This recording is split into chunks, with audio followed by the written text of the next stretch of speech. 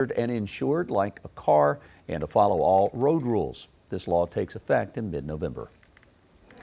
A former Lake Norman High School wrestling coach is trying to reclaim the job he loves. This comes after an Iredell County jury found him not guilty on child assault charges. Queen City News reporter Jen Cardone explains his next moves. Stephen Boyle was hired in June 2024 to help lead the Lake Norman wrestling program, one of the most decorated in our area since the school opened in 2002. He's really loved, he's really appreciated. He's just one of those guys who goes above and beyond. Michael Levine is Boyle's attorney and has been helping him with his case. Boyle was accused of assault and child abuse last November, then found not guilty by a jury on Tuesday. Really took the wind out of the season for us, and really I think it was harmful for a lot of kids. Boyle was suspended as a coach and English teacher during the investigation, and Levine says the district did not renew Boyle's contract 2 weeks ago. It frequently happens. People are terminated from their positions merely based on the fact that they've been accused of a crime. Charlotte criminal defense attorney Brad Smith says Boyle's record should be cleared in about 6 months, but that doesn't mean the road ahead is easy. With so much information still out there online, getting his job back can still be tough. The presumption of innocence is something that's constantly kind of eroding away in our system. Levine says Boyle will go to the school board next week to ask for his job back. No one from the district was available to comment on whether he could be considered. Jen Cardone, Queen City News. Charlotte fire officials are giving new life to an old firehouse. Yesterday, they celebrated the reopening of Firehouse 11 on West 28th Street. The building was originally opened in 1958 and stood as a fixture in the Charlotte community for decades. The original station was demolished to make way for a modern replacement designed to support today's firefighters and emergency response demands. The firefighters assigned here will continue to respond to emergencies to protect lives and property, and serve this community with the same commitment that has defined Firehouse 11 since 1958. The new Firehouse 11 is a 2-story 4-bay facility. A man is filing a lawsuit after being bitten in the face by an alligator, and no, he's not taking the reptile to court. We're speaking with Chief Legal Analyst Conley Frodes where the blame is and if the case will hold up in court. You're watching Queen City News, the most honored and the most local news in Charlotte. We'll be right back.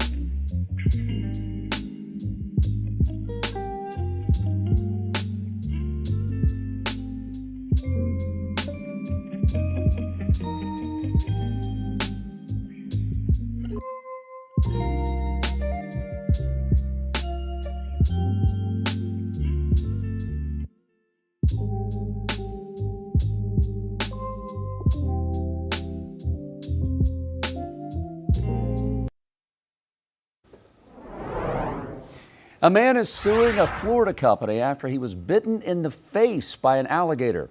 Adil Kasanoff was visiting the attraction Midway in Florida, where he attended an alligator encounter.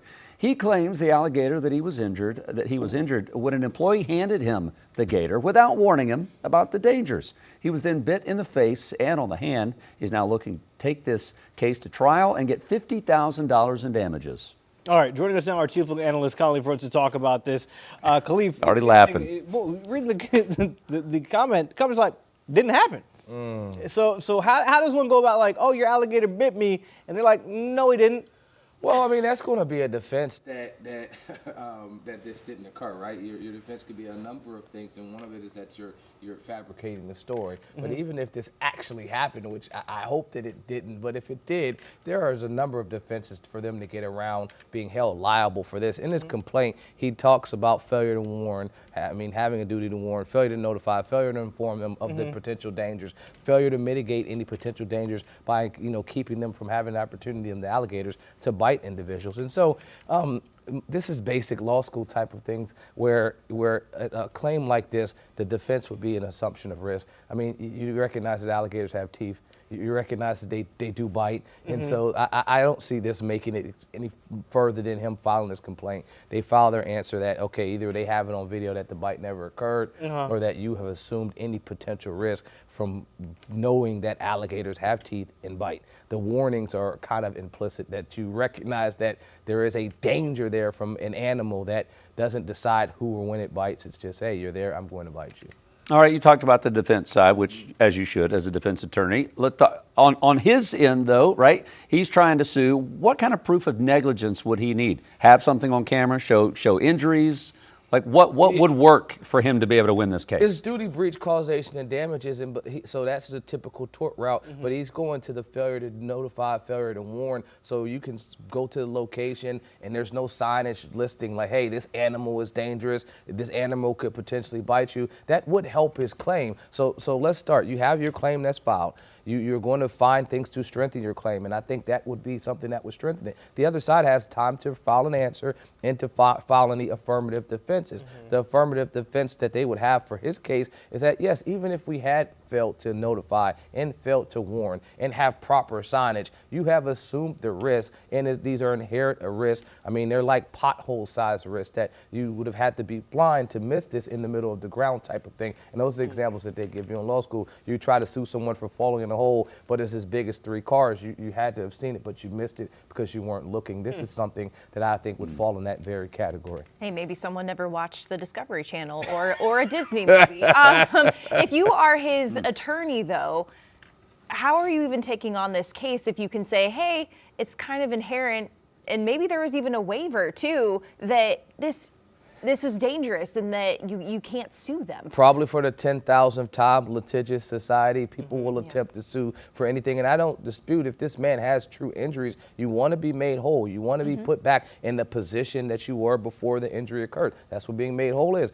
I was like this, now I've got bitten, I have scars, I want to be compensated for it. But if you're walking a person through the likelihood of being successful in a claim, you have a duty as an attorney to inform them of the likelihood of success, the hurdles that your claim has, and the potential defenses that the other side is going to raise. I don't think that this is a bad decision to bring claims like this. People bring them all the time. I just think the percentage and likelihood of him being successful is extremely low. All right, real quick, if we can play with the crystal ball here, like say that there were no warnings out there and you go to this picture opportunity at the end with the alligator, is there not a presumption that the employees should be trained enough that they hand you the alligator for the photo, that they prevent you from getting bitten?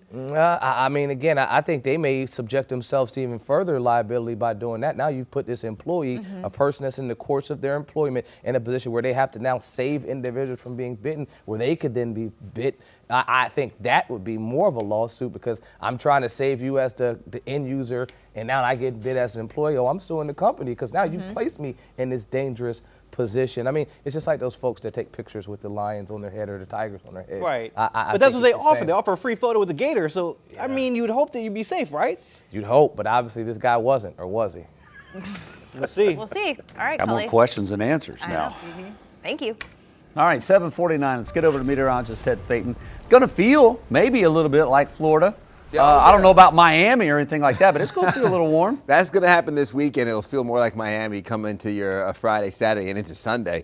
Right now, upper 50s, north winds coming in at 3 miles per hour. Highs will be in the mid 80s, so it will be close to exactly what the Queen City should feel like heading into your early June. So starting off on the cool side, temperatures will start warming up, already getting into the low 60s uptown. Mid to upper 50s, I-40 corridor, and we're looking at those mid 40s to low 50s through our mountain counties, higher elevations. We'll be on the cooler side, but still getting warm in the mid to upper 70s through the peak heating hours of the day. I'm looking at mid 80s, Charlotte, surrounding areas east of I-77 could get in the upper 80s, near 90 degrees. Our high temperatures will continue to ramp up into the upper 80s from Nashville into St. Louis, and low 90s for parts of Texas into Albuquerque, New Mexico, triple digits, Las Vegas and Phoenix.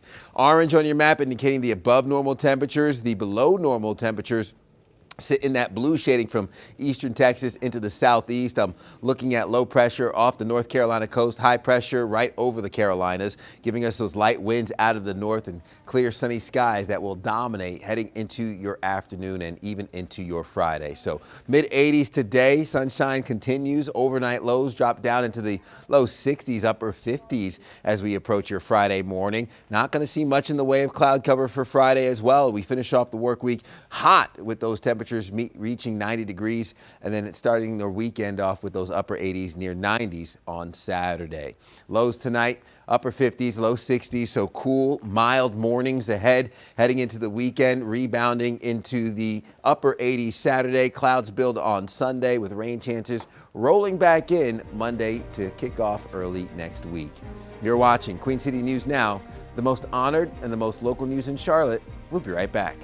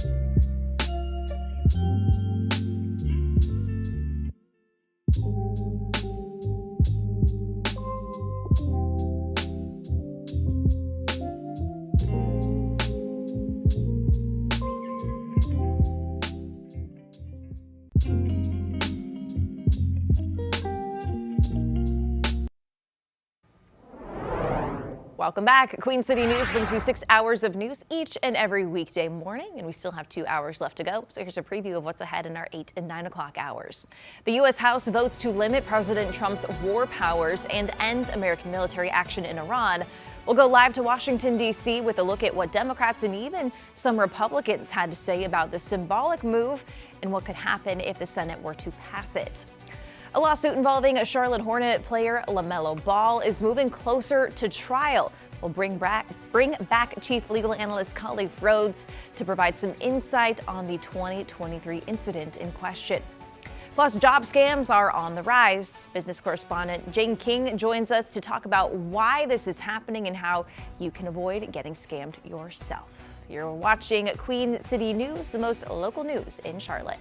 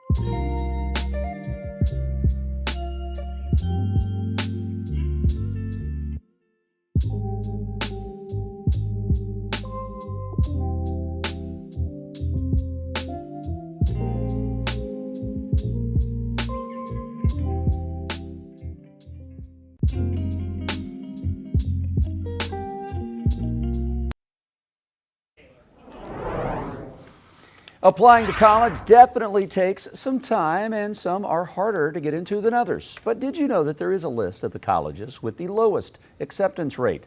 Now, some of the obvious ones are, Harvard, Yale, Stanford, with an acceptance rate of just 4%.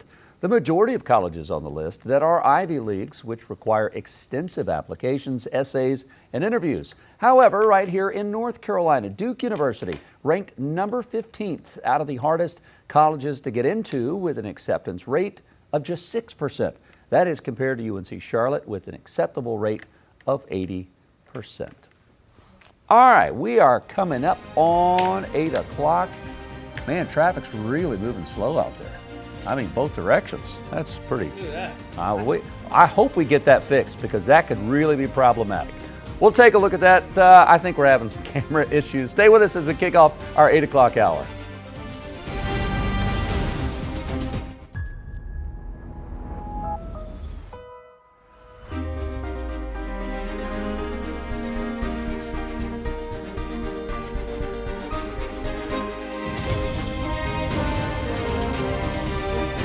Queen City News starts now.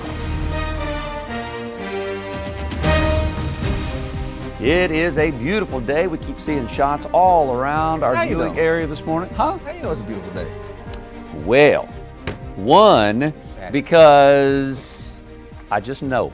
We got traffic cameras. We got weather cameras, traffic cameras. We've been listening to you. Yeah. Buddy boy. Oh, yeah.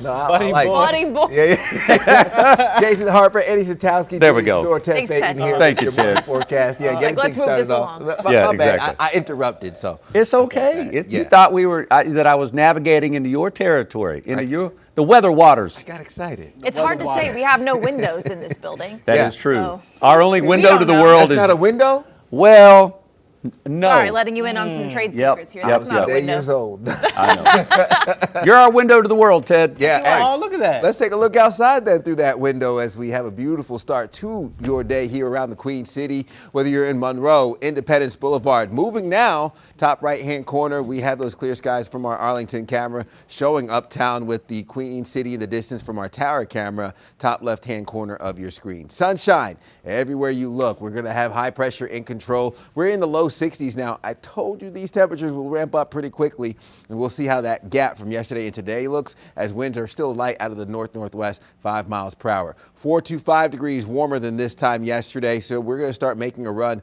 for those 70s into your mid-morning hours, and then even further 80s on tap. So low to mid 60s, Charlotte into Monroe. We're looking at upper 50s, I-40 corridor, more in the way of the low 50s and upper 40s in our mountain counties. Lots of sunshine on the way. I'm expecting upper 70s by lunchtime. For context, we hit our highs at 79 degrees for the peak heating hours of the day. We're going to be there by 12 o'clock and then continue to ramp up another 5 to 6 degrees, getting into the mid 80s with mostly sunny skies and winds out of the north coming in anywhere between 1 to 5 miles per hour. Overnight lows will be on the mild side, relatively cool, dropping down to the low 60s, upper 50s, heading into your early morning hours on Friday. Our temperature forecast here heading into the weekend brings in those upper 80s, near 90 degrees. Hold on to the hot conditions above average for this time of year, with those 80s settling in heading into early next week. Monday, upper 80s, bringing back those rain chances that could impact you here heading out and about. Also looking at those warmer temperatures for our mountain counties. I'll break down more of what to expect here with another look at your forecast coming up in the next 5 to 10 minutes. Jason? All right, sounds good, Ted. Thank you very much. Here we are in the 8 o'clock hour. Volume picking up all around the crown this morning, starting this morning. A little slow stretch, especially coming in from out west. We've been dealing with this since about 6:15 this morning, an earlier accident, but it has not let up between Gastonia and Belmont. We're going to dial into that here in just a second. Want to get back to this earlier accident. 2 lanes on 85 South were closed right there at Sugar Creek Road, had you backed up beyond W.T. Harris Boulevard. Want to give you a live look now at the scene, courtesy of NCDOT. Okay, all 4 lanes are back open. That's the good news. You can see 2 of the Highway Patrol and 2 vehicles. They're off on the shoulder next to the that inside wall. So traffic's moving slow, but hey, at least it's moving, right? But there were a couple of fire trucks out there from that accident about 20 minutes ago. So good news is it's moving. It's going to take a while for that to fully start moving along this morning. Again, here you can kind of just look around the crown to kind of see where some of those slowdowns are. And let's show you some of the drive times. 30 minutes coming in from Gastonia, 23 minutes down from the Lake Norman area, less than 20 coming up from Rock Hill, so that's pretty good. Back out west in Gaston County, this is the first time we've seen this stretch of Cox Road move since 6:15 this morning. It has been so slow all the way through Lowell and McAdenville, but at least it's moving now. Further up, 77, coming into town near Woodlawn, this stretch is looking good. Up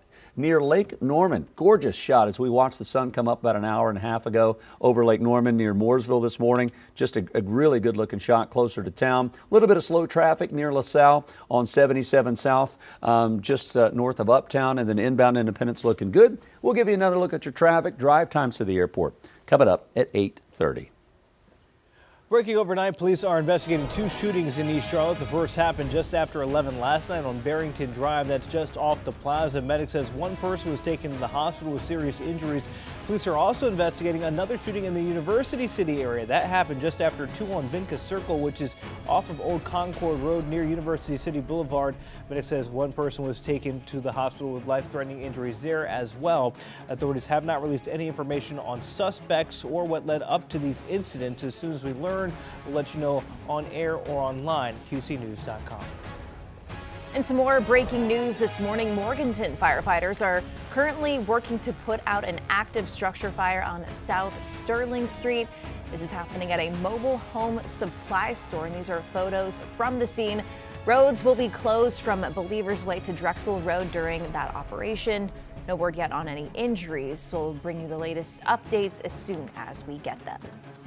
New this morning, a Catawba County couple has been sentenced after pleading guilty to the murder of a decorated Vietnam veteran. Yeah, the incident dates back to September of 2025 when a welfare check was conducted for 75-year-old David Burl Mize. No one was home, but investigators noticed signs of foul play, including blood and an open safe. Weeks later, the victim's car was towed from a parking lot at Valley's Hills Mall, where it had been sitting for 13 days. Deputies located the vehicle at a towing company in Granite Falls and say that they found the Vietnam veteran's body in the rear hatch. Investigators say video surveillance links both suspects to the victim. Cecil Ray Taylor was caught on video parking Mize's vehicle at the mall and then leaving in another car. Another camera recorded Tara Melinda Jackson selling a phone that previously belonged to that veteran. They were arrested on October 21st when troopers with the North Carolina State Highway Patrol initiated a chase on a vehicle driven by a trailer that ended in a rollover crash. The vehicle burst into flames with Jackson and the couple's baby inside the vehicle. The child thankfully was not injured in that wreck. The couple was given 33 to 40 years in prison for their roles in that robbery and death of Mize, along with the concealment of his body.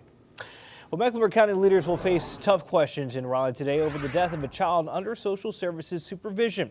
It stems from the December death of 6-year-old Dominique Moody, who CMPD investigators say was abused by her caretakers for months before she died. North Carolina regulators found multiple failures by DSS in Moody's case and others. Several officials, including the county manager, Sheriff Gary McFadden, and CMPD Chief Estella Patterson, have all been called to testify before the Oversight Committee. Queen City News will be there for that hearing today and will bring you the latest. The House of Representatives voted to stop military action in Iran, a move that the president is likely to veto. News Nation Washington correspondent Vinay Simlat joining us live in D.C. to explain the latest. Vinay, good morning. Jason, good morning to you. This passed the House of Representatives after failing 3 times before. 4 Republicans this time joined Democrats in this rebuke of President Donald Trump to try to rein him in on Iran. The concurrent resolution is adopted.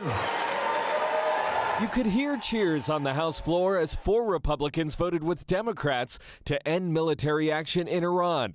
Lawmakers argue Congress gets to declare war, not President Donald Trump. We still believe in the separation of powers. Now the resolution goes to the Senate, where just last month 4 Republicans voted to advance a war powers resolution. Some arguing the cost of the war here at home is too high. After fighting began in late February, Iran closed the Strait of Hormuz, a major shipping passage for the world's energy economy. Because of that, AAA says Americans are paying $1.26 more per gallon since the beginning of the war. Still, House Speaker Mike Johnson says most Republicans support President Donald Trump. Iran declared war on us 47 years ago. They chant death to America. Okay, the president is trying to keep the people safe. President Trump says the U.S. and Iran are in the middle of a ceasefire, but this week both countries traded a fresh set of military strikes, and the strait remains closed. President Trump says he's close to a deal. It might not happen, who knows? But if it happens, it could happen like over the weekend. And now this resolution goes over to the Senate, where they will have to vote on it. The Trump administration says it thinks this does not have the force of law, so it won't change the president's actions in Iran. This is something called a concurrent resolution, so it's Congress basically expressing its opinion to the president. All right, Vinay Simlat live in D.C. Thanks. The work is cut out for candidates in this year's primary elections in South Carolina. Democrats and Republicans are vying for hotly contested partisan races. Diane Lee tells us what voters need to know. November may be synonymous with voting, but when it comes to the summer primaries, candidates have their work cut out for them. I see them campaign, but when you vote, I don't know. The answer, this year, the South Carolina primary for both Democrats and Republicans is Tuesday, June 9th. And when it comes to who can vote in which party's primary, I did not realize that you could just go and do it without having pre-decided or pre-registered for that. in the Palmetto State, any registered voter can cast a ballot in whichever primary they want. Dr. David Fleming, a political science expert at Furman University, says those basics become even more essential when you consider what's at stake on Capitol Hill. There's a real fight for every single House seat because it's currently so divided, and the expectation probably after November it's going to be very closely divided. And with that backdrop comes two recent controversies in South Carolina, both having to do with requests from the Trump administration. The first, handing over voter registration data to the Department of Justice. Conway Belangia, the new executive director of the South Carolina State Election Commission, says the negotiations between the state and DOJ were extensive. We did our very best to protect the integrity of the voter information. What made you feel comfortable signing off on it? Because we are hiding, and we call it hashing. It's about 2 steps up from encryption that allows us to protect the last 4 digits of that Social Security number. Still, Stacey Mars, chairman of the Greenville County Democratic Party, questions how that data will be used. I thought it was a breach of privacy. Like, why do they need our voter rolls? What are they going to be looking for? They're looking for illegals and people who are registered in more than one state. Belangia says if any discrepancies are found, it will be up to the state, not the federal government, to decide whether to remove someone from the voting rolls so they can't vote. If that happens, they will be informed. Jeff Davis, chair of the Greenville County Republican Party, says it makes sense. I think as citizens, we all want to have free and fair elections, and if they have to track our data using our Social Security number as a convenience, I'm not too concerned about it. South Carolina Governor Henry McMaster is campaigning to rally support for his lieutenant governor to take over his job. Pamela Yvette is one of 6 Republican candidates running for governor in this year's primaries. They appeared together at a campaign event in the Charleston area last night. That also has the endorsement of another prominent GOP leader. People of South Carolina realize how much is at stake. I feel a momentum shifting. You know, when President Trump called me on Friday to give me his full endorsement, I mean, it was overwhelming. But it was so encouraging. McMaster responded to President Trump's speculation that his son would be running Evett's running mate. He says that it's just an opinion, but, quote, a very good one. All right, 8:11, let's get over to meteorologist Ted Payton. Ted, what's coming up? Yeah, warmer temperatures, that's what's coming up. Mid-80s this afternoon, climbing into what will be the upper 80s, low 90s for the end of the work week, heading into the weekend, before that cool down brings in some rain chances heading into Monday. I'll break down your full forecast for the remainder of the work week with a check of your forecast coming up after a short break. You're watching Queen City News Now, the most honored and the most local news in Charlotte. We'll be right back.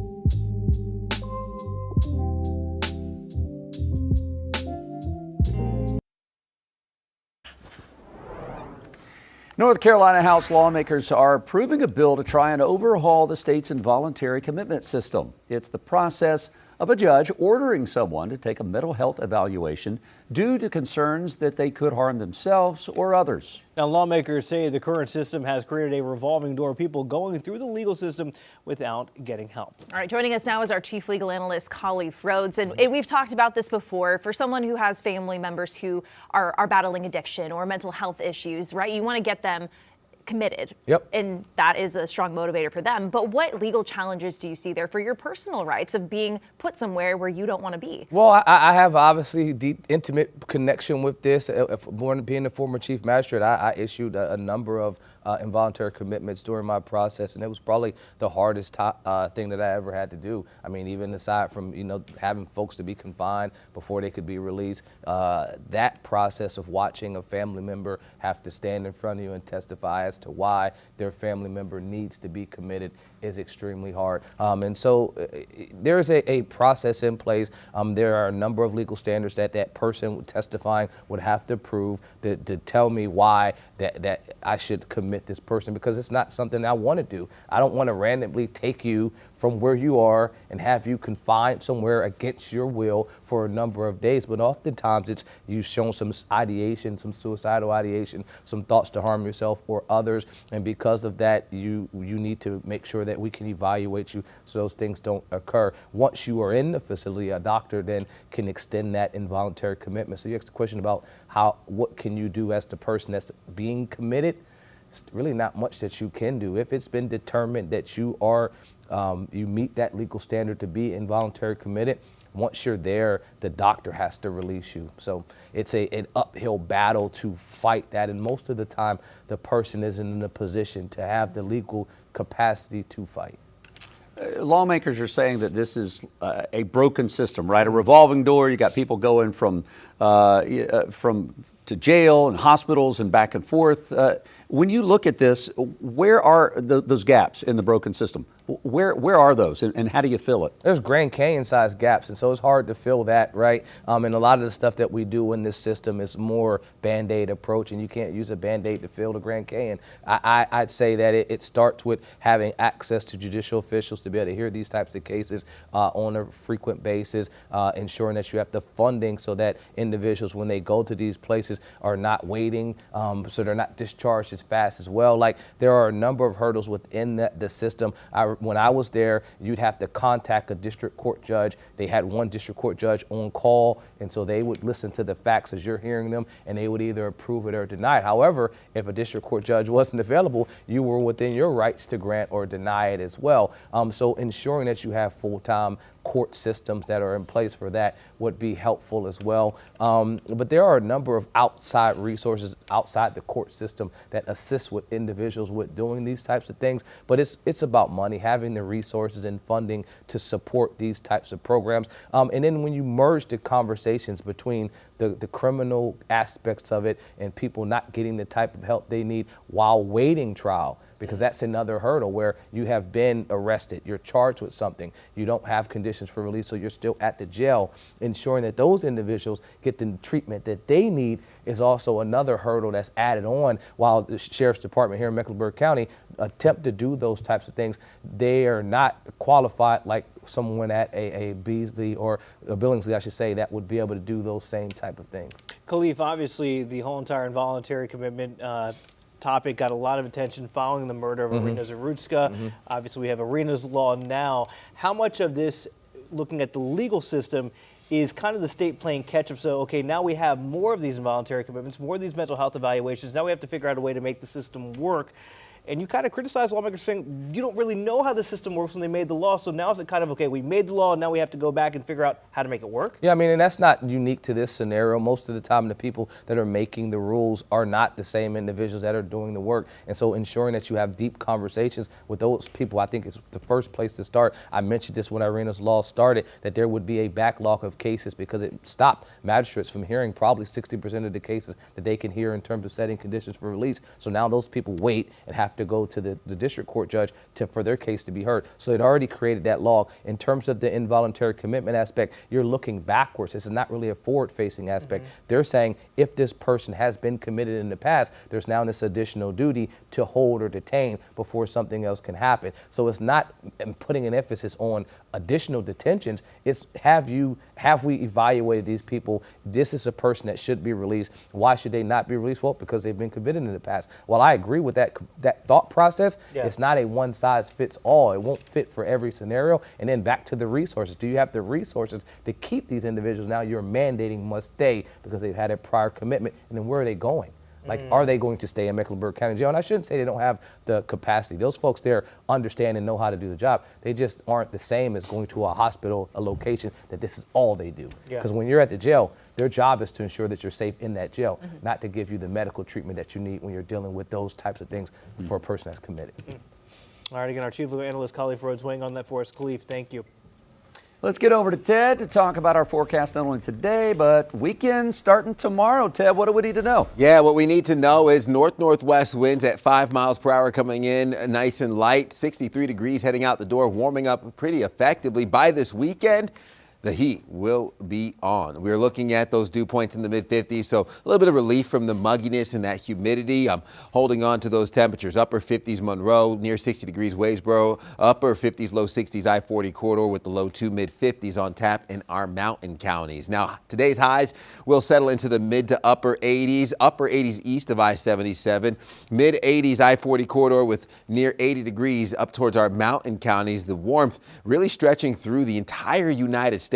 Lowest temperatures I'm seeing here in the 60s towards Seattle. Upper 60s near 70 degrees will be in the upper 80s. Tampa hotter than that towards southern Texas and triple digits Las Vegas into Phoenix. So we hold on to some warm temperatures across the country with the orange on your map from parts of California into Colorado, through the Dakotas, into the Ohio Valley. We'll be below normal for the southeast, but not too far off from normal for today. As a matter of fact, we might get just above normal peak heating hours of the day with high pressure off to our north, pulling in that the cooler air into the Carolinas. So clouds and radar, dry, quiet to kick off this morning. I'm looking at what will be, again, more in the way of sunshine, warm temperatures Thursday afternoon, cool and mild overnight. Heading into Friday, we'll have 90s to finish off the week with low-lying clouds or partly cloudy skies in our mountain counties. Overnight lows settling in the upper 50s, low 60s. 7-day forecast hosting near 90 degrees Friday into Saturday. We'll have those upper 80s settled in with those rain chances moving in by Monday of next week. Jason. All right, thank you very much, Ted. As we go to break this morning, let's take you to a gorgeous shot high above the skyline in New York City this morning. We are a little over an hour from markets opening, but the Dow is up 400 plus points, S&P NASDAQ in the red. So a little mixed bag. We're going to join Jane King live at the New York Stock Exchange right after this break.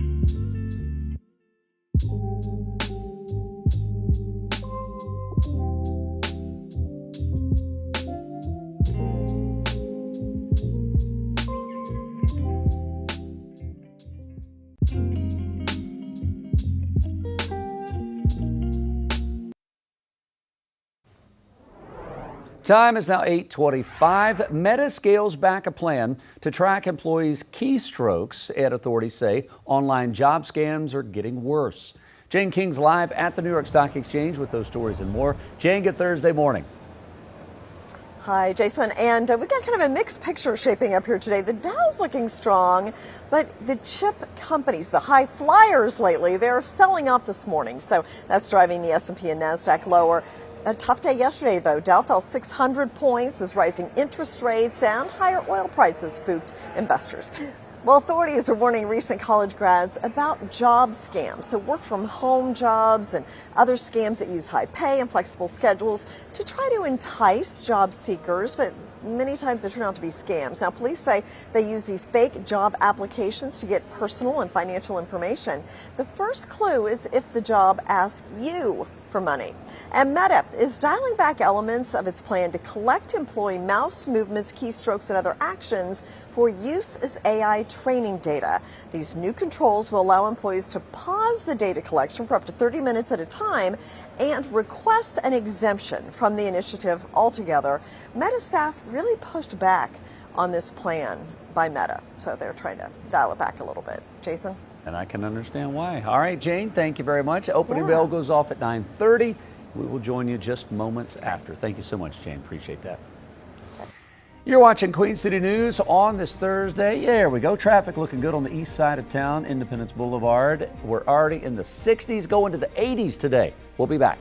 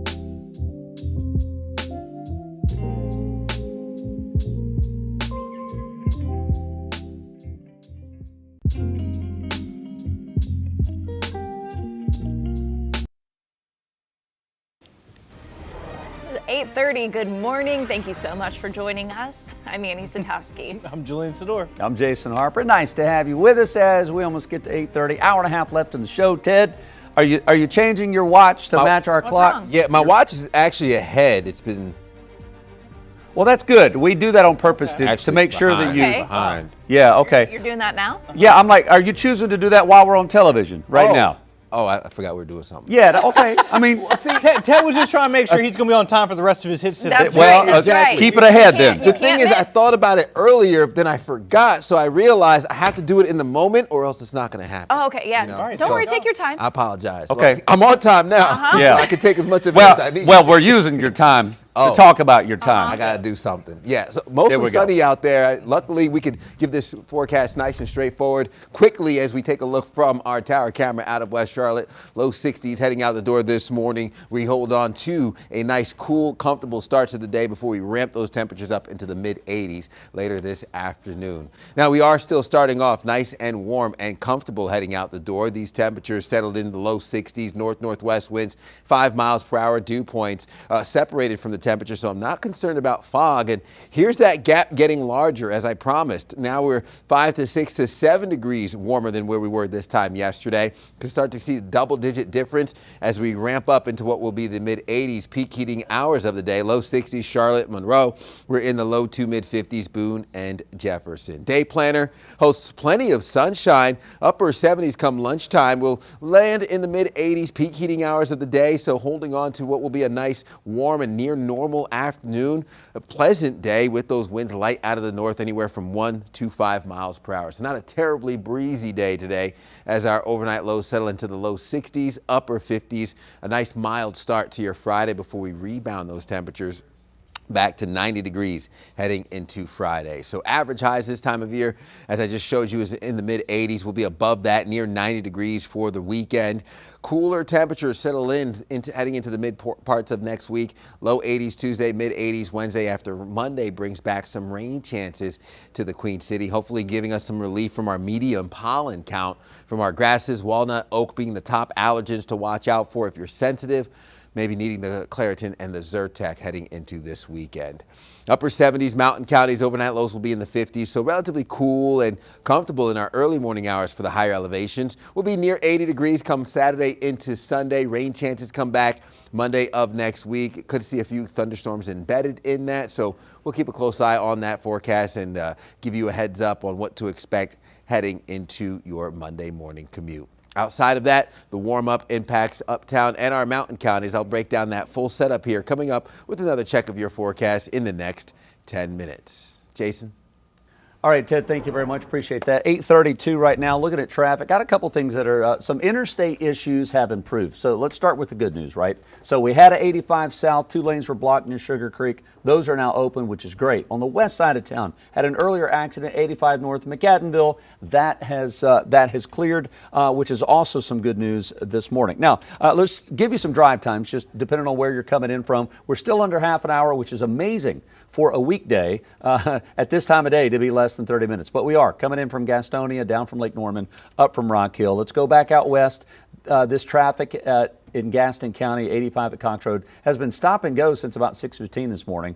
I'm seeing still stop and go, but at least there's some go, a little more go and a little less stop. How about that? 77 at Woodline, also seeing stop and go traffic, those left 2 lanes trying to work its way into uptown. Here's Independence Boulevard, the east side of town. Now here's the issues we want to get to that just popped up in the last little bit. Right in the center part of town, not too far, I guess you could say from the South Park area. We got a vehicle fire is what we're hearing from CNPD. Randolph Road, eastbound near Sardis. So right at that interchange. Sardis is going to be backed up. Randolph's going to be a little backed up. So this is going to slow you down, especially if there's a vehicle fire. So give them plenty of room. Try to detour around that area until firefighters, first responders can take care of that situation. Another issue is what we're hearing is a possible pedestrian hit near Queens University. This is 3rd Street near Queens Road, 3rd Street at Queens Road. CMPD is on the scene there. But you can see there, Randolph Road is also impacted by that even further to the east, 7th Street. A lot of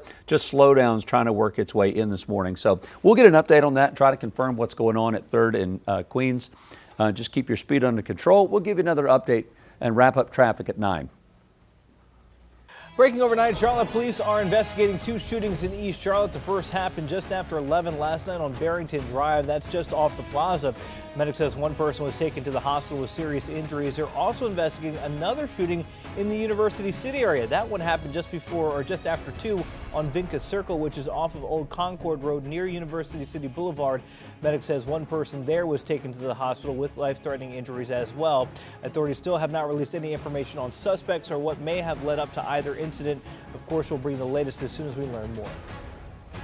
Mecklenburg County leaders will face tough questions in Raleigh today over the death of a child under social services supervision. Investigators say the girl was brutally abused and lived in unsanitary conditions for months. Queen City News reporter Matt Stell will be at that hearing today. He also heard from local leaders about the country's shortcomings with child welfare cases. Thursday, Mecklenburg County Manager Mike Bryant, CMPD Chief Estella Patterson, and Mecklenburg County Sheriff Gary McFadden will testify before the North Carolina House Oversight Committee in Raleigh as state lawmakers press for answers about what went wrong in the Dominique Moody case. Some of the conditions that were allowed to persist within the structure of DSS made it possible for this to occur, for this tragedy to happen. Authorities say the 6-year-old girl suffered months of abuse and neglect at the hands of her caretakers at a home in East Charlotte before she died in December of 2025. On Tuesday night, Bryant and his staff presented to Mecklenburg County Commissioners the findings of a state investigation into the county's Department of Social Services following Moody's death. 96% of our intake decisions were made appropriately. You can also see that 91% of intakes that were screened in were assigned to the appropriate track for investigation. The state also found that county social workers did well in assessing the safety of children, but notably struggled in other areas. So the reviews found that in 52% of the cases, the intake workers did not ask sufficient questions to fully explore all of the allegations. Mecklenburg County Commissioner Laura Meyer heard that presentation and believes those failures are the result of the county not having enough critical staff, telling us that social workers are still overworked and underpaid. Our manager has taken the recommendation from YFS for 20 positions and that he's put it in the budget. Even 20 is not enough. We need more. And it wouldn't surprise me if next budget cycle there's another request for another 20. We need human beings. During Tuesday's meeting, commissioners approved additional funding for the child welfare program, creating 22 new positions for child, family, and adult services. Meanwhile, Moody's caretakers, including a woman that was her aunt, are now facing first-degree murder charges. In Charlotte, Matt Stell, Queen City News. A bill focused on regulating data centers in North Carolina is now headed to the state Senate. House lawmakers approved the Ratepayer Protection Act yesterday. The legislation would require operators of large data centers to pay for their infrastructure and energy. They would also be required to conduct environmental and noise studies and would not be eligible for local tax incentives. The principle is simple. Data centers must pay their own way. They do not get to ride on the backs of residential ratepayers. Second, we stop any potential cost shifts cold. My dad used to tell me if something sounds too good to be true, it probably is too good to be true. The bill also includes caps on costs tied to some renewable energy mandates and faster permit reviews for energy projects. Democrats argue these policies could lead to higher costs for customers. Union County Commissioners and school board members say they're committed to working together to ensure the district's teachers are getting better pay. They held a contentious joint meeting last night in Monroe to go over their budgets. School board members shared their concerns over the county's planned outlay of money for schools and whether it would actually cover supplemental pay for teachers and their teaching aides. Last fall, they had bitter disagreements over those funds, and both sides say they want to avoid the same dispute in the next budget year. The question would be, based on the mandated expenses of that year, how much was remaining in the net balance and how much of that could be utilized for supplement increases? We have supplements. We know where we want to allocate the funds. We know we have to do that. But, you know, we can't just, we have, like you said, mandatory expenses that have to come off the top. So then that's why, you know, we have to look at the balance.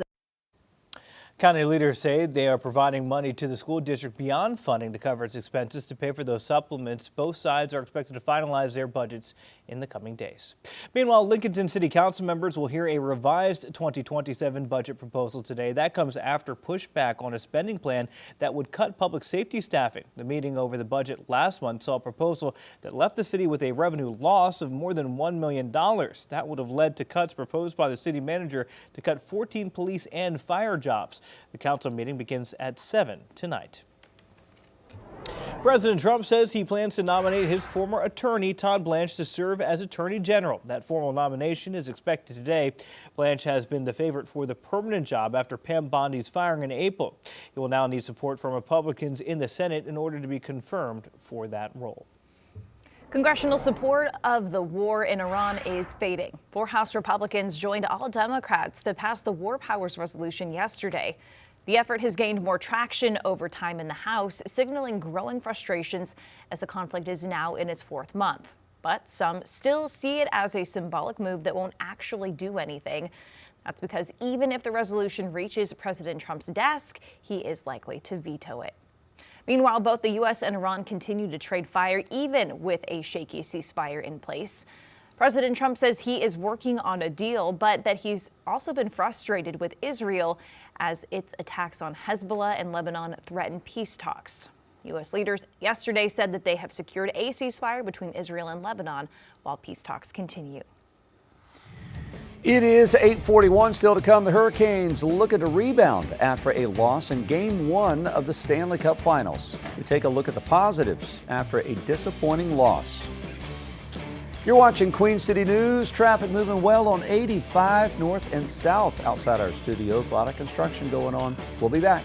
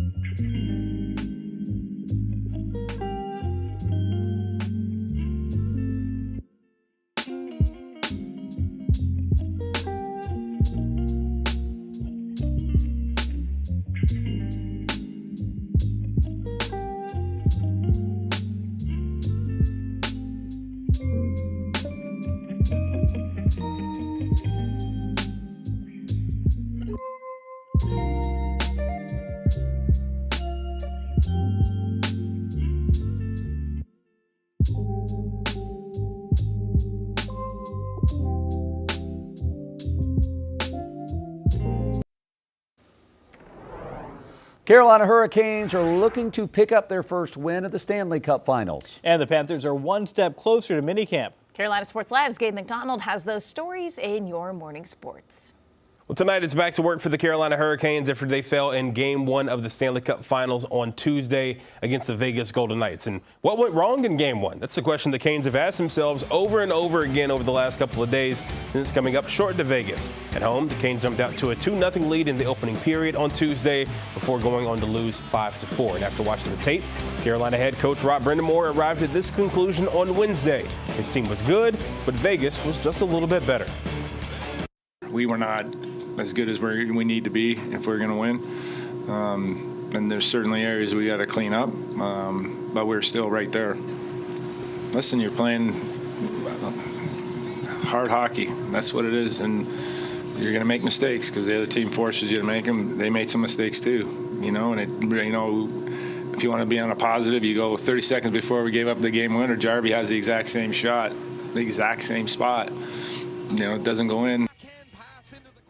And here's a look at some of the final numbers from Tuesday night's Game 1 loss for Carolina. The Canes outshot Vegas by 4, and the face-off numbers are almost identical, with the edge going to the Knights. Vegas was a much more physical team on Tuesday, hitting Carolina 35 times. It was a relatively clean game on both sides, just combined 5 power play chances for the entire game on Tuesday night. Onto the gridiron, the Panthers wrap up their second week of OTAs with another session coming up later this afternoon. At the cornerback room for Carolina already has one of the league's top duos in J.C. Horn and Mike Jackson, but now it's even more talented with the addition of Will Lee III. The 4th-round pick out of Texas A&M allows for some more flexibility in the room, as we actually saw J.C. lining up in the slot against certain formations during 11-on-11 drills on Tuesday. While it is still early in the offseason, Dave Canales feels the rookie has a total package when it comes to being a star in the secondary. Right now, Will is still learning a ton, and he's figuring out where to be in rotation and some of the different looks, and he's got to learn to play a lot of different routes, different angles of the cut from the off position, which he's going to be in, a good amount. But there'll be some press opportunities as well. I'm excited about his progress so far. He's long. He can transition with his feet at the top of routes, and he plays heavy to the ball. Couldn't be two better guys for him to learn from, to see how they work, and guys that stay after practice and do a little extra and work this release or that. And so he's got some great mentors in JC and Mike. I'm excited to see his growth. Certainly some big expectations for the entire cornerback room for the Panthers in 2026. We'll have a lot more on the black and blue coming up tonight on Carolina Sports Live as they put a bow on OTAs before mandatory minicamp coming up next week. That is Tuesday through Thursday, plus Game 2, of course, of the Stanley Cup Final between the Carolina Hurricanes and the Vegas Golden Knights. Plus, we got Banana Ball at Truist Field in Uptown Charlotte. We'll have all that and more coming your way tonight at 11 o'clock on CSL. Sports fans from all around the country and the globe are gearing up for the World Cup, and some health experts say an increase in supporting soccer can lead to an increase in head injuries. Soccer players have some of the highest number of head injuries in all of sports, mainly due to players heading the ball. Dr. Owen Griffith of Pennsylvania State University took a deeper dive into why the act of heading the ball can be so risky. Feeling or the sensation of heading a soccer ball is like you opened a cupboard in your kitchen and you kind of lightly banged your head. Every time you head the soccer ball, you're not sustaining a concussion. But what is happening is a measurable either linear or rotational acceleration to the skull. That force transfers to the brain, and even if it's not concussive in nature or in magnitude, there's still some microstructural stress and damage that's occurring to the matter of the brain, the vasculature and the white matter, the neurons. Dr. Griffith recommends being cautious if you or your kids decide to try heading the soccer ball. She's calling for more research into the dangers that it could bring. My friend, welcome. As international teams make their way into North America, they're getting their own unique welcomes from host nations. Members of Japan's national soccer team landed in Mexico yesterday. They were greeted by the governor of Nuevo León and handed cowboy hats to fit the region's aesthetic. I like it. We decided that in Atlanta, where they are hosting, they get what, peach cobbler and barbecue? Yeah, I think, no, we were. Barbecue was North Carolina. Oh, North Carolina. Got it. That's true. But that's a southern thing. So if you're in Georgia, maybe a little barbecue, sweet tea, and peach cobbler. That's perfect. And you got to say, hey, y'all. Hey, y'all, welcome. A bowberry biscuit. What was that? And a bowberry biscuit. And a sure, yeah. Sure, a sure, Bojangles sure. Bowberry biscuit. Just there throw it you in go. there. Just Right. Something else. little something extra. Yeah. Do I got to do something like that now? Oh, yeah. Probably. North-northwest winds coming in anywhere between 1 to 5 miles per hour. Temperatures are in the low 60s, dew points mid-50s. Here, sitting under sunny skies, upper 50s along the I-40 corridor into our mountain counties. We're already in the low 60s, mid-60s towards Lancaster, and we'll continue to ramp up those temperatures here heading into your later morning hours. Overall, highs today still land in the mid to upper 80s. Concord into Monroe, we're looking at upper 70s, Boone and Jefferson. High temperatures will be in the upper 80s, near 90 degrees as we head into the Midwest and even further towards Texas and our deep south and into our central plains, looking at low 90s, Albuquerque, New Mexico, looking at towards the desert for Las Vegas and Phoenix, coming into the triple digits with orange on your map, indicating those above normal temperatures here from the West Coast, heading into the Dakotas as well as the Midwest. More of that high pressure over the East Coast, pulling in more of those cooler conditions here heading into your afternoon. So mostly sunny skies dominating. High pressure gives us light winds out of the north. Moisture to our south over Florida. That's going to stay further south towards that stationary front. Sunshine dominates through your afternoon, clear overnight. Heading into Friday morning, I'm expecting us to rebound into the upper 80s, near 90 degrees Friday, with some partly cloudy skies impacting our western-facing slopes, mountain counties, and higher elevation. Lows tonight sit in the upper 50s, low 60s, Charlotte into Rock Hill, Lancaster, and into the mid-50s, Boone and Jefferson. Our highs will rebound near 90 degrees Friday, upper 80s Saturday, overnight lows in the 60s as we hold on to what will be those upper 80s into the low 80s Monday into Tuesday of next week. Jason? All right, Ted, thank you very much. I appreciate that. Charlotte celebrates Mech Deck Day every May 20th. However, historians disagree on whether Mecklenburg County actually declared full independence on May 20th, 1775. Thomas Jefferson called the claim spurious. Still, the state is memorialized on Charlotte's city flag. What is beyond dispute is that on May 31st, in 1775, over a year before Philadelphia, Mecklenburg County declared itself free of the British Crown. The document, known as the Mecklenburg Resolve, is one of the earliest acts of independence in American history. Ted? Okay. Just want to make sure you guys are paying attention. Stay with us. We'll be back right after this.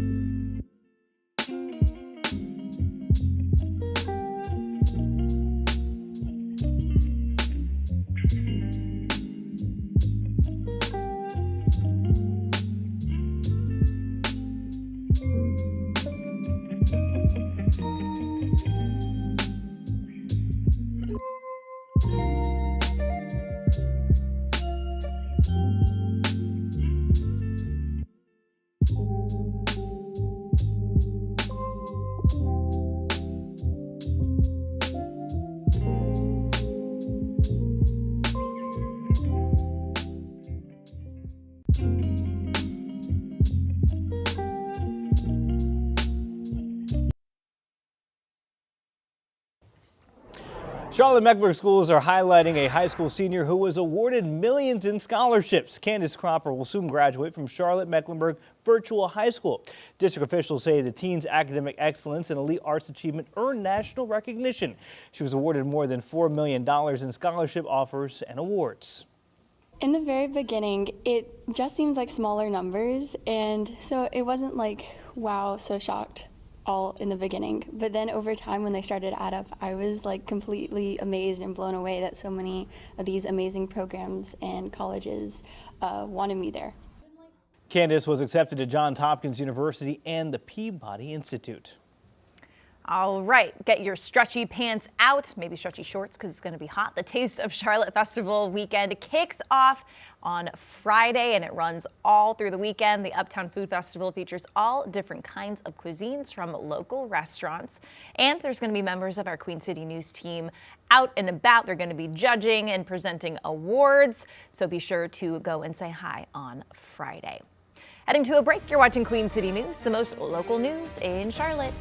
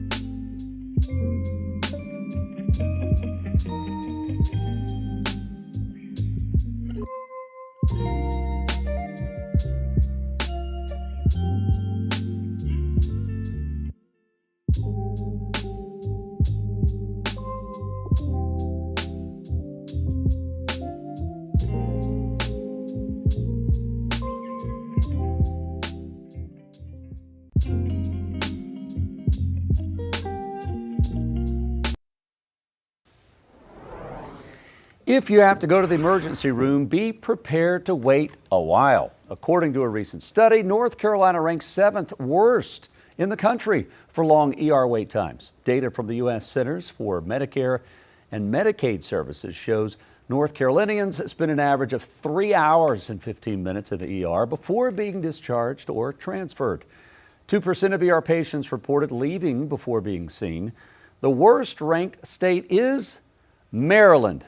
Julian, there you go. How about that? An average of 4 hours, 13 minutes spent in the ER. Julian's from Maryland, by the way, in case you're wondering. The best is Hawaii, where patients spend an average of an hour and 53 minutes. Wow, that's incredible. All right, I'm going to go, next time I go to the ER, I'm going to Hawaii. Last hour of Queen City News starts right now.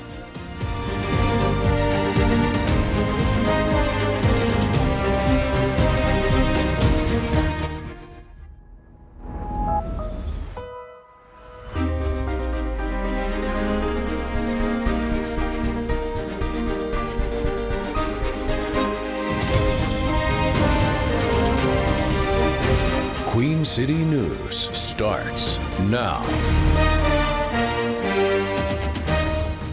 Good Thursday morning, everyone. 9 o'clock on the nose. Welcome into our final hour of Queen City News. I'm Jason Harper. I'm Annie Sadowski. I'm Julian Sador. I'm meteorologist Ted Payton with your pinpoint weather forecast, and we are going to keep that sunshine coming for today, tomorrow, the next day. Clouds come in not the day after Sunday. that. Yeah. We'll see. Up in the air. Okay, Pun literally. intended. 'Cause So the today, sun's though, also is up in when we the air. kind of start ratcheting up the heat, though, too, right? Yeah. Mother Nature's gonna take that knob and it's like, turn up. Go. Oh, Okay. man. Hold on now, a little bit too much as we look at around the crowd, taking a look out towards Concord, Charlotte Motor Speedway, holding on to Carolina blue skies, mostly sunny skies, and continuing to hold on to that warmth that settles in around the Queen City. Mid-80s today, 90s by Friday. This morning, starting off with those temperatures in the upper 60s, already getting closer to that 70-degree mark. North winds coming in at 3 miles per hour, and these temperatures sitting 4 to 5 degrees above where we were this time yesterday. 10 degrees warmer for Jefferson. Upper 60s to near 70 degrees around the Queen City. I'm looking at those upper 50s here in our mountain counties with that sunshine dominating heading into your mid-morning hours and even further into your afternoon as those mid-80s take hold, peak heating hours of the day. So mostly sunny skies, a pleasant afternoon, north winds coming in anywhere from 1 to 5 miles per hour. With that sunshine dominating, we will be looking at what will be a pleasant afternoon. Overnight lows settle into the low 60s, a mild start to your Friday before we get hot Friday afternoon. I'm talking 90 degrees for the peak heating hours of the day. Average highs this time of year typically hit the mid-80s. We'll be above that here for the weekend heading into early next week. Pollen count, medium to high, with grasses, walnut, oak being the main allergens to watch out for. Zyrtec, Claritin, keep that nearby. I'll break down more of what our setup looks like with another check of your forecast coming up in the next 5 to 10 minutes. Guys. All right, Ted, thank you. Breaking this morning, Hezbollah has rejected the latest ceasefire agreement reached between Israel and the Lebanese government, demanding a complete Israeli withdrawal. And it comes after Israeli strikes killed at least 4 people in Lebanon early this morning. Hezbollah's leader, in a written statement, said the agreement's demand that Hezbollah fighters leave southern Lebanon under fire would mean surrender, defeat, and achieving the enemy's goals. The ongoing fighting in Lebanon threatens efforts to end the war in Iran and reopen the Strait of Hormuz. Iran has demanded that any lasting truce extend to Lebanon, but Israeli Prime Minister Benjamin Netanyahu says that he wants to press ahead with Israel's offensive until Hezbollah no longer poses a threat. Well, Mecklenburg County leaders are facing tough questions in Raleigh this morning over the death of a child under social services supervision. It stems from the December death of 6-year-old Dominique Moody, who CMPD investigators say was abused by her caretakers for months before she died. North Carolina regulators found multiple failures by DSS in Moody's case and others. Several officials, including the county manager, Sheriff Gary McFadden, and CMPD Chief Estella Patterson, have been called to testify before an oversight committee hearing. That hearing is happening now, and Queen City News reporter Matt Stell is there. We'll bring the very latest from that when we learn more. New this morning, a Catawba County couple has been sentenced after pleading guilty to the murder of a decorated Vietnam veteran. Yeah, the incident dates back to September of 2025 when a welfare check was conducted for 75-year-old David Burl Mize. No one was home, but investigators did notice signs of foul play, including blood and an open safe. Weeks later, the victim's car was towed from a parking lot at Valley's Hills Mall, where it had been sitting for 13 days. Deputies located the vehicle at a towing company in Granite Falls and say they found the Vietnam veteran's body in the rear hatch. Investigators say video surveillance linked both suspects to the victim. Cecil Ray Taylor was caught on video parking Mize's vehicle at the mall and then leaving in another car. Another camera recorded Tara Melinda Jackson selling a phone that previously had belonged to that veteran. They were arrested on October 21st when troopers with the North Carolina State Highway Patrol initiated a chase on a vehicle driven by a trailer that ended in a rollover crash. That vehicle burst into flames with Jackson and the couple's baby inside the vehicle. Thankfully, the child was not injured in the wreck. The couple was given 33 to 40 years in prison for their roles in that 2025 robbery and death of Mize, along with the concealment of his body. A lawsuit seeking more than $3 million from Charlotte Hornets star LaMelo Ball is set to go to trial. The suit is tied to allegations that Ball injured a child's foot while leaving the Spectrum Center nearly 3 years ago. According to the suit, Ball hit a young boy with his car, causing serious injuries. Ball is then accused of leaving the scene after the incident. The lawsuit is seeking $3.75 million in damages. The trial is scheduled to begin June 15th. Now we want to bring back in our chief legal analyst, Khalif Rhodes, to take a look at this, Khalif. The incident in question, it's an area where fans often congregate to try to get fans' autographs as they leave in cars. The question of whether or not the boy was in the road or not, or in an area he shouldn't be there, that's part of this. When you see that dollar amount, though, is that really high? What do you think? Because that seems like an eye-popping number. I mean, it's a number of things. You get to that number by the damages that you have incurred as a result of the alleged incident. And so if that person, again, duty, breach, causation, damages, that causation is but for, and that individual, LaMelo Ball, is the proximate cause of this child's damages, then yeah, you can point to surgeries. You can point to potential loss of earnings. You can point to potential current earnings, future earnings. There is a number of things where you can get that calculation. Folks that are way smarter than me that have been doing this for a long time have figured out a way to come up with whatever number they believe would adequately make them whole. Again, it's about making the person back to where they were, but also compensating them for what potential loss they may have in the future. As a defense attorney, take us inside the minds of LaMelo's defense team here, because they're wanting to split this trial kind of into phases, right? They're wanting to talk about liability first and then damages. Kind of work us through that. Well, and I've been on the family side, I should say, I've filed personal injury claims a number of times in the past as a plaintiff. On the defense side, attempting to defend these types of claims, the bifurcated trial portion of it, having to determine liability and then having a separate portion to determine the outcome. I mean, it gives you at least a second hit at it. You determine, and folks will have an opportunity to look at these from two separate lenses. So I think it helps and cut down on that $3.75 million if he's ultimately held liable, and it allows you as the attorney to just focus on the liability part. Remember, our state has a unique standard for the law, which other states don't follow. We're one of only 5, which is that contributory negligence.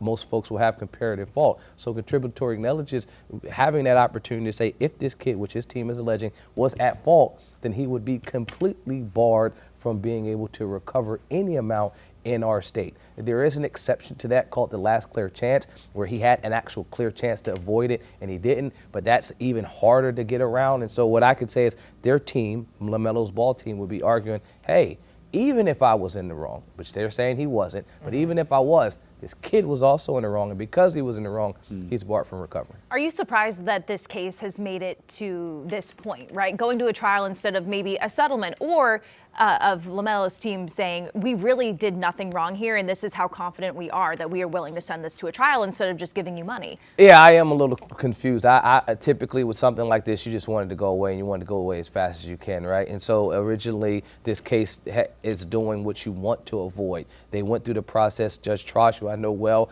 allowed the plaintiff's team to get access to LaMelo's ball medical records. Those are types of things you don't want to have. The medication that he's taken in the past, you don't want that to be going through the discovery process, and now you don't want that to happen in a trial. And so that's why it would be encouraged early on to try to get rid of a case like this. Go ahead and settle, admit no wrongdoing, pay whatever fee. It probably would have been significantly less than this $3.7 million, but it would have been behind you. And now the medication, the prior bad driving acts, all of those things will come out in the middle of a trial that you don't want. Where do you go from here, Khalif? Is it too late to try to reach a settlement before more of this comes out there? Because again, you can see where LaMelo's saying, did nothing wrong, the light was green, I went. What do you think happens now? Absolutely not. There's never too late for a settlement. Let's be clear. You can have zero talks of settlement. You could be 8 million miles apart. You could pick a jury, get there day one and say, you know what? Let's go ahead and close this up. And I've seen that happen where folks start trial, they start jury selection. The next day they come back and say, hey, Your Honor, both parties have agreed to settle. And back to stories that we've talked about in the past. They let the court know we have a settlement agreement in place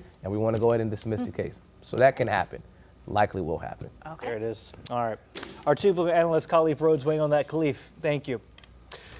Let's get over to Ted another time to take a peek outside to how warm it is now and how warm it's going to get, Ted. Yeah, right now it's nice and comfortable. Temperatures are in the 50s. High pressure leaking south, and that's giving us winds out of the north. So we continue to hold on to clear skies, and that's going to help ramp those temperatures up into the mid-80s as water vapor satellite imagery shows, boom, lack of moisture indicated by that brown. All of the moisture and the rain chances south towards Tampa into Miami.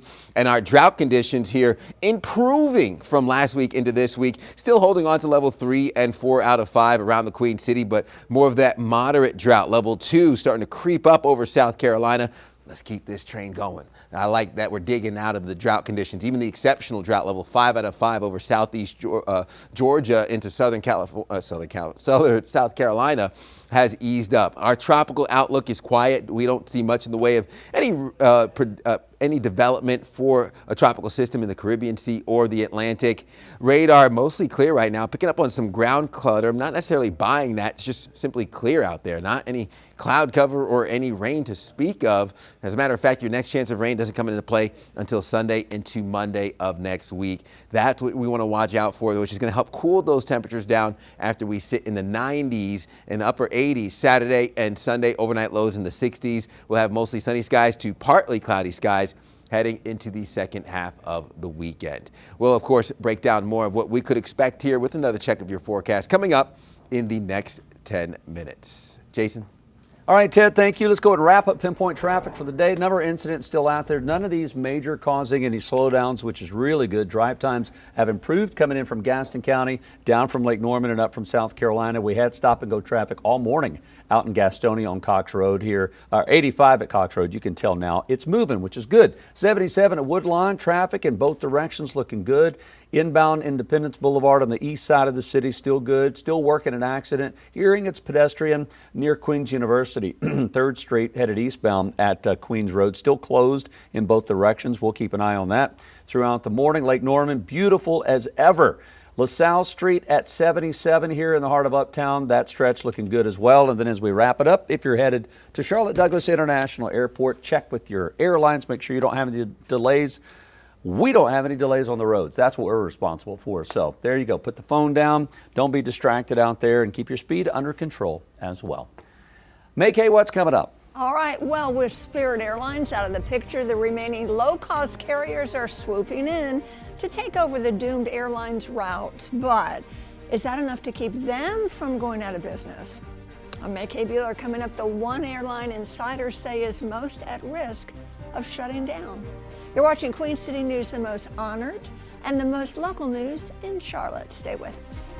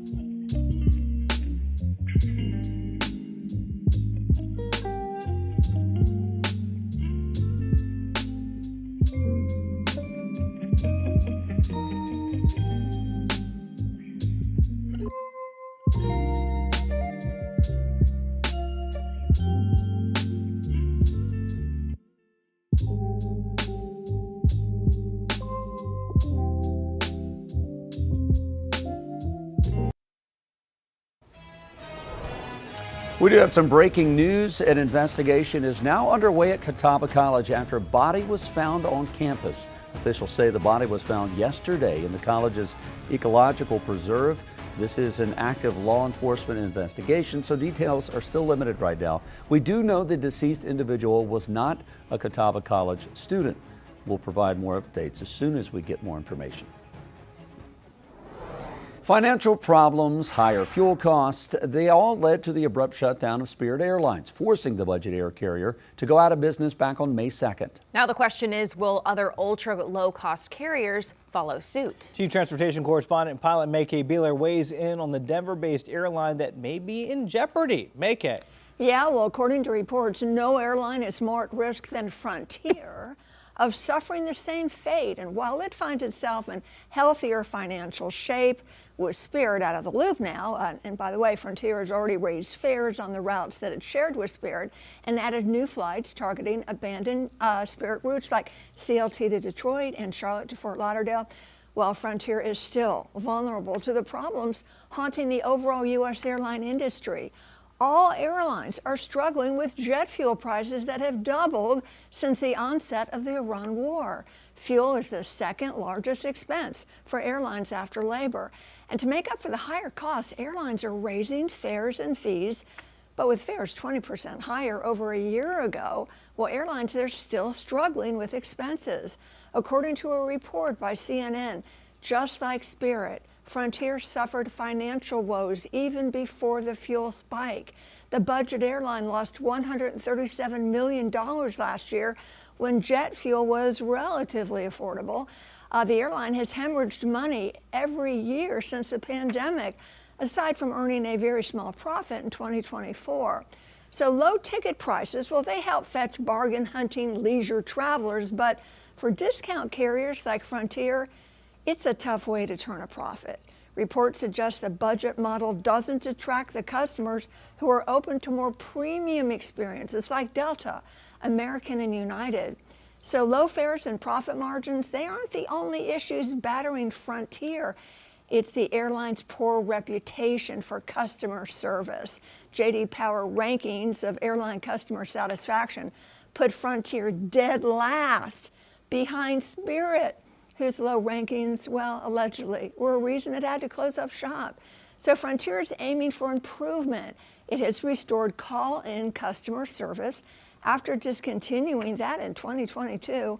And industry experts say Frontier's biggest challenge in the aftermath of Spirit's demise is overcoming its reputation as a budget carrier that skimps on frills that most travelers expect when they fly. Annie? All right, Maykay, thank you. The Democratic Republic of Congo is appearing in their first World Cup since 1974. Even though the team hasn't been practicing in Congo, fears over the transmission of Ebola are hanging over the games and also fan travel. In the U.S., the head of the National Institutes of Health and the CDC are in charge of proactive surveillance measures. U.S.-bound passengers who have been in the Congo, Uganda, or South Sudan are all being funneled into 4 designated airports for enhanced health screenings. Meanwhile, the EU is stressing the importance of well-organized and functioning exit screenings at the airports near the outbreak. This is important to reduce the risk of importation to the EU and to minimize the risk of any transmission on board on long-distance flights through an infected symptomatic passenger. In the U.S., the State Department is also considering naming a point person to coordinate its response to the Ebola outbreak in Africa. Well, if you are planning a trip to Mexico, you may want to rethink things a little bit. The U.S. has updated its travel advisories, which urges Americans to exercise increased caution due to crime and kidnapping risks in parts of the country. The State Department maintains a tiered system of travel advisories ranging from level 1, which is exercise normal precautions, to level 4, which is do not travel. The advisory lets local travelers review location-specific guidance before visiting and to remain aware of their surroundings. All right, 9:19, let's get a check of our forecast with meteorologist Ted Phaeton. And Ted, if you liked yesterday, take that, but then just notch up the temperature a little. Yeah, just a little bit of adjustment, right? Take yesterday, bring it today. Let's move this over here, move that over there. Then we're gonna open that sky up there. Then boom, there you go. You got That's your how it Thursday. works. Exactly. That's what Mother Nature is really doing behind the scenes. When the sun goes down, she's out there just twinkling around, tinkering everything around. Right now, north winds coming in at 3 miles per hour. Temperatures in the upper 60s. So a relatively warm start now. We're starting to get close to 70 degrees. Gastonia, Concord, Monroe. We're looking at low 60s. Boone and Jefferson in our mountain counties. Highs in the mid to upper 80s. We look at those upper 70s for our mountain counties. High temperatures will continue to sit in that 80 to 90 degree range, even in the upper 60s Seattle. So the entire country will have some level of warmth with triple digits. The hot temperatures, Las Vegas, Phoenix, upper 80s, low 90s, heading into Denver, Colorado. Our temperature setup will continue to hold on to the above normal conditions here from parts of California into the Dakotas, and then again looking at what will be the Ohio Valley region. High pressure over the southeast is going to give us those clear skies and mostly sunny skies heading into the afternoon. A nice warm day today as moisture locks in from southern Louisiana into Florida. We'll look at those partly cloudy skies pushing north into Tampa. We'll stay clear and sunny all the way through the peak heating hours of the day as we get into the mid-80s, near normal for this time of year. Some partly cloudy skies that settle in over our mountain counties. That's going to be very short-lived. Clear overnight with a nice mild start, rebounding into the upper 80s near 90 degrees on Friday. The partly cloudy skies return for the end of the work week. We'll still be sunny and clear heading into the start of the weekend on Saturday. Overnight lows will settle in the upper 50s, low 60s, really seeing those temperatures drop overnight heading into your early morning hours. 7-day forecast will bring back those upper 80s near 90 degrees on Friday and continuing to have those warm and hot temperatures through the weekend heading into early next week. Upper 80s with rain and storm chances moving in as we head into your work week. You're watching Queen City News Now, the most honored and the most local news in Charlotte. We'll be right back.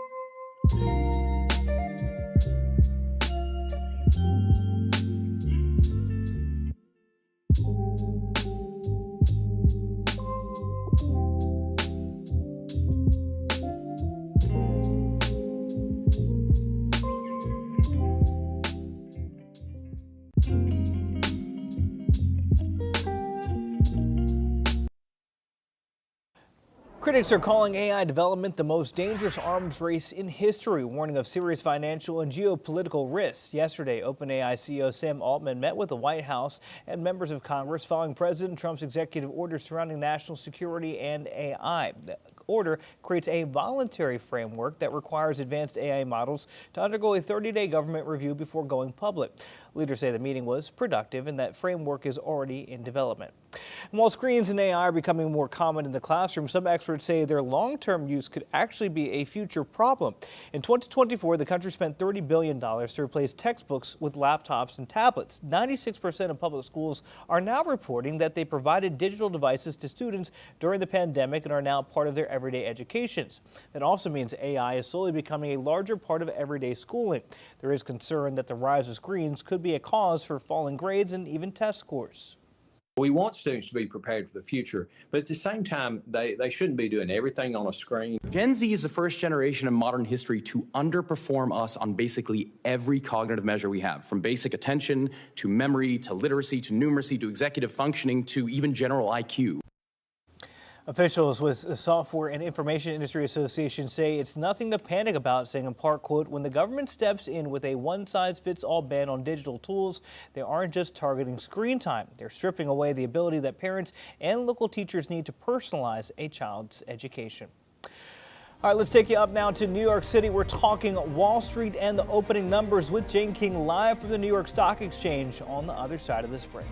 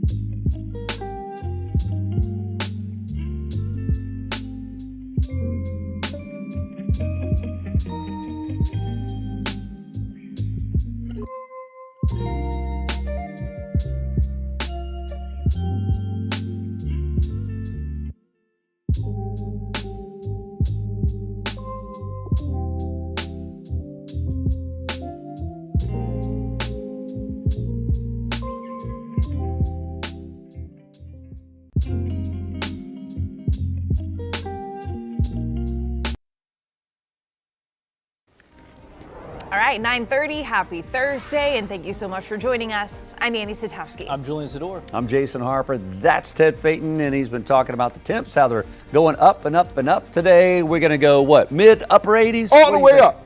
Whoa. All the way up? Okay. No, just mid-80s. Oh, whoa. Oh, man. Easy. Oh, no. Let me make it up. Yeah. Got a little carried away for a second. Yeah, my bad. That's going to be tomorrow. Let's save that for July and August, No, right? you said Right. tomorrow, Jason. Well, tomorrow's going to get to 90 degrees. Oh, I don't want to think about July. The way we've seen these 90s creeping in, let's just focus on here and now, which is a beautiful look over our Arlington cameras, seeing the Queen City uptown skyline underneath those Carolina blue skies, nice and clear as you head out the door.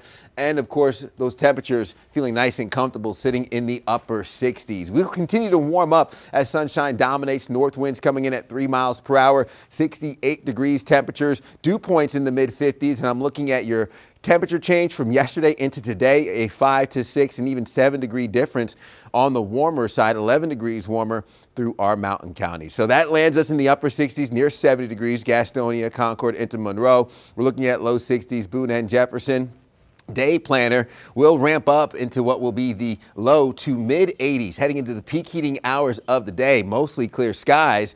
And again, landing near normal for this time of year as winds stay light out of the north, anywhere from 1 to 5 miles per hour. So mostly sunny, pleasant as we head out the door. Overnight lows dropping down into what will be low 60s, upper 50s, heading into the early morning hours on your Friday. So we'll turn up the heat, be near 90 degrees, average highs this time of year, mid 80s. They're looking near 90 for Friday, Saturday into Sunday, upper 80s Monday of next week with rain chances rolling in. I'll break down more of your overall forecast coming up here in the next 5 to 10 minutes. Annie? All right, Ted, thank you. New video shows a deadly airstrike on an airport in Kuwait. It happened Wednesday, killing one person and wounding dozens of others. Iran is being blamed for the attack, but has denied the allegations. It comes as Iran and the U.S. test a fragile ceasefire. It's one that may see shakeups from overnight bombings from Israel and Lebanon. President Trump said Wednesday that a ceasefire, quote, is when you're shooting in a more moderate manner.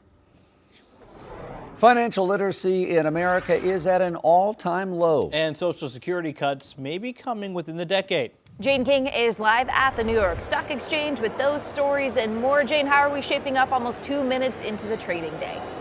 Well, we've got a split decision here today. So the Dow is up 540 points, so really big gains there. But the NASDAQ is down about 300. So what's happening is people are selling those high-flying chip companies. Broadcom, Micron, all of them have been hitting record highs lately, taking some profits and putting it into the stocks that are in the Dow instead. So that's why we're seeing the markets have such a split decision so far this morning. And Jane's, Americans who rely on Social Security could see those monthly payments cut in about 5 years. So the trust fund that Social Security relies on to help pay retirement benefits may be depleted by 2032, according to this new report. And at that time, retirement beneficiaries would see a 24% benefit cut, which would be about an average of $500 a month.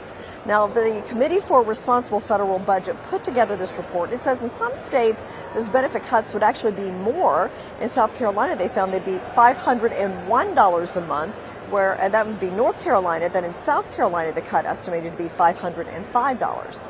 And Jane, it appears Americans need hooked on phonics when it comes to their money. Their financial literacy is falling to an all-time new low. Well, this is topics like spending and borrowing and credit cards, investing, retirement, all those things.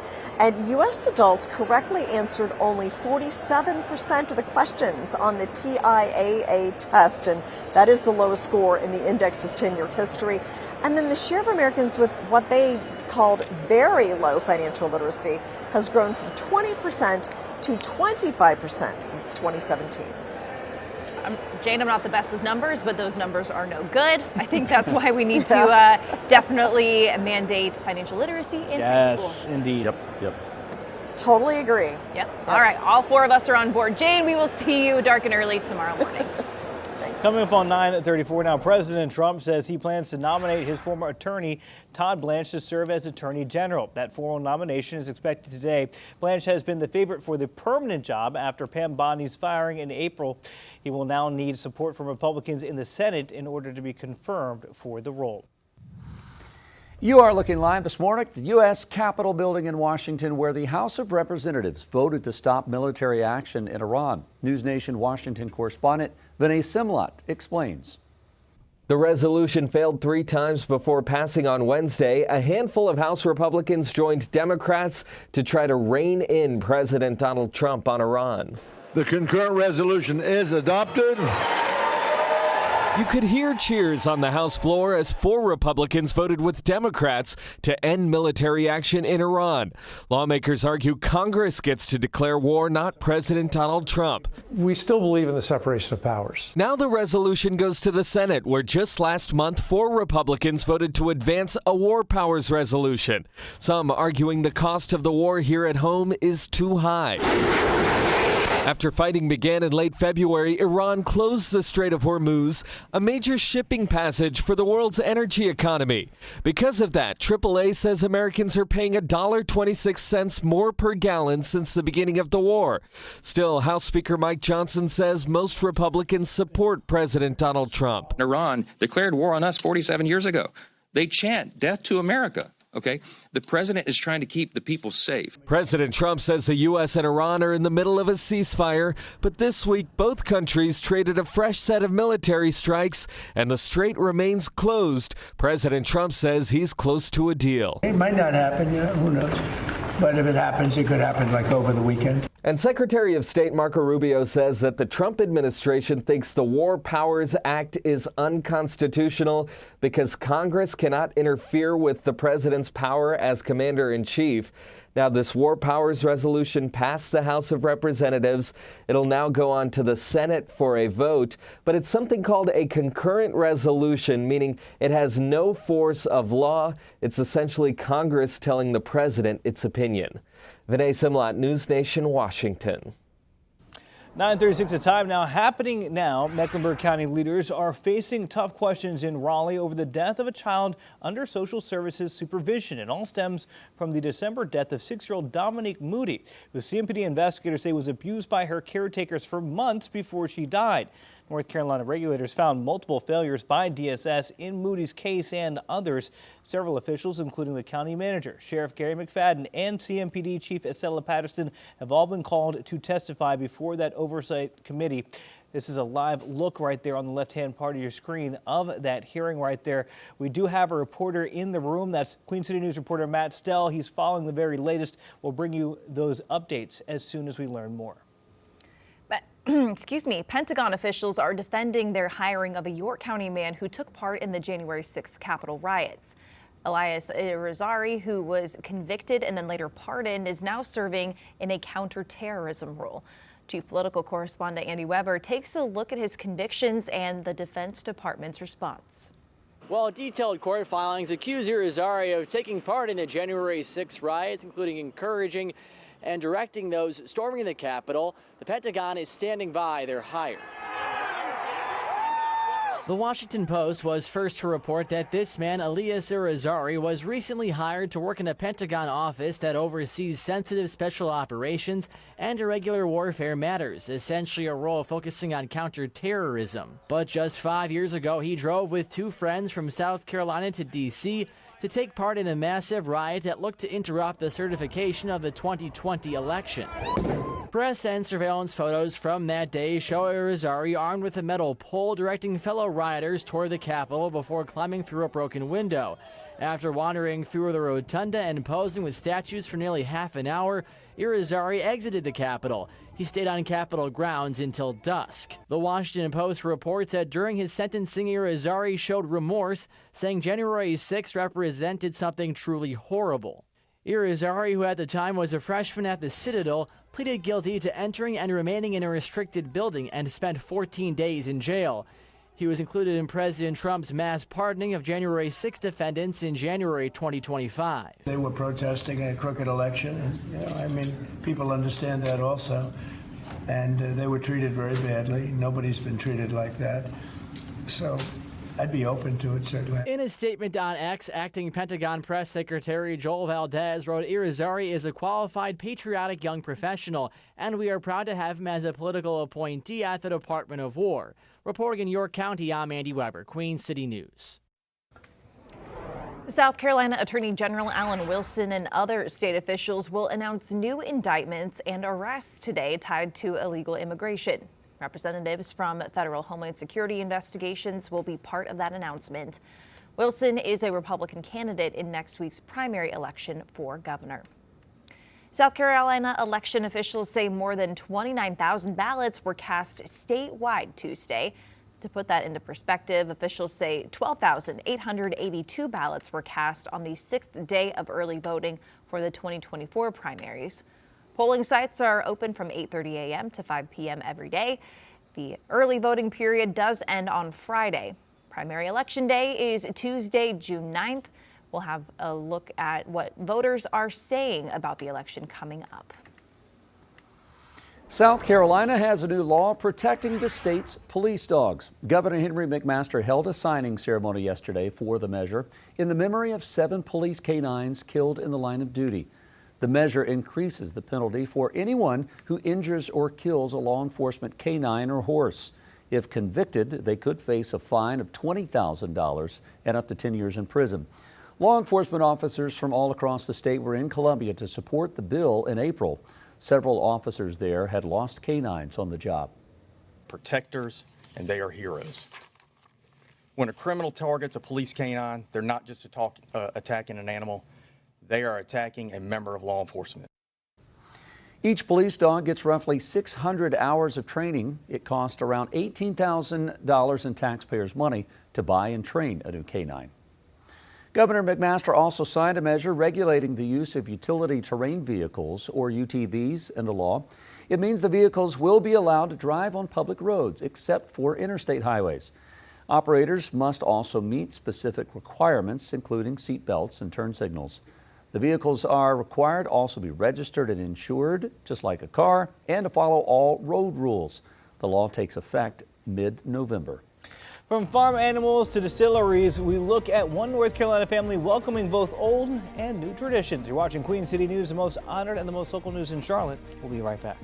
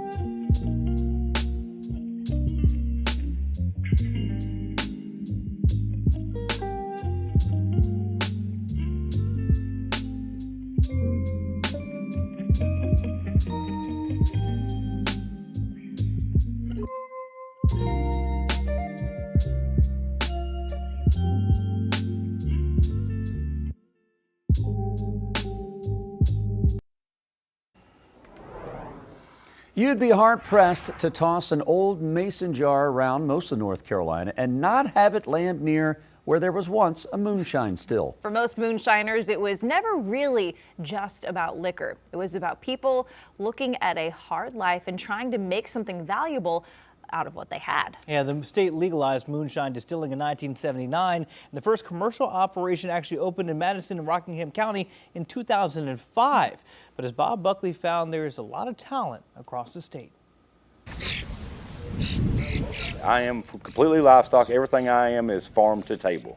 Daniel Stevens' days break with a familiar rhythm. We come out every morning after we get through with our chickens in the morning. We come through the cows and check, make sure there's not any new calves. He checks the herd the way some men check stock tickers. Like we got one here that's probably about 3 weeks old, nursing right now. But this is not a romantic story of a fifth-generation farmer. Chemical plants and coal mines is basically my family history. Wow. And my dad said in 1985, he actually bought the property here. He said, there's no future for y'all here. That was back in West Virginia. Daniel has recreated himself in the rolling fields of central North Carolina. If someone asks you what you do, you probably tell them you're a farmer. I'm a farmer, yes. Is that your true identity? Nah. No, I'm really a wannabe moonshiner, but more than wannabe. More than wannabe, I am. But you know, try to keep that on the down low as much as possible. Farming is the main thing. For now, maybe, but dreams have a way of leaking out of people the way corn liquor drips from a copper pipe. So how does a young man get into moonshine?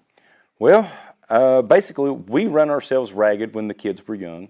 I needed a hobby, and I'm sitting there watching moonshiners one night, and I'm like, I think I can do that. There it is. He not only thought it, he did it. And there we were grinding grains.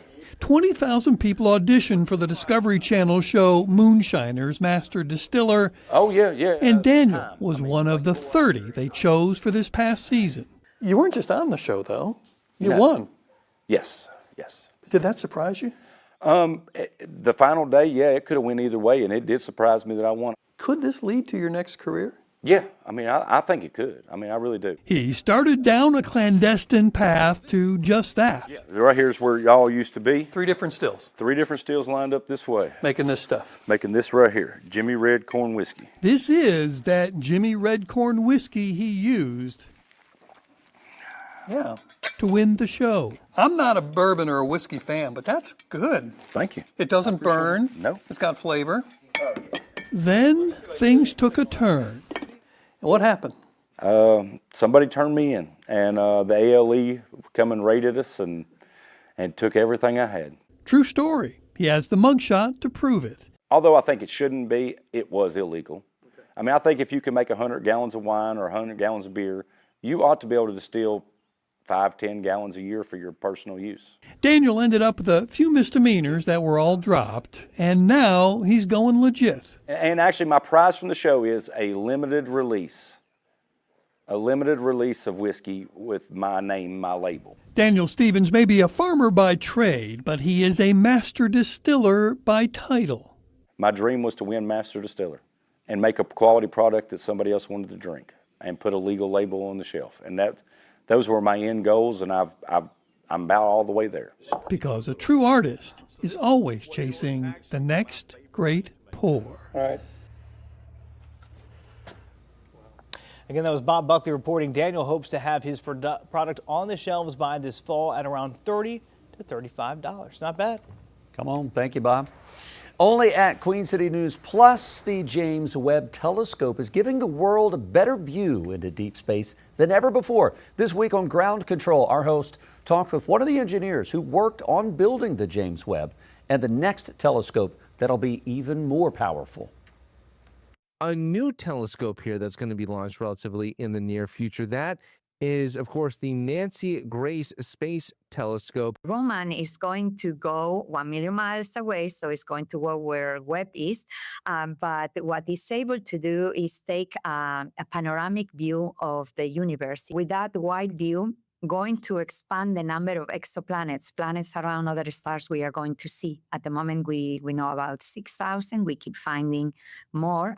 When Roman is on orbit, after a few years of operation, we'll have 100,000. And that's what we need to find something special, which, again, this search for something that could look like the Earth. Amazing technology there. You can watch the full episode of Ground Control right now for free. All you got to do is download the Queen City News Plus app on your smart TVs. We're talking Roku, Samsung, Fire TV, Apple TV right now. What you don't have to download is this forecast from Ted. He's giving it to you free right now in real time. There you go. Buffering. Oh, he's buffering. Oh, he is buffering. Yeah, He's little got the jittery. spinning wheel. Isn't that the worst when you're getting to like the good part and it's like, gotta buffer. Back in the day, you used to be like, get off the phone. Come on, I'm Yeah. downloading something. That's right. That's right. This is the good part. Well, don't worry about any buffering here this morning or the AOL dial-up sounds because Mother Nature's coming in direct with the connection with that sunshine right into the Queen City. North winds 3 miles per hour, temperatures in the upper 60s, dew points mid-50s heading out the door this morning. Low 70s, Charlotte into Monroe, Wadesboro. We're looking at upper 60s near 70 degrees along the I-40 corridor. Low to mid-60s, Boone and Jefferson, and I'm expecting us to hold on to what will be a nice warm afternoon through the peak heating hours of the day. Mid to upper 80s, Monroe. For Charlotte, we're looking at upper 70s, Boone and Jefferson. Landing near normal, the I-40 corridor will be in the mid 80s this afternoon. Those 80s stretch back through Texas, 90s towards Albuquerque, New Mexico. We're talking triple digits, Las Vegas and Phoenix. Upper 60s, Seattle, near 90 degrees up through the northeast. So temperature setup brings in the warm air, the above normal temperatures in that orange shading from California into the Dakotas and through the Ohio Valley region. More of the cooler conditions in the southeast with high pressure in control as we look at what will be slightly below normal temperatures further south. I think we'll actually be slightly above normal heading into Charlotte as we get into the peak heating hours of the day. High pressure in control. That's going to give us those winds out of the north. Relatively light. I'm talking 1 to 5 miles per hour. You might not even feel the wind. Could be calm at some point. And then sunshine dominates through the peak heating hours of the day. For your Thursday, overnight lows will settle into what will be the low 60s, rebounding into the 90s on Friday with partly cloudy skies expected for our mountain counties and western facing slopes. In terms of your lows tonight, upper 50s, low 60s, mid 50s in our mountain counties for the higher elevation. So we'll hold on to a little bit of those cool temperatures in the mountain counties, more on the warm side for uptown and mild heading into your early morning hours. 7-day forecast hosts that warm up getting to near 90 degrees on Saturday, low 90s Sunday. We'll bring in those rain chances heading into Monday of next week. You're watching Queen City News Now, the most honored and the most local news in Charlotte. We'll be right back.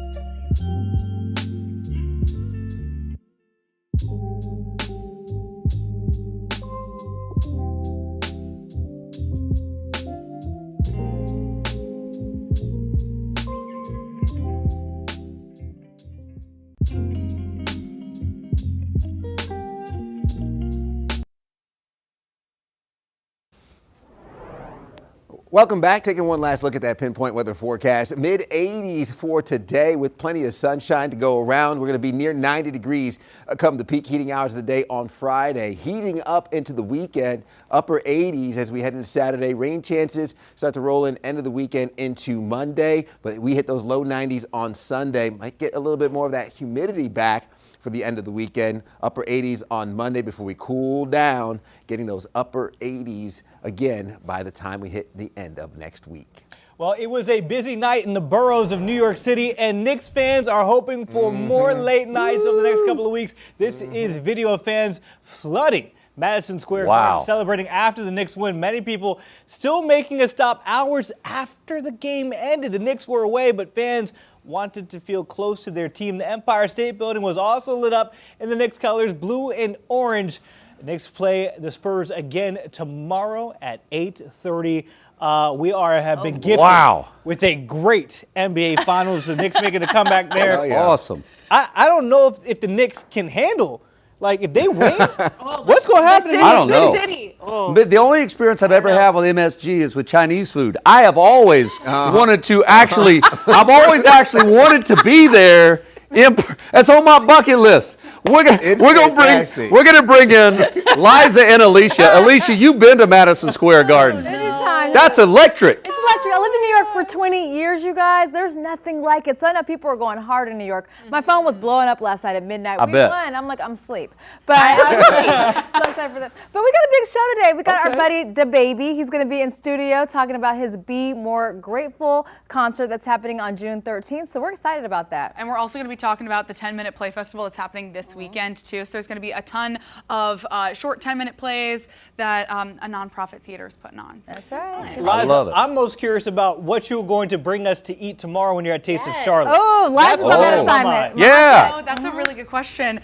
You know, we're going to have to see. I know that K Fresca is going to be on the menu. So that's what I do know. So we're going to be talking with a lot of restaurants tomorrow. So I'm very excited. Ooh, we can't wait. You know, if there's one thing we're going to do, it's eat. That's it. The six of us know how to throw down some food for sure. Stick around to watch. Good looking shot here, Charlotte Motor Speedway. Enjoy the sunshine. Gorgeous Thursday. We'll see you tomorrow morning at 4 a.m.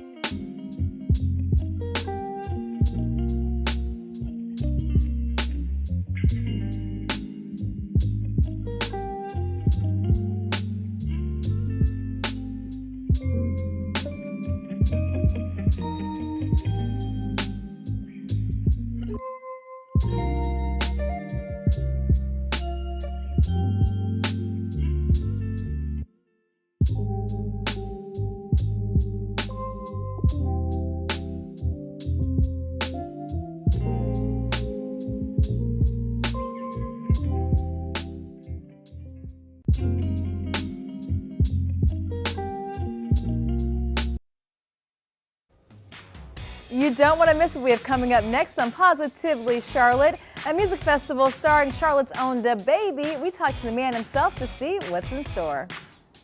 Plus, gospel lives here, the award ceremony that we visited with a star-studded turnout here in the Queen City.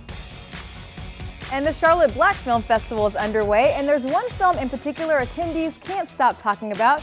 We sit down with the film's creators to learn about the history of HBCU marching bands.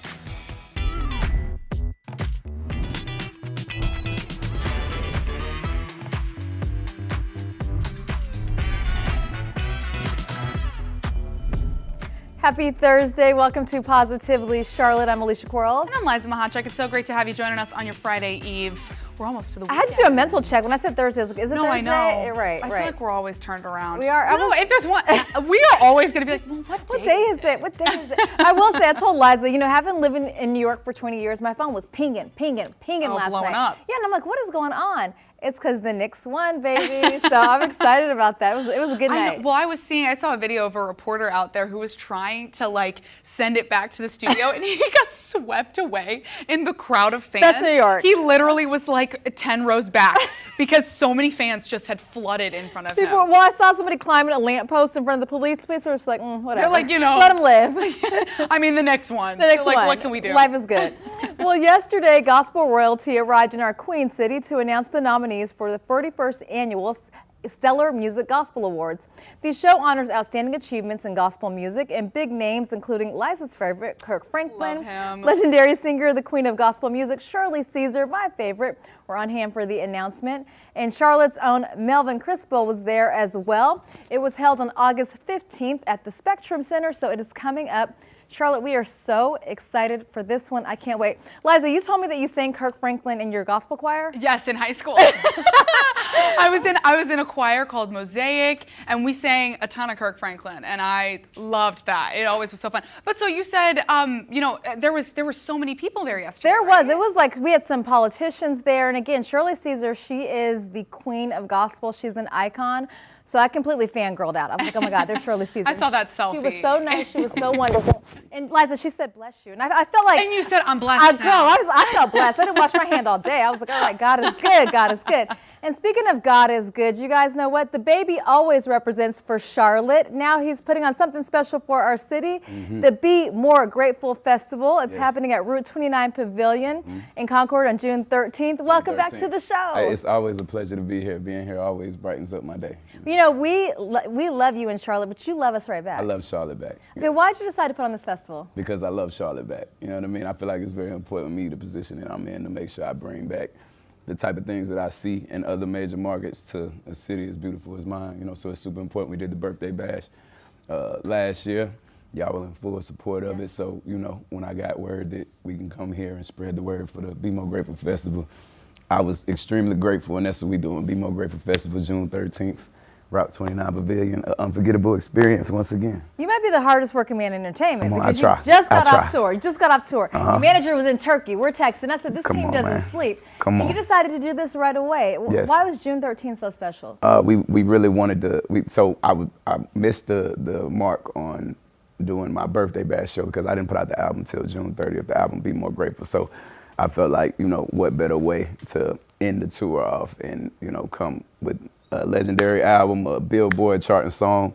We'll pop that thing, follow up with a festival. I wanted to do it bigger than the actual concert this year, so we found the outdoor venue and got, some of the biggest names in hip hop. Let's talk about those big names. We got some of them. You got Boosie, you got Trick Daddy, you got 50 Cent headlining, Boosie and Webby together. Charlotte, we ain't seen Boosie and Webby together since we was, you know what I'm saying? We were talking about that, yeah? We grew up on that. We got Trick Daddy and Trina, speaking of people that we grew up seeing together. We got Trick Daddy, Trina, Boosie, Webby, so many names. Big X The Plug, Moneybag Yo. Oh my good, can we put it back up? Put it back up, put it back up. Help me out. Help me out. Okay. Help me out. Moneybag Yo, YK Needs, Belly Gang Kush, Bunnaby, Kinderman, Big Boogie, Carolina's own Trap Dickie, Charlotte's own Fetty P. Franklin, Pluto, and many more. A couple major surprise guests too. I'm gonna go ahead and spill the beans. Okay, go ahead. Give us exclusive. I always that's my guy. Okay, what you got? I always gotta come with an exclusive. We just added Young Miami last night. Oh, Hit Wait, record right stop now. it. Spin that. Yeah. Spin that. I wish we that. could put the camera over my baby over here. She Come back on, there. Tammy, our floor director's over there Miss spinning Tammy it. back here spinning that. Yeah. Okay, So we well, just I like added it. Young There's Mike. It's something for going down. everybody, us old We got heads. the hottest records out right now, the hottest rap songs on Billboard. They're going to be performed live right here, Charlotte, North Carolina, and surrounding areas. We got people coming in from everywhere.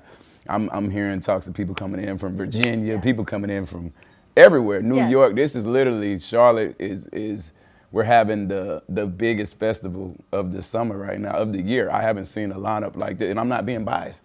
No, if it wasn't mine, I'd probably fly in. What I like about this You know is what I this mean? is for the young heads and it's for the OGs like me. Everybody. Yeah. Everybody. You know what I mean? We definitely, we checked all the boxes. We wanted to make sure that somebody, if it's a moment out there for everybody, it's going to take the fans just on a roller coaster ride. Some of these youngins they get to learn some of that stuff that we used to listen to back in the day. It's just every era is something for you. It's a fan favorite in every single era out there. So I'm just super excited to just see, the different generations of the beautiful people in Charlotte and surrounding areas all come together and just enjoy an unforgettable experience. Okay, don't go anywhere because we've got you for round 2 coming right up. We got to talk to you about some Charlotte-specific Let's do it. things. I'm ready. I can't wait. I can't wait. All right, well, if your name is Ryan, you could actually help set a world record this summer. Organizers issued a call for Ryans around the globe to gather at the Mall of America in Minnesota. They want to break the world record for the most people with the same name to take back-to-back roller coaster rides. That's right, and all Ryans will ride the Pepsi Orange Streak roller coaster in Nickelodeon Universe for free. The attempt to break the record takes place on July 24th, so you've got some time, and it's organized by the Ryan Meetup. It's described on the website as Run by Ryans for Ryans. So it's interesting. Now our very own videographer, we have our own Ryan up in here, okay? Yay, Ryan! Ryan! Yeah, I'm just shouting out the Ryans. The Ryans. Friends of the world. We're taking over. Are you going to the Ryan Meetup? If anyone wants to pay for my ticket, I would love to go. We're starting to GoFundMe. Okay, the baby's here. Yeah, that's true. He's got more money than all of us. he said, well. No, he said no. All right, guys, when we come back, we deep dive into the history of the Spartan Legion with how the creators of a new documentary is premiering right here at the Black Charlotte Film Festival.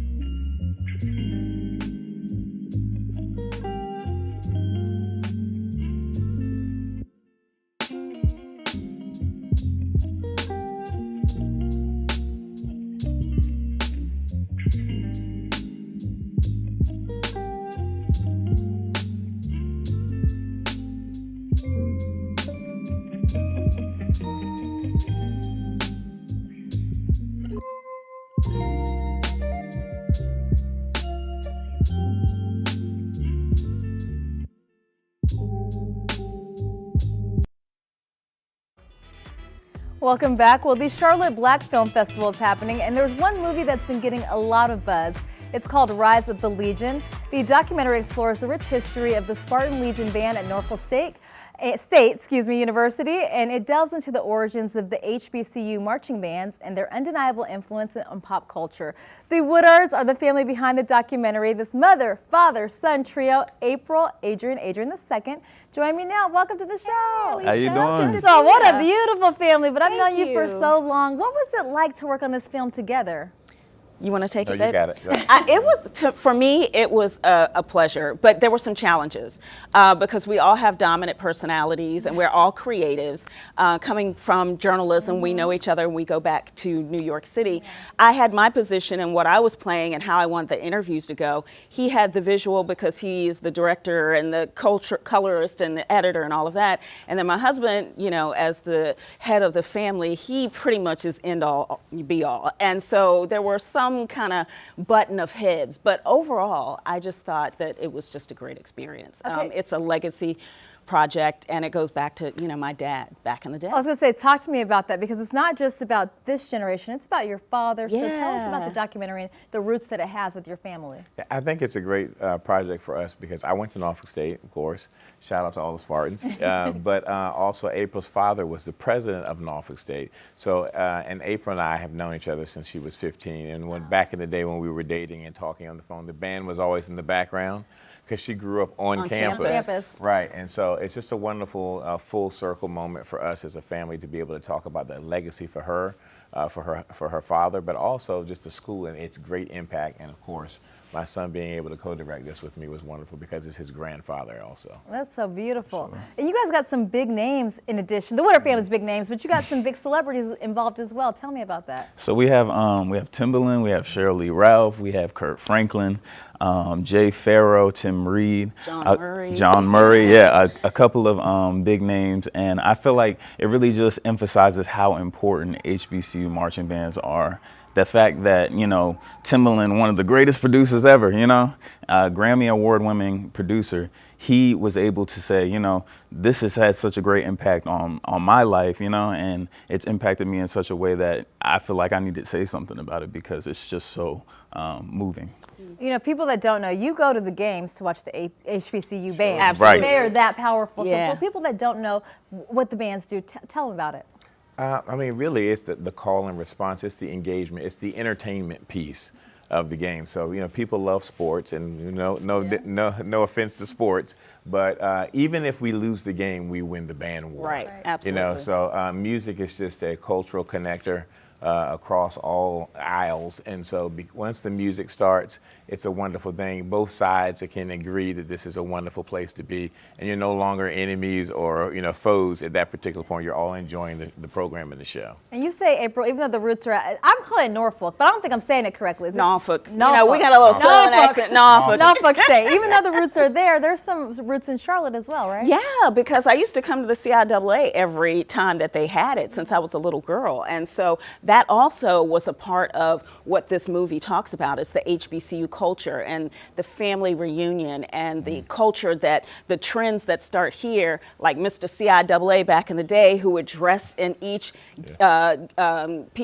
competitor's colors. So he would wear green and gold halftime, and then he would change to blue and white, you know, to whatever school that represented. But it just kind of goes to show you that what happens on campuses, it is an engine for culture. And then you start seeing it in popular American culture, but it starts at HBCUs. And your film has been making the festival circuit. You've received won awards. So what does it mean to be in the Black Charlotte Film Festival? It is such an honor. I have not been in Charlotte's film festival before.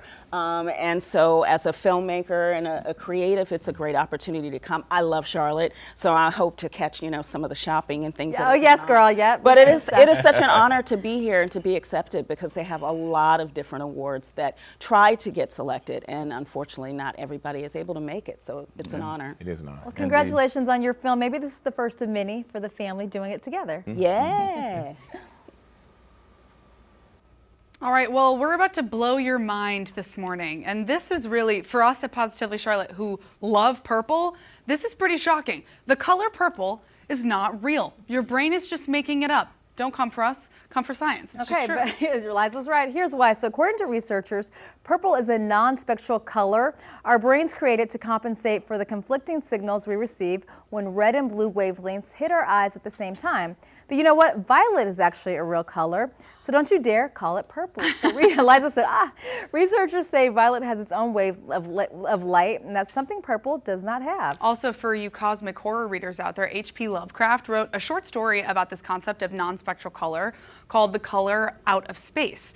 And Nick Cage starred in a film version of it not too long ago. So if you want to impress or maybe annoy your friends with a fun fact, we got you. You know, we're always going to be giving you some news that you kind of can use. I help pick these colors. Purple is my favorite color. She loves purple. purple. The color of royalty, biblically. We're royal. That's right. We're queens. It's the Queen City. We're queens. You gotta believe in yourself. Queen City's royal. Yeah, Queen City's royal. So it's a real color to us. It is, but also this is kind of crazy to me. But when you think about it, like Roy G. Biv, red, orange, yellow, whatever. It's not purple in the rainbow. It's violet. So it's indigo and violet. That's true. So I don't know. I guess purple's not real. All right. Well, don't go anywhere. If you thought you were done with the baby, no, we are just getting started. Stick around. We're going to ask him some North Carolina questions. Here's a live look at beautiful Uptown on this Thursday. You're watching Positively Charlotte. We'll be right back.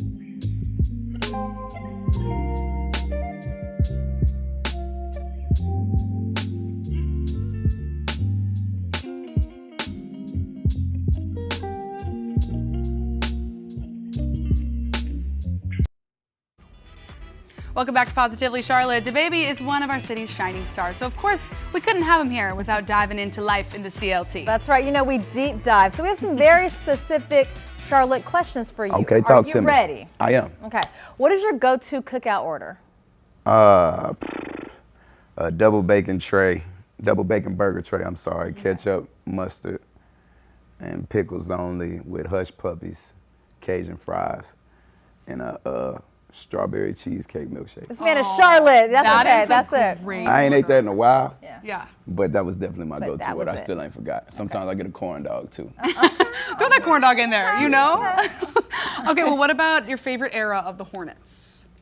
Oh, this one. This one? Where we're at right now. Yeah, you know, I'm the self-proclaimed ambassador of the team. You know what I'm saying? I'm holding it down. You can catch me right there beside the basketball goal, making sure all these fans know where they at when they come from out of town with them other jerseys on. I won't be playing that. I ain't played it last season. I won't be playing it this Here's season. the real question, though. Who Catch did you me root on for in the ESPN. finals? Neither one of them. Neither one of them. I'm rooting for the Hornets when they get there. Neither one of them. But, you know, no, out of the teams that's there, because of it, see, me and the New York Knicks, we got into it when they came to Charlotte. I don't like when the New York Knicks fans, when they come play in Charlotte, it feel like we in New York. I'm looking around, I'm telling you, it's nothing but orange and blue. I'm like, oh no. said, So I shut that down last time. So New York got, the Knicks, they got beef with me, and I got beef with them too behind my city. So we might have a little Spurs and 6. Okay. Spurs and 6. Best hidden gem in Charlotte. Best hidden gem. Yeah. Speaking of hidden gems, I'm glad you brought that up. It won't be hidden for long. I have a new restaurant opening up, a franchise. Yes, the same weekend as the festival. No Knife Chicken and Waffles. That's the best hidden gem. You heard that's another exclusive. There we go. Dropping them today. We're loving this. No Knife Chicken and Waffles. No Knife, that's my alter ego. When I'm in the kitchen, that's my chef name. No Knife Chicken and Waffles, brought to you exclusively by me. Opening up, yes, How the exciting. first location, first franchise. Where's it location. going to be? Give us the locale. Off of Tondo Avenue. Okay. Okay. 700 of Tondo Avenue. Chefing it up. Yep. All right. We Yep. love it. Okay, open now, 2 weeks. cheer wine or sweet tea? Neither one. I don't drink soda. Okay. I don't drink soda, and even with me being from North Carolina, I hate sweet tea. You hate sweet tea? Really? I just don't Why? think it tastes good. It tastes like dirt with water and sugar to me. And I'm sorry for any, like, you know, but that's just, you know, that's just my You taste. saved yourself with the cook. So what do you drink? Water. Me I too. knew he was gonna say. I love water. But no, and if it's gonna be soda, it's gonna be ginger ale. But aside from that, just 100% juice. Plain Like, living, I don't like plain living. artificial juice. Yeah, Okay, I like that. yeah, I'm big on that. Worst freeway or exit in Charlotte? It used to be, you know, when you get off on Wilkinson and it had that big dip in the road, Yeah. you gotta know what I'm talking about. Y'all got it, like it tore your car up, but they fixed it. So I ain't gonna look. Thank Y'all goodness. find the city of Charlotte. Thank you, Thank city you, of Charlotte. But okay, worst freeway or exit. I gotta say Independence. I gotta give it to Independence. Okay, you give it- Independence is just. It's I say depressing. 3A. 3A. It's depressing. Yeah. But you know, yeah, I'm gonna give it to Independence. I'm gonna give it to Independence. Okay, aside from yourself, who do you think is the biggest star, biggest talent to come out of Charlotte? Are we talking about before me or I'm gonna give the love to somebody coming up. I mean, because we got, you know, several legends that have come from here. And we got Anthony Hamilton. Yes. We got my guys Casey and JoJo. Yeah, They're from Jodeci. here. Like a lot of people don't even know Jodeci. They don't even know they from here. But coming out of Charlotte right now, my guy Fetty P. Franklin, he doing his thing. He'll be at the tour, right? Absolutely. Yeah. He will Speaking be, of, he will be at the yes. festival on the 13th. So that's somebody who I'm super excited to see go get what he deserves. He's been putting in work for a long time. So I'm gonna go with Fetty P. Franklin and you know, shine that light on the newcomer, on the mainstream scene. We're going to put your flyer up so everybody can see, and also, Yeah. you know, we'll tell you where to get tickets. But For before sure. we wrap, Publix or Harris Teeter? Oh. Oh. That was a twist. That was a twist. Ooh. Ooh. I'm gonna go Harris Teeter. Yes, my God. I'm Okay, gonna go okay. Harris Teeter. But me personally, you can catch me in Whole Foods maybe 3 times a week. They know, they love me there. They know. You're an organic king. They're gonna watch it. They're gonna be like, yeah, he here all the time. The Like, if I Weddington wouldn't have one? mentioned them. They would have been like, Yeah, no, okay. he come here. Yeah, he's an I'm a organic Whole king. Foods type of guy. I like it. I I like to pick my own fresh fruits and produce. Yeah, meat. I do never frozen meat. You know, I'm a chef. Yeah, you're a chef. You're chefing it up. I love it. I love it. So, baby, thank you so Thank you for much. having We'll me. see you Pleasure's at all your mine. Be More Grateful Okay, tour on okay. the Can't wait to see you festival. out there, You guys, yes. it's up there. BeMoreGratefulFest.com. It's gonna be Go hot get your outside. tickets. Dress light. All right, well, switching gears now. Hulu is going away, but it may not be in the way that you think. So since Disney's acquisition, Hulu has more and more become migrated to the Mickey Mouse streaming app. Well, it turns out that that was all very much the plan. So as leaked documents from Business Insider have detailed, a Project Gemini, which essentially decommissions the app in late 2026, once the majority of users have fully migrated to Disney+. So Disney has publicly maintained there are no plans to retire Hulu, but these internal documents, they say otherwise. So Hulu isn't going to be gone tomorrow, but if there's any content that you've been wanting to watch while you still have the Green app, it might be time to set up some binge sessions. You know that I binge Secret Lives of Mormon Wives. Oh, yeah. That's my show. Okay, so yeah, you got to get that. Yeah, I know. Same thing with Bob's Burgers. Bob's Burgers Yeah, on love Bob's Hulu, and Burgers. I will watch that show. Like, I'm beating a dead horse with that show. You love it. You love it. All right, guys, switching gears here. Major weather events such as Hurricane Helene have left a huge wake of devastation in their path, but a true artist can see the chaos in the world and harness it for good. Take a look at this chainsaw artisan. An artist is using power tools and downed trees from Winter Storm Fern to turn damage and destruction into art in East Nashville. From this in January to now, Stefan Skipala is working with East Nashville residents to honor old trees that didn't make it through the freeze. You know, a lot of people spend a lot of time growing up with their trees, you know, taking care of them, and to have them just die and wither away is pretty hard. So being able to give it new life as something that you can look at and appreciate is definitely a passion of mine. And being able to do that for people with custom work is pretty cool. You might see some of his designs around town, from hummingbirds to bears to abstract pieces. Anytime there's usually a large tree that people are attached to, and they don't want to have it just taken down to nothing and then forget about it. So usually they leave it, 5, 6, 10, 20 feet tall, and they just make a memorial to that tree and just give it new life as a sculpture. He says something like this takes a couple of hours using a chainsaw and smaller power tools for details. But I've been doing it so long that typically if it's something that I'm used to making, typically I could do like a 6-foot piece to 10-foot piece in 1 day, 1 to 2 days, I'd say, comfortably. Some of the larger pieces, once you get into like 15-foot tall totems, sometimes they can take a few days or a week. He's glad he can help reimagine the destruction left from Winter Storm Fern. Better than just having the tree grinded down and turned to nothing. So it's kind of cool to be able to drive through the neighborhood now and look at some of these things and say, oh yeah, I remember doing that a couple years ago. Stefan says he's working on new designs with clients. He's hoping to help turn their trees into guitars and boots. I'm reporting in East Nashville. Alexia Chiropoulos, News 2. And after the break, we take a look at what it takes to write a play that lasts for only 10 minutes. This is going to be good. Don't go away.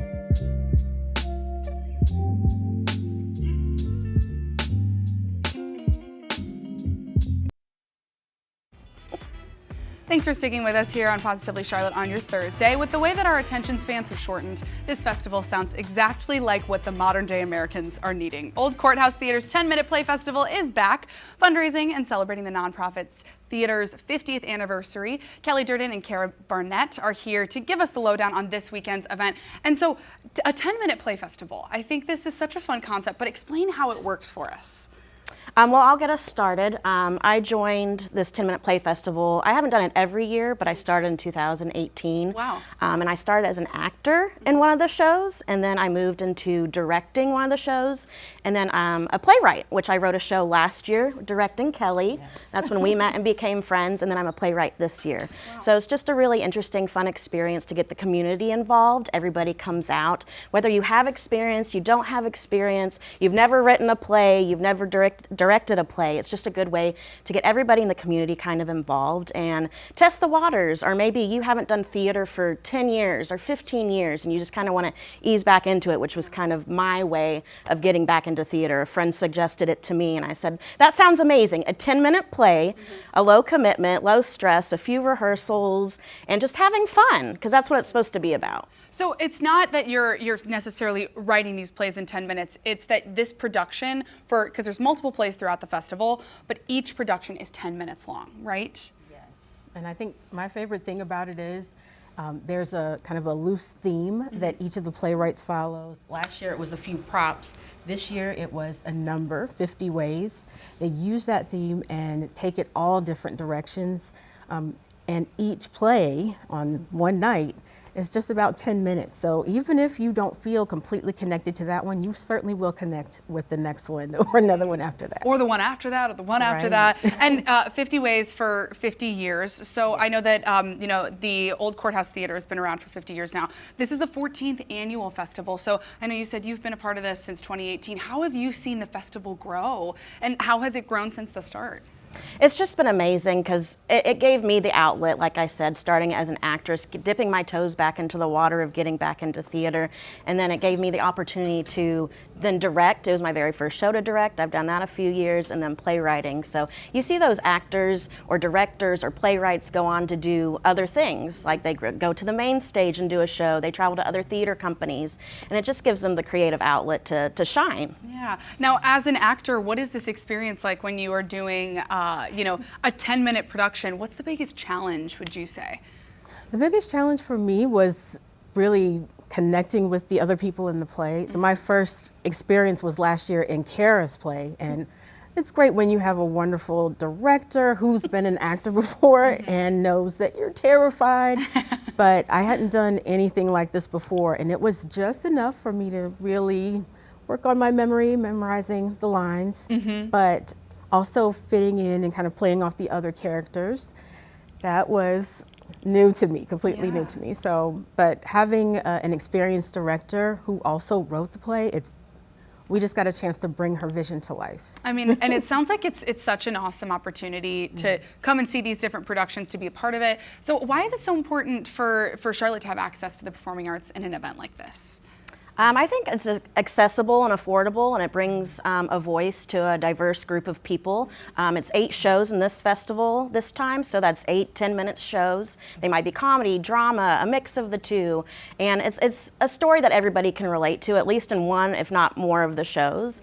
Tickets are only $15. It's a fundraiser for Old Courthouse Theater, so it's a great way to give back to the community. It goes towards the building, facilities, producing other shows in the future, and it's a great opportunity for the whole community to come together. I mean, it sounds like it. It sounds like it's going to be awesome. We've got the information right there on your screen all weekend long, starting on Thursday, right? Yes. Today.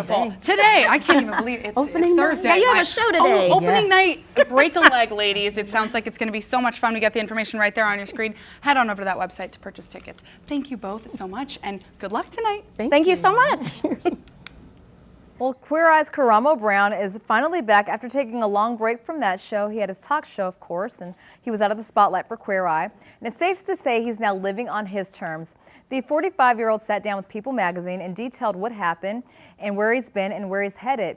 The moment Brown describes as the embarrassing final straw relates to his mother overhearing co-stars Jonathan Van Ness, Tan France, and Anthony Proeski speaking ill of Karamo, which was confirmed by multiple sources. After the dust settled and Karamo had time to get right, Brown actually praised Van Ness, saying, "The work that I have seen Jonathan pouring into himself is commendable and inspiring." Karamo also went into detail about his journey with addiction and is now proudly sober.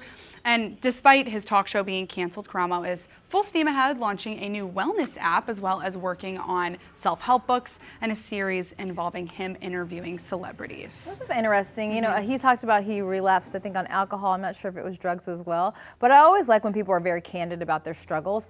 And look, we're all human. If you hear your coworkers all speaking ill of you and your mom overhears it, you might crash out. I get it. What also, I mean, Bobby, what was his name? Bobby Burt. Bobby Burt. He also left the Queer Eye cast, and so it left a lot of people, questioning, what's the issue here? Right. Because there were two people who exited the cast, so it's very interesting to see. We'll have to keep our eye on it. Well, a cinema icon has been immortalized. A novel finds its director, and America's sweethearts make their return. Melvin Robert has it all in your entertainment report today. We start with some movie news for you today. This two-time Oscar and Golden Globe nominee is getting the biopic treatment. Like I said, on the count of 3. 1, 2, 3. Gene Wilder was known for movies like Blazing Saddles and Willy Wonka and the Chocolate Factory. He died in 2016, but now his story will be told in a brand new biopic. The film will be directed by Dito Montiel, and the project has already been approved by the Wilder estate. No word yet on who will play the late actor, but the Bear star Jeremy Allen White has long been compared to him. Take a look. I mean, I can see it, can't you? It's a good one. Okay, so now to this. This popular best-selling book is coming to life on the screen after Netflix picked up the rights to the 7 husbands of Evelyn Hugo. They've struggled to pin down a director after 2 filmmakers exited the project. A new one has emerged. Anna Kendrick has stepped in to helm the adaptation of the novel. She starred in movies like Twilight and Pitch Perfect and made her directorial debut with the film Women of the Hour. The best-selling book follows an old Hollywood star who gives a final tell-all to a journalist before her death. She details scandals, betrayals, and her infamous 7 marriages. No word yet on who will play the famed Evelyn Hugo. Well, to this one now. America's Sweethearts are back, everybody. The trailer just dropped for season 3 of America's Sweethearts Dallas Cowboys Cheerleaders. Take a look. This is the first time we're viewing applications because of seeing Netflix's America's Sweethearts. They're never going to want an Aussie gal representing America's Sweetheart. It's hard, but, go the Cowboys. This has been my dream forever, and I'm so close. You guys ready? I don't know if I'm ready. Last season, there was just so much going on, so much stress, so many things. There's a lot of attention on us, and if we're not a solid group, then how are we going to withstand all the noise outside? A lot of people look at us as characters and not as human beings. That's why we need to keep them busy and focused and positive. Can't listen to the haters. Everyone would do anything to be on this team. I want to be here for the girls because they need it, honestly, now more than ever. America's Sweethearts Dallas Cowboys Cheerleaders Season 3 drops June 16th, so just a couple weeks from now. In Hollywood, with your entertainment report, I'm Melvin Robert. Well, Morgan Wallen is back in the news, this time for flipping a piano during his show. That's what you'd expect from him, maybe. It was in the middle of a performance. Wallen allegedly couldn't hear the piano through his in-ear monitors, and we've come to know him in the past. He gets a little hot, so he took it out on the furniture, or the piano in this case. A couple days after the incident, though, he responded on social media, as he often does. Hey, I just want you guys to know that right now this piano is working. And that's what they told me last night, too. So the internet has been letting Morgan have it. One description of the country singer calling him a, quote, petulant little baby. Another gold line that was regarding the double standard of criticism that a woman would have faced if she did something like this, saying, quote, why is he so emotional? He should try smiling more. See if that helps. So this is, you know, he is a divisive celebrity. I think people love him or hate him. I think he's kind of leaning into this like bad boy character. Yeah. And it's working for him. Like his concerts are sold out, his stuff is selling, so you do you, boo. All right, when we come back, we're learning all about a skill that can literally save your life. You guys are not going to want to miss this one. And you're taking a live look at the gorgeous Charlotte Motor Speedway on this beautiful Thursday. You're watching Positively Charlotte. We will be right back.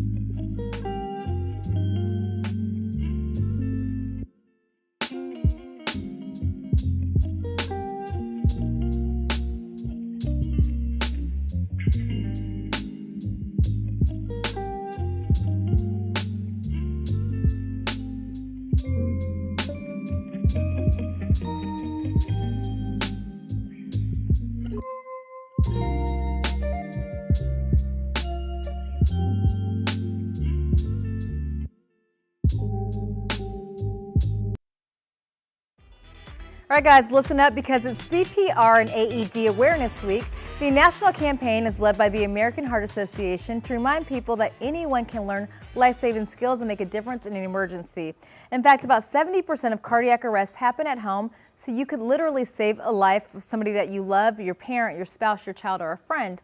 And at its core, this week is about one simple message: you can be the difference. So here to tell us more is Dr. Sandy Charles, who's a cardiologist. You're also on the board for the American Heart Association. Welcome. Thank you so much for having me. Okay, so what is CPR and AED Awareness Week, and why should people care? Yeah, so it is a week that happens every year, the first week in June, June 1st to June 7th.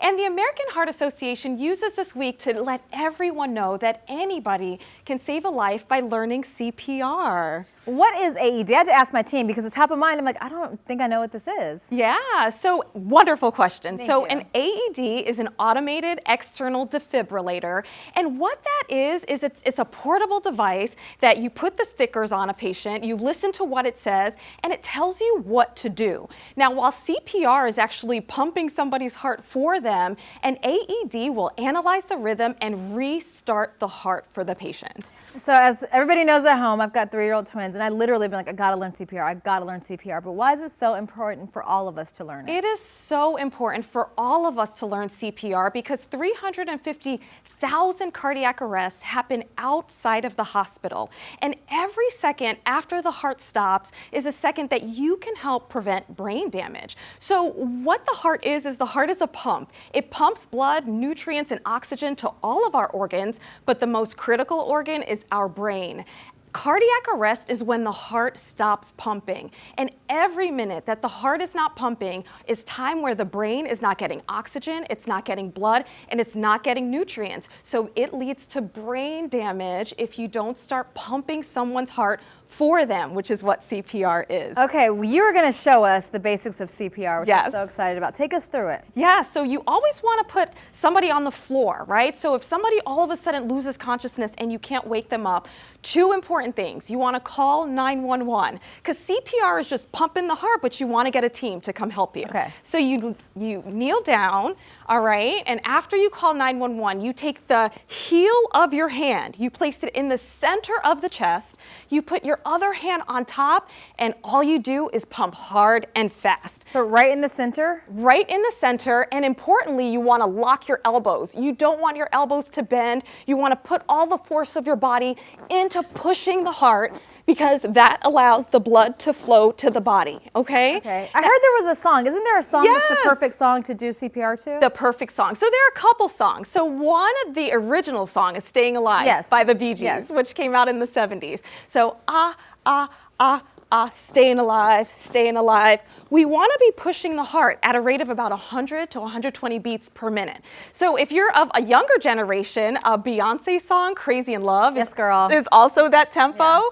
And for the really young generation, I don't know if you've heard the song Baby Shark. I know you've got little ones. I live Baby Shark, yes.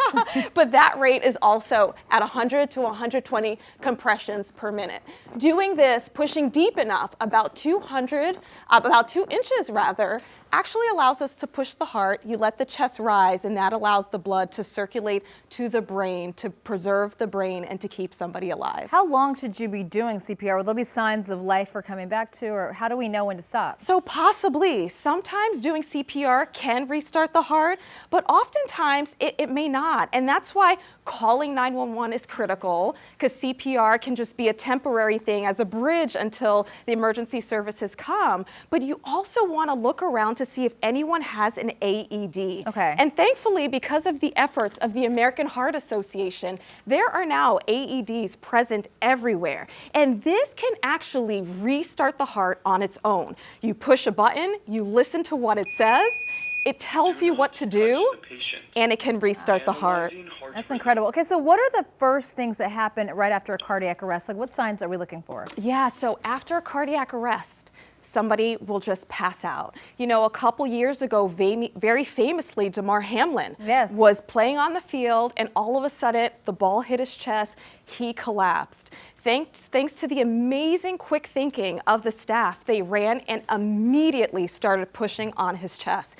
He thankfully is doing extraordinarily well, but every minute that someone's not pushing on their chest can cause irreversible brain damage. And as a cardiologist, I've seen countless devastating cases where we can restart the heart, but we can't unfortunately reverse the brain damage that happens. So it can be quite the tragedy when that happens. You just gave us a preview and a lot of info, but people, we want to get properly trained. Where do we go in Charlotte? The American Heart Association has an incredible website with so many tools, including these amazing mannequins.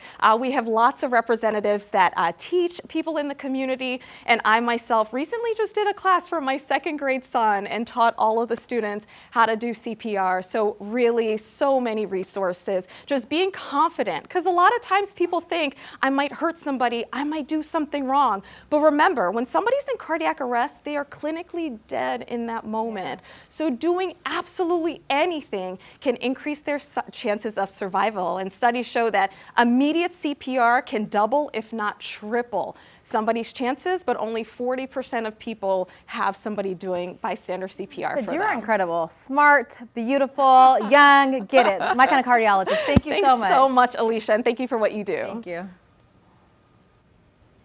All right, well, switching gears now, there's been a remarkable discovery underneath a cemetery in New York. More than 5.5 million bees have been spending the last century burrowing under graves. Most people think of bees living in hives, but scientists say that actually about 70% of native bees build their nests underground. Okay, so a colony was found living under a cemetery in Ithaca, which is in upstate New York.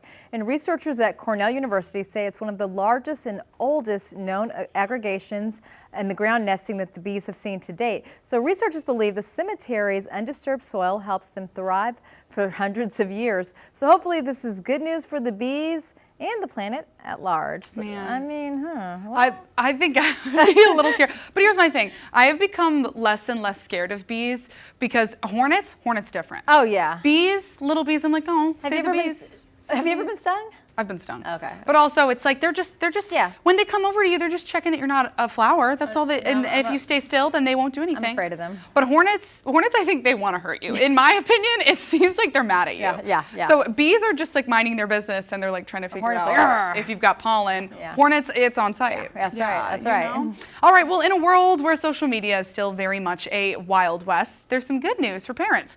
Teens who use Instagram will now face restrictions similar to those at movie theaters. Instagram will have a PG-13 style limit on content for teen users, and it already restricts posts related to violence, cosmetic procedure, or self-harm. Today's upgrade may block posts with strong language that encourage harmful behaviors such as content featuring risky stunts or marijuana paraphernalia. Teens won't be able to follow accounts that regularly share age-inappropriate content. So it sounds like this is a move in the right direction where teens can still keep up with their friends while also having a safeguard in place because everyone deserves to grow up in a safe place. I think, obviously social media is the Wild West, but I do commend them for trying to do something. Agreed. It's very hard to police. Thank goodness, because I think that's the issue that we've been seeing with social media is just that since we are in these early stages, because it still is relatively early in the grand scheme of things, social media is pretty brand new.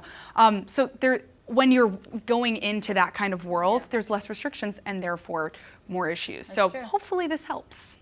Well, there's still plenty more positivity ahead, and coming up your way, we include some adorable video of a monkey who's perfectly representing getting through the work week. We'll be back here in just a minute.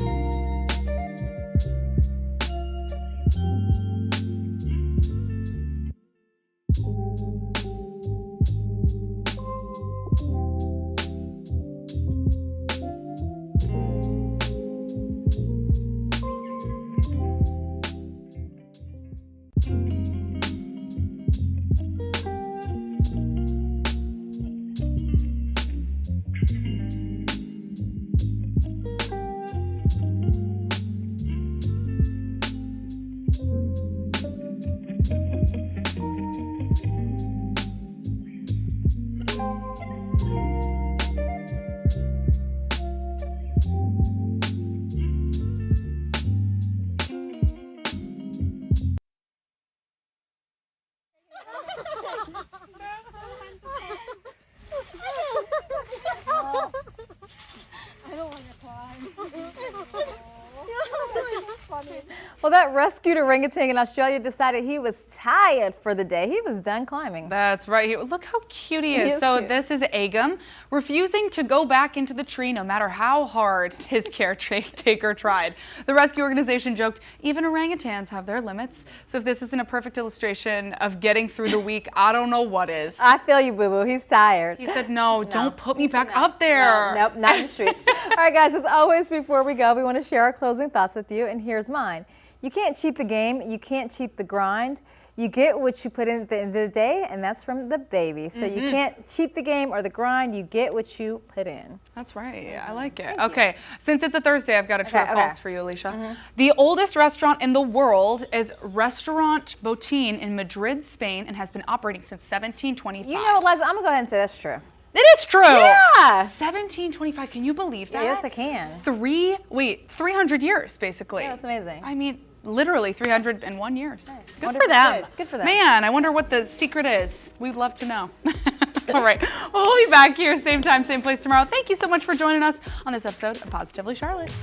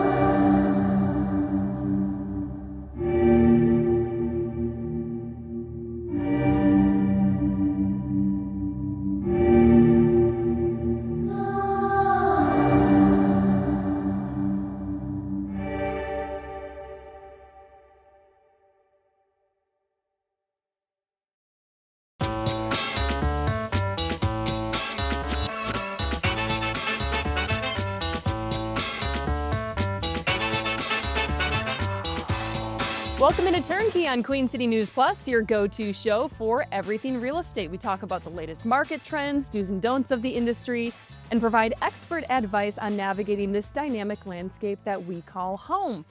AI is getting used in essentially everything nowadays, and you may be wondering if you're thinking about starting your search for a home, could I do it just using AI? Could I kind of just do it without using a real estate agent?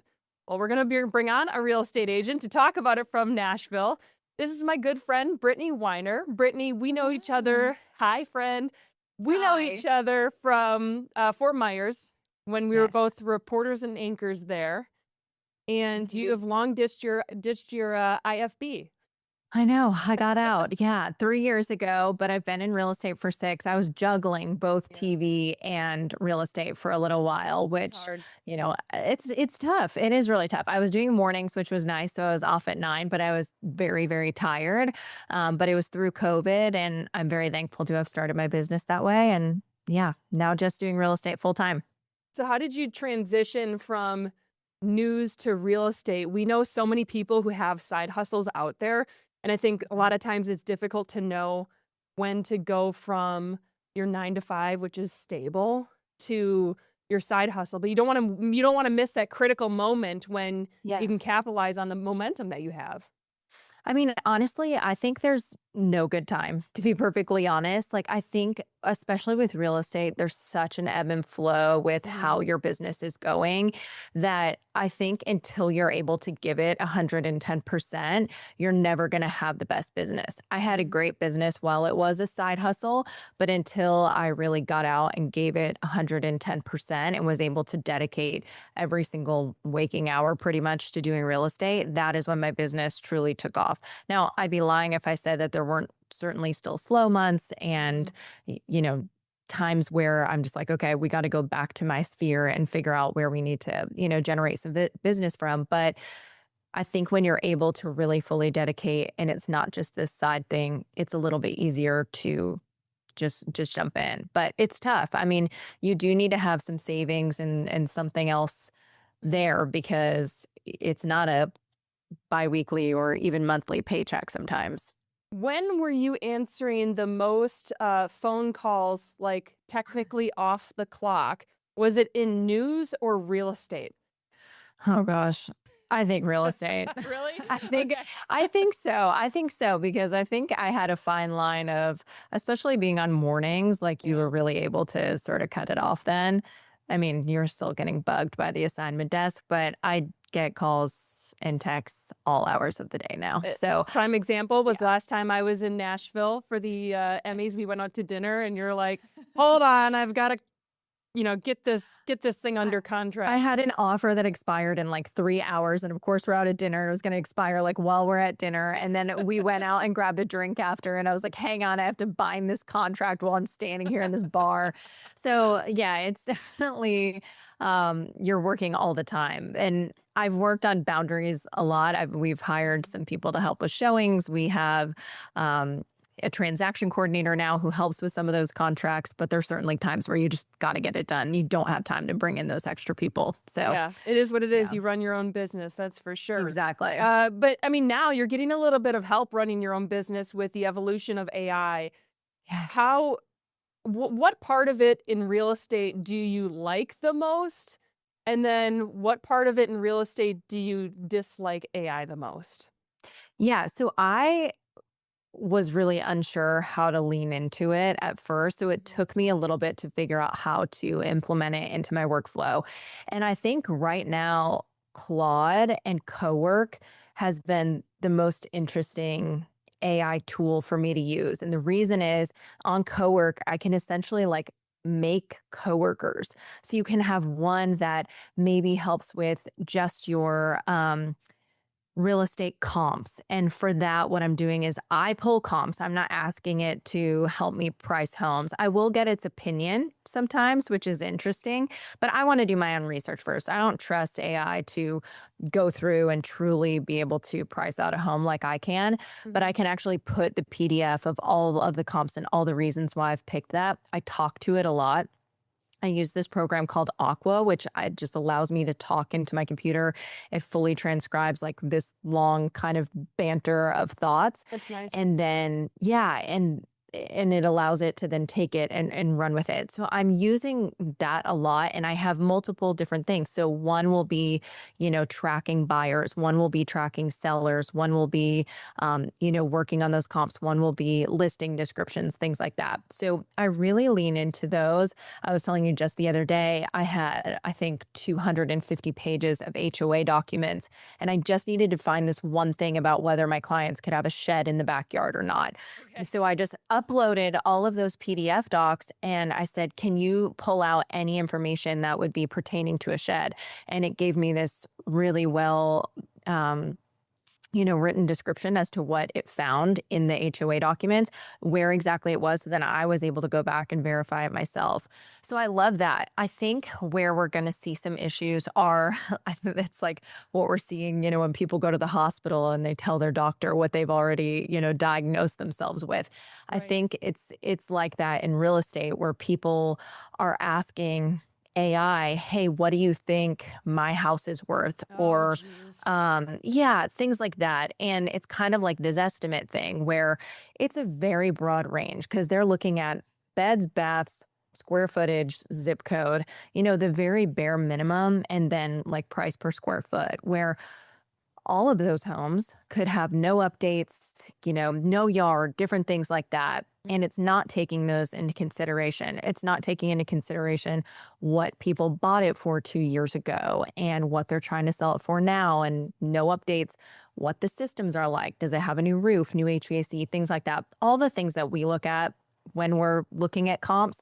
And I think that's where it's just kind of a battle, and really needing that extra expertise to educate people on, hey, that's great. That's a good starting point as to maybe what the market looks like in general. But for this house specifically, here's why it's not that. You're having so to I think prove that's going to be the yourself challenge. a little bit more, Yeah. it sounds like. And, punch into ChatGPT or whatever AI you use, Claude, figure out a better way to tell my client that don't use AI to calculate the price of their home. Trust me as a real estate agent. But I mean, I like it for sometimes even just the simple things, like it can help you come across as more professional. You're like, I know what I want to say, but how do I say it better? And then it spits it out, and you're like, yes, that's exactly, you read my mind, but not at the same time. And that's why I'm doing that talking so much too, because I'm way better at just like rambling into the computer. And then I'm like, can you put that in an email in my style of writing that I can send to my clients? And so in that instance, yeah, it's great. I mean, I feel like it's just time saving. And when we're in our spring market right now. My business partner and I are crazy. Like every day is just really wild with buyers and sellers. And so to be able to save myself just it sounds silly, but just the 10 minutes or whatever it may have been to write an email when I could just talk to my computer and it gives it to me. I mean, that's extra time that I'm able to use on something more beneficial for my clients. So yeah, and it's giving us some time back for our personal lives as well. Yeah, I mean, less trying to seal deals while you're out in a bar. Hopefully less of that in your future.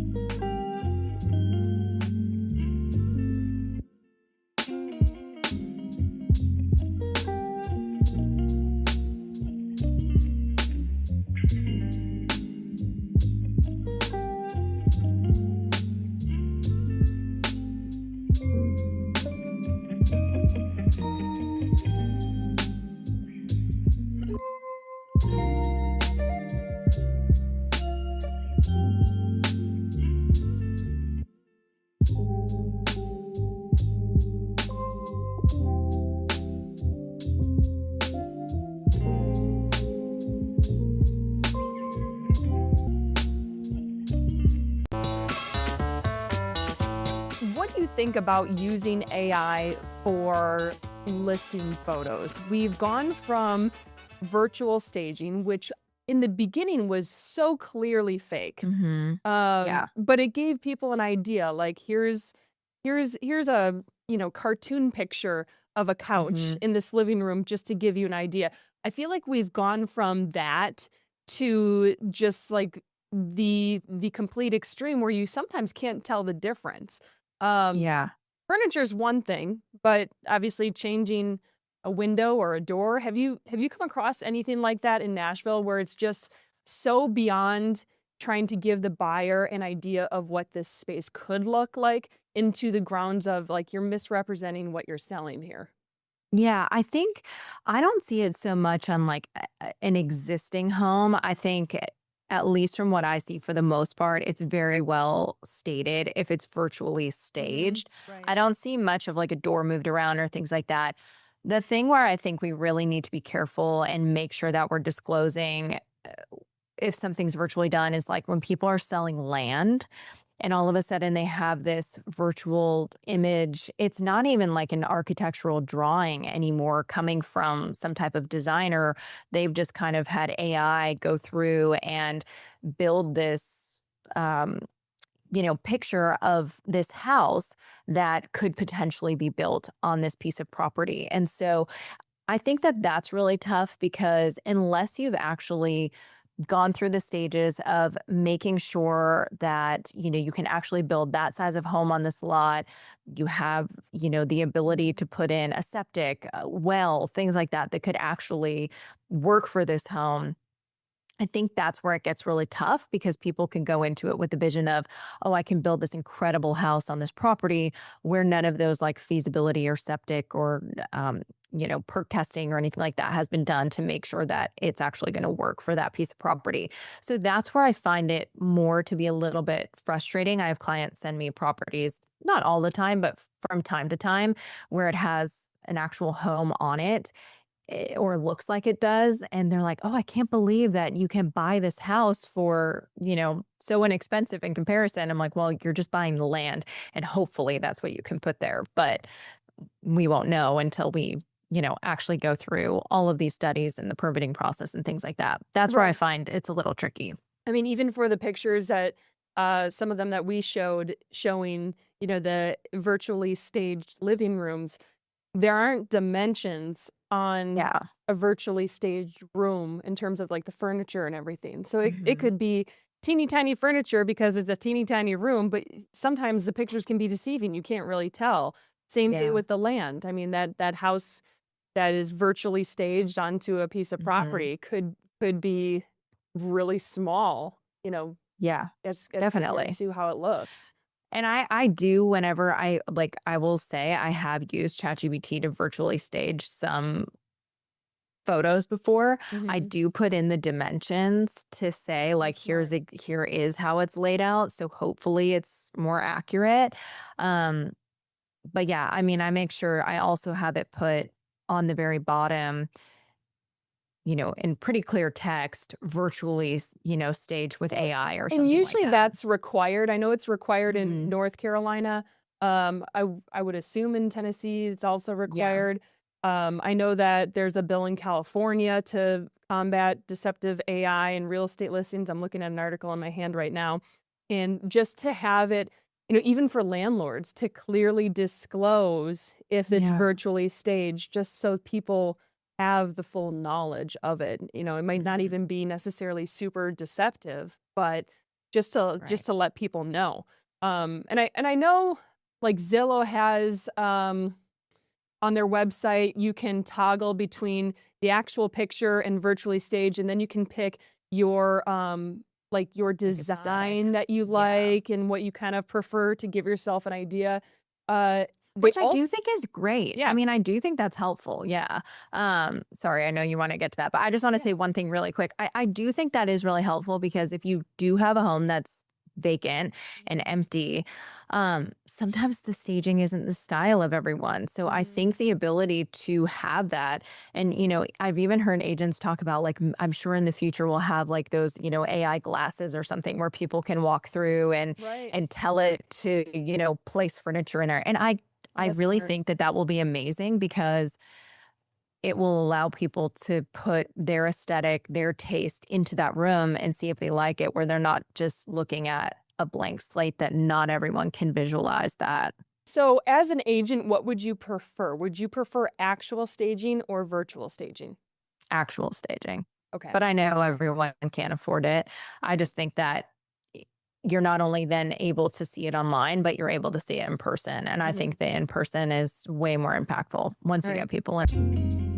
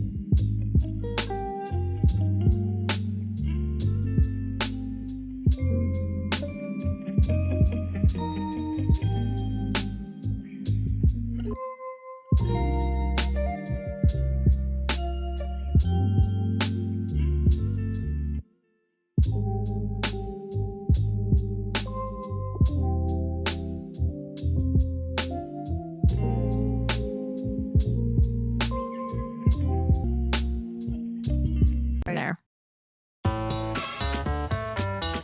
I had popped up this video briefly. I want to show it to you.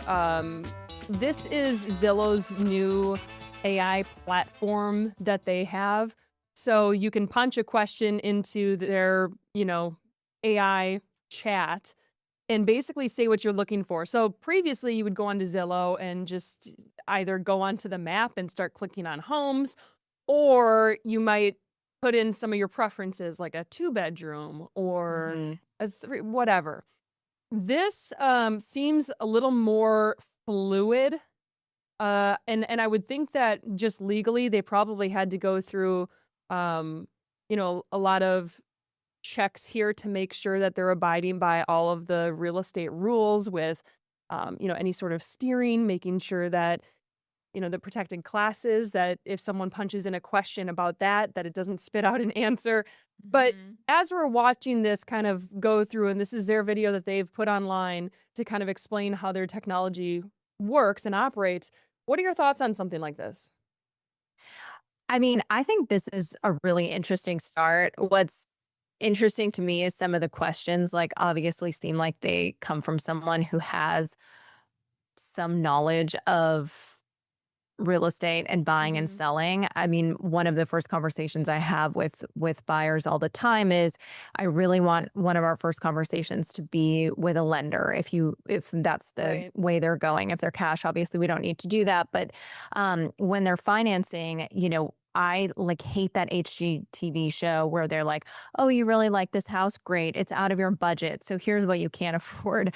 I don't ever want to do that with clients. So I think that, having that conversation with a lender to know what feels comfortable for them, is just has to be step one before we go out and start looking at homes. So they have a good idea as to what that monthly payment is going to look like. Because at the end of the day, that's the most important thing. I think that this is really interesting. I just don't know if someone's like, should I get a pre-approval first? I don't know if buyers, especially a first-time buyer, is even going to know what a pre-approval is. So I think starting that conversation with an agent is always great. I think this is a really neat starting point for people who, just have a lot of questions about real estate and the market and things like that. So I think the more tools that we can give buyers and sellers are fantastic. And then, the last question being like, can you help connect me with an agent is perfect. And then they can connect them with the local resources. Which usually when you're on Zillow and you click on, connect me with an agent, or I want to view this property, they're going to connect you with someone who is paying to be there on that platform. You are a Zillow, I think it's called Zillow preferred agent. So you're not necessarily going to get, I mean, you might get the best, right? I mean, who knows? But you're going to get someone who's paying to be there. So your pool is going to be smaller than if you were to search for yourself. Definitely. And I mean, all of my business now is referral based. So we don't pay for any online leads. So it's definitely, you're getting a small group of people who, one, have the ability, maybe they're just starting out and they're trying to get that client base. So I mean, it's hard to say who you're going to get. I always think it's great to talk to friends and family in your community, whoever those may be, and just see if they know of a couple of agents. And if you need to interview a couple of people, I think that's fine too, to see who is the best fit. Everyone has their own style and type of person they want to work with, and I think that's fine. What's your style like? I think I'm pretty chill. I don't know. All my clients end up becoming my friends. I think partly because they are like friends of friends who end up getting referred to me. So I've been to weddings, baby showers, engagement parties, all the things for people that I met through real estate. So I think that's a good sign. That's if your clients become your friends, I would think you probably did a pretty good job. Well, I think it just becomes so transactional for some people, and I really take it personally. Like, I want people to feel good about the house that they're living in. And I think that's the one thing that we're going to have this disconnect with AI and real people is AI can't walk through the house with you and see where there may be structural issues or, possible weak spots in the floor that a buyer may not notice. And so I think that's like where we are going to need that human always. And I think AI can be really helpful with looking at some numbers and just different market research and data and things like that. But when it comes to like see, touch, feel to do these, tours and make sure that your clients are getting the best house that they can live in. I mean, I talked clients out of a house last week. I was like, I don't feel comfortable with you know what? I've done the same thing. I'm like, there are some issues with the roof. You can pay for the inspection and everything, but you need to pay attention to this, this, and this. And I think a lot of people expect the real estate agent, obviously they want a deal to close and they want the commission from it. And I think there are agents who are more on trying to sell you a property and get you to like something. But maybe we're kind of the same in that boat that it's like, ooh, this might be an issue. Well, and I hope that these clients want to use me in however many years from now to help sell the house. And if I'm selling them a lemon, like it's going to come back to bite you. And I mean, that was the case last week. Like the inspector pointed out something that may be something structural, an issue in the crawl space. And so my clients were like, I don't know. I don't know that it's that much of an issue. And I pushed on it and got 3 different people to come out from different structural companies to give us an idea as what that could be. And it ended up being at a minimum $30,000 to do this. And this was on top of needing a new roof, all this other stuff. We really didn't know the extent of it. And I was like, you guys are about to put yourself in a really tough situation if you buy this house. Yeah, for sure. And so we pulled out of that contract. And I'm so happy about it. We just went under contract in a new home for them. That's amazing. But I don't want them to have to deal with that. And then again, if they go to sell it in, 2-3 years or so, that's issue's going to come up again. Have to deal with it. Yeah. There was this guy in Florida, and we just have a few minutes left here. But there's this guy in Florida who, it was a viral thing. He sold his house only using AI. He wanted to save money on the real estate commissions, and he asked AI to create the listing, and he asked AI to help him come up with a contract, everything from start to finish. And he ended up selling the home within, I think it was a month. It was under contract within a week or two. Hearing that as a real estate agent, any pros and cons that come to mind, just kind of hearing my explanation of that story to you?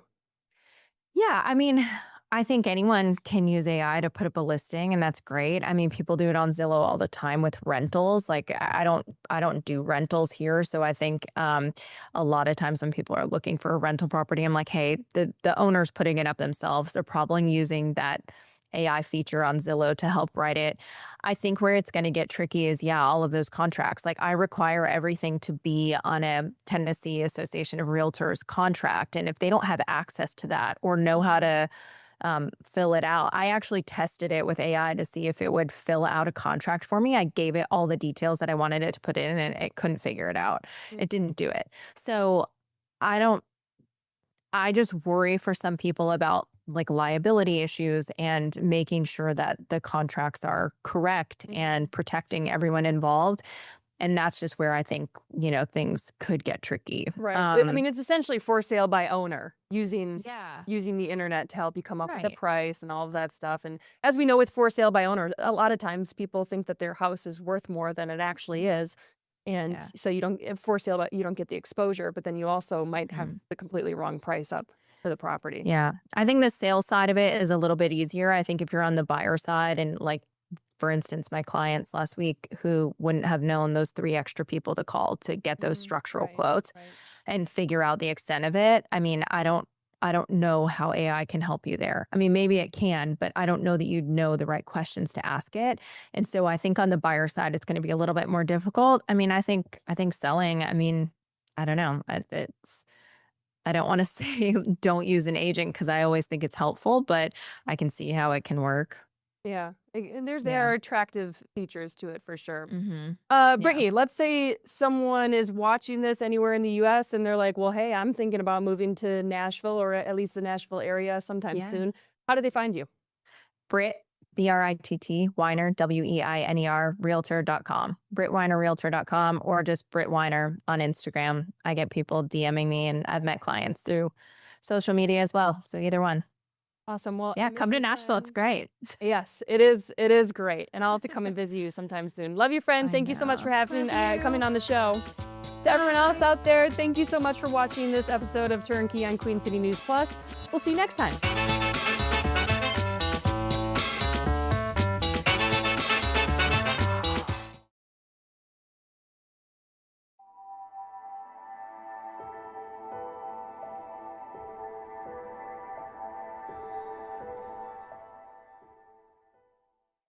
Coming up on this edition of Pinpoint Weather University.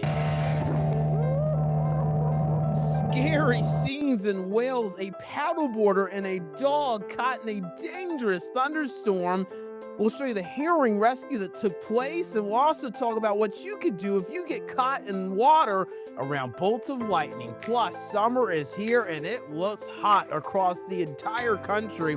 We'll talk about where we can see the hottest summers on record, and plus talk about what is driving this heat for later this year. Coming up on this edition of Pinpoint Weather University, and it starts right now.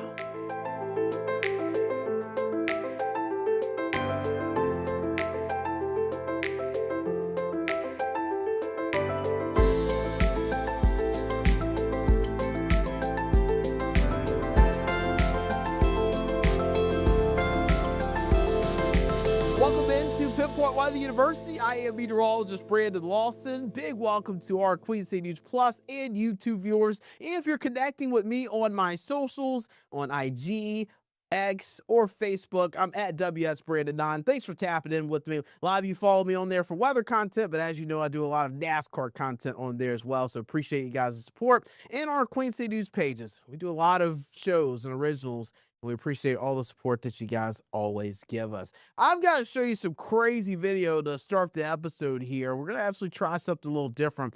Some of the craziest video we've seen over the last week. And Austin McCullum, our producer for Queen City News Plus, saw this video and it scared me when I saw it. Take a listen and a look. Man, that is terrifying. A paddleboarder and a dog in North Wales got stuck in a thunderstorm. Crazy scenes, the bolts of lightning just striking all around them as they're on the water. Scary situation. Weather conditions were described as, quote, truly biblical. You can see the rescuers rescuing the paddleboarder and the dog.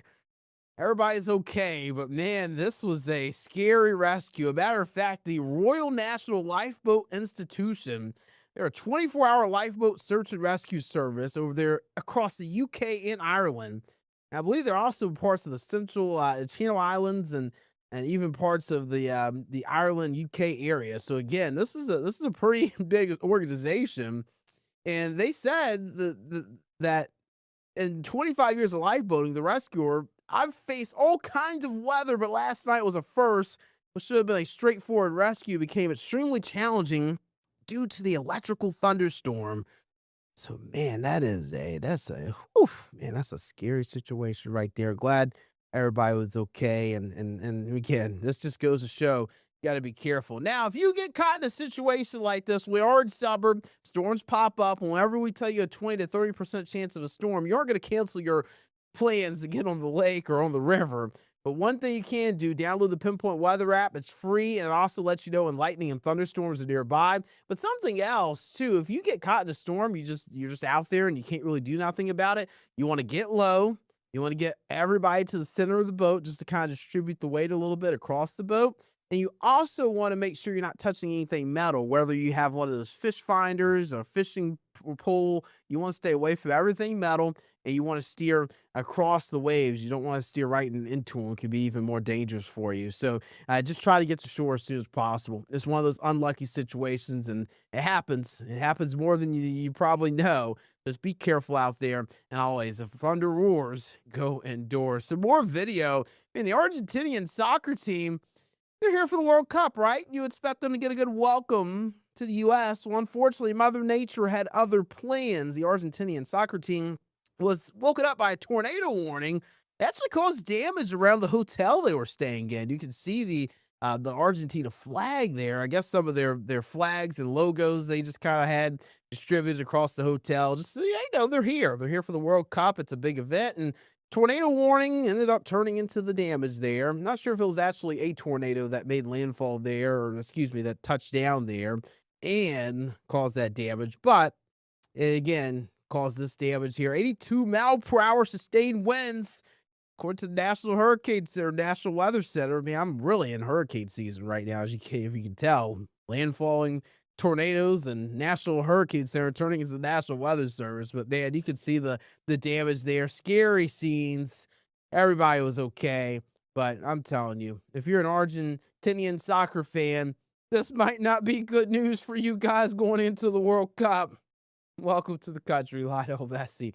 Let's go ahead and get into our next video, our final video here. Hawaii's Kilauea volcano. You could see the whirlwind forming. There it is. Man, that's pretty cool stuff there. Obviously, that volcano, you'll see it erupt. But it's so interesting to see these little funnel swirls go upward and then dissipate very quickly. And you can see also the lava fountain sprayed during the volcano's 48th eruptive episode. So USGS reported the volcano is no longer erupting, but a little whirlwind forming outside of it. It's pretty neat stuff.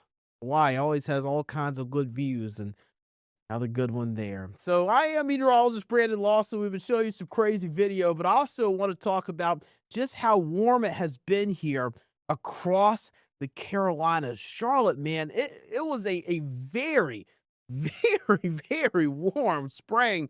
Matter of fact, it was actually the warmest spring on record. And this is a trend we have been experiencing over the last 3 years. So 2024, 2025, and 2026 are all among the top 5 warmest springs on record in Charlotte. Again, summer technically hasn't started astronomically speaking, but we go by 3-month group pairings because we want to keep climatological stats at the same time each year. Astronomical seasons, the time, the date changes each year, and whether it's 2 days or 1 day apart, it can change the way we keep track of data. So scientists are like, we want to keep data on the first of every 3 months for each season, and that's what we do. Like we see in what December, January, and February. Those are your winter months. March, April, May, the months we just came out of. Those are your spring months. And now we're in June, July, and August for our summer months. And it always starts June 1st, meteorological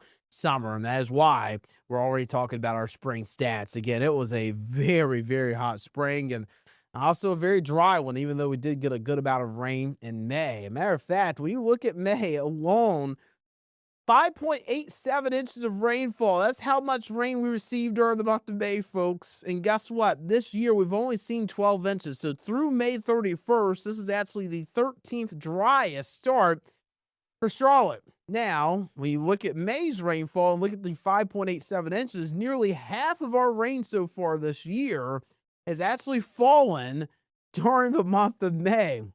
Goes to show you just how dry it has been. But now it's time for summer, and summers have been heating up across the globe. But here in our U.S., you can see the warmth from the West Coast to the East Coast to the Northeast to the Southeast to the Deep South. The only place that isn't warming as significantly is the Central Plains area. But even then, you can see pockets. There's a few counties there that are still glowing red. So the majority of the country is experiencing warmer conditions for the summer season. And when you look at it a little bit more closer to home here in the Charlotte area, we're also warming at a pretty alarming rate, almost 3 degrees warmer compared to what we were in 1970. And it's all mainly due to human-induced climate change. The only reason it's not all climate change is because we have something called climate variability, ENSO. Yeah, we've got El Nino and La Nina that can also change climate patterns year after year. So that's why not every warmer year or cooler year can be contributed to just one source. There's also that percentage that has to do with climate variability. Like an El Nino could lead to a warmer summer for us at times, or it could just lead to a warmer year in general because El Nino, you have warmer water in the central and eastern equatorial Pacific, and that can warm the earth as a whole anyway. So that's why we can tend to get warmer years, but it just accelerates the problem we already have, the warming, right? We are going to see warmer years anyway because of human-induced climate change, fossil fuels being released out, and the greenhouse gases being released into the atmosphere. That traps heat, and eventually when you add El Nino to that, you're just adding more heat to an atmosphere that can't get rid of the heat it's already gaining from being trapped due to greenhouse gases. So that is why summer continues to warm. And another thing that is a hidden danger we always talk about during the summer season, I'll take this one full screen for you, is the dangerous humid heat. We are seeing an increase in humidity across much of the eastern U.S. Now, a big reason the eastern U.S. is seeing more humid days versus the western U.S. is because of our friend the Gulf, where the Gulf pumps all that moisture into the southeast, the mid-Atlantic region, up through parts of the Kentucky and Tennessee valleys, along the Mississippi River, and north into parts of the Central Plains. That's why we tend to get humid days here, but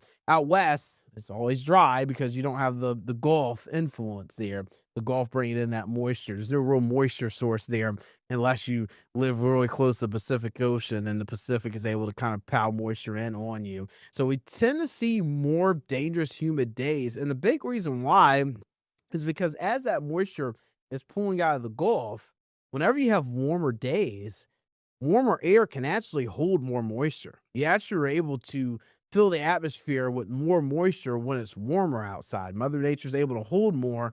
And we have to go into our textbooks a little bit for this one, man. I actually was looking forward to chatting about this, and I'm going to. It's the Clausius-Clapeyron relationship. This is getting a little geeky on you here. But again, the Clausius-Clapeyron relationship, I've got two flags there. The German flag is the first flag you see there. And I've also got the French flag there. And the big reason why is because Clausius and also you've got Clapeyron as well. They are actually both different, like from like France and also from Germany. So I had to include both of their countries in there. It just felt right? So I wanted to talk a little bit about what this Clausius-Clapeyron relationship is. So essentially, warmer air can hold more moisture. 1 degree Fahrenheit of warming allows for 4% more water vapor or moisture in the atmosphere.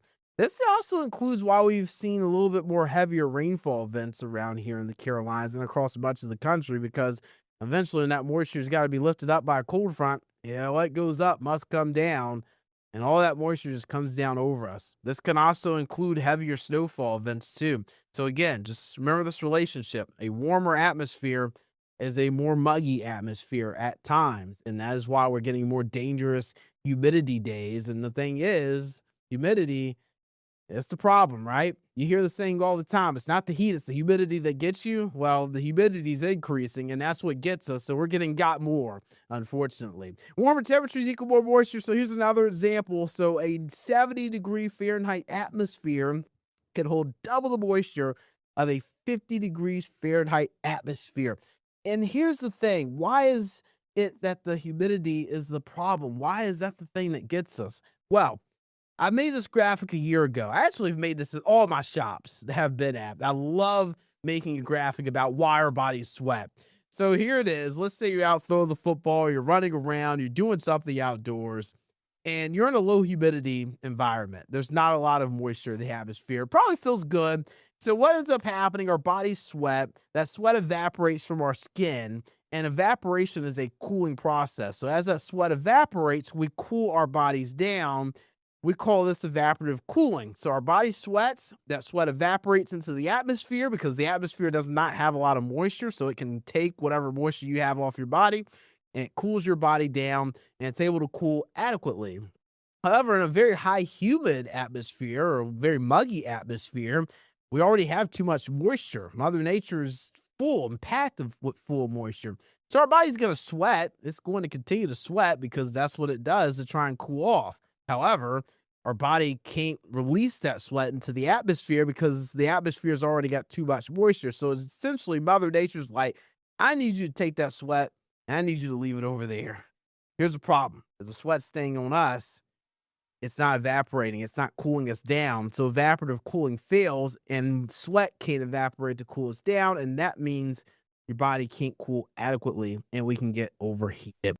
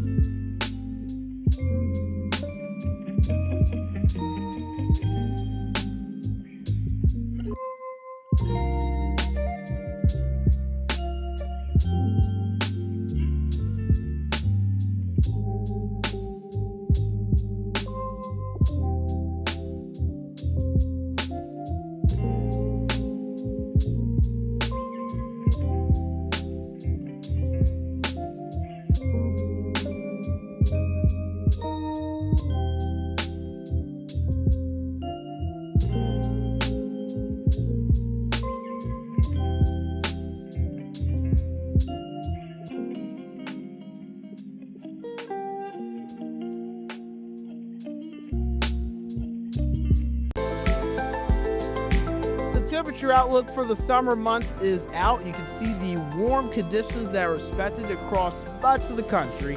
You have to go to the Midwest and also the Great Lakes region to even really get some average temperatures. And even then, it's going to be hot. It gets hot in Chicago. It gets really hot up there. So just be very careful this summer. As always, you want to make sure you're drinking plenty of water. I always keep my water on lock. I have it for all my episodes just because my mouth gets dry, but also it's warm out there. And whenever I sweat in the workout in the morning, I want to make sure I'm replenishing that sweat and also get your electrolytes in too. But again, this is a look at the temperature outlook, and a big reason for this, I believe the reason we're seeing very warm temperature outlooks now for the seasons to come is because El Nino is going to be a big deal coming up here later this year.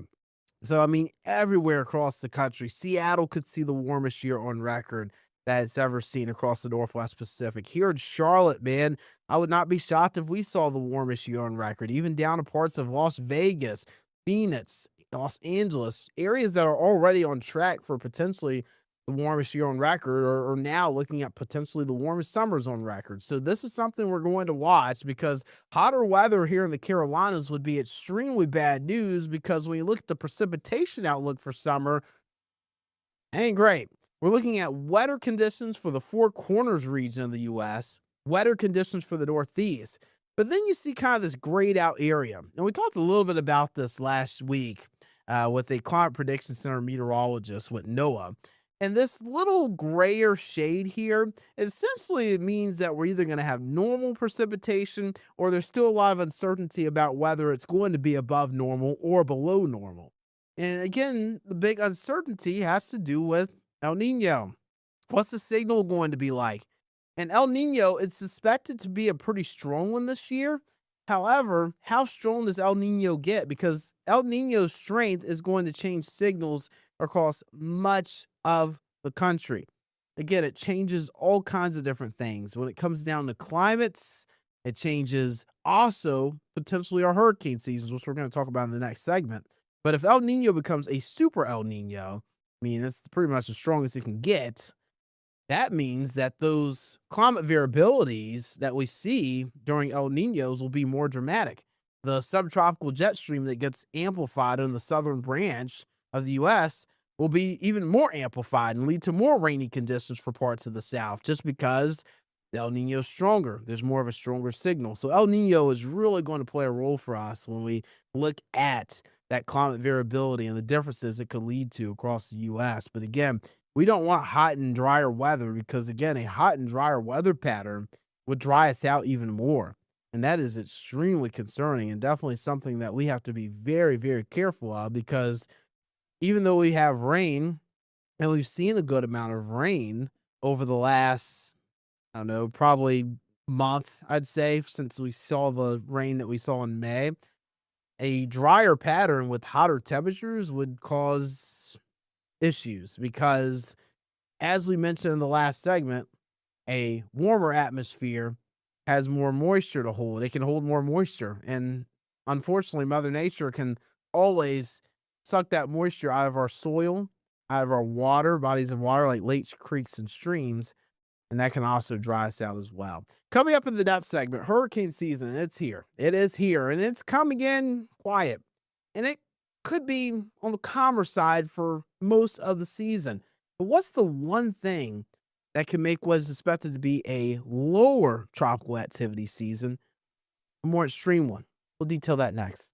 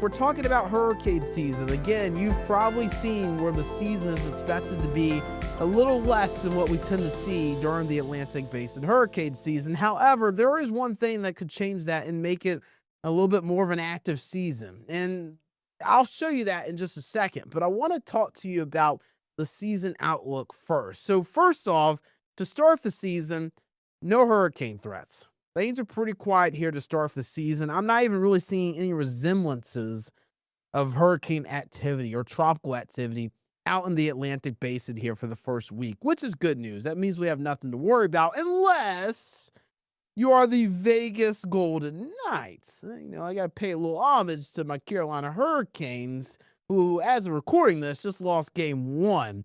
So, unfortunately, maybe the hurricane warning in Raleigh wasn't a good one. Let's just say that. Hopefully, they can bounce back for game 2 and game 3 and game 4 and eventually win the series and be one of the stronger Hurricanes we've seen.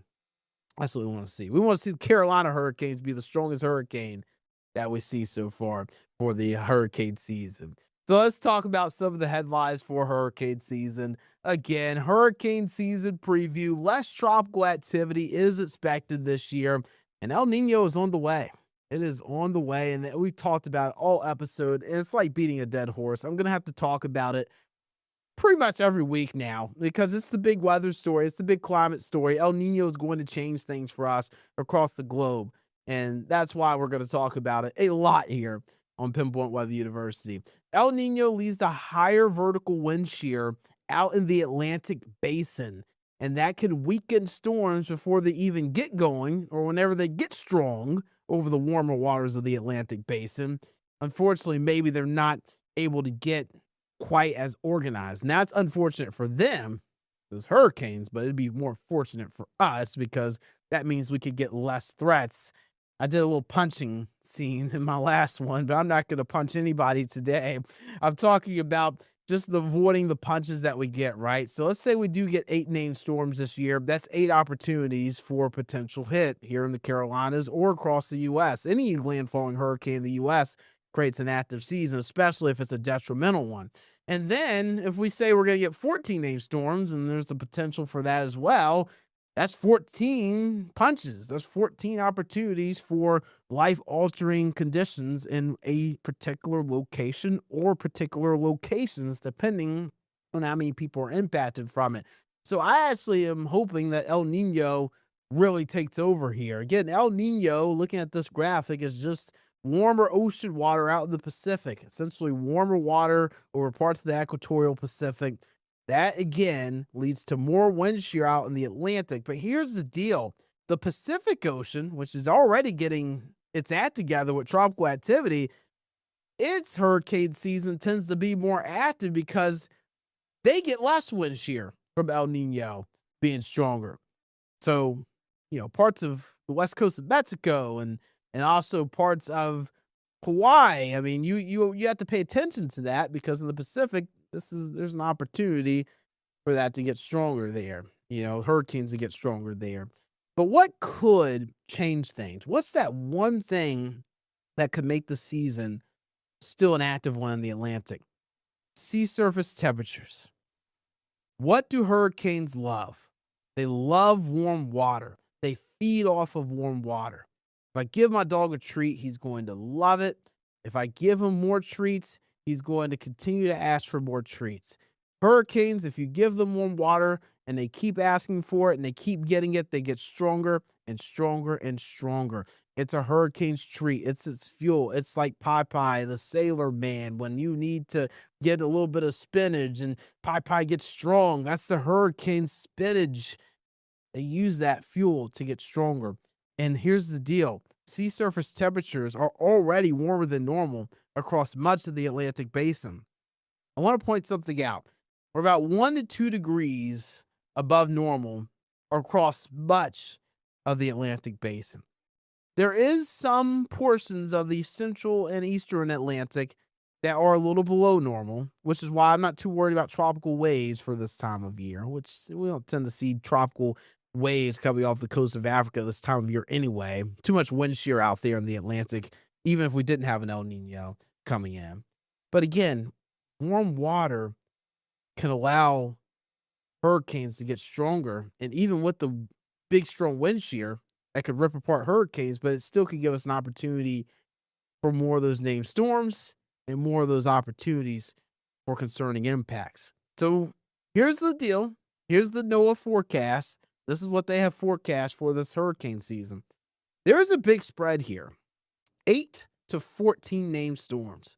That is a large range. I'm not going to lie to you. That's a large range. Those guys, those scientists over there, they do a fantastic job of forecasting. They're looking at so many different climatological outlooks to figure out what the season could be like. But this big range tells me there's uncertainty. There is uncertainty about how many named storms we could possibly see. The uncertainty is because we still don't have a perfect idea of how strong El Nino is going to be. If El Nino is really strong, if it's a very strong historical El Nino, it's a super El Nino, it's a knock your socks off type of El Nino, we're likely going to see 8 named storms or less. But if this El Nino, it gets strong, it's not necessarily the most historical El Nino in the world, but it's a strong El Nino, we could see 14 named storms. And that's average. That's what we tend to see. Same thing with the hurricanes and the major hurricanes. Kind of a decent spread there in the range, but kind of what we typically see. And again, hurricane season 2023, I believe we had 19 named storms. That was an El Nino year. Just goes to say, El Nino is going to be the big thing here to talk about over the next several months, and we're only getting closer and closer to it. I believe 80% chance now of El Nino emerging over the next month or two. Here's the Atlantic hurricane names. We start with Arthur. And one name I'm paying attention to, Isaias. Yes. Oh, that I name's back. Yeah, that was not one that was fun to say a few years ago. And Isaias is back on the map. And I'm probably still saying it wrong. Yeah, I'm sorry if I'm disrespecting anybody. But man, that I name is hard. It's a hard name to say. I'm hopeful that we don't even get there, because the I name, when you look at this list, 1, 2, 3, 4, 5, 6, 7, it's the 9th one down. That bottom range of the forecast hits, and we have 8 named storms. Isaias. I won't have to say that again. I'm meteorologist Brea Lawson, folks. I hope you enjoyed the show today. We'll continue to show you some crazy weather video from across the country. Let you know what you can do to maybe get out of some of those crazy situations that other folks unluckily find themselves in. And we'll continue to educate you as El Nino strengthens across the globe. As always, folks, take care of yourself and each other as we navigate this fun earth together. Y'all take care. Be safe.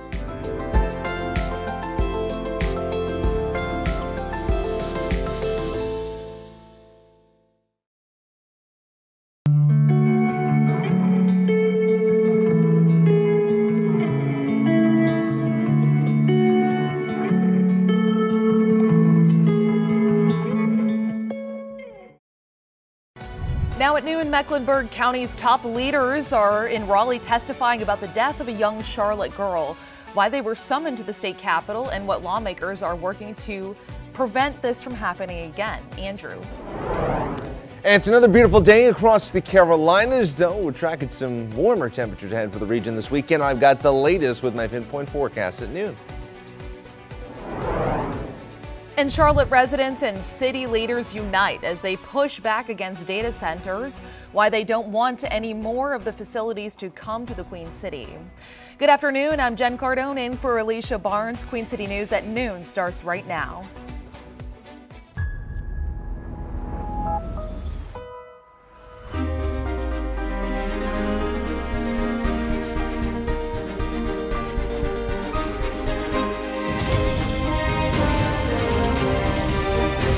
Queen City News starts now. Happening right now, Mecklenburg County leaders are facing tough questions in Raleigh over the death of a child under social services supervision. You're looking live at that hearing. Investigators say the girl was brutally abused and lived in unsanitary conditions for months. Queen City News reporter Matt Stell will let us know what comes out of that hearing starting on Queen City News at 4. And ahead of today's testimony, he spoke with local leaders about the county's shortcomings with child welfare cases.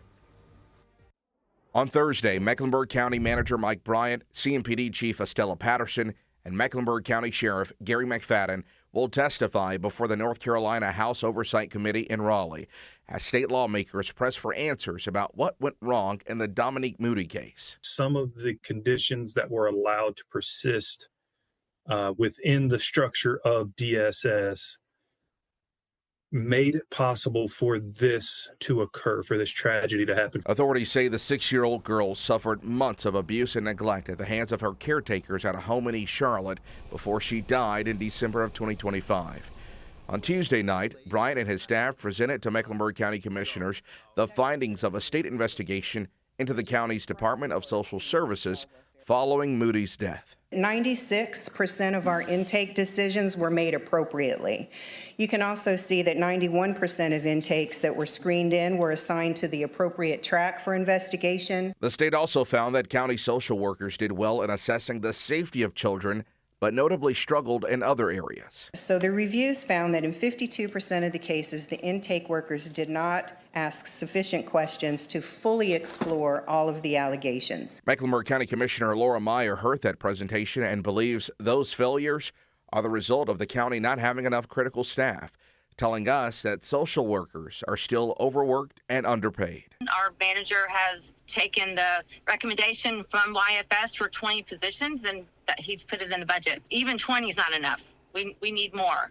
And it wouldn't surprise me if next budget cycle there's another request for another 20. We need human beings. During Tuesday's meeting, commissioners approved additional funding for the child welfare program, creating 22 new positions for child, family, and adult services.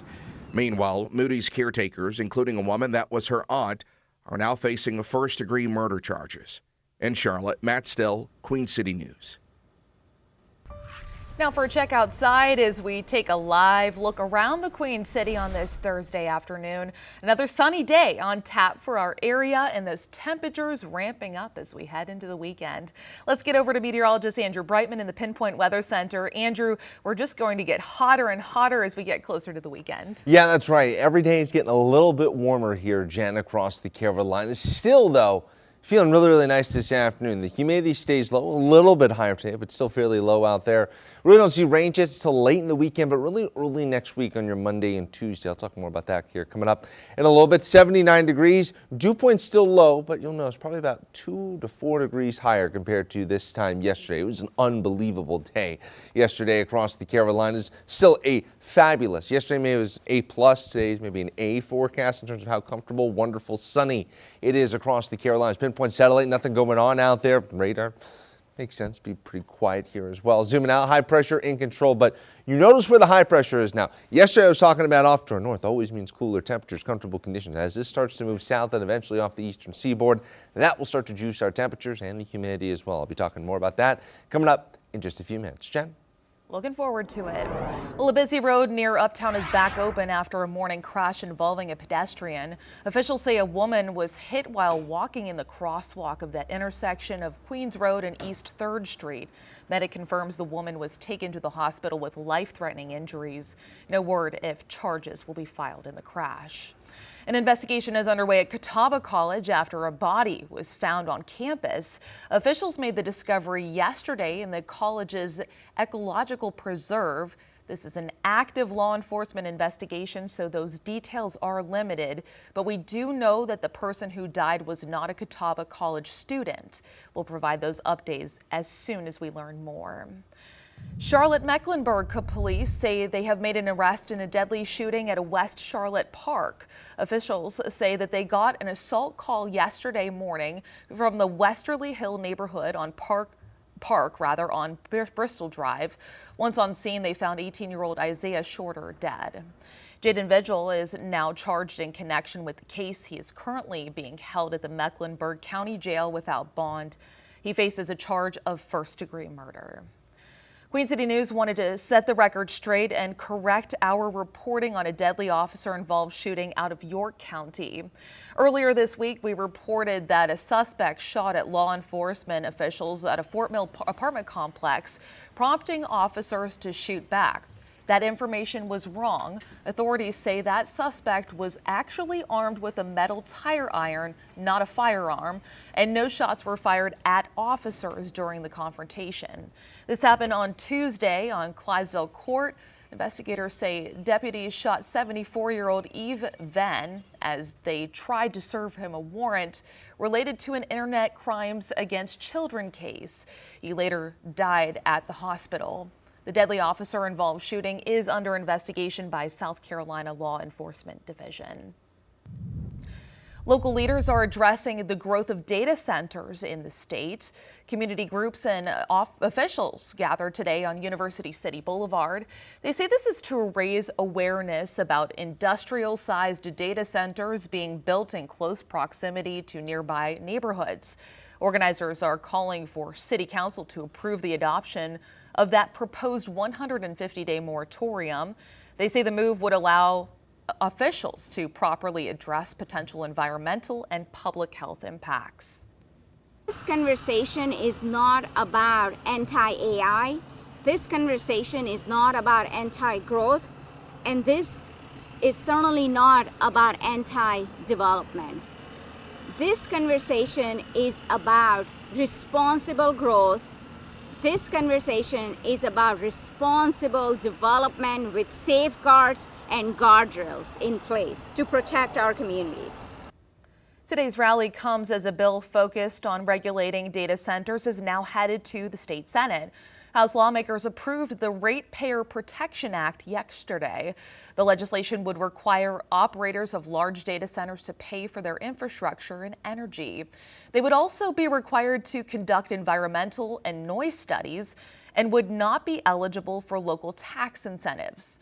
Democrats argue these policies could lead to higher costs for customers. Well, Lincolnton City Council members will hear a revised 2027 budget proposal today. It comes after pushback on a spending plan that would cut public safety staffing. The meeting over that budget last month saw a proposal that left the city with a revenue loss of more than $1 million. That would lead to cuts proposed by the city manager to cut 14 police and fire jobs. The council meeting begins at 7 o'clock tonight. Well, you're looking live over the nation's capital as President Trump has named one of his closest allies, Bill Pulte, as the new acting director of national intelligence.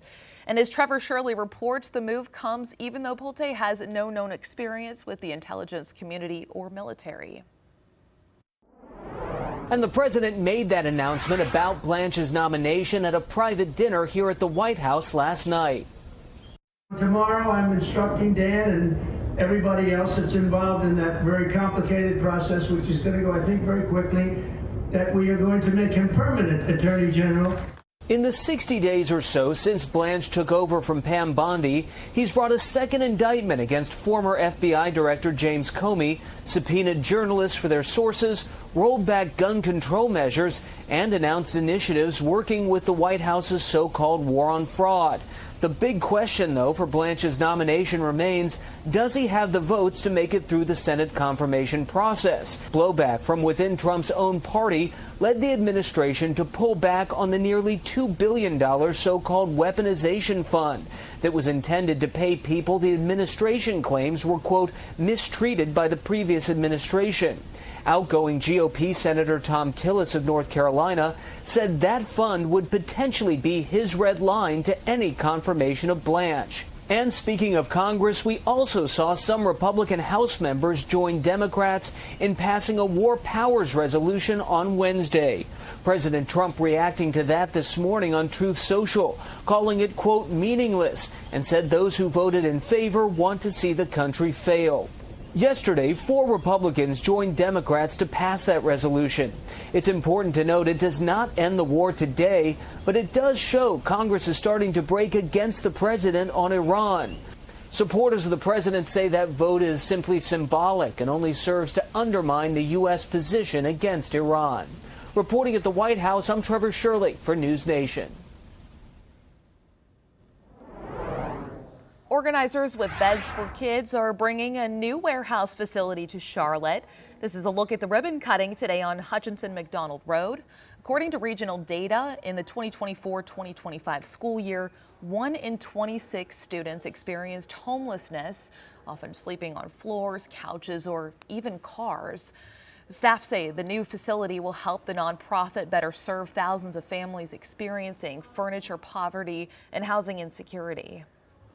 We're excited. It's been a long time coming, and it feels we're just like pinching ourselves that we're in this space now, and what it means for our community. It's more than just look at this great building. It means this furniture is going out to families here in this city. The event also marks the organization's 15th anniversary. Well, the Taste of Charlotte Festival kicks off at the end of the work week and runs through the entire weekend. The Uptown Food Festival features all different kinds of products from local vendors, and members of our Queen City News team will be at the event throughout the day tomorrow.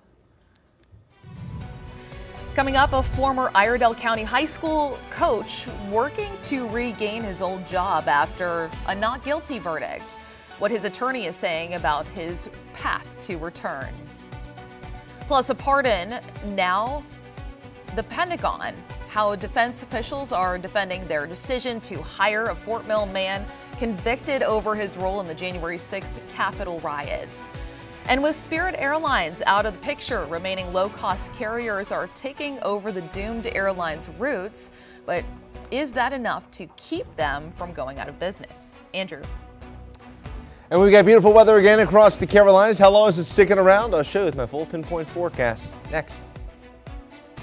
You're watching Queen City News as we take a live look over Uptown this Thursday afternoon. The most honored and most local news in Charlotte will be right back.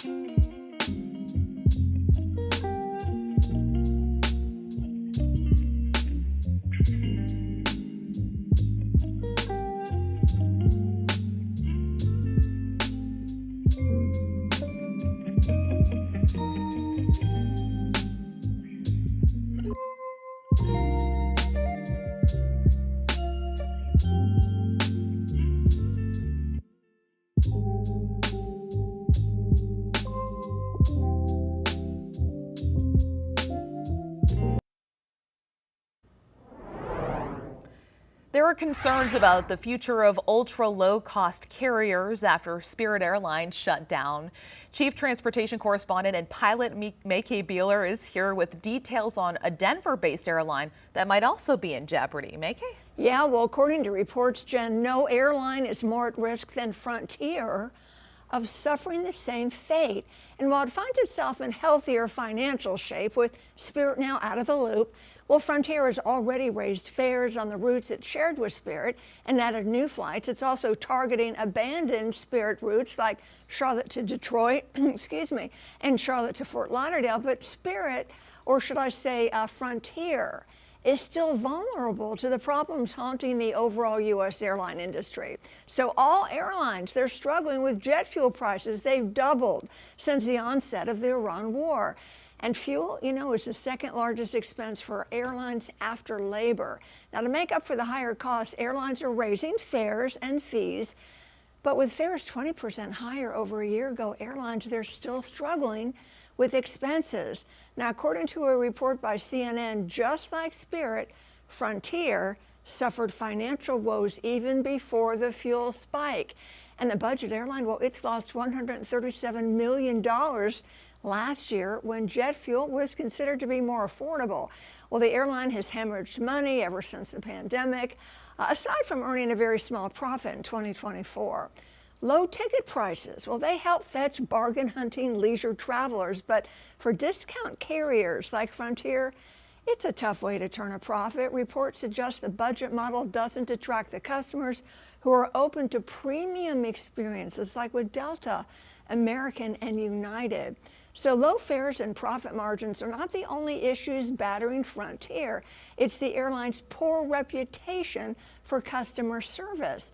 J.D. Power rankings of airline customer satisfaction put Frontier dead last, believe it or not, behind Spirit, whose low rankings, well, that was one of the reasons they had to close up shop. So Frontier is aiming for improvement. It has restored call-in customer service after they had discontinued it in 2022, and industry experts say Frontier's biggest challenge in the aftermath of Spirit's demise is overcoming its reputation as a budget carrier that skimps on frills that most travelers, they expect when they fly. Jen? So I think my biggest question with all of this are all of the customers from Spirit going to Frontier now, or where are they going? Not all of them. Some are going to JetBlue. JetBlue has picked up a few of their flights here at CLT. Yes, many are going to Frontier. So that is helping. But the problem, I think, is expectations. If people just know, I'm going to fly in Frontier, just like Spirit had this problem with customer service, it ain't going to be great. You just got to have that attitude. You get what you pay for, go into it with the proper expectations, and it can be a decent experience for you. And how does Frontier compare to JetBlue, for instance? I know when I've flown on Frontier before, you usually have to pay like for your extra carry-on and whatnot. Is that the same? So Frontier is more of an ultra low-cost airline. JetBlue is kind of in between. It isn't that we're going to nickel and dime you for everything. So Frontier does not have a good reputation. And can you imagine they didn't even have a customer service line. You couldn't even call. Oh, no. They've changed that. But that's how bad it was. They're trying to improve. We hope they make it. All right. Well, Maike Beeler, thank you so much for your insight on this. And now we'll turn to weather as we look at the airport, Charlotte Douglas Airport. It's still sunny outside. It's been getting warmer and warmer every day. Meteorologist Andrew Brightman is joining us now in the Pinpoint Weather Center with a look at what we can expect. Yeah, really some beautiful weather again this afternoon, Jen. We'll see temperatures up in the middle 80s here. Humidity still staying low, maybe a little bit higher compared to what we saw yesterday, but still just a wonderful day to get outside here across the region. Winds out of the east-northeast about 5 to 10 miles an hour. Beach Mountain, mostly clear skies, lots of sunshine, beautiful weather here as we head up into the higher elevations. Pinpoint satellite imagery, still very quiet right now, not much going on here. So if you want to be out and about, just make sure you got the shades and the sunscreen out there. Pinpoint radar, quiet here across the Carolinas, obviously. Now, something to note here, notice this area of high pressures and makes its way kind of off to the southeast. Once this makes its way offshore, temperatures will continue to move higher and higher across the region. Each day getting a little bit warmer here across the Carolinas until we're into the 90s here. Temperatures, though, across the southeast now into the early afternoon hours on your Thursday, still very, very comfortable out there for sure. Temperature setup For your Thursday, still keeping it generally slightly below average here across the southeast, but you're already starting to see the warmer temperatures begin to move in across the northern half of the country. The muggy meter, still low today. Even tomorrow, not much of a factor.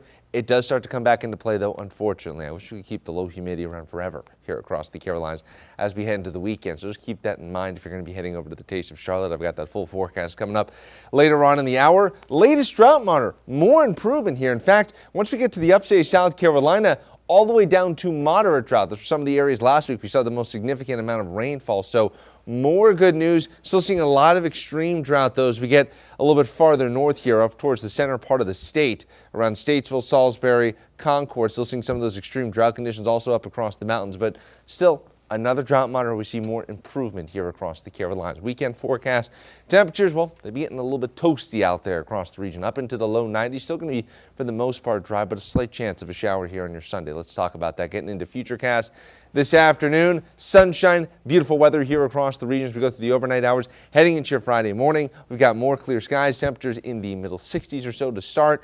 And as we go throughout your Friday, yeah, it's going to be sunny. It's going to be getting toasty out there, too. We're pushing towards the 90-degree mark. Not quite sure if we'll get there, but we'll definitely be close. 8 o'clock Friday evening, if you're going to be out and about, staying warm, staying comfortable. More nice weather out there across the Carolinas. As we go into your Saturday morning, partly cloudy skies. Heading into the afternoon, we'll see temperatures upper 80s into the lower 90s across the region. As we get to your Saturday night, still keeping it beautiful out there. Kind of not a whole lot changing until Sunday. And then we start tracking some changes here.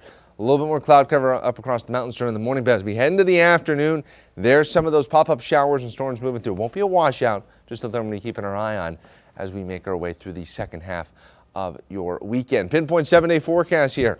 Watching that Sunday afternoon for a slight chance of a shower or storm. A little bit more likely, though, once we get to Monday and Tuesday of next week.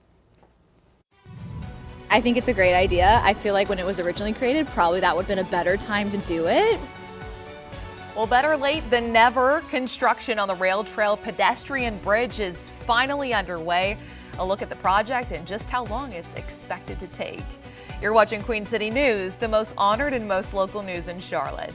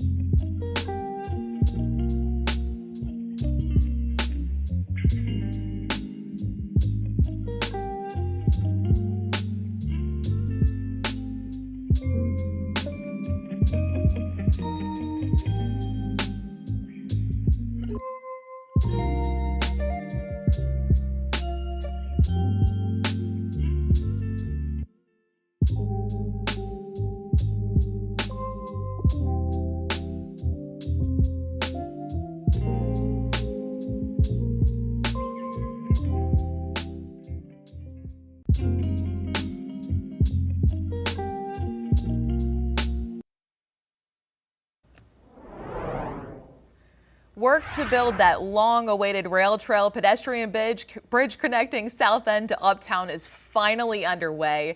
The inside lanes on 277 are currently closed in both directions.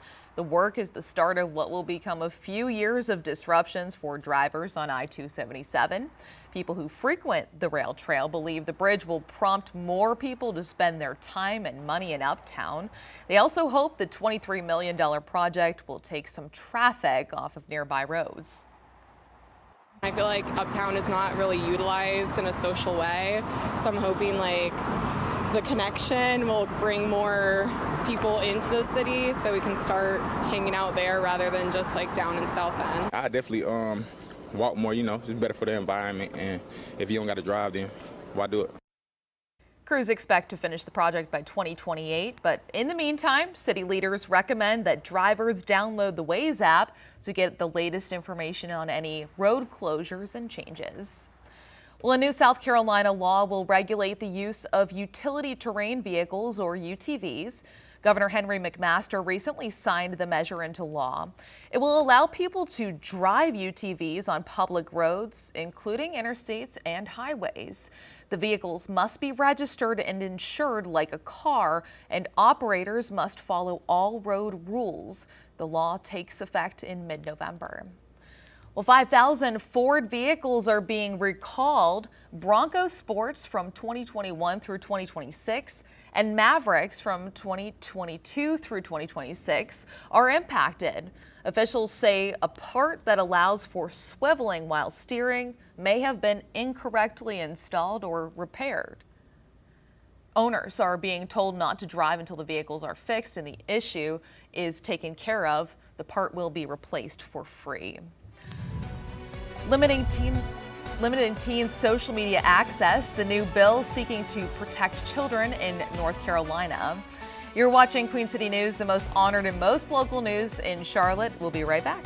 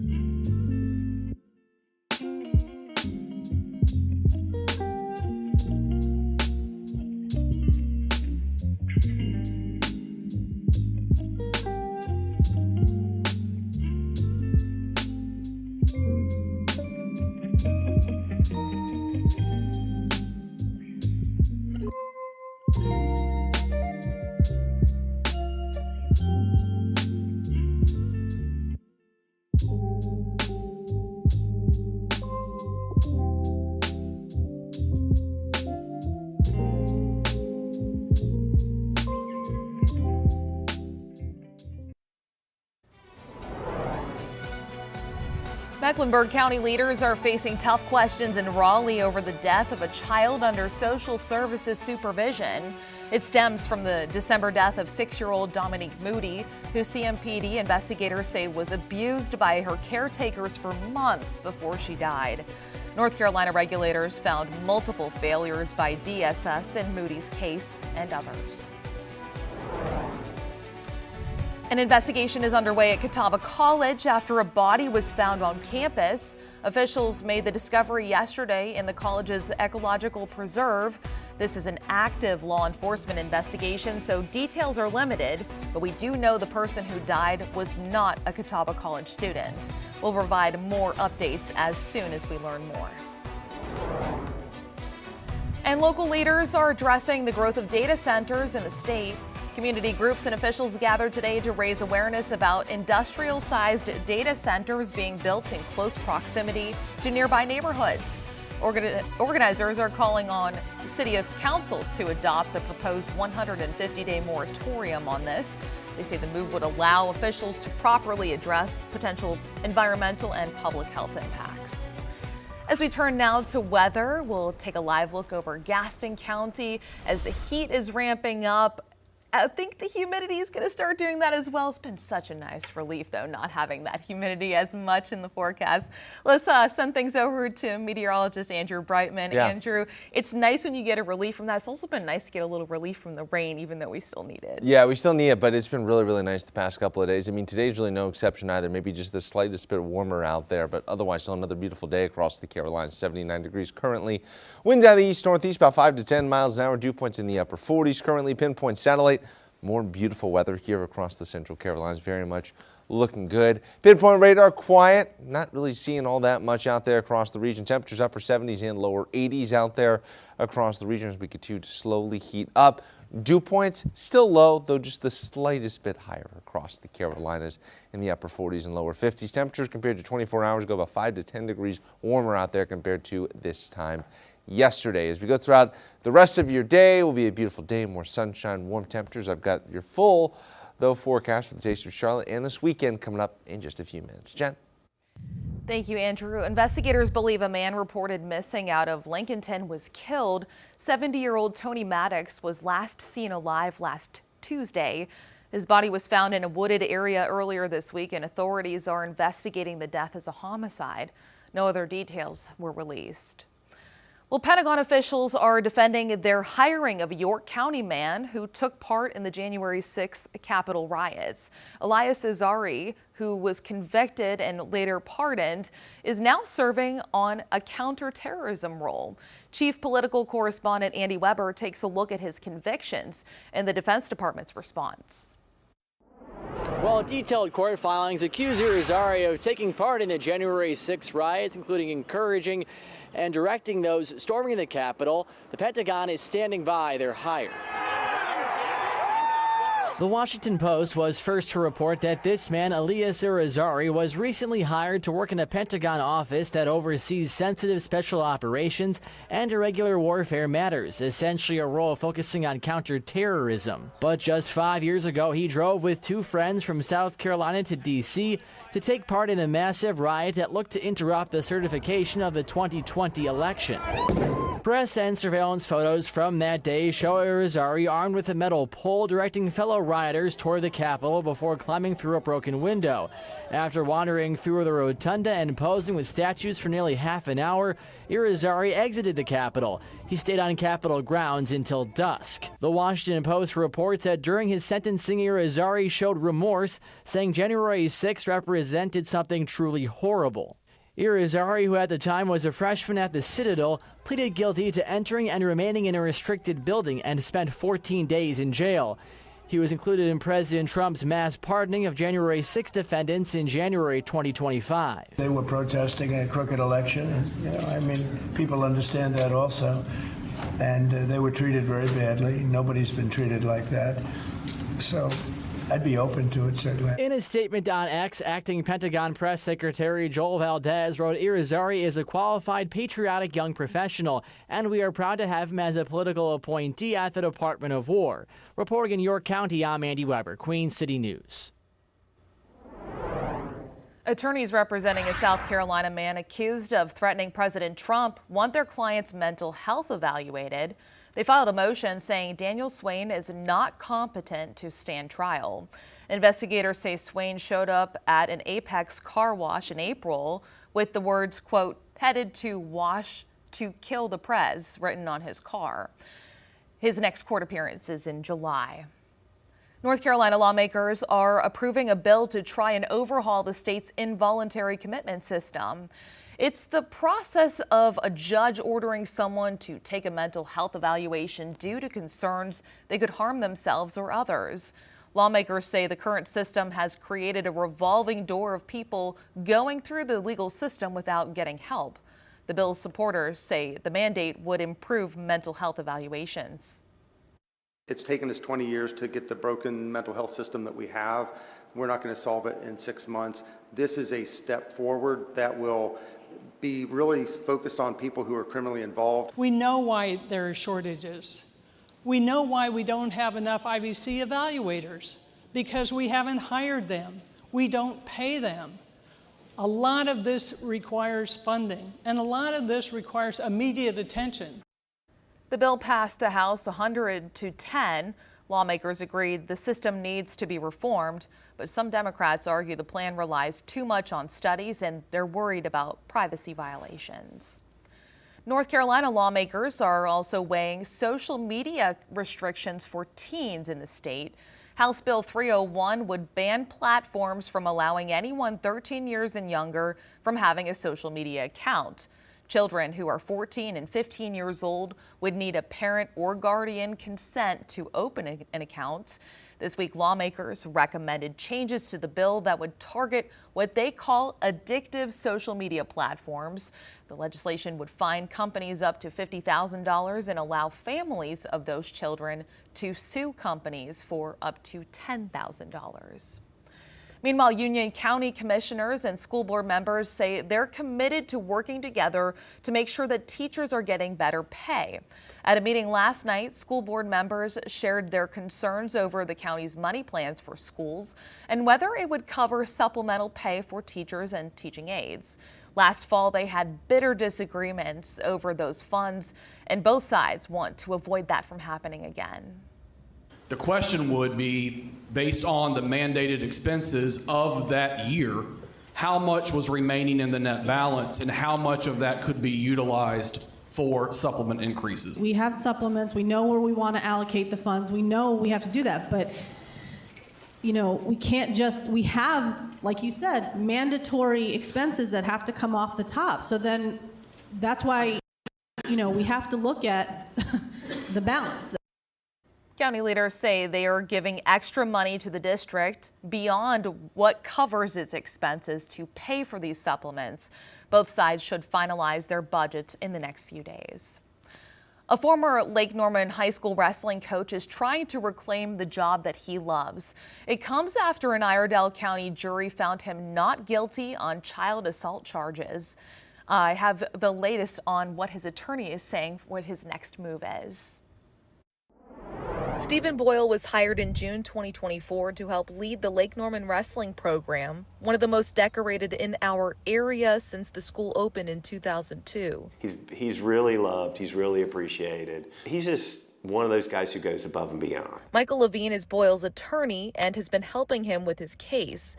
Boyle was accused of assault and child abuse last November, then found not guilty by a jury on Tuesday. Really took the wind out of the season for us, and really I think it was harmful for a lot of kids. Boyle was suspended as a coach and English teacher during the investigation, and Levine says the district did not renew Boyle's contract 2 weeks ago. It frequently happens. People are terminated from their positions merely based on the fact that they've been accused of a crime. Charlotte criminal defense attorney Brad Smith says Boyle's record should be cleared in about 6 months, but that doesn't mean the road ahead is easy. With so much information still out there online, getting his job back can still be tough. The presumption of innocence is something that's constantly kind of eroding away in our system. Levine says Boyle will go to the school board next week to ask for his job back. No one from the district was available to comment on whether he could be considered. Jen Cardone, Queen City News. Coming up, a Charlotte FC player will lead Team USA in the upcoming World Cup.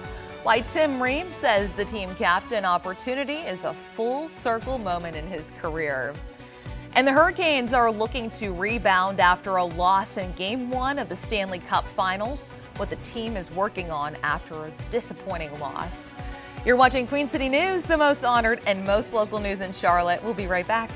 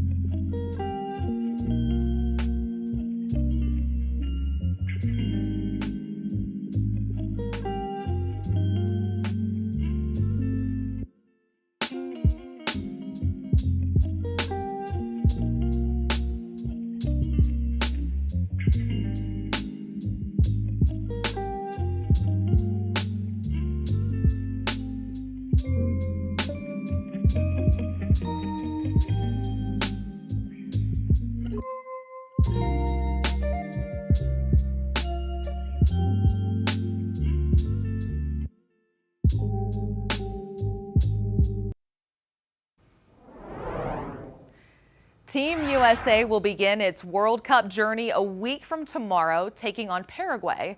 Tim Ream is one of the longest tenured members of the U.S. men's national team. He says this World Cup cycle feels different because his soccer life has come full circle. Kevin Ryans has more.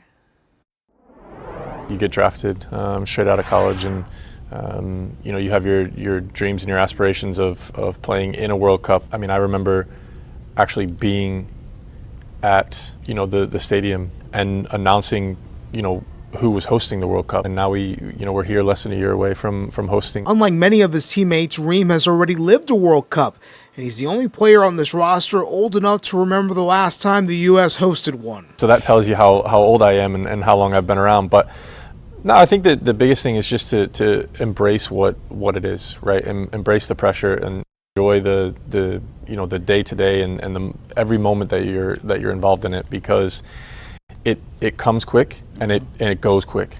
At 38, every call-up carries a little more weight.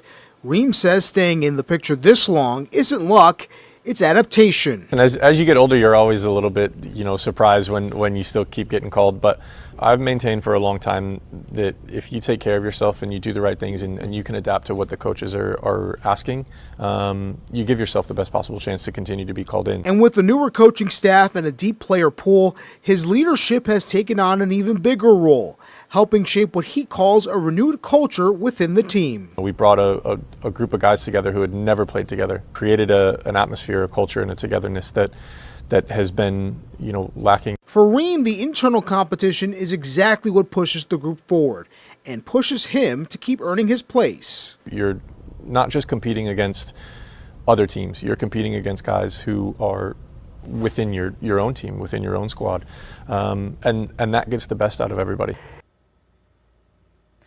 Tim Ream also got a special honor this week. Congresswoman Alma Adams presented Ream with her Congressional Challenge coin after his win. The coin is meant to honor Ream's service to the community and his historic selection as a captain of the team after being named the oldest captain appointed. World Cup matches begin June 11th. Well, what went wrong in Game 1? That's the question the Canes have asked themselves over and over again since coming up short to Vegas at home. The Canes jumped out to a 2-0 lead in the opening period, but before going on to lose 5-4. After watching the tape, Carolina coaching staff says their team was good, but Vegas was just a little bit better. We were not as good as we need to be if we're going to win. And there's certainly areas we got to clean up, but we're still right there. Listen, you're playing hard hockey. That's what it is, and you're going to make mistakes because the other team forces you to make them. They made some mistakes too, you know. And if you want to be on a positive, you go 30 seconds before we gave up the game winner. Jarvie has the exact same shot, the exact same spot. It doesn't go in. Carolina has a grand opportunity to bounce back on tonight after another game on friendly confines of the Livono Center before heading west to Sin City. On to the gridiron, the Panthers wrap up their second week of OTAs with another session today. The quarterback room for Carolina already has one of the league's top duos in J.C. Horn and Mike Jackson, but now it's even more talented with the addition of Will Lee III. The fourth-round pick out of Texas A&M allows for more flexibility in the room. While it's still early, Dave Canales feels the rookie has the total package when it comes to being a star in the secondary. Right now, Will is still learning a ton, and he's figuring out where to be in rotation and some of the different looks, and he's got to learn to play a lot of different routes, different angles of the cut from the off position, which he's going to be in, a good amount, but there'll be some press opportunities as well. I'm excited about his progress so far. He's long. He can transition with his feet at the top of routes, and, he plays heavy to the ball. Couldn't be two better guys for him to learn from, to see how they work, and guys that stay after practice and do a little extra and work this release or that. And so he's got some great mentors in JC and Mike. I'm excited to see his growth. The team will transition to mandatory minicamp from June 9th to June 11th.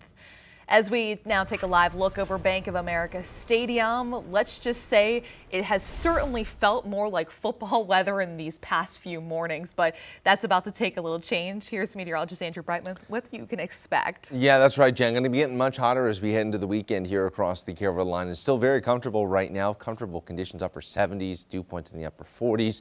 Beautiful weather as we head up into the higher elevations here up across Beach Mountain. Now, Pinpoint satellite shows couple of fair weather clouds up across the higher elevations. Otherwise, though, we've got more beautiful weather here throughout the region, and that's still going to be sticking around over the next couple of days, though we do still start to get a little bit hotter. Radar is quiet. We zoom out, high pressure. We still got the beautiful weather here across the Carolinas. Rain chances, they start to move up once we get towards the end of the weekend, and then heading into early next week, we'll see some of those potential for scattered showers and storms, but generally shaping up to be drier. If you are going to be heading to the Taste of Charlotte this weekend, Saturday should be completely dry. Sunday is that chance for some isolated thunderstorms here as we head into the afternoon hours, and both days are going to be a bit on the toasty side out there. Futurecast in motion this afternoon, heading into your Thursday evening. Still got the beautiful weather out there across the Carolinas.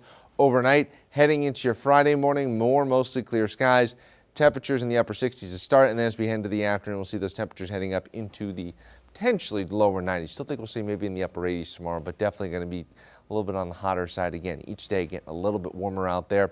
Overnight Friday, heading into your Saturday here, we've got partly cloudy skies, and then as we make our way into the afternoon, staying dry and also staying hot out there with temperatures likely up into the lower 90s.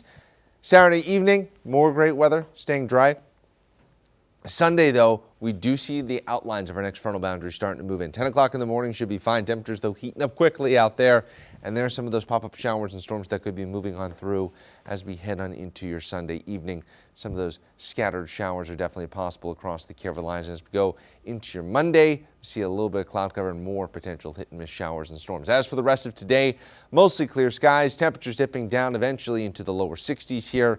Going to be a cool, comfortable night out there. Once again, mid-50s. We head on up into the mountains. Mountain forecast here, watching some of those scattered showers as we get to early next week and bringing a little bit cooler weather with it as well. And as we go to your pinpoint 7-day forecast here, tracking some of those scattered showers and storms across the Carolinas as we go to your Monday and Tuesday, and then a little bit cooler weather here as we get towards the middle part of the week. You're watching Queen City News, the most honored and the most local news in Charlotte. We'll be right back.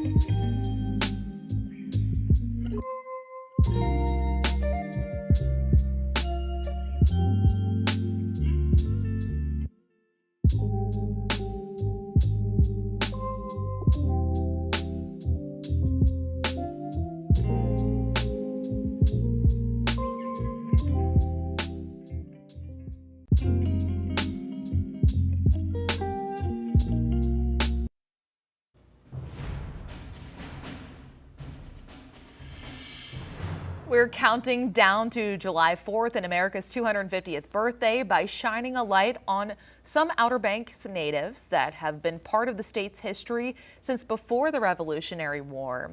Historians say wild banker horses have lived in the area since the 16th century, arriving on Spanish ships.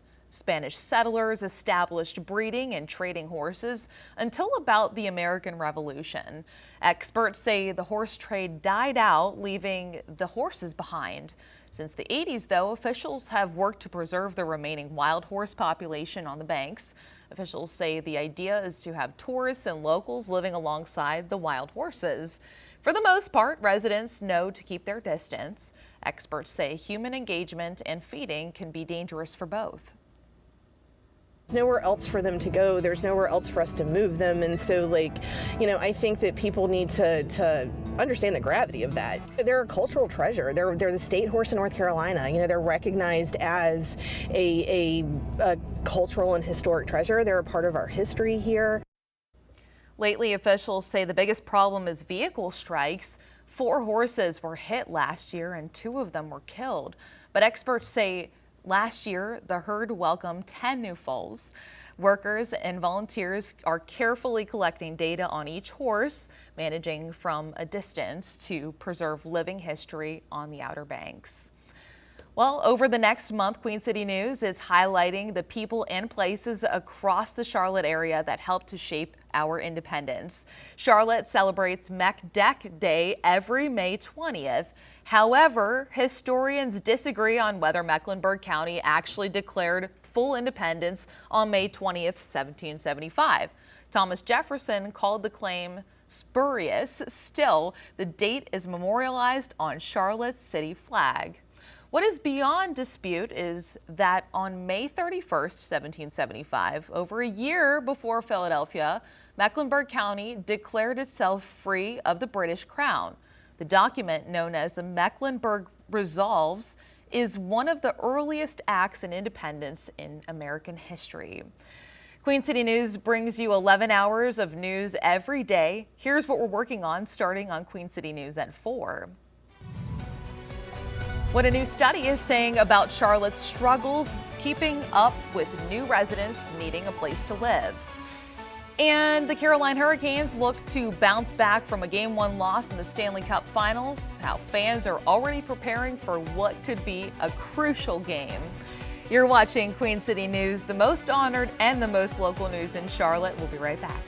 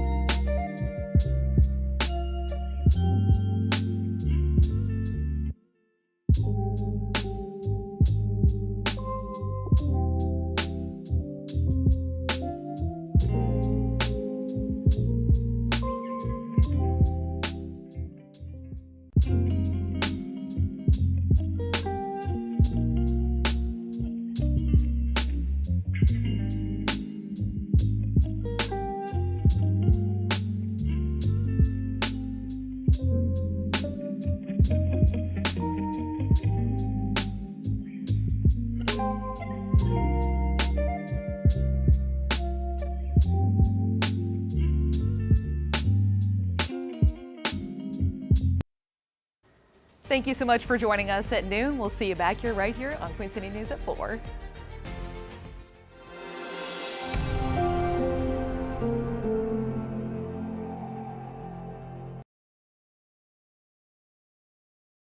Prison is so sad.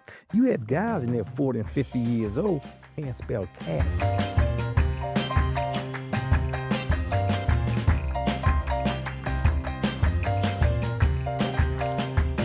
Thanks for joining us on Local Roots. I'm Alicia Barnes here on Queen City News Plus. This episode is called From Street Legend to Community Leader.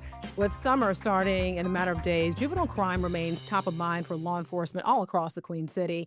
And a local community outreach program is now working to guide young people toward making positive life decisions. Prison is not a playground. Officially launched in April, organizers say the program offers teens a safe space to learn life skills and hear firsthand about the consequences of crime. I want to welcome in our guests, Antonio and Tara Barnes. Thank you so much for being here. I mean, this is a heavy conversation, and you bring so much to this conversation for young kids to really understand. So first, let's talk about your personal background, your personal history. You started early in a life of crime. Yes. Well, yes, I was in the street actually when I was about 11, 12 years old, dealing with selling little marijuana and selling little volumes at the time. But I want to actually help these young people and deter them from going to prison because I knew right from wrong. I disregard all the rules and values that I was taught. It's no excuse. I had a great set of parents. And so I did go to prison for 37 years. And I like to tell these young people that it's nothing wrong with doing the right thing because it's the right thing to do. And prison is definitely not a playground. If you're looking for depression, anxiety, mental health, this is what you're actually going to get. Before we talk about how much help you're giving the Charlotte community and youth here, I think it's important for people to really understand. Let that sink in just for a minute for people. 37 years. That's not a year, that's not 2 years. 37 years is a lot of your life that you're kind of making up for. And I think it's important for young people, especially if they're watching this, listening to this, or even their parents, for them to understand these choices that they're making when that jail cell closes and kids are sentenced to time. What is your message that you want to let people know? We know it's terrible and miserable, but is there anything that you could have said before these actions when they know they're doing something wrong? Is there any message you have for young people? The message that I have for young people, and I tell them all the time, soon as we get in trouble, first thing we say when we land themselves, listen to my. And it sounds corny when I tell them that. Education and listen to your parents. First of all, it's nothing that a friend or a partner can tell you that's going to overrule what your parent told you. Because our parents are our teachers for our first 4 or 5 years of our life. I don't know no parent that teaches their child how to be the best drug dealer, how to be the best robber. And we will take these values that we're taught and get out in the street and just do the opposite. When we leave these doors, we do have a choice to make. And we have to make the right choices because you're going to get rewarded for everything you do in life. If it's bad, you might not like it. Right. Because it might be the choice that I had. You might not get that second chance like I got. If it's good, you're going to be successful. And things going to move right along for you and you'll get a chance to build your life. You talk about second chances. So, Antonio, you had an article that came out in the New York Times. And I'm going to hold this up so people can be able to see if you want to be able to check out and have more information on Antonio. But this is impressive. I mean, it talks all about your world, your life. And very interesting is the character Bird in the TV show The Wire, loosely based on your life and how that happened. You grew up in Baltimore. So a lot of these things, I was a fan of The Wire. I know you haven't watched it because you said I've lived it. But in terms of The Wire, a lot of this is glorified, to be able to make quick money, to be able to have a hot girlfriend or, have like all this lifestyle that kids see. When you talk to youth here in Charlotte, this is a different time where you can really listen to what they have to say. What are kids telling you? The same thing that I just mentioned. They're glorified about, I'm going to put it like this. It was this commercial that I used to watch. It was an insurance commercial. When I was locked up, it was 4 windows.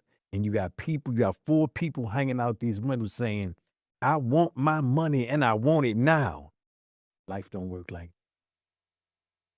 You have to work for what you need. You have to put your due diligence into your life because it take 1 second to make the wrong choice. Take a lifetime to get out of.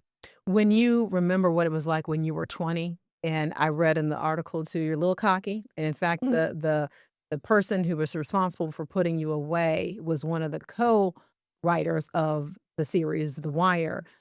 20 years old, kind of cocky, thinking that you're on top of the world. That's the kind of kids that a lot of people see now. You know, they think this isn't going to happen to me. They're going to go and get some help. They're going to have their parents. They know right from wrong, but they feel like that's never going to happen to me. I'm glad you mentioned that. And one thing I think is good for a person like me that has been there is you get a chance to talk to these people and it's authentic. This is not something somebody told me. This is what I live. I don't cuss at children. I don't argue with them. I don't beat them down about nothing.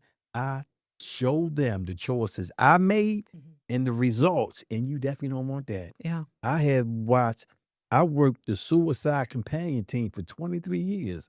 I watched these young people for 4 hours.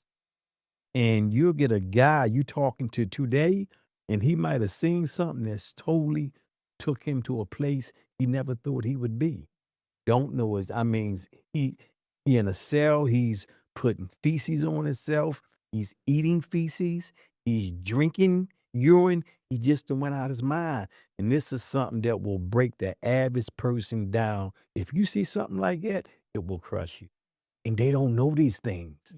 You think you're tough and ready, but when that pressure hit, it's just like pressure bust a pipe. These kids literally go out their mind. And this is the saddest thing you ever want to see. It's so commendable that you want to help. It really is. I think that's what really, for me personally, when I read your story, that here it is, you gave up so many years of your life. And I also want to add too, you've never killed anybody. No, I never killed And nobody. what's important is, in your case, you weren't even there when the crime happened. So I think that's another thing for kids to realize. It's who you are I'm around. glad you mentioned that. Mhm. I did a segment for Charlotte Mecklenburg police camp for the youngsters. And I explained to them what conspiracy is. Conspiracy is if you got a friend, you and him close, and he talking about, man, I'm gonna kill such and such. He like, all right, then that's all right. Just him agreeing with that, You're connected. and you're knowing that you can be in California, and this kid can do this here. They can literally charge you for conspiracy, and it's just like you pulling that trigger. You are in California. That's why you have to watch your company. You are your company. You can be the nicest guy in the world, but you're dealing with these other young kids that's doing everything under the sun. You're going to be looked at and judged the same way.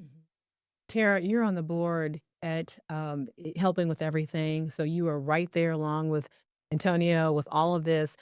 When we hear about stories like your husband's, you know, you're a product of your environment. So if you're around kids who do bad things, how do you escape that? When you see these kids that are coming in, you know, you can't all of a sudden uproot somebody's life. And if this is all around them, what kind of things do you tell kids? Hey, you know, I know it's not the cool thing, but you don't want to end up like this. So I'm from Chicago. So crime is not a new something new for me. And crime happens everywhere too. It happens, but in Chicago, you're per capita. Right. It was really, really bad coming up. And I'm the only girl. I have 5 brothers and I have 5 uncles who have lived in the prison system. So while I went away to the military, hired, married, and stepped away from that life, I think about the men of my family that we lost to the prison system. So when I met Tony and I seen passion, drive, my number one thing was like, if more people like them could have saved my brothers, could have saved my uncles. And keep saying that we don't care, but our children are going down a bad road every day and they're our future. Someone has to care. And it takes a person like Tony, his patience, his emotional intelligence and his patience are like nothing I've ever seen.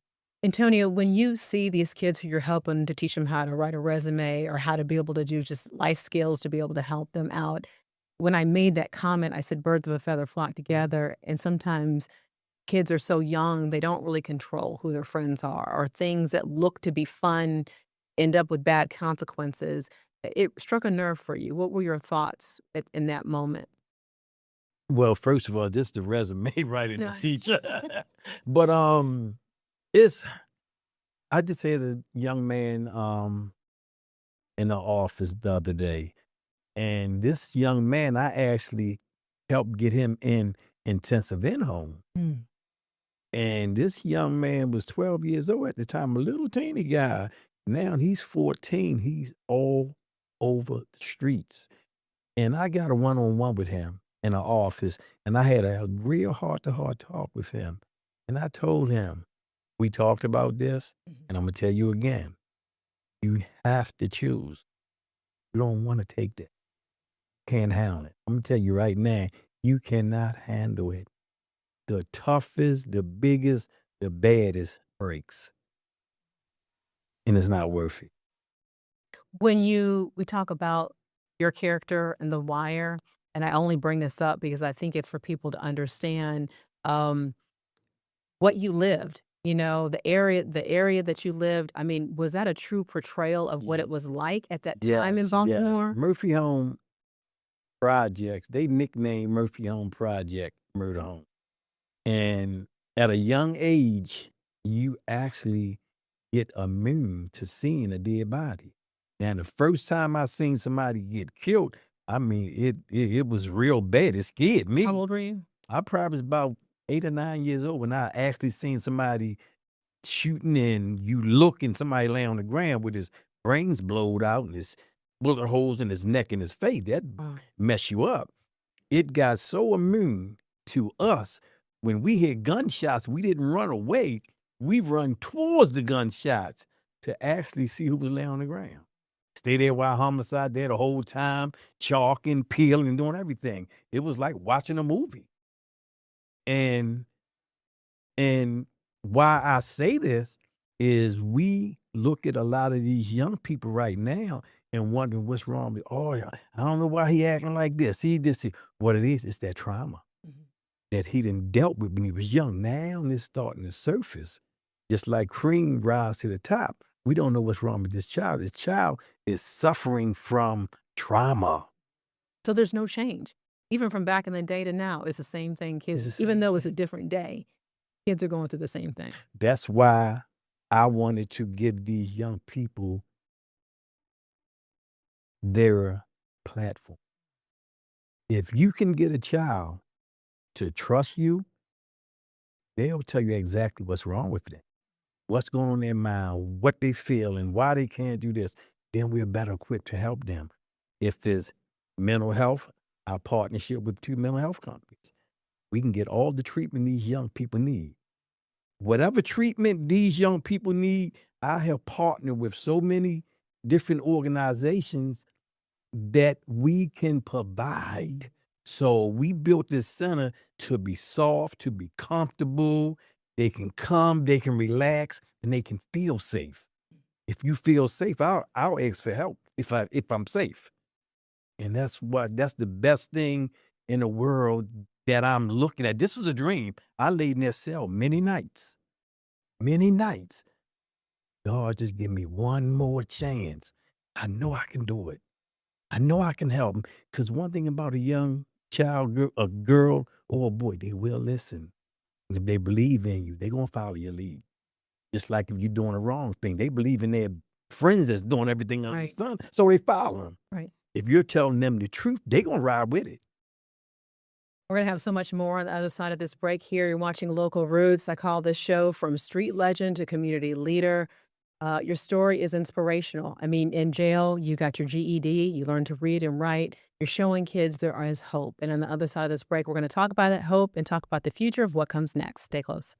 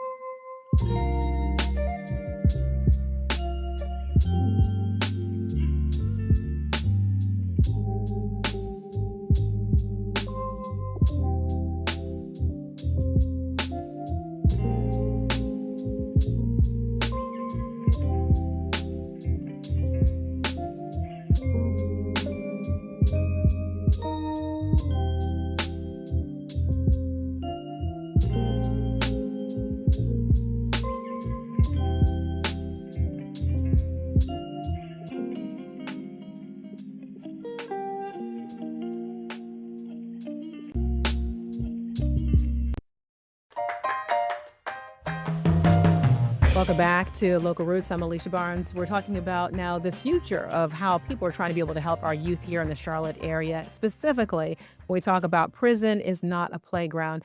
Antonia, Tara, we've been talking about how to the past of what people have experienced, why not to go to jail. What do you think we're missing in terms of leading this conversation forward for people to know, I don't want to end up there? Just like I said from the jump, it's one of the most miserable places a person would ever want to go. And in prison, you can get an education, but you have to want that. They have programs, they have college programs that they just started back. You can get a high school diploma, you can get trades. But the main thing, let me say this, 75% of federal prisoners don't have a high school diploma or a GED. That's a fact. And when these young people come to prison, they have a lot of their homeboys in there that don't have education. They come in there, run around these prisons like it's a playground. That's why I got my name on my book, From Prison is Not a Playground, because I'm looking, saying they running around here like it's a playground, And they get with their friends, and their friends, these guys are getting in the GED program. Oh man, that dumb Joey. Oh, he dumb. Now they feel ashamed. They back out these classes and go right back and do the same thing that they was doing on the street. And then years and years and years just going, then they starting to get in trouble. Time just piling. So you have to have people like myself who really want it. Right, to influence these kids. It's all right to go to school. You need education. That's your foundation. Prison is so sad. You have guys in there 40 and 50 years old, can't spell cat. C-A-T. Take the C off, it's ad. I was teaching guys off of Hooked on Phonics. But you have to come to realization. All you gotta do is say, I can't read, I can't write. You're going to get the help. You have inmates that'll help you, let alone the school system in there. You have guys will help you. And I had a cellie, I moved in there with him. He said, man, I'm gonna be honest, I can't read, I can't write, but I am in school. I said, man, look, every day we're gonna do homework. We're gonna do your projects. And this man got his GED. He literally couldn't read a letter as people. But he learned how to read. You came out and you had this dream that you said you thought about it while you were there. And just so people can understand, while you were incarcerated, you were actually helping for 23 years. So this wasn't new to you coming Almost out. This, 30. it wasn't like, oh my goodness, I came out and I had this vision and I now want to help people. You had been helping people so much. The warden even supported you. You were denied probation, or I'm sorry, not denied parole 6 times. But still, you had the backing of a warden, which most people who are convicted for life sentences don't have a warden coming to their defense. But he saw the work you were doing inside of the system and saw a result. What was the result he saw in your work? That people weren't getting in trouble as much? Truthfulness. He knew that I was who I said I was, what I was doing. I was the same person at 6 o'clock in the morning. When these people go home and leave, I was that same person at 7 o'clock at night. I had a team. I had a program that's called SOS, Save Ourselves. And I had like 6 different guys that was working this program with me. And in order to be on our board, you couldn't be doing everything under the sun. You had to be the same person at 6 o'clock. You can be the same person at 10, because the administration looking up to you, because this program is running and is running like a smooth old machine. And you got guys in there that will definitely do what they have to do for these young people. And it worked. And I know if it worked in prison with all these resources, it'll work, because young people will listen. Here in Charlotte, you've said that you've been able to see success. What can people, how do they reach out to you? How do they contact you? How do they get part of the program if they want to be able to help out? Give us all the details and kind of lay out what you actually offer. Tara. Yeah, so we're just getting up and running. We'll actually be doing a summer boot camp at Ransom Middle School. Okay. But the Antonio Barnes Project, www.theantoniobarnesproject.com is our official website. We are on Facebook at the AntonioBarnesProject.com. And people even said that they've seen Antonio come to their schools. So you Yes. guys work with CMPD? Yes. Okay, I explain that. Like, what does that mean? Well, I partnered with CMPD probably about a year and a half ago. Sergeant Williams, he's in charge of the engagement unit in the summer programs. Sergeant Zong as well. And Officer Gene at Branson. I tell you, talking about me got a passion. This man have a passion that will blow the average person away. Forget that uniform. Look past his uniform. He cares about the him as a community. person. I mean, he called Mr. Barnes. I have his parent, Mr. Barnes. Not good. You think you can meet with her? And he sends them to me. Or either he'll say he need to see me. I'll go up there and we'll work together. But he have an after school program. Today is Wednesday. We'll be there Wednesday. We talk to these young people like we talking now. And then we work out for 45 minutes. And then we have a nice little snack. And he will throw something out there, maybe integrity. What do integrity mean? And you get about 4 or 5. Integrity means to me, they'll say what it means. And we'll talk, and then we do our little program. And Branson is a troubled school. These children have some issues. And Officer Gene, he's one of the people or persons trying to save the world. He's there sometimes 7, 8 at night. He's a married man. He have a life, and she tell me you have to have boundaries. And he forget that uniform. The person, great guy. Are you seeing in the young people in Charlotte here similar things that register for you? Like, have you ever met another young man that you're like, oh my gosh, that was me? Of course. Or so you do see yourself. Of course. Because you wonder, are they dealing with different things that we dealt with because there's social media and there's, camera phones and cameras everywhere. You know what I'm saying? It's different than what we grew up in. And a lot of them, they don't want to. School sounds corny. When you tell a person, man, you need to get education, and they be like, yeah, all right, onk. You know, Right. you know, put you in the old and then- category. yes, Right. and then I give them proof. I said, let me tell you something, man. This is what goes on in there. Right now, you got 1 foot in and 1 foot out. You don't want to go there. The toughest want to be home with their family. And I tell them, you lose everything when you go to prison. I lost my mother, father, sister, brother, niece, nephew. You're not going to no funeral. You can forget that. You'd be lucky if you get a call saying your mother passed away. Can you imagine that? What was it like for you to give up who you were? Because you were well known in Baltimore. Everybody knew Bird. And you know how easy it was?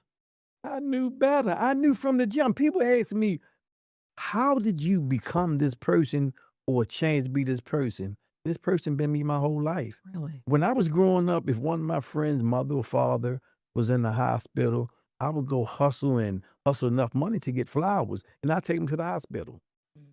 And in the New York Times article, one of the comments, one of the person left a comment, they was, you had your good reports and you have your bad. No, he should have stayed in jail for life. They should have never let him out and this, then. So one guy said, well, Antonio is doing what he was raised to do.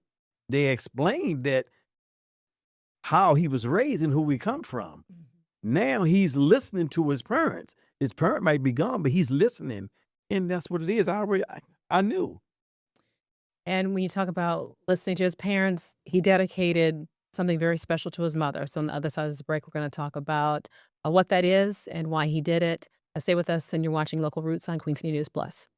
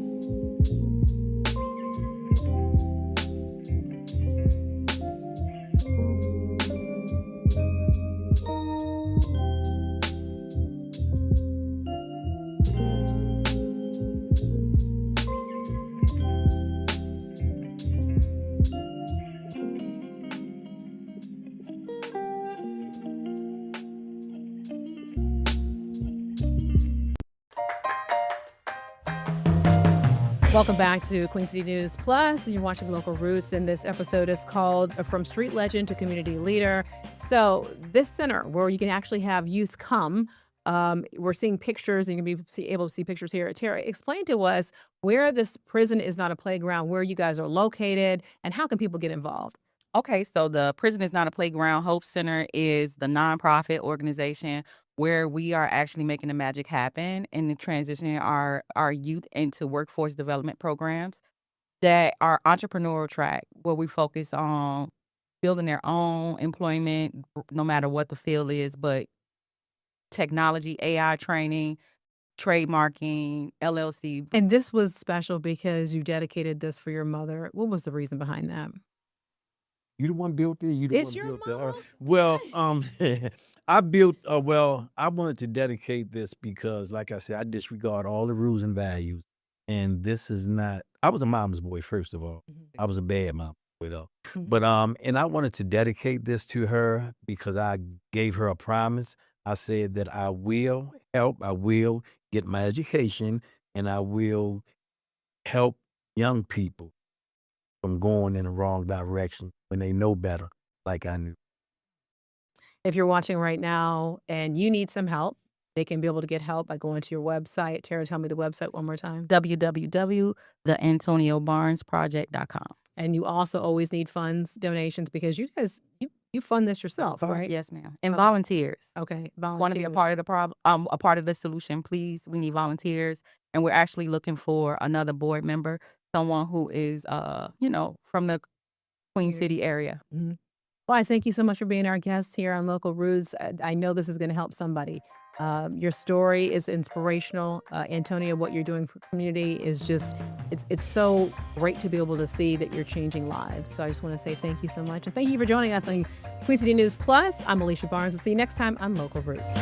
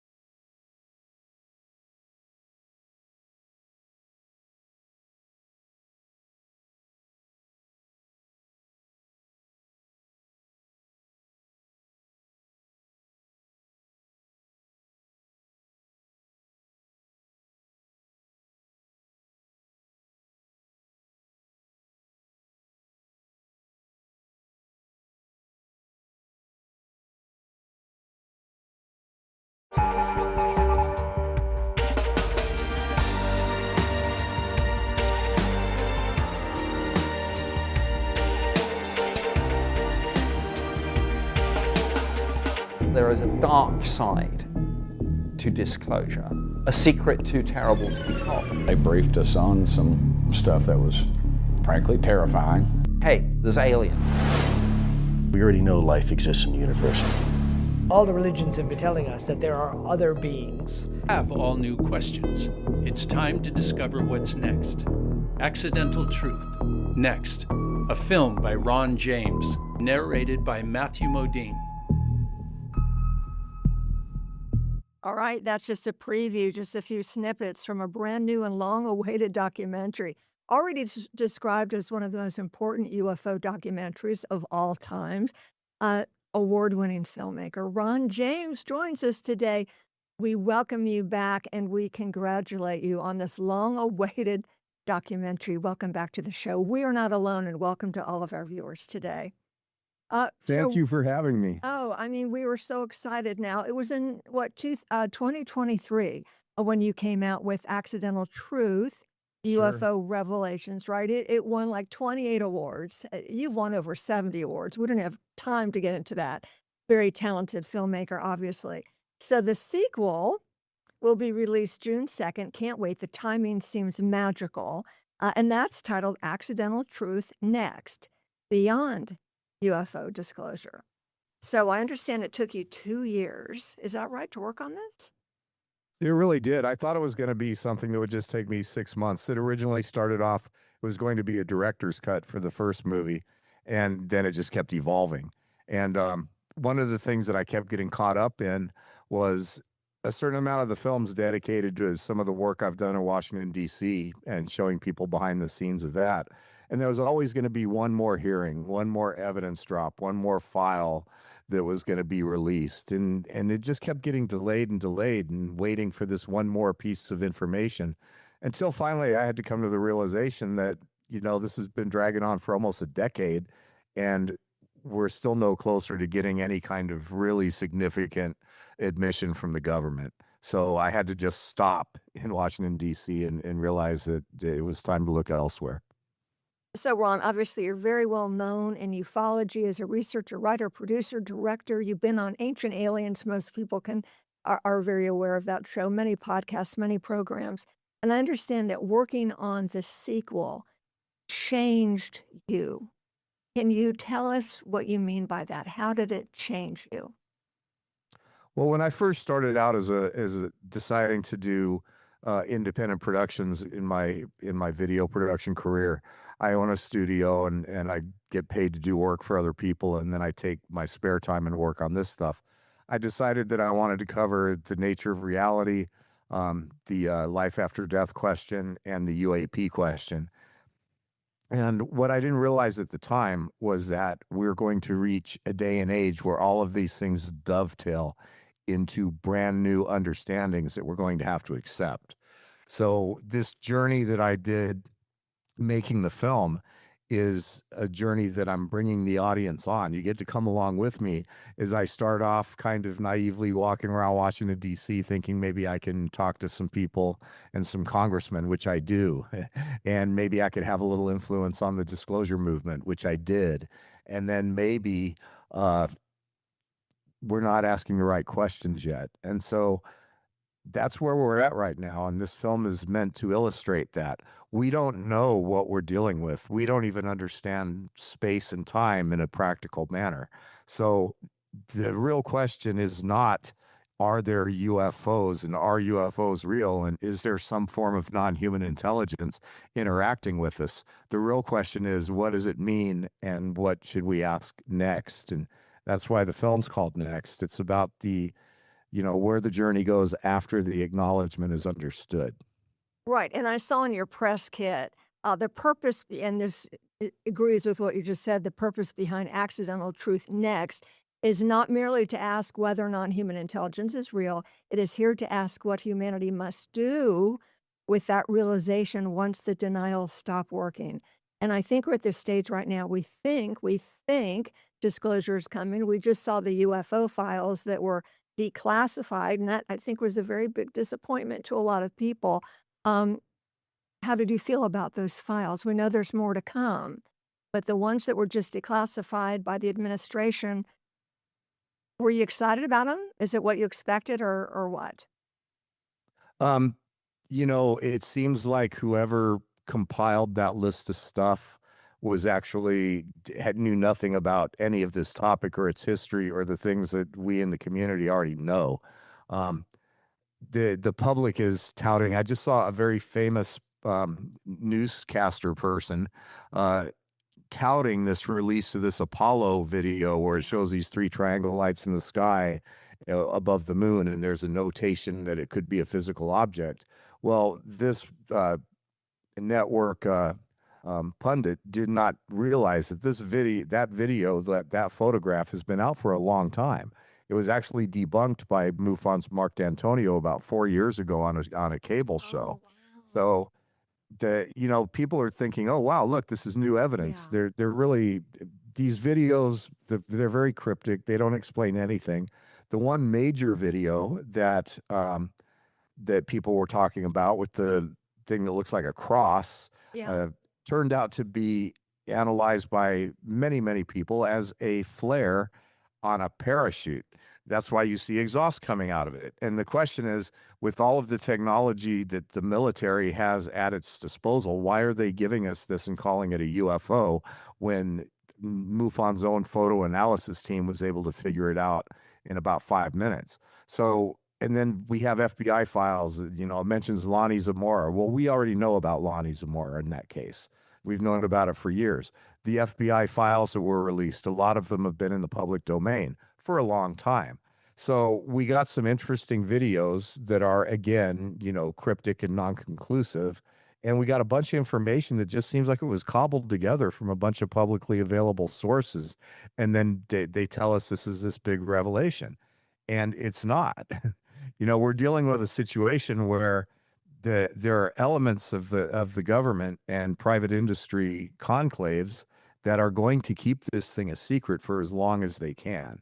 And the latest from Tim Burchett, Congressman Tim Burchett, of Tennessee, who is in my film and has come to be a friend of mine, is that even Donald Trump is being stonewalled by the intel community. So this dump of information we got, for people that are inside the UFO community, there's a lot of people trying to be polite about it, but let me call a spade a spade. It's kind of a joke, and it's an insult to anybody who really understands the evidence that we should be getting. Do you think, Tim Burchett is such a great, enthusiastic, down-to-earth speaker, and when he talks about what he has seen, and he says, once you see the files I've seen, it's going to keep you up at night. Right. Will we ever see those files? Well, look, here's what I've seen happen.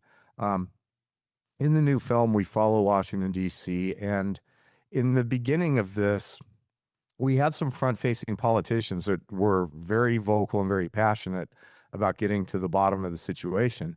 And it seems as though over time, a lot of them have been able to get their security clearances. In the beginning of this, a guy from the intel community could go into a congressperson's office, and the congressperson doesn't have the security clearance to hear what this person knows about a variety of topics. So therefore, they can't be briefed. But over time, it's been years now, a lot of these members have been able to get cleared to hear information.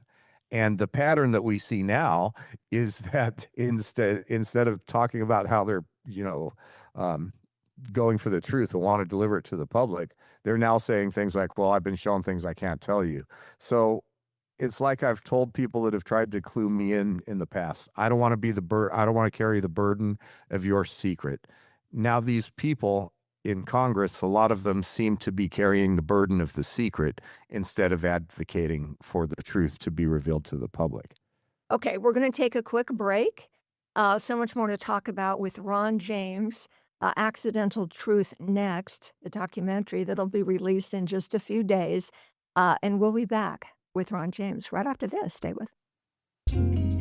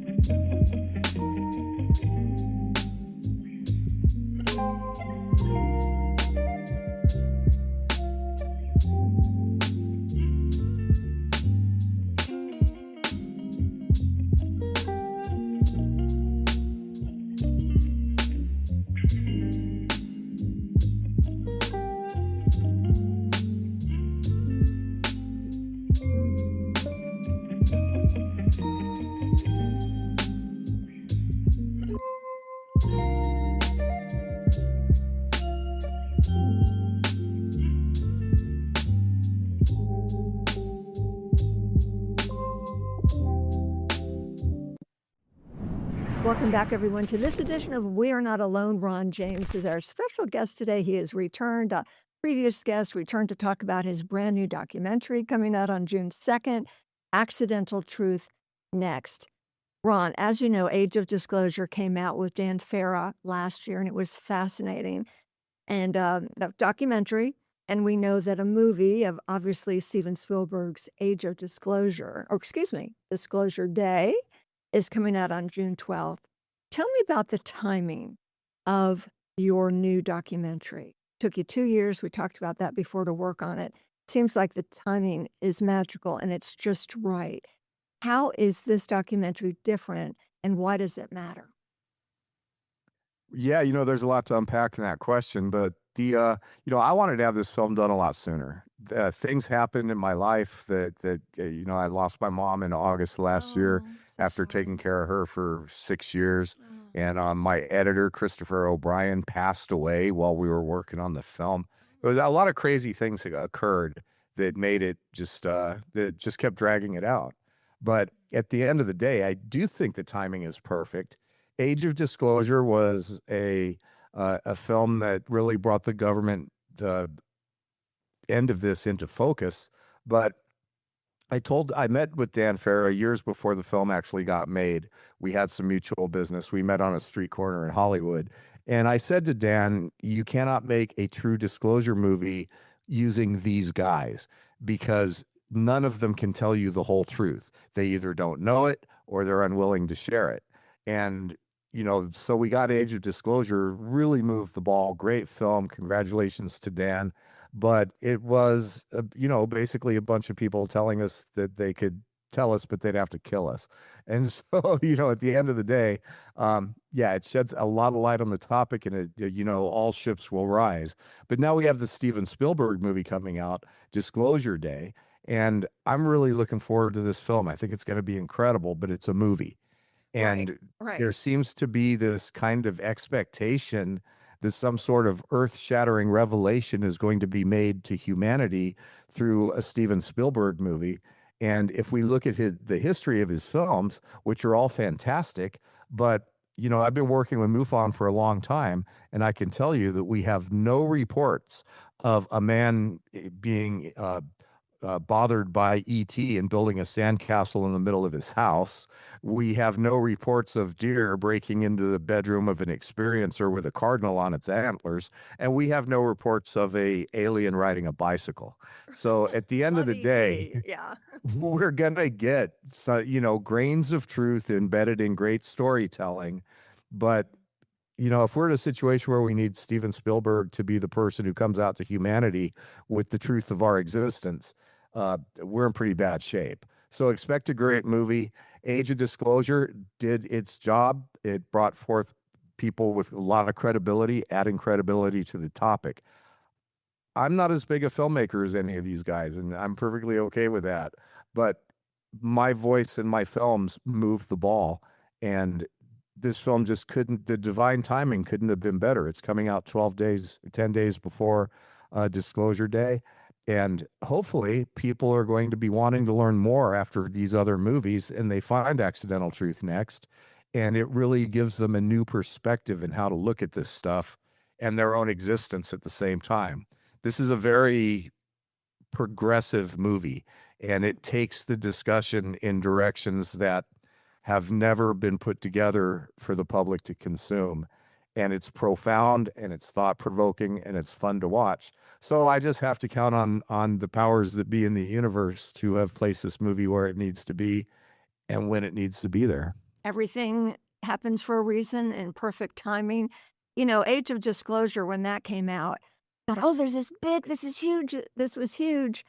But then it kind of fizzled and nothing great really happened. And then the files are just declassified 2 weeks ago. Oh, what's going to happen with that? Now it's like, And now the movie with Steven Spielberg, and of course that's fiction.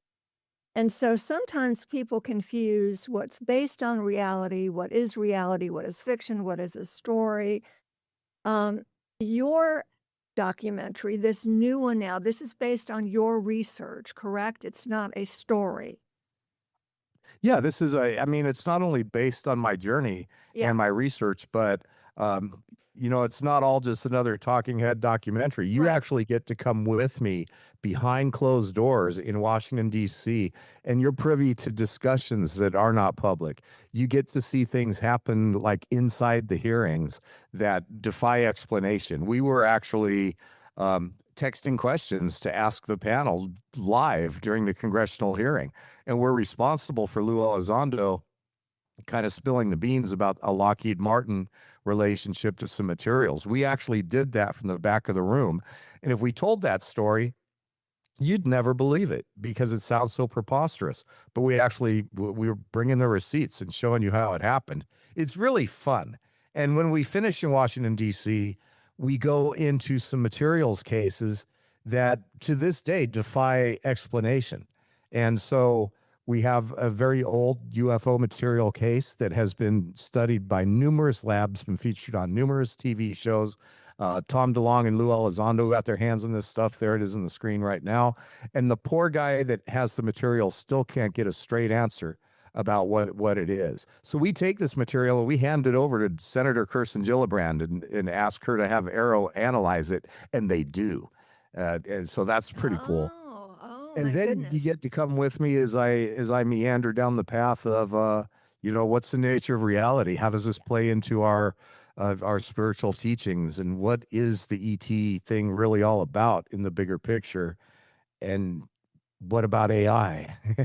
And the film ends on a note that people that have watched it, they tell me, I was still thinking about your film 3 days after I watched it. And if that's true, that's a huge compliment. Absolutely. This is a very personal question because I know we're still trying to figure out what are UFOs? Are they ETs? Are they from the Middle Earth? Are they from another galaxy? Are they angels? Are they interdimensional? Are they our deceased loved ones? I hope this isn't too personal to ask because I know you've lost your mom, and I'm so sorry. And I've lost my parents as well, and you've lost. So it was a long time coming. She was I get dead it. for a while. You still miss them, though. I know you still miss them, though. Do you think there is a connection? Oh, today's her birthday, actually. Yeah. Oh my goodness. Well, what is your mom's name?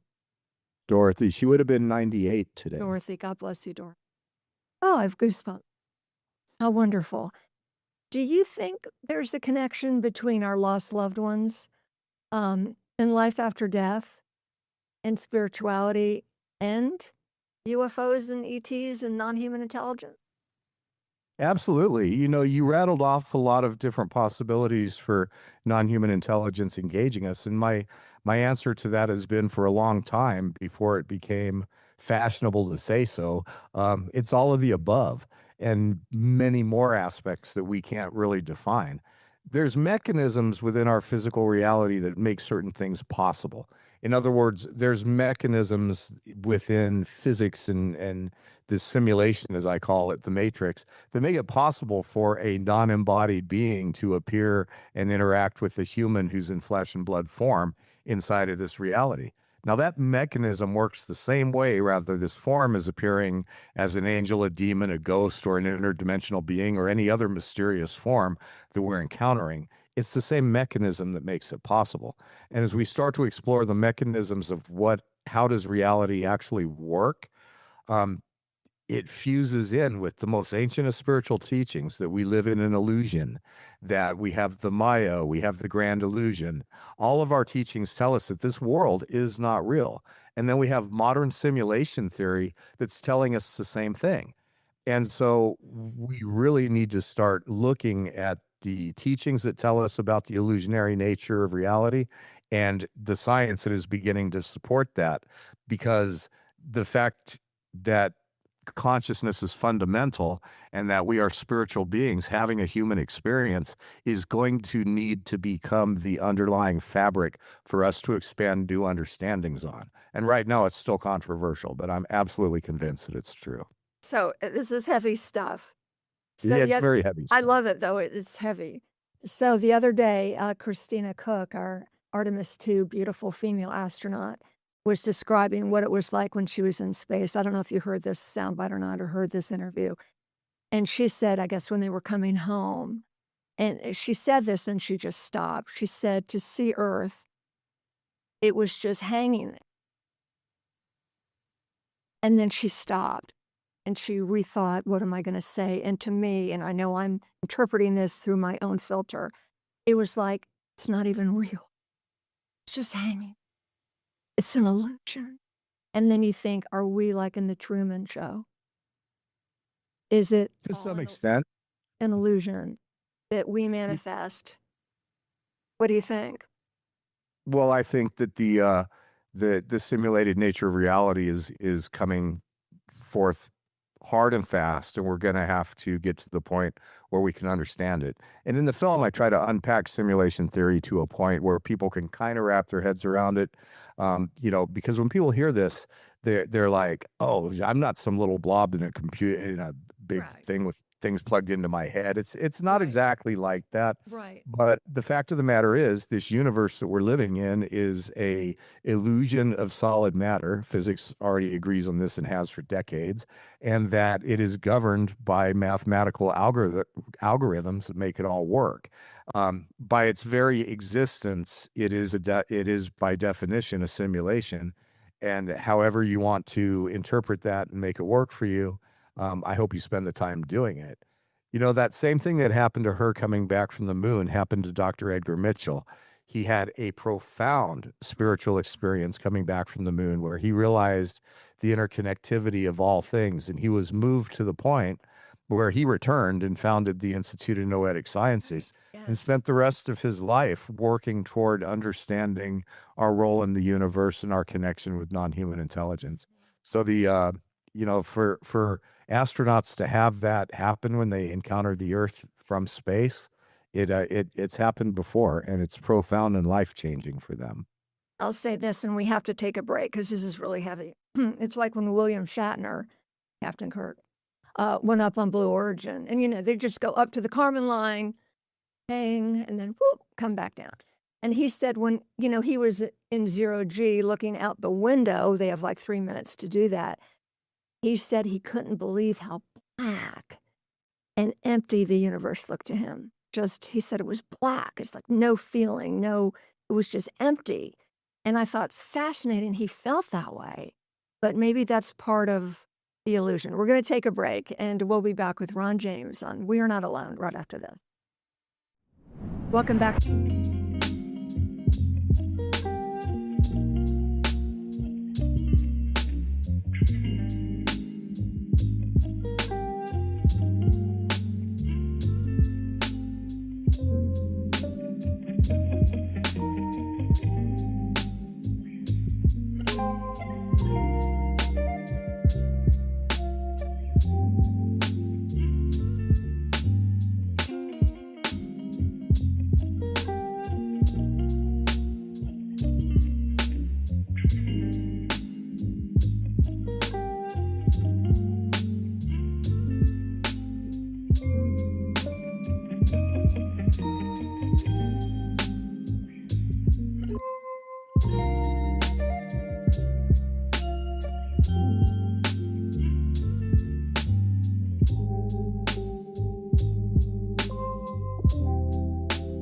Everyone to this special edition of We Are Not Alone. Ron James, the acclaimed filmmaker, joins us. His new documentary, a sequel, is coming out on June 2nd. Ron, you have a lot of voices in this documentary, and Nick Pope is one of those cherished voices. He is no longer with us. Was his interview with you one of the last interviews he did? Can you tell us a little bit about Nick's role in the documentary? Yeah, Nick has been a friend of mine since I first got into the field, and I knew who he was even before then. I've interviewed him over the years 6 or 7 times, and he's always been good to me. And I interviewed him for Accidental Truth Next. It was, not too long before he got his diagnosis. I have heard that he did some interviews with a European production company in his last months, but as of now, this is the last big movie that he's appearing in. And what Nick Pope has to say in this film are things you've never heard from him before, which is very, very interesting, especially his take on this idea that there's a dark side to disclosure. So what is the dark side to disclosure? Well, Mackay, it probably dovetails in to our understanding of the nature of our reality, and that we're not, as Lou Elizondo frequently says, we're not at the top of the food chain. There's also elements of artificial intelligence that are coming in and creating all new questions. And I think that right now human civilization is pretty easy to control through the power structure of money and religion. And what happens if all of a sudden those bridles are thrown off and none of that stuff actually works to contain us anymore, and everybody embarks on a personal journey to understand the true nature of their own existence? We're dealing with a whole evolution in humanity that will upset the current apple cart, so to speak. And some of these realizations might be hard to stomach. So, at the end of the day, I think that the dark side to disclosure is that once we really understand the truth in a broader way, nothing will ever be the same. Okay, so as I said before, this feels heavy. I feel like I have to go to therapy to understand this. That It's heavy, and all I can say is don't shoot the messenger. I tried to make a fun film that I hope people are going to enjoy watching, but if you're not ready to be challenged mentally and be pondering things that mean a lot to your own existence, then maybe skip this one. But yeah, we're going for it. We're digging in and asking some really important questions that anybody who is a seeker in this life is going to want to participate in. Okay, so we are out of time. So we're all along for this ride. Do we need to be nervous? Or No, is there anxiety associated with this? We don't know what's going to happen or how we're going to grow and evolve. And are there going to be reptoid people? And are we going to find out that we've been lied to all these years? And are our lives going to change? Do we need to be anxious about this? I don't think we need to be anxious about it. A human lifetime happens in the blink of an eye. The evolution of a civilization happens over generations and centuries.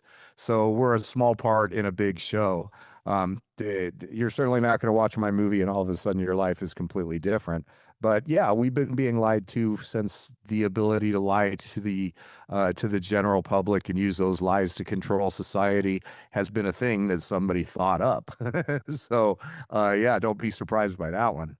But look, we're all here for whatever reason on an individual basis, living in a subjective reality that is all ours. And people need to understand that your world is your world. You're living in one that is completely unique to you. So how you choose to do that is a big part of finding the truth. Okay, Accidental Truth Next, coming out June 2nd. Where can folks watch it? It's coming out on Amazon, YouTube Movies and TV, and Apple TV. The original Accidental Truth, you can watch it for free on YouTube right now. I encourage people to go check it out. And the website is Accidental Truth Next. It'll have links to where you can get the film. We can't wait to see it. And we thank you so much for joining us. And we're on this ride together. And thank you for sharing your insight with us, Ron James. Best of continued success to you. And thank you for all you do. Thanks for having me. Of course. And thank you all for joining us for this edition of We're Not Alone. I am Mackay Bueller with Queen City News Plus. We'll see you next time.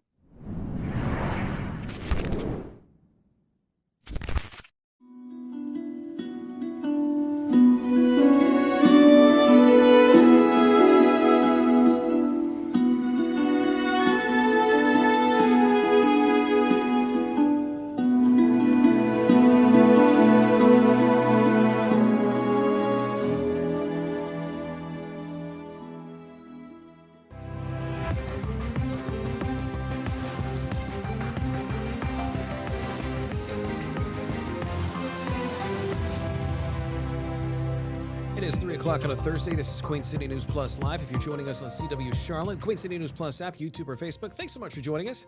I'm Derek Dellinger alongside anchor Morgan Francis, meteorologist Andrew Brightman, as well as director Amy Thompson, punching the controls today as we start off with what's been a rather eventful past 24 hours, and much of it has been focused with the latest on the situation with Iran, because some of this involves some pushback, some odd pushback from the House because they have basically approved a war powers resolution that could halt some military action in Iran, and that's rebuking the Trump administration. Right, and you took the word right out of my mouth, rebuke, because it's largely symbolic, but it's really the first step that the House and or Congress could take in any sort of action that would require any sort of military withdrawal.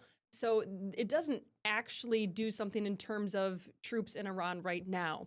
But if the Senate, for instance, were to advance the same war powers resolution, which they have done one of their own last month, then that would be something that the president would have to sign off on. He's not going to do it. It would be a veto. Then they would need a 2/3 majority to override that veto. So it's a first step in what would be a series of steps. It would be a very lofty symbolic. goal to get something actually done. But it puts people on the record of, here's how I feel about the war in Iran. Yes, some of the Republican representatives in the House, they did cross over to the Democratic side, and it was I think it was like 218 to 205 or something like that. It was something along 215 to 208. 215 to 208. Got the numbers mixed around. Thank you so much. But this is happening as there are some continuing talks that are happening with Iran, even though there is still no deal that's in place right now. And all this is coming. There's some regional tensions. I mentioned the past couple of days that Iran fired at Kuwait, also Bahrain, but we do have to say this: the stock market is reacting positively to the news. It was, I think, up over 800 points at one point, if not even more so now. The Dow, Nasdaq, and S&P doing their own kind of thing. But and the gas prices have gone down, for what it's worth, too. Yeah, and I mean, you may think, okay, well, if this is largely symbolic, why even bother with all of this? Well, Americans are suffering. At the gas pump and oil prices are influencing the prices of everyday items. And the war itself is unpopular.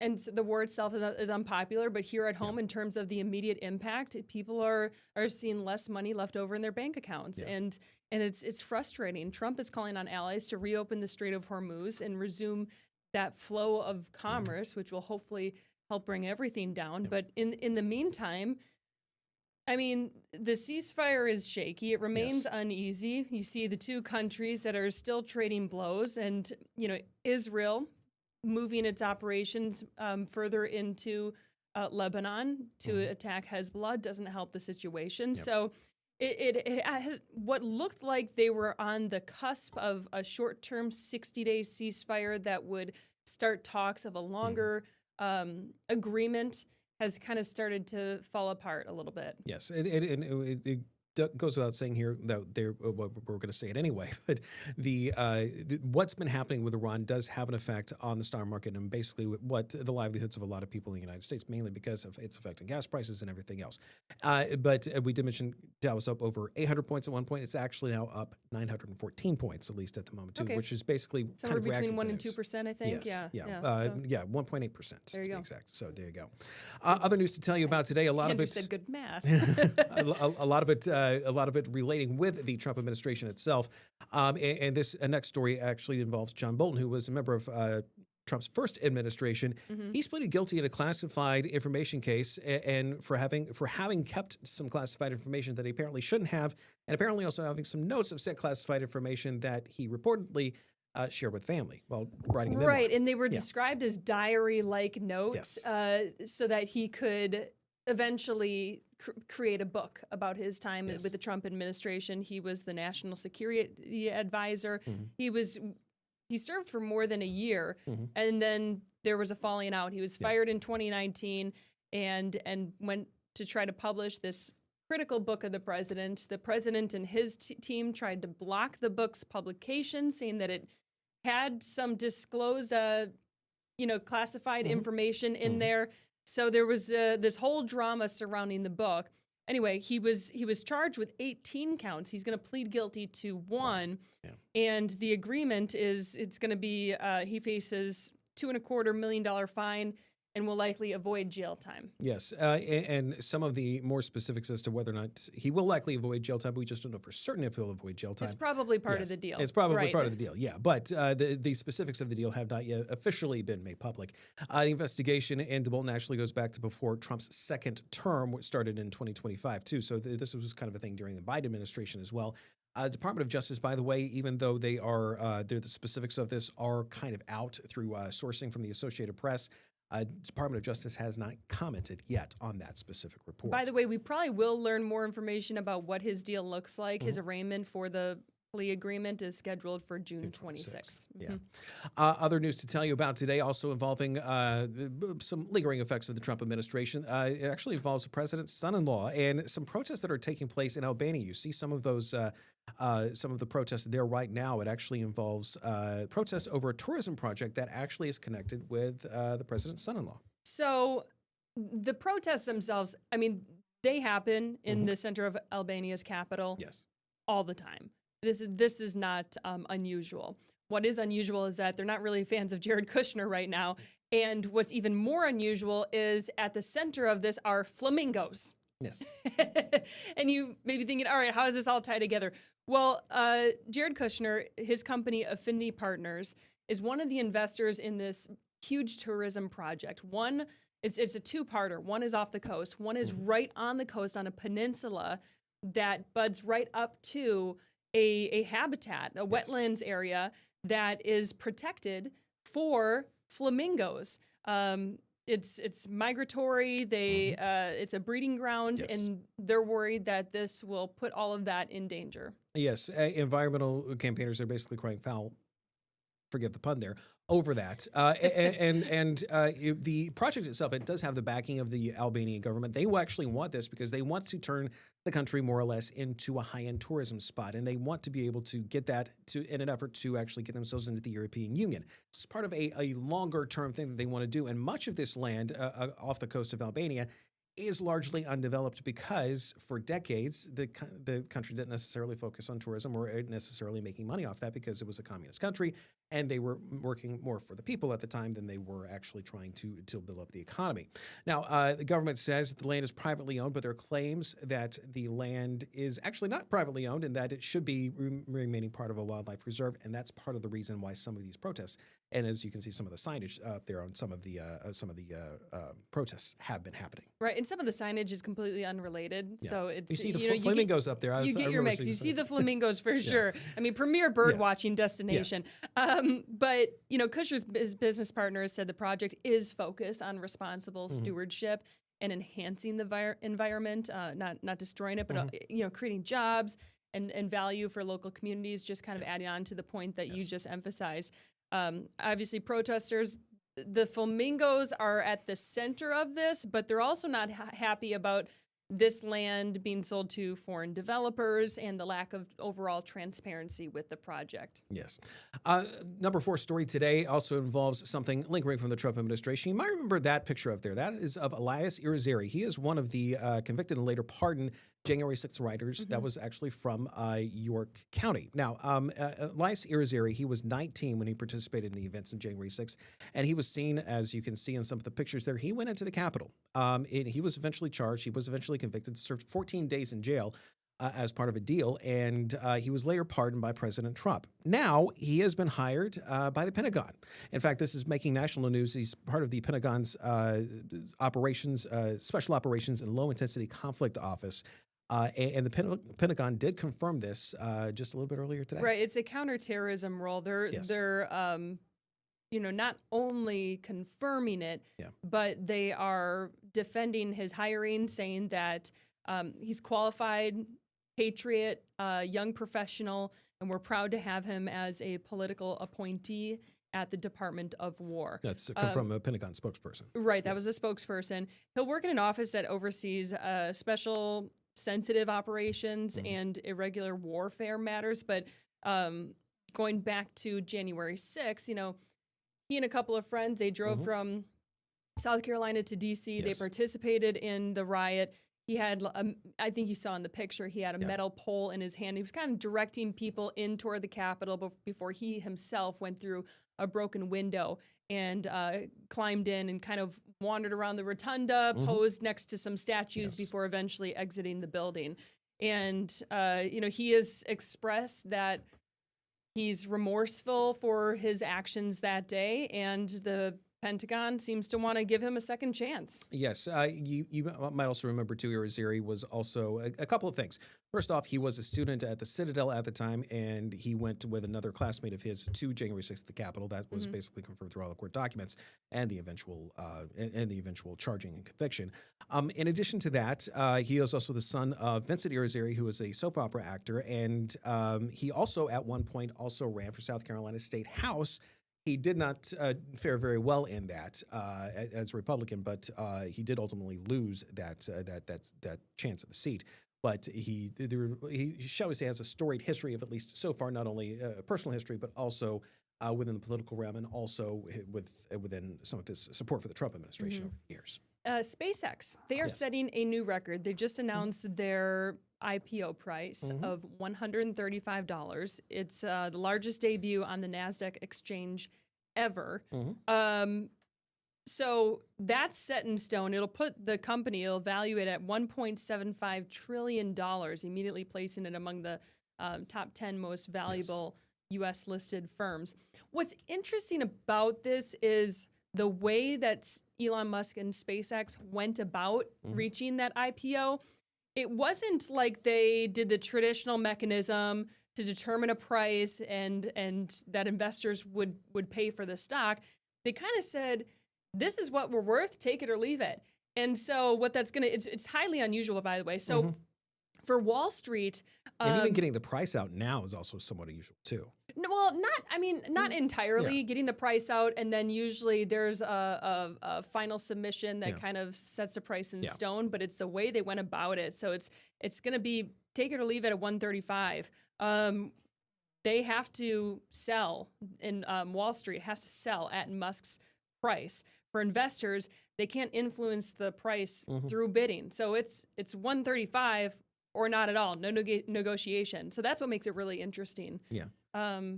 Impressive. Yeah, the company itself wants to raise at least $75 billion, but ultimately have that valuation of $1.75 trillion, which would essentially also make, oddly enough, Elon Musk a trillionaire.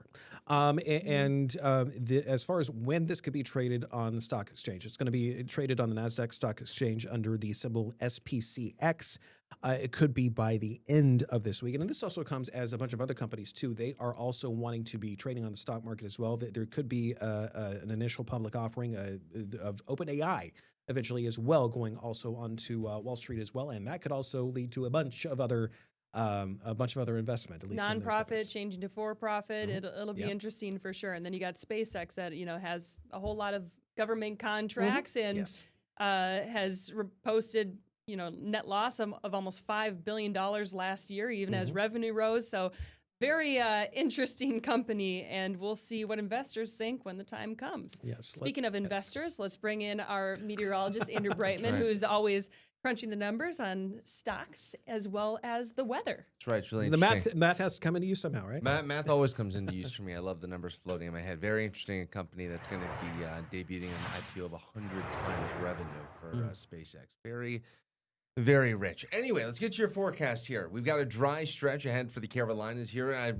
More amazing weather this afternoon, guys. I mean, we've got temperatures in the mid-80s. Feels really, really comfortable out there. We will be heating up, keeping the humidity at least relatively low through the end of the week. This weekend is when it starts to get a little bit muggy again across the Carolinas, and we do see those rain chances early next week. Speaking of rain here, we got our latest drought monitor in. Things continue to look up here across the Carolinas, including the upstate of South Carolina, now actually out of the severe drought into a moderate drought here, kind of a tale of two Carolinas here. Northern part of the viewing areas, we get up into the mountains here and up near Statesville, they're still in the extreme drought. But as we get down into that upstate South Carolina, where we saw the bulk of the wet weather, saw some of the heaviest rain last week, things continue to improve. Stepping out the door right now, it's still warm, toasty, 83 degrees, but the dew point 48. When you keep that number under 50, Morgan and Derek, it is going to feel nice out there. Soon as you go into the shade, it feels very, very comfortable out there. So another great, fabulous afternoon across the Carolinas. Beach Mountain looking good as well. Pinpoint satellite here. We've got a few fair weather clouds up across the mountains. Otherwise, though, we are in good shape. And as we zoom on out here, we still got the high pressure in control. And as it makes its way south, that's going to start to crank our temperatures here as we go into the early part of next week.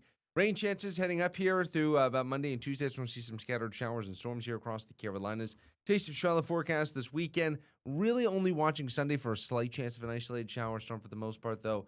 Should stay completely dry. Futurecast in motion this evening. We've got partly cloudy skies, mostly clear conditions overnight tonight, heading into your Friday morning.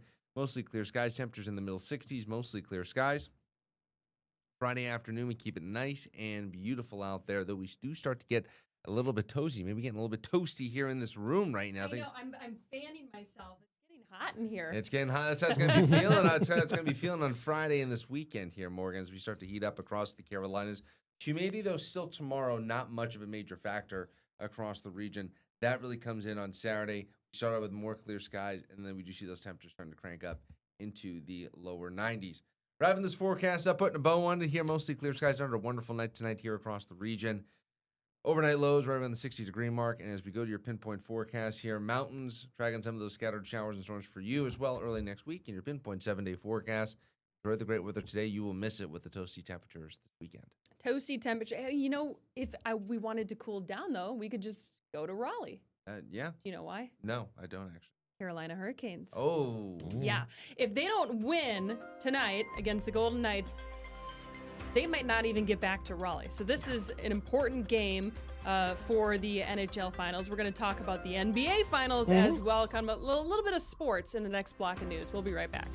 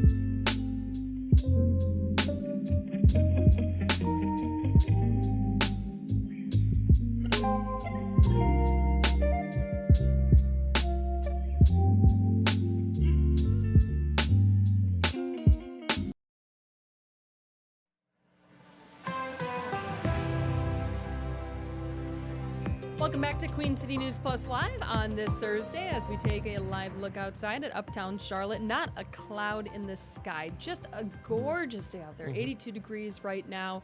get out there and enjoy it because it's only going to heat up as we Yes. get closer to the weekend. Derek, we have some crazy video out of Florida and other crazy video later in the show out of Texas. You would think the two would be swapped. Considering, You'll understand in a little bit. Yeah, considering some of the content on here. The video we're going to show you, this is actually out of, it's out of near Daytona Beach. This happened yesterday. A 15-year-old was riding an electric scooter, as they are okay. In fact, you'll see them get up and walk around, and literally, he's right there in just a second. Riding an electric scooter, they ran a stop sign, hit a patrol car. The 15-year-old was not run over, but as you can imagine, the scooter was, because you saw the crunch and some of the parts of the scooter go away. But the teen was not seriously injured, at least in the circumstance. I mean, really incredible for multiple reasons. Yes. First of all, could have easily been run over. I mean, flew through a stop sign, wasn't looking. On top of that, wasn't wearing a helmet. And as you could see in the video, flies backwards and was probably pretty close to hitting his or her head. So, I mean, the sheriff's office there, they released this video as more so, hey, this, teen's okay, but this is like a wake-up call to teens and parents, more so for the parents. Talk to your kids about riding safely. Pay attention if you're riding. I don't even know if in Florida you can ride them on the roads, but pay attention. He went right through a stoplight or stop sign. Well, in addition to going through the stop sign, there was also the fact too that the realization that some of these e-bikes, e-scooters, they can go rather fast, rather quickly, and they can get out of control rather fast, rather quickly, especially if you're going up and down a hill, or for that matter, even if you're on a straight Florida road, at least in this circumstance. It can go fast rather quickly. You have to be aware of not only what your surroundings are, but also the control you have over that vehicle at the time. Hey, let's talk about sports. Yes. NBA Finals. We got the Knicks and the Spurs. I mean, Knicks fans have to be just like, I know it's only one game, but they have to be pinching themselves like, oh my gosh, it's been, 53 years? 53 years. Yeah. Is it going to happen? Some might say the that Spurs about are like, the we've been Hurricanes. there, done that. Yeah, some might say this about the Hurricanes too. But we'll get to that in a I second. mean, but yeah, the Knicks. 53 years is a really long time. Knicks beat the Spurs last night, by the way, 105-95. They have another game, game 2 coming up on Friday. They're hoping that this will be just as good as the one last night. Jalen Brunson had 30 points with 6 assists, 4 rebounds, and this is coming as there is, I think, a fire probably right now for the Knicks to win. I mean, Kate Hudson posted something, and I don't know if you know where I'm going with this, but it's from How to Lose a Guy in 10 Days. I think she's at a Knicks game, and and it's like final seconds, and she's like, "Can you give me a soda?" And he runs out and gets her a soda. I mean, so everyone's talking about it. It's the Knicks. It's like this is the Cubs. This is without without the the curse, but I think. Yeah. I think this is what fans have been waiting for, and to take the lead in the series is a big deal and a good sign for New York. And I remember seeing a story last week about how much the Knicks ticket prices were going for the NBA Finals. You know what the Spurs have done? Huh? The Spurs have said to the ticket holders, if you sell your tickets and try to make a huge profit, we're going to take your season tickets away. Yeah. They want their fans to be at the home games, and there are a lot of I know. The Packers are doing the same thing. We have Packers season tickets. So a lot of teams are doing that now. They're sick of seeing, visiting teams' fans taking over their stadiums and arenas. Well, New York Knicks, they shall we say have a little bit less shame, and those prices though have gone for thousands and thousands and thousands. Like it's more than you pay for rent in a month in New York City, and that's a lot of money. That's a lot of money, people. Unless you're locked into rent control. Yeah. All right, let's go over to the ice. Talk about the Carolina Hurricanes. Yes. Last game, it was so crushing because they took the lead right out of the gate, 20-some seconds in. It was super impressive. Then they tacked another goal onto it. So they were up 2-0 in the first period. And then the Golden Knights clawed their way back in, and they ended up winning 5-4. Well, game 2 is tonight. And it's going to be at the Lenovo Center before they go to Las Vegas. If they don't win tonight, there is a real possibility that they won't return to the Lenovo Center if they keep on this track. I think, what was so impressive throughout the playoffs so far is they've been able to beat everyone without losing. Yes. The words aren't coming to my head. But so they've been well rested going into all their games. Yeah. The odds we should. I'm one of the people like Andrew Brightman, who's big on numbers here, and I like seeing the odds for some of this stuff. Mm-hmm. Hurricanes are still the odds-on favorite to actually win the Cup. However, for the game tonight, they do have a slight advantage. I think they're a 51% chance of winning, at least according to the odds makers right now. And this is just as long as the win happens, and there's a cross fingers, especially if you're a Hurricanes fan. It'd be fun. Yes. It'd be a lot of fun. I mean, and the Knights they're still such a new team. It's crazy that they already have a Stanley Cup. Really impressive. Yeah. Hey, when we come back, remember we were telling you that there was a Florida video and a Texas video. We're going to talk about the crazy Texas video that you have to see. Stay tuned. More It involves something that you would probably normally see in Florida. Because Lord knows I've seen it in Florida a couple times. Exactly. More Queen City News Plus Live after this. Yeah.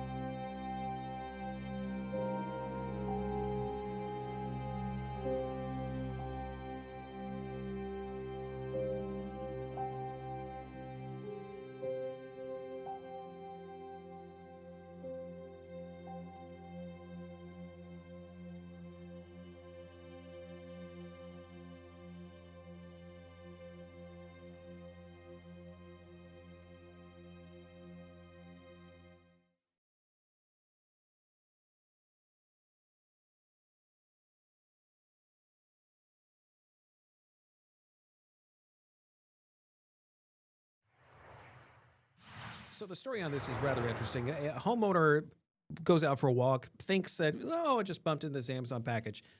Oh, no. It was not an Amazon package. Take a look. So here's how this happened. I was going to go on my walk this morning, and all the lights were off, and I banged into them with the screen door, and I thought it was an Amazon package. That's a weird-looking Amazon package. That is not an Amazon package. That is, as you can see, that's a gator right there. He hit the gator with the screen door. A live Can you one. imagine? Yeah. I mean, thankfully he did. Yeah, it goes crazy once they try to wrangle it. This is just outside of Houston, Texas. So police were able to grab the gator, put it into the back of their patrol car, which is, probably unusual for them versus suspects. Yeah, and then released it to a nearby pond. Yeah, the direct quote from police: if you see an unexpected visitor like this at your home, give it plenty of space and let us handle it. Thanks so much for watching today. We'll see you next time, everyone. See ya.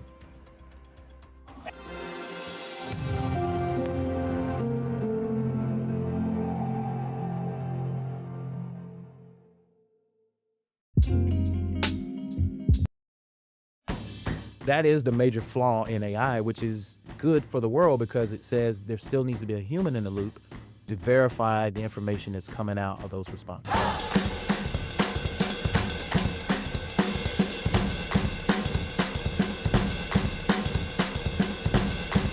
Welcome to Tired Parents Club, a safe place to share, laugh, vent, talk about the ups and downs of raising the littlest versions of ourselves.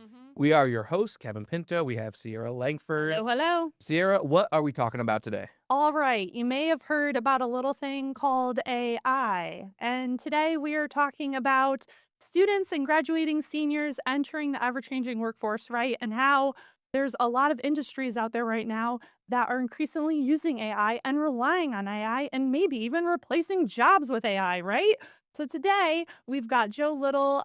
He's the Associate Dean of Technology with Central Piedmont Community College, also known as CPCC. Thank you so much, Joe, for joining us. Hello, everyone. Thank you. And with your background and everything, please tell us just like a little bit about yourself. What brought you to CPCC? Yeah, I can get into it. So Joe Little, Central Piedmont Community College. I like to start off by telling people, since we're in Charlotte, that I'm a born and raised Charlottean. Amazing. Yeah, I'm one of those So unicorns. rare. Yes, I'm one of those unicorns. I predate Uptown. It was downtown when I was here as a little baby. So that I can tell you legit, I'm a Charlottean. So what got me to Central Piedmont Community College was a journey that started with the United States Army. I was a communications specialist back between 1999 and 2003. So right before 9/11 and that world-changing event. I got out of the Army due to an injury. Went to Central Piedmont Community College for my 2-year degree in network administration and support back between the years of 2004, 2005. Actually, walked the stage in 2006 because we didn't have winter commencements back in that day.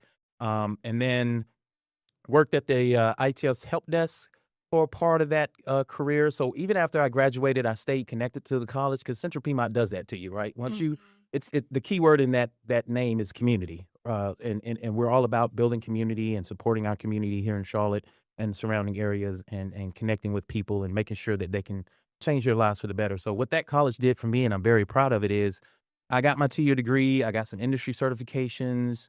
I was able to get a part-time job with the college, first at the ITS help desk, then as an adjunct instructor teaching cybersecurity courses, worked a full-time job in the industry while doing that.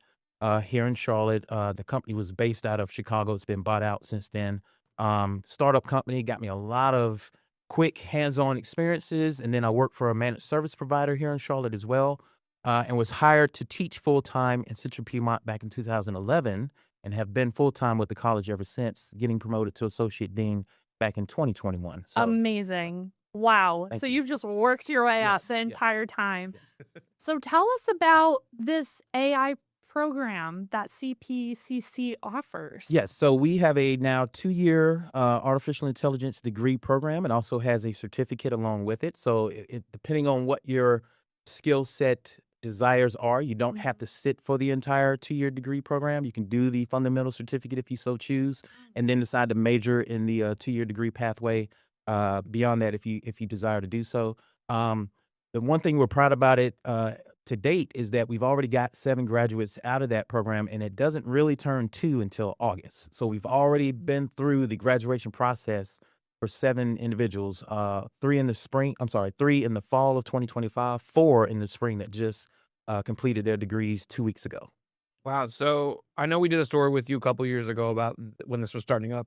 And you were doing 50 applicants or 50, you could have 50 students. You had 56 applicants. Right. 50 were on the wait list back, I think, when we last talked. Yeah. Correct. So has that grown? You know, Yes. where are you guys at now? So to use official numbers, the state dashboard has us at 95 unduplicated students, meaning that is their sole major or their primary major. But if you look at double majors, meaning people that are in computer science pathways, people that are in our traditional AAS degrees for information technology, as well as simulation and game development, there are over 200 students declared for the AI degree at Central Piedmont currently. How have you seen it progress, I guess, in those 2 years, just overall? Right. So we've seen the breakdown in the degree where folks are focusing on things like chatbot programming skills, machine learning, deep learning, computer vision. Computer vision is important when you think about things like physical AI. So these are things like robotics. And when we say robotics, what we mean are, think robo-taxis. Like you've seen the Waymo taxis starting to show up here in Charlotte. Yes. The Tesla cabs. That's why computer vision is becoming more important. Like we're looking into cameras here in the studio So think about a bot that could react to what it's seeing and maybe track my head if I were starting to move, so that at no time am I out of focus or out of view in the camera. So this is what we're teaching our students as part of that degree program. That's fascinating. Are there different kinds of courses that tend to be more popular than others within the program, or is it all, is it like a 101, 102 type of situation where you work your way up? Yeah, it depends. That answer varies because it depends on what skills those learners are trying to seek. So, some of them only want the chatbots or generative AI, as we call it nowadays, right? And what we have to be careful in when we advertise the program is make sure people know this is mostly a programming degree, but it's focused on programming AI skills. So large language models, neural networks, things of that nature. So we need to make sure that people don't think, well, I'm coming to be an advanced ChatGPT user, or I'm coming to be an advanced Gemini user or something like that. No, you're coming to learn how to build the back-end infrastructure that is artificial intelligence. So that and we make sure we say that clearly in our information session. Like, please don't think you're going to be living in ChatGPT in all your assignments. That's not what this is. No, you're not going to become a glorified Right. Yes. user. Yeah. There is prompting, there's prompt engineering and all those things, but it goes well beyond that. Mm-hmm.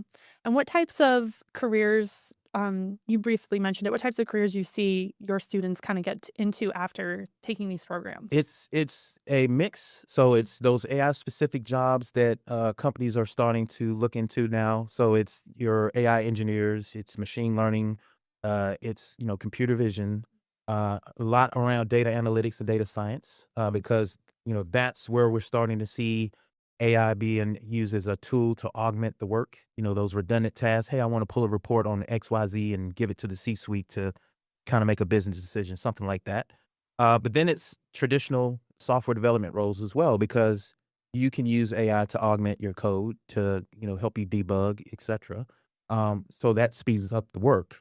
And that's another place where people are starting to get into the conversation about, well, is AI going to take my job? No, but it will augment your job. And if you don't know how to use it to augment your job, you may find yourself replaced with somebody who does have that skill set. Yeah, so I'm thinking of the workplace as well, right? This is always going to be a back and forth. I feel like, and I'm sure you already know all about that by now. I guess the workplace, something we talked about yesterday, even. Is that going to take away the interactive workplace? We work in a newsroom. We're constantly always running around and stuff like, talking to each other, yelling stuff out. It's nuts in here sometimes. But I wouldn't blame AI for that so much as I would the recent pandemic, being that a lot of people have gotten used to a hybrid or remote work environment, and even though AI has been around for half a century, we didn't start the hype game on AI until the last 5 to 10 years, right? So, but we were already in a Zoom or Microsoft Teams, you pick your flavor of teleconference environment prior to the explosion that has been AI for the last 5 years or so. Yeah, so I guess COVID sped up AI, I guess, or the advancement of it. Well, yeah. Well, it in a weird way, right? Yeah. So that worldwide events like pandemics, wars, etc., will fundamentally change the way we do business moving forward, because COVID did that, right? So it forced us into a lockdown for 18 to 24 months, depending on which country you're living in. And then because of that, you were forced to use tools that you were otherwise hesitant to do so prior to the pandemic, right? A lot of businesses didn't want their data in the cloud prior to 2020, because if it's on site, I have control of it. I can see it. If something happens, I can go unplug a cable or whatever, and we're fine. If it's in the cloud, I got to be very trusting. I got to make sure I have SLAs. I got to make sure I have agreements to say who's backing up this data, who's got access to this data, how do I control the identity access management and all the things that, are the pieces around cloud controls, cloud security, et cetera. AI was not even in that conversation during the pandemic, even though it was starting to come on the scene. While we were in lockdown, folks were starting to use ChatGPT for, prompting it to do homework, whether they should have been doing that or not. But that was talking about the ethics of using AI. Right. So, yeah.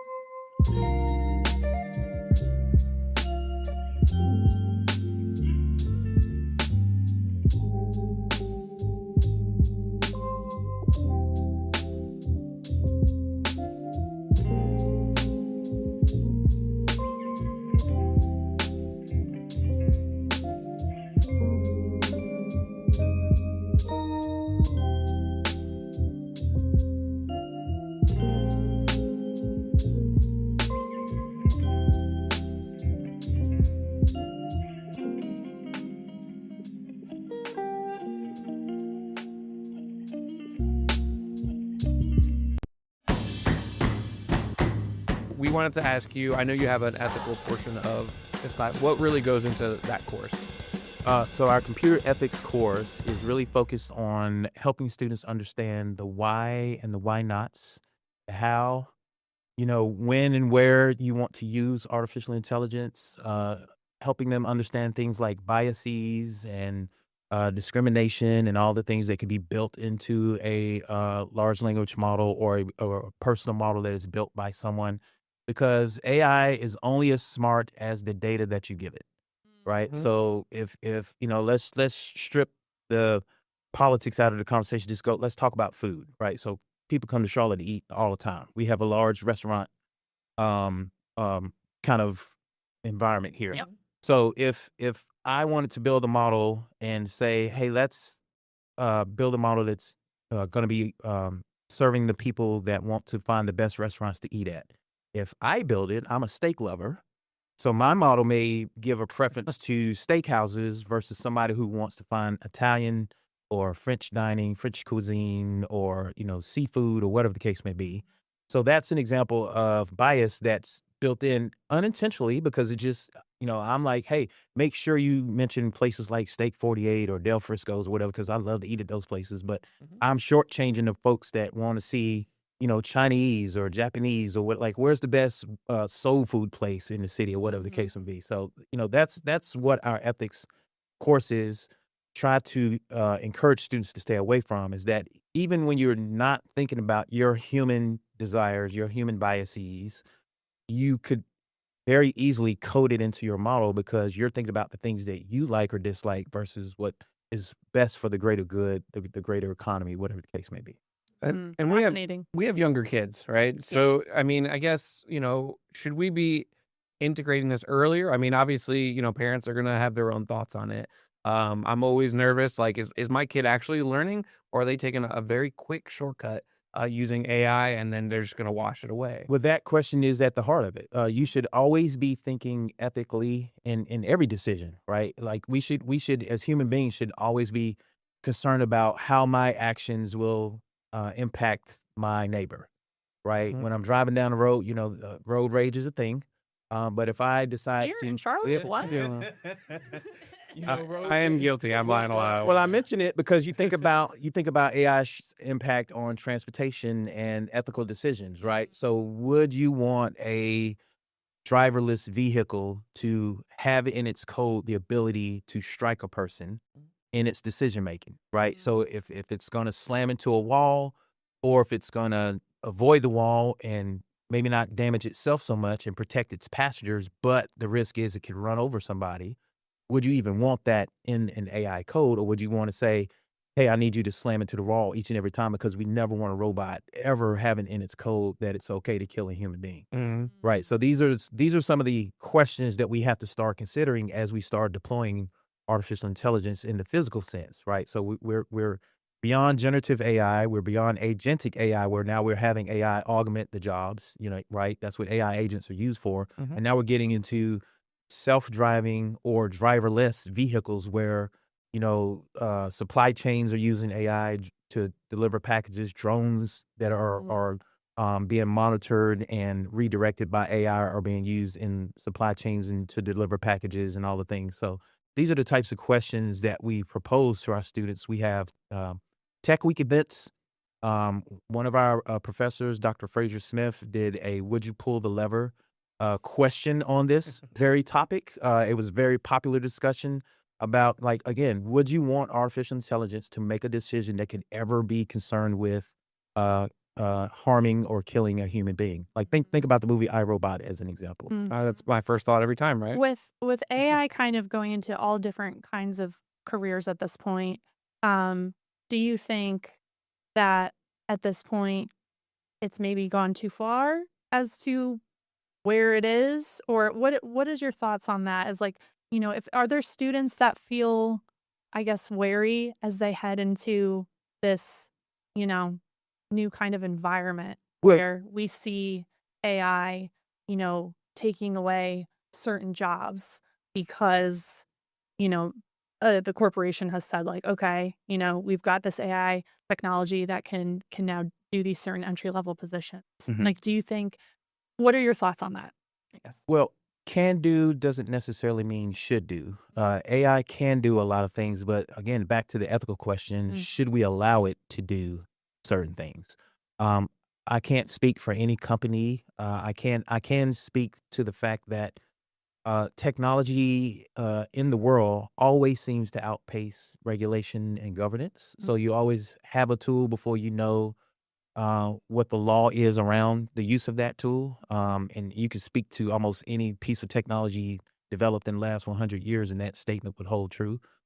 So here we are again with artificial intelligence. Oh, by the way, quantum computing is right around the corner. So those two technologies are going to be tied together. Good thing is it's going to significantly increase healthcare in the country, in the world. There's experiments being done right now with quantum computing around cancer treatments and all the wonderful things. But on the other side of it, here comes cybersecurity. Like, what does quantum computing do to encryption, to your ability to have virtual private networks, and like, what are we going to do in response to this new technology? Like, we're talking about AI, but quantum is right behind the curtain. Like, it's ready to be deployed. It's just a matter of, can we get the error rate down in the qubits? So once that happens, here we go again with a discussion around, well, we don't even have federal regulation on AI use yet. What are we going to do about quantum? Yeah, because we've created this thing that's now going to help us in so many ways, right? Right. But now we've Double-edged created, sword. yeah, now we have all these problems. Now we have to figure out a way to combat it, right? It's like, kids using it for homework, right? And that's something that people have talked about, writing their assignments and stuff like that. So now we have to figure out a way to, and we already have, right, to combat it and ask. But now we're asking AI, hey, did a student write this? Or Well, did let the- me, yeah, well, did let you me write say, this? homework use in AI is not necessarily a bad thing. It's when. So if you're using it as a checker, Mhm. okay. If you're using it to do the work for you and you're missing out on the learning opportunities, and you don't understand why the comma, yeah, you don't understand why the comma belongs where it belongs, the period belongs where it belongs, etc., and you're letting the bot do it for you, that's where it's a problem. But if you're using it to provide the checking, to be that assistant, to help you in the learning process, help you with the equations, etc., now it's augmenting your learning, which is what you want it to do. You want it to augment the learning, not take over the learning, because then it defeats the purpose. Yeah, and that's kind of what I brought up to you earlier today. Even I was like, well, is it gonna make us dumber or is it gonna make us smarter? Because the idea is hopefully it's helping us learn, but are we just putting in blind prompts and seeing whatever happens? Like, I still want my kid to learn, not just use that information immediately and then. Well, That's it. there is the phrase trust but verify, right? So Yeah. AI does still hallucinate, even though models get updated, new technologies get deployed. AI is still capable of hallucinating, which means it's capable of making up an answer for the benefit of wanting to satisfy the user. Like, I'm going to give you something because I don't want to say I don't know. Even though when you're in a job interview, I don't know is a perfectly good answer, because we'd rather you admit to not knowing that skill or not having that skill than lying to me, and then I give you something to do and then you can't get the job done. So that is the major flaw in AI, which is good for the world because it says there still needs to be a human in the loop to verify the information that's coming out of those responses. We have to take a break because that definitely is going to lead into the job conversation, I guess, for the future. So we'll.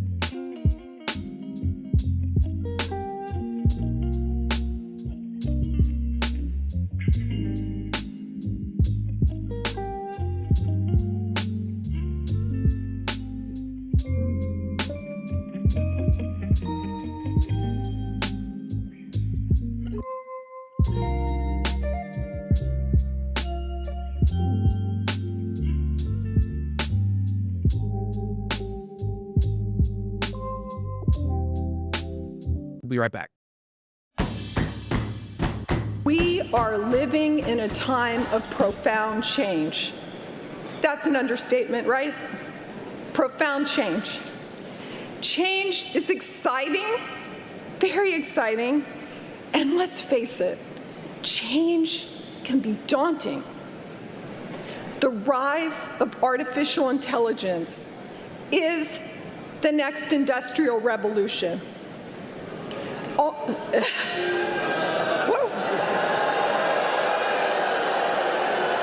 What happened?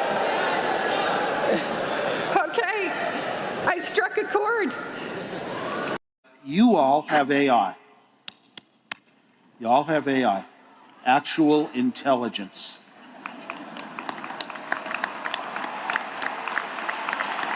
My entire life in the technical world, I've been following people that were trying to figure out how to make a brain, software or hardware, synapse chips. And I was at a company where the engineers figured out how to make a brain. It takes 9 months. All right, welcome back to Tired Parents Club. Obviously, we started with some of these clips. We will bring back Joe Little. I mean, what is your response? I guess first to the booing one. Why would students? Yeah, I felt so bad for her. And there she is again. We'll bring She her just back up. really thought she had something. She's like, they're gonna love this. Why would students react that way? It's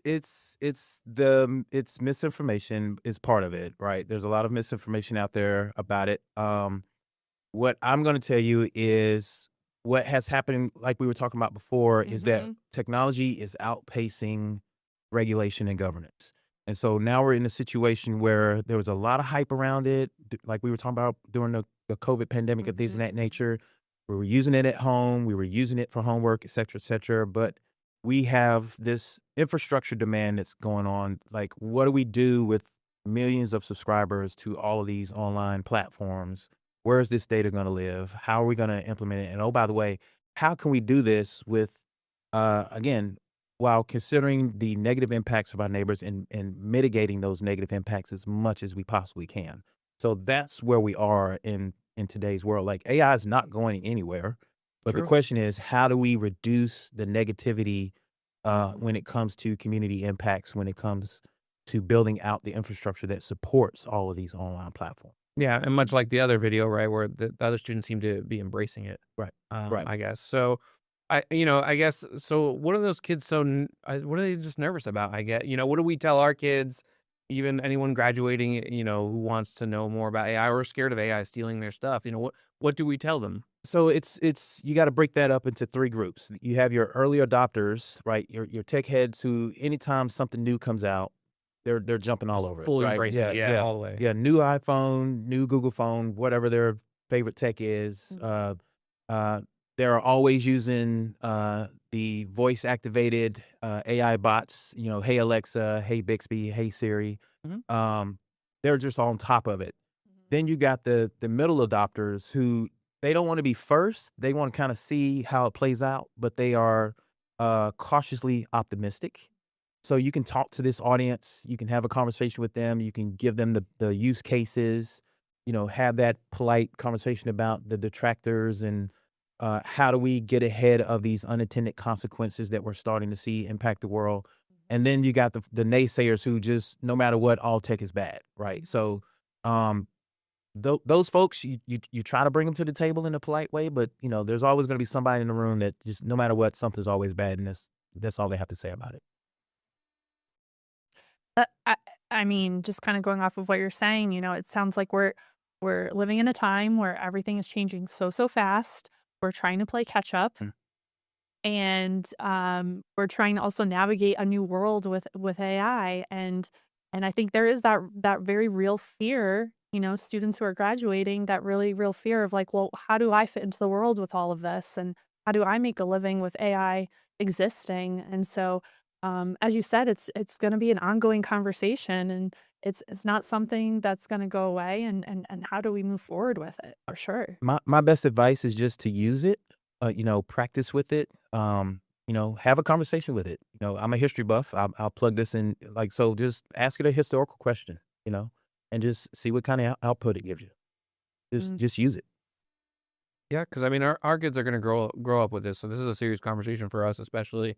I'm always like, well, is it once you go AI, you're not going back, kind of thing, right? Like, yeah, that's it, right? Because I don't know, how do you?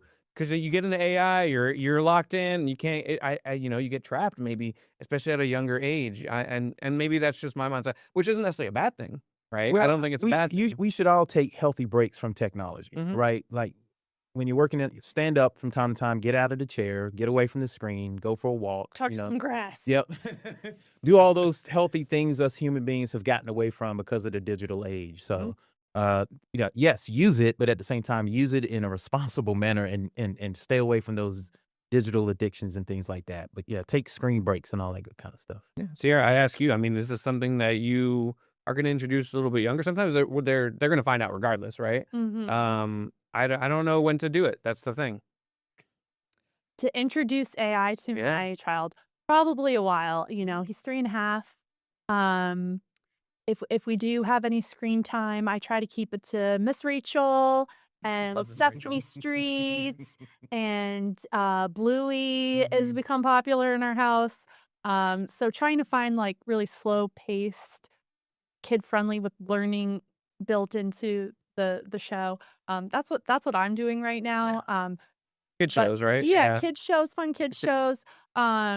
But down the road, as you said, it's we can't keep them sheltered forever, and you don't want them to be sheltered. Okay, question. Do you have smart appliances in your home? Yes. Yeah. So we do. you have AI in the Oh, home. it's definitely already there. Oh yes. I know they're listening. Our phones are in our pocket, right? This is Right. So if they have access to a tablet or a phone, then they've got access. Like just hey Siri, and there you go. Now you're having a conversation. So It's really funny you say that. Sometimes just having a normal conversation with my name being Sierra, my phone will think I'm hey Siri. Yeah, I'm not talking to you. right. Stop it. All right, Joe. 30 seconds. What's the biggest advice for parents that you have that are Did it again. against AI? So skepticism is healthy. That's not a bad thing. A parent's job is to protect their child and make sure that they are growing up in an environment that's best for them as a human being to be the best version of themselves they can be. That said, technology is changing the way the world works. It's changing the way jobs work. So therefore, they're going to have to, at some point, be exposed to what artificial intelligence. Oh, there you go. I think that summed it up. Thank you, Joe, so much for joining us. I'm tired, friends. I'm going to leave. I'm going to go touch some grass. Okay, bye. Have fun.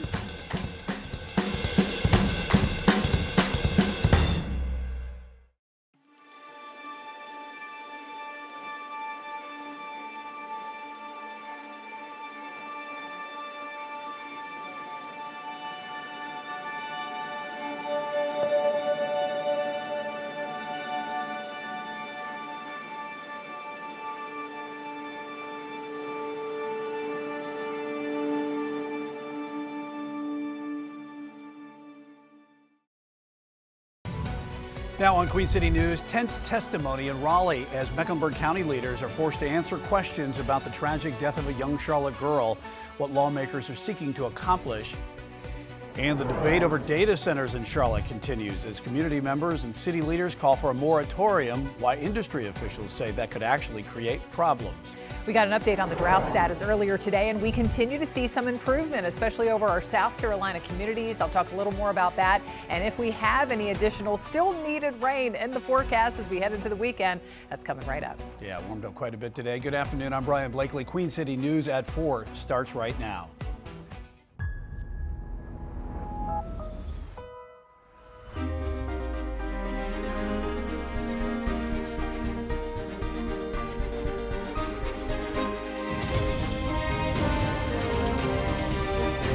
Queen City News starts now.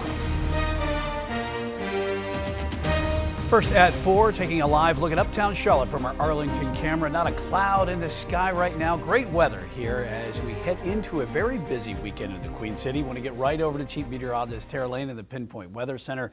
Tara, you just received an update today on the drought situation. Yes, and like I said, we have seen some improvement, especially from, say, far southern Mecklenburg County into parts of southern Union County and a good chunk of our South Carolina communities. Notice this beige color here, indicative of, instead of level 3 drought status, which is where it was last week, severe drought, we're now back down to level 2 after all of this recent rain. However, we still have quite a bit of widespread drought in place, and that higher level, level 4 out of 5, continues over the mountain communities where we didn't see quite as much rain over the past several days, and since earlier last week down through northern Iredell County, parts of Rowan County, a little sliver there of Cabarrus, and heading into Stanley County as well. What has all of this here recent rain done for lake levels? They're still running several feet below full pond. When we check out Lake Norman status, still running about 5 feet below full pond, which is measured at about 100 feet. Mountain Island Lake about 4 feet below, along with Lake Wiley, Lake Hickory, and Lake James coming up just a little bit. Lake James is only running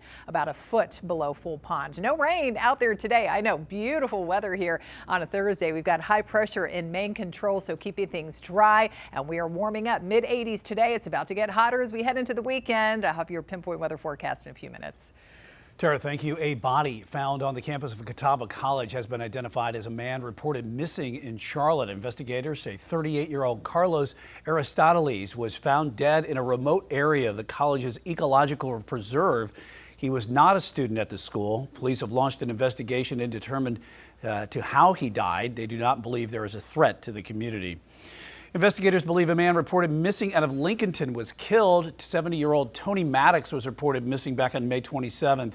His body was found in a wooded area earlier this week, and authorities are investigating the death as a homicide. No other details were released. Queen City News wants to set the record straight and correct our reporting on a deadly officer-involved shooting out of York County. Earlier this week, we reported that a suspect shot at law enforcement officials at a Fort Mill apartment complex, prompting officers to shoot back. That information was wrong. Authorities say that suspect was actually armed with a metal tire iron, not a firearm, and no shots were fired at officers during the confrontation. This happened Tuesday on Clydesdale Court. Investigators say deputies shot 74-year-old Eve Vene as they tried to serve him a warrant related to an internet crimes against children case. He later died at the hospital. The deadly officer-involved shooting is under investigation by South Carolina Law Enforcement Division. Pass the moratorium on data centers. That is the message from advocates as Charlotte City Council is poised to put a hold on data center construction in the Queen City. But tonight, industry advocates are telling Chief Political Correspondent Andy Weber that plan could create problems.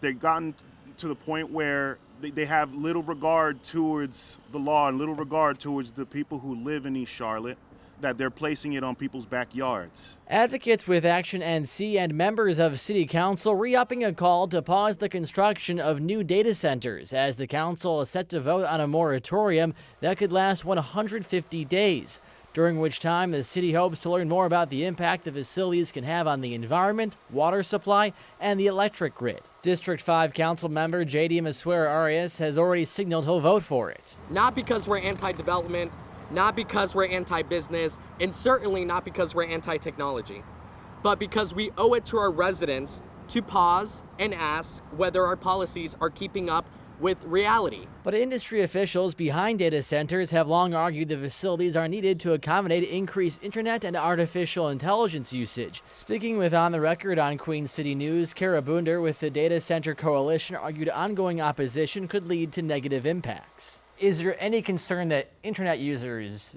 that this might be stunted or AI might be stunted by opposition to the construction of these centers?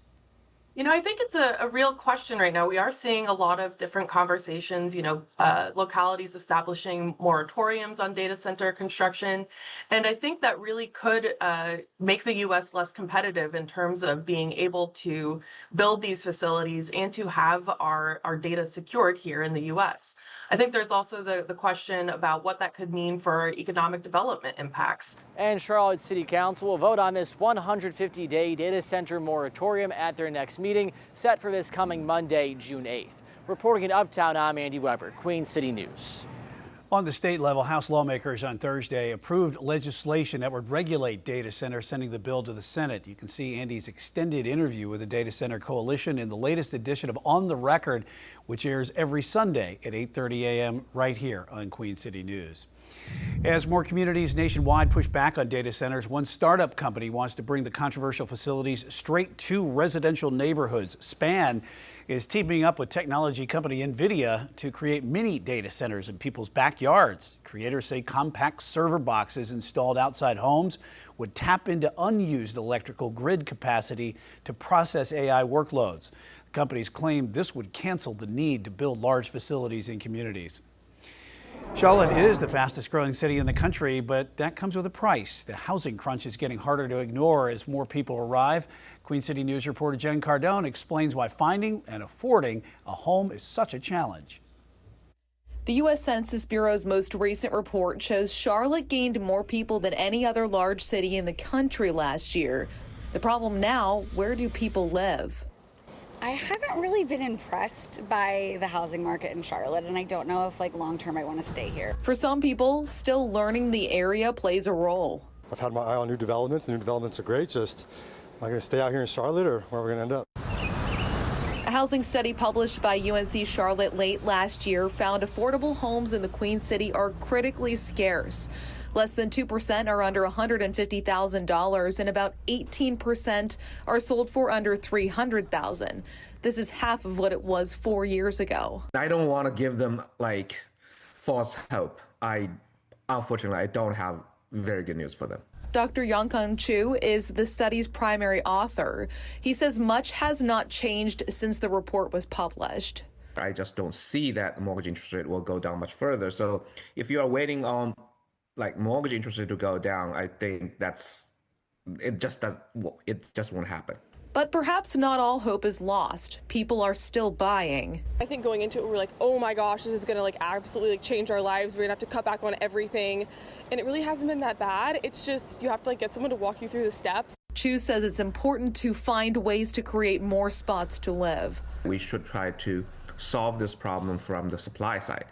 Is there any way we can develop more houses so that the supply side to keep up with the demand so that house price doesn't increase too fast? Jen Cardone, Queen City News. Former Charlotte Hornets guard Terry Rozier is asking the judge overseeing his fraud case to lift the court-imposed ban on contacting anyone with the organization. Rozier is accused of conspiring with friends to help them win bets placed on performance during a 2023 game when he was playing for Charlotte. With the NBA's free agency period kicking off late this month, Rozier's lawyer says preventing him from negotiating with the Hornets could ruin his chances of ever playing in the league again. He has not been in a game since April 2025. Rozier denies taking part in the gambling scheme. Banana Ball returns to the Queen City tonight, though fans will not be able to catch the Savannah Bananas in action. Two other teams in the Banana Bowl League are facing off this weekend at Truist Field. The Firefighters, they're taking on the Texas Tailgaters in a 3-game series that is completely sold out. First pitch at Truist Field in Uptown is at 7 o'clock each night. Final preparations for the Taste of Charlotte are underway in Uptown. Drivers can already expect road closures in effect. Festival kicks off tomorrow morning and runs through Sunday night. Local food vendors will all be lined up along Tryon Street. The fun begins at 11 a.m. Members of the Queen City News team will be at the festival tomorrow to kick off the start of the event. And that includes Chief Meteorologist Tara Lane, who's going to be out there as well. Hours from now, we'll be talking about maybe some of those yummy food samples here coming up. And yeah, we'll see what the weather is going to be doing. We have definitely some warmer temperatures out there today. Beautiful conditions, lots of sunshine here as we look live over Lake Norman. And it's going to be hotter as we head into the weekend. Do we have any storms that will be approaching over the next few days? We'll talk about it next. Lawmakers in Raleigh push proposals to address mental health issues in the criminal justice system. What the latest plans are calling for. Their perseverance and strong determination and their will to really fight in what they believed in. In the next half hour, overlooked but serving a critical role, the women of the Revolutionary War and how they aided to the birth of our nation. You're watching Queen City News, the most honored and the most local news in Charlotte.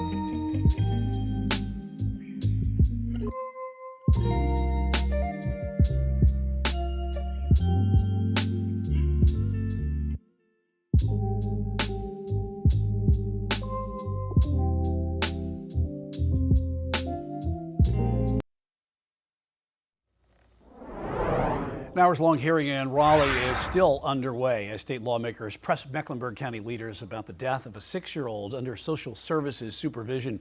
Dominique Moody died last year after investigators say she was abused for months. Charlotte-Mecklenburg Police Chief Estella Patterson, Mecklenburg County Sheriff Gary McFadden, and County Manager Mike Bryant all facing questions today. Each agreed Moody's death was avoidable. Our Matt Stell is at that hearing and will bring us the very latest coming up at 4:30. North Carolina lawmakers from both parties say there needs to be a solution for people with mental illness in the criminal justice system. Some Democrats say these problems cannot be solved without making big investments. Our Shabnam Dinesh explains. House Democrats are proposing a pair of bills they say would invest more than $1 billion into mental health and public safety. Detention centers and prisons have become de facto mental health institutions, yet without the necessary resources. The Justice and Mental Health Act would invest more than $800 million to expand behavioral health treatment, add more staffing and beds at psychiatric hospitals, and reduce bottlenecks for people waiting to receive treatment. That mental illness is a real and present crisis, a crisis on the rise as circumstances in this modern world cause hardship and anxiety. It is a crisis that requires accountability, investment, and urgency from the North Carolina General Assembly. A companion public safety bill would invest more than $400 million in courts, corrections, and juvenile justice. Law enforcement is being tasked with responding to behavioral crises. Courts are challenged with determining the disposition of persons with mental illness. The push comes as the House just passed a bipartisan bill to expand and strengthen the state's involuntary commitment system on a 100-10 vote. It's taken us 20 years to get the broken mental health system that we have. We're not going to solve it in 6 months. This is a step forward that will be really focused on people who are criminally involved. Democrats say that step is important, but they argue lasting change will also require significant new investments in treatment, hospitals, courts, and corrections. These aren't radical proposals. They're practical investments in the basic machinery of public safety. In Raleigh, I'm State Capitol reporter Shabnam Dinesh. Local law enforcement officials in central North Carolina are going door to door as they search for 2 escaped inmates. Michael Miles and LaShawn Knott are considered armed and dangerous. Police say the inmates escaped from the Vance County Jail yesterday afternoon. 2 $20,000 rewards are being offered for information that leads to the arrest of each suspect. Didn't work out for me this time because of just a myriad factors, including some of the nastiest politics I've ever experienced in my life. Total slander and absolute libelous attacks against my family and me from the day that I decided to get in this race back in early June of 2025. At this time, I am suspending my campaign for governor of South Carolina, returning to my duties in the Senate. Strong words from South Carolina State Senator Josh Kimbrell as he suspends his campaign for governor just days before the primary election. The decision comes as recent polling shows Kimbrell has greatly fallen behind the other Republican candidates. Early voting for South Carolina primary election wraps up tomorrow evening. Polling sites are open from 8:30 a.m. to 5 p.m. If you're still in line when the polls close, you will still be allowed to place your vote. A valid photo ID is required to cast a ballot. Primary election day is next Tuesday. Taking a live look at uptown Charlotte now from our Arlington camera. Great weather as we head into a very busy weekend here in the Queen City.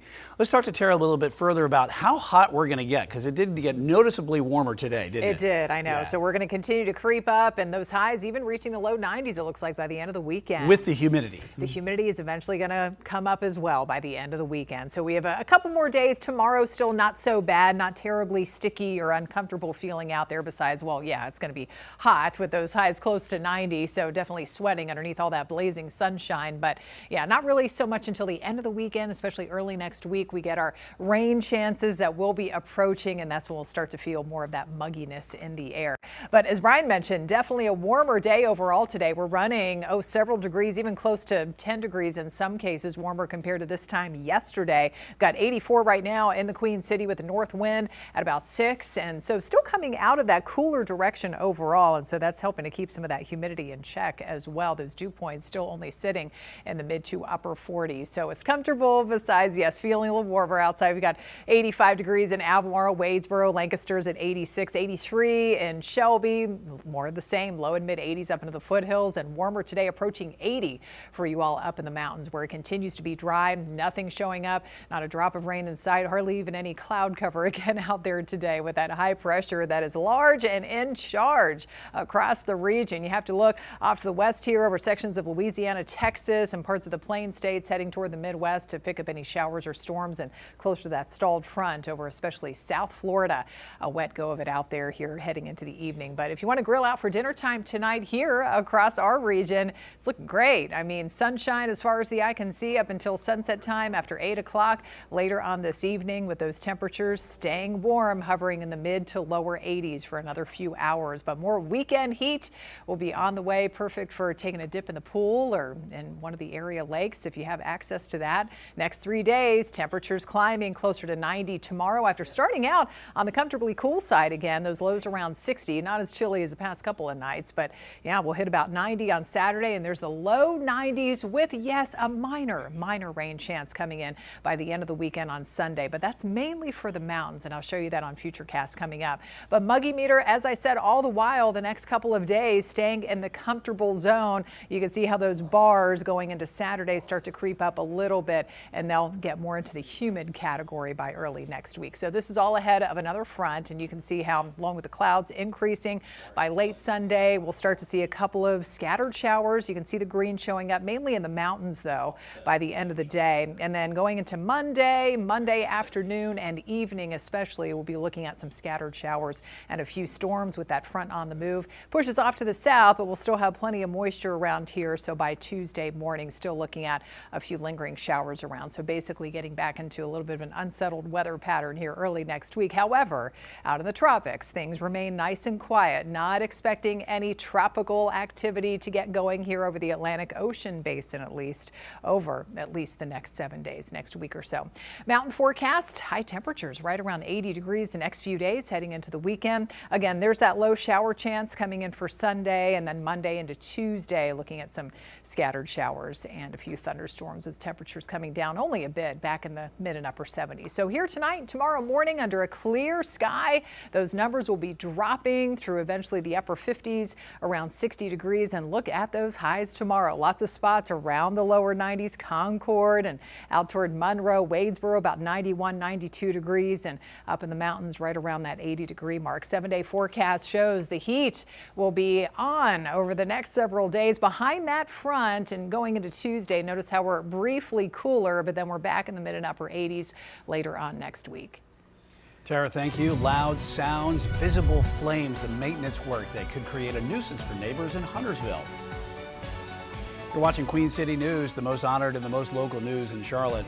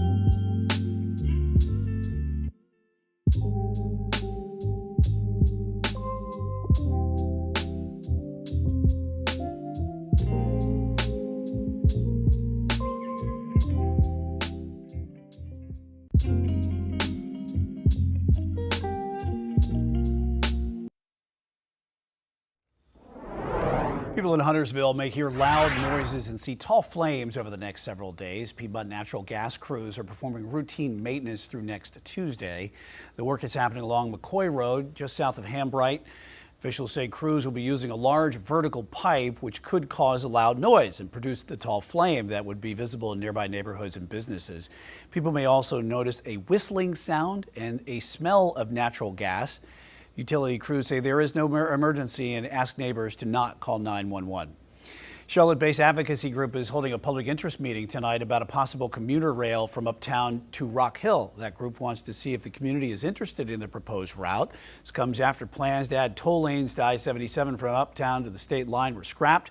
Tonight's meeting is at 7 at the Spokeasy on Elizabeth Avenue. Lincolnton City Council members will hear a revised 2027 budget today. It comes after pushback on a spending plan that would cut public safety staffing. The city faces a revenue shortfall of more than $1 million, and the proposed fix is to cut 14 police and fire jobs. Residents and first responders spoke out against the plan, expressing concerns about public safety. Council meeting begins at 7 tonight. We'll have more tonight at 10. The group Beds for Kids is bringing a new warehouse to Charlotte. A ribbon cutting was held today at the facility on Hutchison McDonald Road. Staff say the new site will help them serve thousands of families who may not be able to provide their children with a good place to sleep. We're excited. It's been a long time coming, and it feels we're just like pinching ourselves that we're in this space now, and what it means for our community. It's more than just look at this great building. It means this furniture is going out to families here in this city.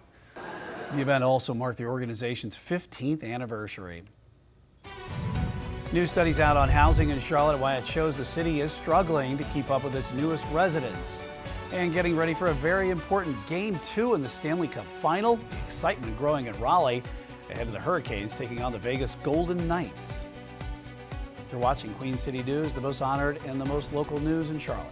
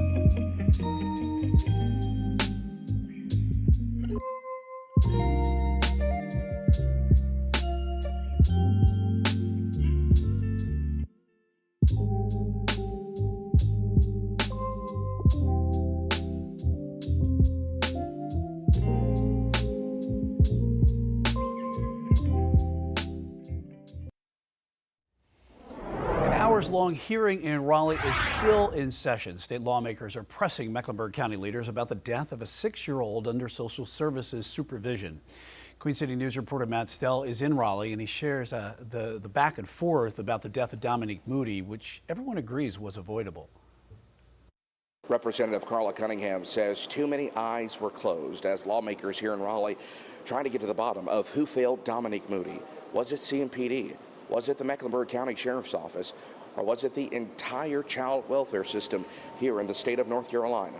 As everybody has stated, this is a tragedy. If it could have been prevented, we should have done everything we could in our power to do that. A tense House Oversight Committee hearing as Mecklenburg County leaders are forced to answer tough questions about the death of 6-year-old Dominique Moody in December of 2025. I wish we had the opportunity to help this young lady, but we didn't have any knowledge. We didn't have anything about this young lady with our visits to the residents. Lawmakers on the committee pressing leaders about the number of failures related to the case and why officers or deputies didn't do more when visiting the home in East Charlotte, where Moody was allegedly being abused by her 3 caretakers. There seems to be a lot of willingness to shirk responsibility and to try to place the blame on someone else or circle the wagons. CMPD Chief Estella Patterson says when officers did enter the home during one incident in March of 2023, more than 2 years before Moody's death,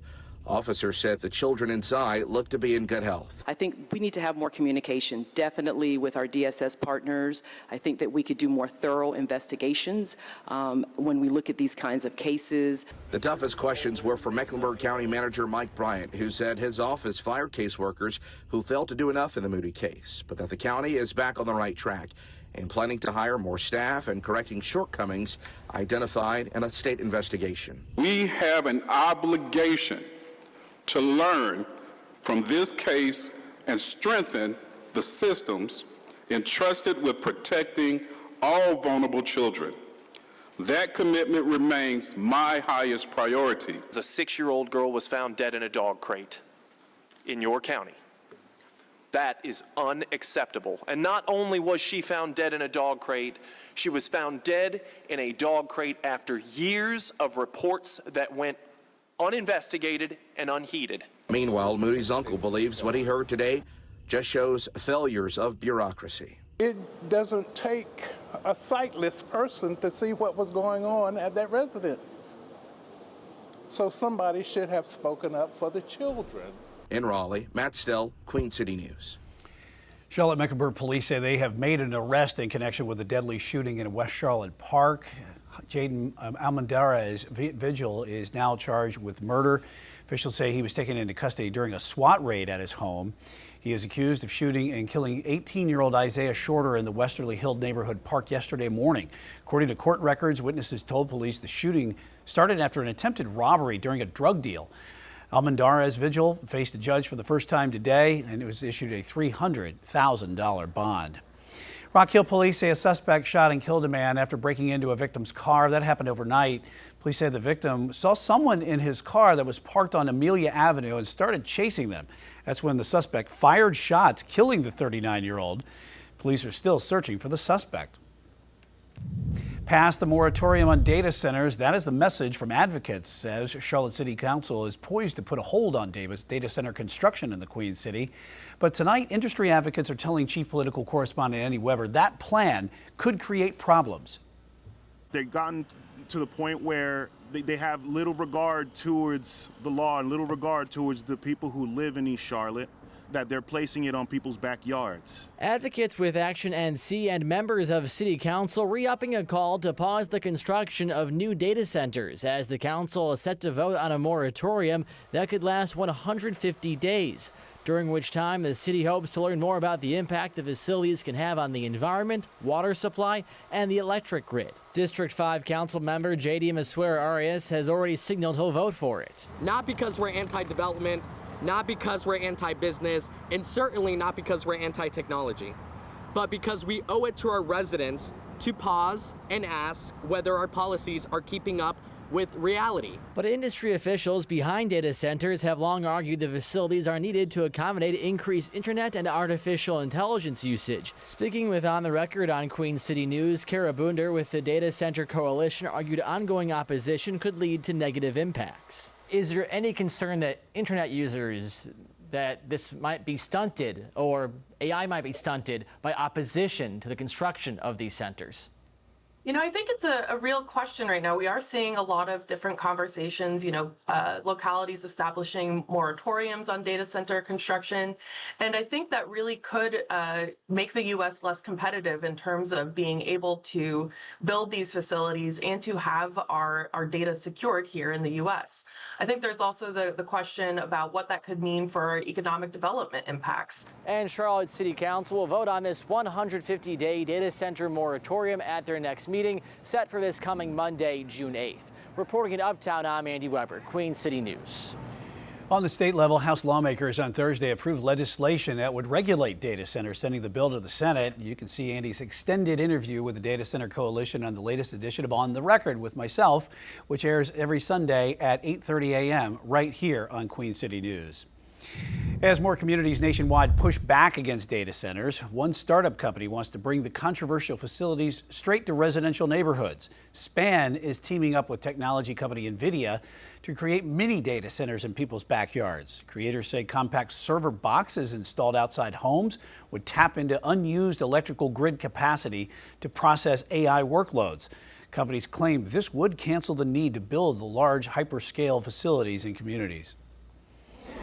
Charlotte is the fastest growing city in the country, but that comes with a price. The housing crunch is getting harder to ignore as more people arrive. Queen City News reporter Jen Cardone explains why finding and affording a home is such a challenge. The U.S. Census Bureau's most recent report shows Charlotte gained more people than any other large city in the country last year.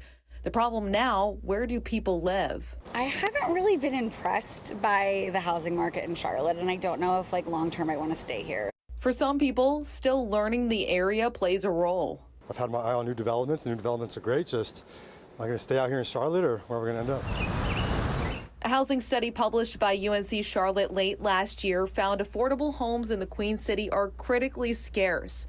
Less than 2% are under $150,000, and about 18% are sold for under $300,000. This is half of what it was 4 years ago. I don't want to give them false hope. Unfortunately, I don't have very good news for them. Dr. Yongkang Chu is the study's primary author. He says much has not changed since the report was published. I just don't see that mortgage interest rate will go down much further. So if you are waiting on mortgage interest rate to go down, I think it just won't happen.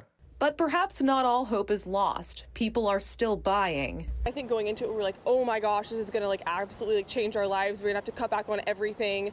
And it really hasn't been that bad. It's just, you have to get someone to walk you through the steps. Chu says it's important to find ways to create more spots to live. We should try to solve this problem from the supply side. Is there any way we can develop more houses so that the supply side can keep up with the demand so that house price doesn't increase too fast? Jen Cardone, Queen City News. Former Charlotte Hornets guard Terry Rozier is asking the judge overseeing his fraud case to lift the court-imposed ban on contacting anyone with the organization. Rozier is accused of conspiring with friends to help them win bets placed on his performance during a 2023 game when he was playing for Charlotte. With the NBA's free agency period kicking off late this month, Rozier's lawyers says preventing him from negotiating with a team could ruin his chances of ever playing in the league again. He has not been in a game since April of 2025 when he was with the Heat. Rozier denies taking part in the gambling scheme. Carolina Hurricanes faithful are already out in full force ahead of tonight's game, game 2 of the Stanley Cup Finals against the Vegas Golden Knights.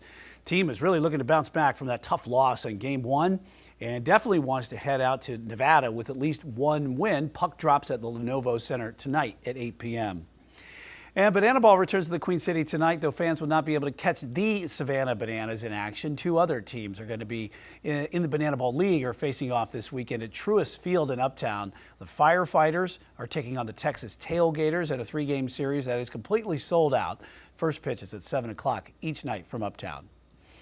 And final preparations for the Taste of Charlotte are underway in Uptown. Drivers can already expect road closures in effect. The festival will kick off tomorrow morning at 11 a.m. and it runs through Sunday night. Local food and vendors will be all lined up along Tryon Street.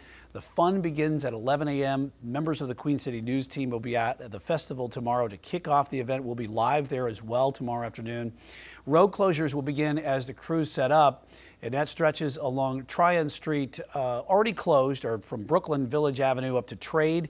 Drivers can expect closures to start along the surrounding roads like Church and College Streets. And Terry, you're going to be out there tomorrow too. That's right, and out there feeling the heat too. This hot and stagnant air mass is going to be developing throughout the weekend, already leading to now what is a code orange air quality alert that will be coming up for tomorrow for Mecklenburg, Cabarrus, and Rowan counties. That's an unhealthy level of ground level ozone here for folks with respiratory issues, younger kids, older active adults. May want to try and limit that time outside tomorrow. How much hotter temperatures will get by the end of the weekend? That's next.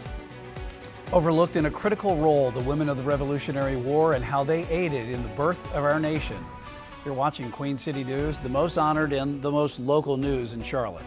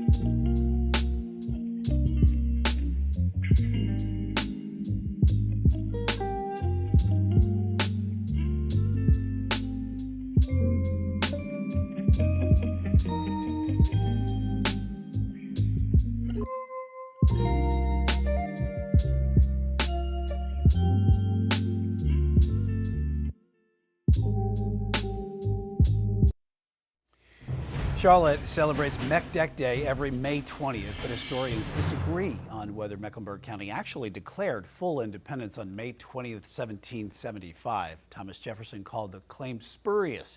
Still, the date is memorialized in Charlotte city flag.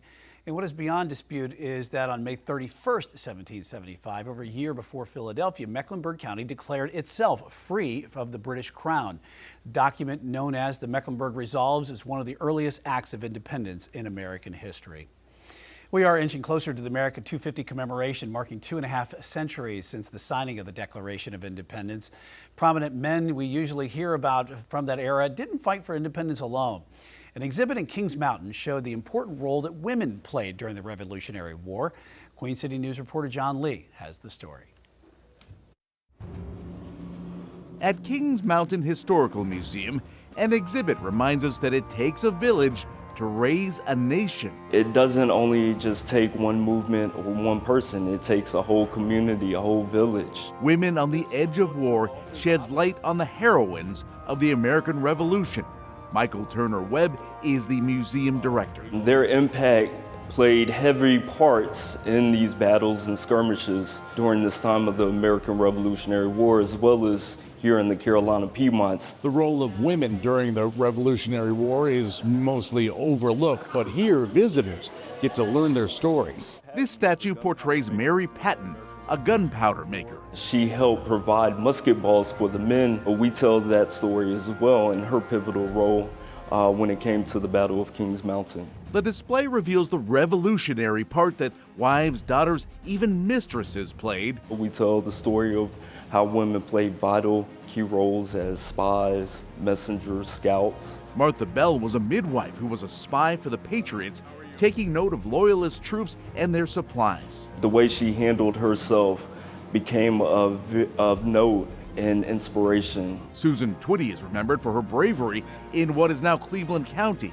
pushing her brother out of harm's way during a Tory attack. And they were able to fend and fight off the Tories on that day. Women were key on both sides. Loyalist Colonel Patrick Ferguson sent mistress Virginia Sal to spy on the Patriots. She would disguise herself as a woman on the side of the Patriots. She would try to gain information from the Patriots side and then go back to the Tories. The exhibit walks visitors through history, spotlighting women and their resolve. Was their perseverance and strong determination and their will to really fight in what they believed in. In Kings Mountain, John Lee, Queen City News. Duke Energy's most recent rate hike request is sparking an emotional fight for residents in Durham. They packed a county courtroom last night to speak out against Duke's request. The company wants an 18% rate increase, which would average out to about $30 a month of an increase. Some residents got emotional last night, saying they wouldn't be a Duke Energy customer if they had a choice. People across this state are tired of it. They're tired of watching powerful interests rig the system while ordinary families pay the price. If you don't make those investments, it's sort of like when you don't upgrade a road before growth comes and the system isn't designed to handle it at that point. We have to make sure we're staying ahead of those needs. North Carolina Utilities Commission will make a decision on the increase in the fall. If approved, the new rates would go into effect at the beginning of next year. Hey, let's get to the weather right now as you take a look at uptown Charlotte from our Arlington camera. Great weather as we head into the very busy weekend here in the Queen City. 84 degrees right now, Tara, as we are looking to even to have a hotter weekend. We are going to have the hotter weekend. Yes, the humidity levels will be on the rise a little bit as well. That's what a lot of people are wondering. We have the heat, and eventually we'll feel more of that humidity. Not really so much until about Sunday. So until then, it's still going to feel okay out there. But got a hot weekend with a lot of things to do, and it's going to be hot outside too. Sweating out there. We're getting almost into a kind of a summertime pattern without those chances of afternoon and evening showers and storms just yet. That won't really return more in full force until early next week. But that is coming too with some not so great air quality. So this hot and stagnant air mass, when we have just all this heat outside and very little mixing going on with the wind, that leads to oftentimes a buildup of ground level ozone. And so that's leading to poor air quality coming up for tomorrow. And you can see the areas highlighted in orange from the Triad and down basically along that stretch of I-85 through Rowan County, Cabarrus County, and Mecklenburg County, and parts of South Carolina too, heading into the upstate under a code orange air quality alert now for tomorrow. That's in the slightly unhealthy category. What does that mean? It means if you have respiratory issues like asthma, emphysema, also younger kids and older active adults, you want to try and limit that time outside. All right, so temperatures today heating up above the 79. That was from yesterday. We got mid 80s on the board, which is about average. That's seasonal conditions here for this time of the year. 84 degrees not only in the Queen City, but up through Concord and Monroe as well. 86 degrees coming in Wadesboro and up into Stanley County, about 83. Friends in Shelby, and mid 80s in Gastonia as well. And we are approaching 80 degrees for some of the mountain communities too. It's a dry scan as we look around on radar. Not a drop of rain, hardly even a cloud in the sky in sight with that high pressure that continues to build in here. You have to head all the way down to sections of Florida to pick up any significant cloud cover, and showers and storms mainly staying to our south and west. And that's going to be the case until, again, early next week when we get still what is some much needed rain across parts of the area. Now we check out the drought, and we still have, the rain that is needed to help alleviate the extreme level 4 drought conditions across the mountains, especially in parts of, say, northern Iredell County where you see the red, and down through parts of Rowan and Stanley and parts of northwest Anson County, Cabarrus County. But we have seen some improvement, especially down over our South Carolina community. communities where you see this beige color on the map, we're now down to level 2 out of 5, a drought status compared to, just several weeks ago, most of the region under at least level 4, in some cases level 5 drought conditions. So the rain recently has helped, but here today, it's nice to see that sunshine once again, especially for doing anything outside. Temperatures for tomorrow, and we'll see more sunshine once again to wrap up the week, getting that much closer to 90 degrees. I'm forecasting officially about 89 as Taste of Charlotte kicks off and heading into tomorrow afternoon. Starts at about 11 o'clock tomorrow morning. Same for Saturday and Sunday as well. We're staying dry, increasing clouds, a little more muggy by the end of the day on Sunday, with those high temperatures rising eventually to about 92 degrees to wrap up the weekend. So Sunday do have a minor rain chance. That's mainly for the mountains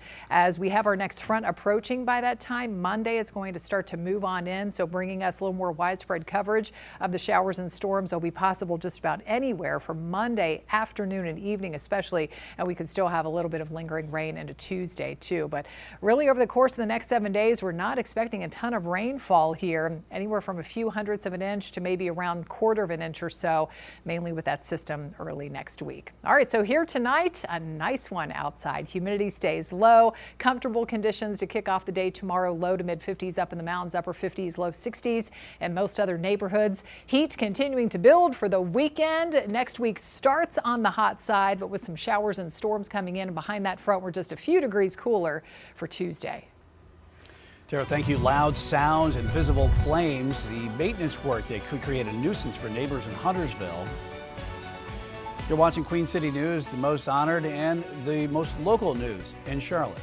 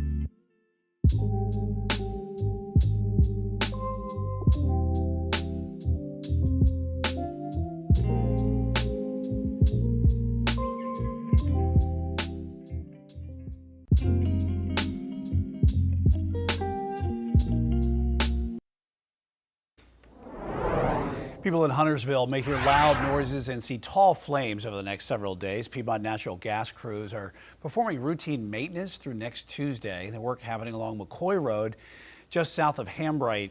Officials say the crews will be using a large vertical pipe, which could cause a loud noise and produce this tall flame like you see here that would be visible in nearby neighborhoods and businesses. People may also notice a whistling sound and a natural gas smell. Utility crews say there is no emergency and ask neighbors to not call 911. Charlotte-based advocacy group is holding a public interest meeting tonight about a possible commuter rail from Uptown to Rock Hill. That group wants to see if the community is interested in a proposed route. It comes after plans to add toll lanes to I-77 from Uptown to the state line were scrapped. Tonight's meeting is at 7 at the Spokeasy on Elizabeth Avenue. Lincolnton City Council members will hear a revised 2027 budget proposal today. It comes after pushback on a spending plan that would cut public safety staffing. City faces a revenue shortfall of more than $1 million, and the proposed fix is to cut 14 police and fire jobs. Residents and first responders spoke out against the plan, expressing concerns about public safety. Council meeting begins at 7 tonight. The group Beds for Kids is bringing a new warehouse to Charlotte. A ribbon cutting held today at the facility on Hutchison McDonald Road. Staff say the new site will help them serve thousands of families who may not be able to provide for their children with a good place to sleep. Excited. It's been a long time coming, and it feels we're just like pinching ourselves that we're in this space now, and what it means for our community. It's more than just look at this great building. It means this furniture is going out to families here in this city. The event also marked the organization's 15th anniversary. It is race weekend at the Irish Hills as we take a live look here at the Michigan International Speedway. Great weather out there. NASCAR drivers hitting the fastest racetrack in the sport tonight through Sunday. Our Round the Track team getting you ready for Sunday's main event will be Casey Funderburg and Josh Sims, our good friend. Catch the newest episode first on the Queen City News app tomorrow at 7 or at noon Sunday right here on Queen City News. Only on Queen City News Plus app, the James Webb Telescope is giving the world a better view into deep space than ever before. This week on Ground Control, our host spoke with one of the engineers who worked on building the telescope, as well as the next one, which will be even more powerful. A new telescope here that's going to be launched relatively in the near future. That is, of course, the Nancy Grace Space Telescope. Roman is going to go 1 million miles away, so it's going to go where Webb is. But what it's able to do is take a panoramic view of the universe. With that wide view, going to expand the number of exoplanets, planets around other stars we are going to see. At the moment, we know about 6,000. We keep finding more. When Roman is on orbit, after a few years of operation, we'll have 100,000. And that's what we need to find something special, which, again, this search for something that could look like the Earth. You can watch the full episode of Ground Control right now for free. Just download the Queen City News Plus app on your Roku, Apple TV, or Amazon Fire device. Coming up next at Queen City News at 5, a new study's out on housing in Charlotte and why it shows the city is struggling to keep up with its newest residents. And getting ready for a very important Game 2 in the Stanley Cup Final tonight. The excitement growing ahead of the Hurricanes taking on the Vegas Golden Knights. You're watching Queen City News, the most honored and the most local news in Charlotte.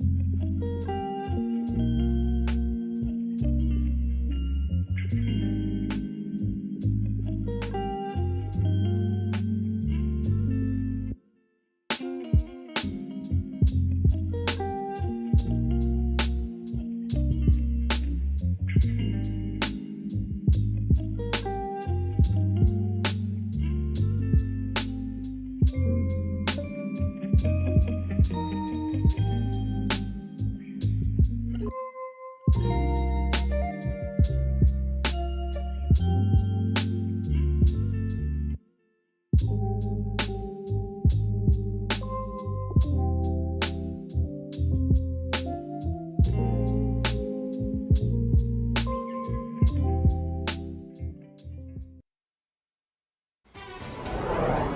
on Queen City News, tense testimony in Raleigh as Mecklenburg County leaders are forced to answer questions about the tragic death of a young Charlotte girl, what lawmakers are looking to accomplish.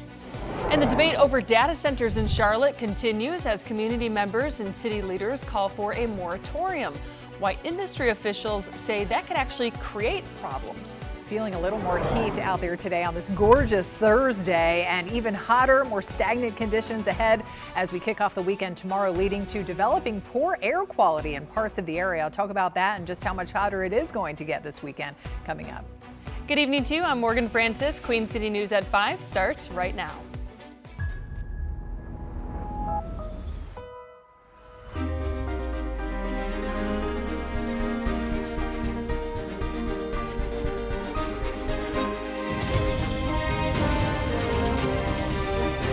Queen City News starts now. An hours-long hearing in Raleigh is still in session. State lawmakers are pressing Mecklenburg County leaders about the death of a 6-year-old under social services supervision. Queen City News reporter Matt Stell is in Raleigh. He shares the back and forth about the death of Dominique Moody, which everyone agrees was avoidable. Representative Carla Cunningham says too many eyes were closed as lawmakers here in Raleigh trying to get to the bottom of who failed Dominique Moody. Was it CMPD? Was it the Mecklenburg County Sheriff's Office? Or was it the entire child welfare system here in the state of North Carolina? As everybody has stated, this is a tragedy. If it could have been prevented, we should have done everything we could in our power to do that. A tense House Oversight Committee hearing as Mecklenburg County leaders are forced to answer tough questions about the death of 6-year-old Dominique Moody in December of 2025. I wish we had the opportunity to help this young lady, but we didn't have any knowledge. We didn't have anything about this young lady with our visits to the residents. Lawmakers on the committee pressing leaders about the number of failures related to the case and why officers or deputies didn't do more when visiting the home in East Charlotte, where Moody was allegedly being abused by her 3 caretakers. There seems to be a lot of willingness to shirk responsibility and to try to place the blame on someone else or circle the wagons. CMPD Chief Estella Patterson says when officers did enter the home during one incident in March of 2023, more than 2 years before Moody's death, officers said the children inside looked to be in good health. I think we need to have more communication, definitely with our DSS partners. I think that we could do more thorough investigations when we look at these kinds of cases. The toughest questions were for Mecklenburg County Manager Mike Bryant, who said his office fired caseworkers who failed to do enough in the Moody case, but that the county is back on the right track and planning to hire more staff and correcting shortcomings identified in a state investigation. We have an obligation to learn from this case and strengthen the systems entrusted with protecting all vulnerable children. That commitment remains my highest priority. A 6-year-old girl was found dead in a dog crate in your county. That is unacceptable. And not only was she found dead in a dog crate, she was found dead in a dog crate after years of reports that went uninvestigated and unheeded. Meanwhile, Moody's uncle believes what he heard today just shows failures of bureaucracy. It doesn't take a sightless person to see what was going on at that residence. So somebody should have spoken up for the children. In Raleigh, Matt Stell, Queen City News. A body found on the campus of Catawba College has been identified as a man reported missing in Charlotte. Investigators say 38-year-old Carlos Aristoteles was found dead in a remote area of the college's ecological preserve. He was not a student at the school. Police have launched an investigation to determine how he died. They do not believe there is a threat to the community. Investigators believe a man reported missing out of Lincolnton was killed. 70-year-old Tony Maddox was reported missing back on May 27th. His body was found in a wooded area earlier this week, and authorities are investigating the death as a homicide. No other details were released. Queen City News wants to set the record straight about our reporting on a deadly officer-involved shooting in York County. Earlier this week, we reported that a suspect shot at law enforcement officials at a Fort Mill apartment complex, prompting officers to shoot back. That information was wrong. Authorities say that suspect was actually armed with a tire iron, not a firearm, and no shots were fired at officers during the confrontation. This happened Tuesday on Clydesdale Court. Investigators say deputies shot 74-year-old Yves Vene as they tried to serve him a warrant related to an internet crimes against children case. He later died at the hospital. The deadly officer-involved shooting is under investigation by South Carolina Law Enforcement Division. Pass a moratorium on data centers. That's the message from advocates as Charlotte's City Council is poised to put a hold on data center construction in the Queen City. But tonight, industry advocates are telling Chief Political Correspondent Andy Weber that plan could create problems. They've gotten to the point where they have little regard towards the law and little regard towards the people who live in East Charlotte, that they're placing it on people's backyards. Advocates with Action NC and members of City Council re-upping a call to pause the construction of new data centers as the council is set to vote on a moratorium that could last 150 days, during which time the city hopes to learn more about the impact the facilities can have on the environment, water supply, and the electric grid. District 5 Council member J.D. Masuera-Arias has already signaled he'll vote for it. Not because we're anti-development, not because we're anti-business, and certainly not because we're anti-technology, but because we owe it to our residents to pause and ask whether our policies are keeping up with reality. But industry officials behind data centers have long argued the facilities are needed to accommodate increased internet and artificial intelligence usage. Speaking with On the Record on Queen City News, Kara Boonder with the Data Center Coalition argued ongoing opposition could lead to negative impacts. Is there any concern that internet users, that this might be stunted or AI might be stunted by opposition to the construction of these centers? You know, I think it's a real question right now. We are seeing a lot of different conversations, localities establishing moratoriums on data center construction. And I think that really could make the U.S. less competitive in terms of being able to build these facilities and to have our data secured here in the U.S.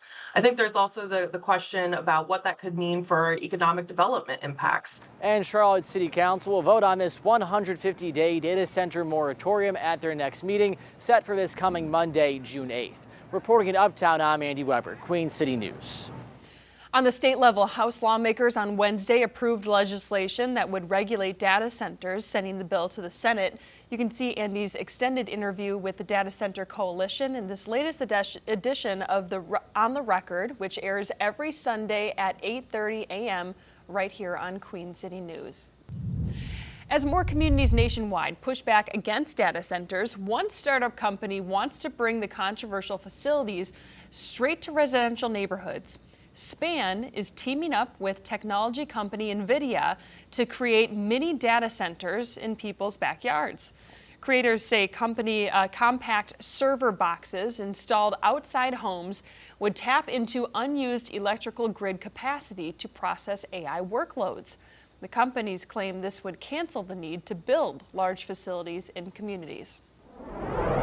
Charlotte is the fastest growing city in the country, but that comes with a price. The housing crunch is getting harder to ignore as more people arrive. Queen City News reporter Jen Cardone explains why finding and affording a home is such a challenge. The U.S. Census Bureau's most recent report shows Charlotte gained more people than any other large city in the country last year.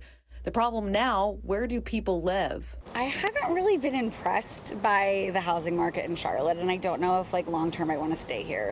For some people, still learning the area plays a role. I've had my eye on new developments. New developments are great. Just, am I going to stay out here in Charlotte, or where are we going to end up? A housing study published by UNC Charlotte late last year found affordable homes in the Queen City are critically scarce. Less than 2% are under $150,000, and about 18% are sold for under $300,000. This is half of what it was 4 years ago. I don't want to give them false hope. Unfortunately, I don't have very good news for them. Dr. Yongkang Chu is the study's primary author. He says much has not changed since the report was published. I just don't see that mortgage interest rate will go down much further. So if you are waiting on like mortgage interest rate to go down, I think it just won't happen. But perhaps not all hope is lost. People are still buying. I think going into it, we were like, oh my gosh, this is going to absolutely change our lives. We're going to have to cut back on everything. And it really hasn't been that bad. It's just you have to get someone to walk you through the steps. Chu says it's important to find ways to create more spots to live. We should try to solve this problem from the supply side. Is there any way we can develop more houses so that the supply side can keep up with the demand so that house price doesn't increase too fast? Jen Cardone, Queen City News. Former Charlotte Hornets guard Terry Rozier is asking the judge overseeing his fraud case to lift the court-imposed ban on contacting anyone within the organization. Rozier is accused of conspiring with friends to help them win bets placed on his performance during a 2023 game when he was playing for Charlotte. With the NBA's free agency period kicking off late this month, Rozier's lawyer says preventing him from negotiating with the Hornets could ruin his chances of ever playing in the league again. He hasn't played in a game since April of 2025. Rozier denies taking part in the gambling scheme. Carolina Hurricanes faithful are already out in full force ahead of tonight's Game 2 of the Stanley Cup Finals against the Vegas Golden Knights. Haley Kennedy shows us how fans are getting ready in Raleigh for what is a critical game for the Canes. We're here at the Lenovo Center at all of the different tailgates, and you know what? It is a hot Raleigh day, and if you're going to be out here all day long, you have to find a way to cool off. So I found some friends with a pool. How are you doing out here? I'm doing all right. I'm just trying to work on my tan lines. Yeah. I mean, hockey, pool, it's the best combination ever. You can't beat it. You know, when it's hot out and you live in a great place like Raleigh, you know, you gotta show up for your team. You sure do. Now, how excited are you that the Canes are in the Stanley Cup Final Game 2 tonight? I've been waiting for this for 20 years. I'm very, very pumped up, and I'm ready to watch the guys get at it tonight. Danny, come over here. They got little flamingos. They got their drinks. They have the full setup here. Look at this. What are you guys drinking tonight? We got a little Maker's Mark right here. We got a bar set up over there. They got a whole bar set up behind Margs, bars, whiskey. We have food over here as well. We have some little shish kebab action, some guacamole. We love to see it. This is an amazing tailgate. I think I might stick around over here for a little bit. Well, we are at the we're at the Lenovo Center. I'm Haley Kennedy. Back to y'all. Looks like a whole lot of fun out there getting ready for the game tonight, and a whole lot of fun too for maybe some boaters out there. Yeah, you can see on that screen behind me, and jet skis. I've been seeing a few going by and people walking around on the dock enjoying this beautiful weather out there today. Temperatures warming up. We're going to be heating up even more heading into the weekend. Could we be tracking some showers and storms again? We've got that forecast next. Lawmakers in Raleigh push proposals to address mental health issues in the criminal justice system. What the latest plans are calling for. Perseverance and strong determination and their will to really fight in what they believed in. In the next half hour, overlooked but served a critical role, the women of the Revolutionary War and how they aided the birth of our nation.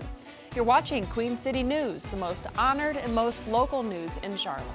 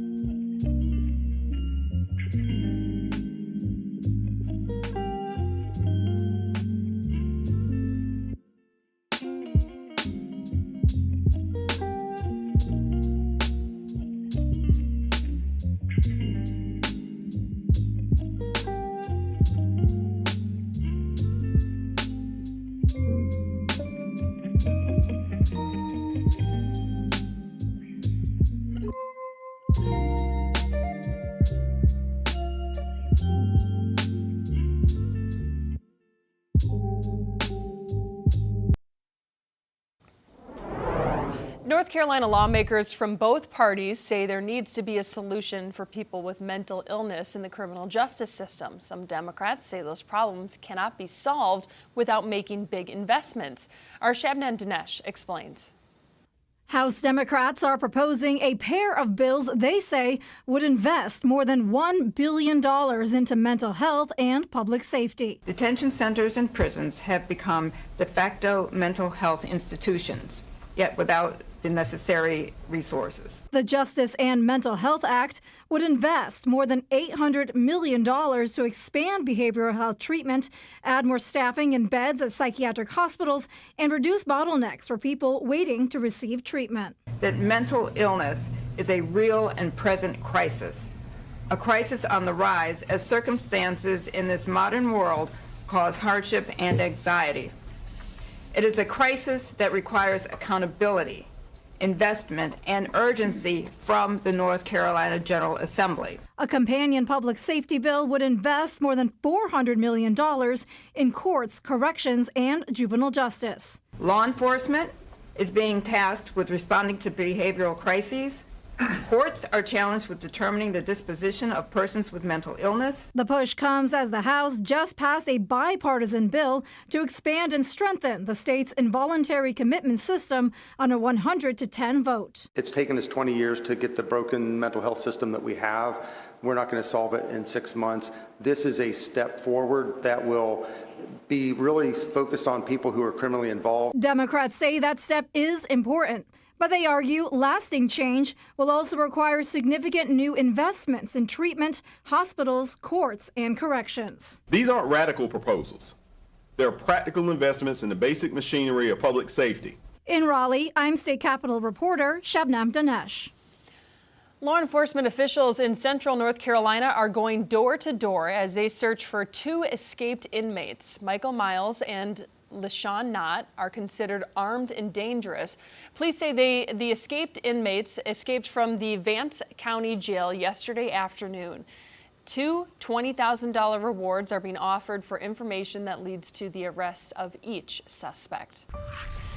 Taking a live look now at uptown Charlotte from our Arlington camera. Just amazing weather. Great out there as we head into a very busy weekend in the Queen City.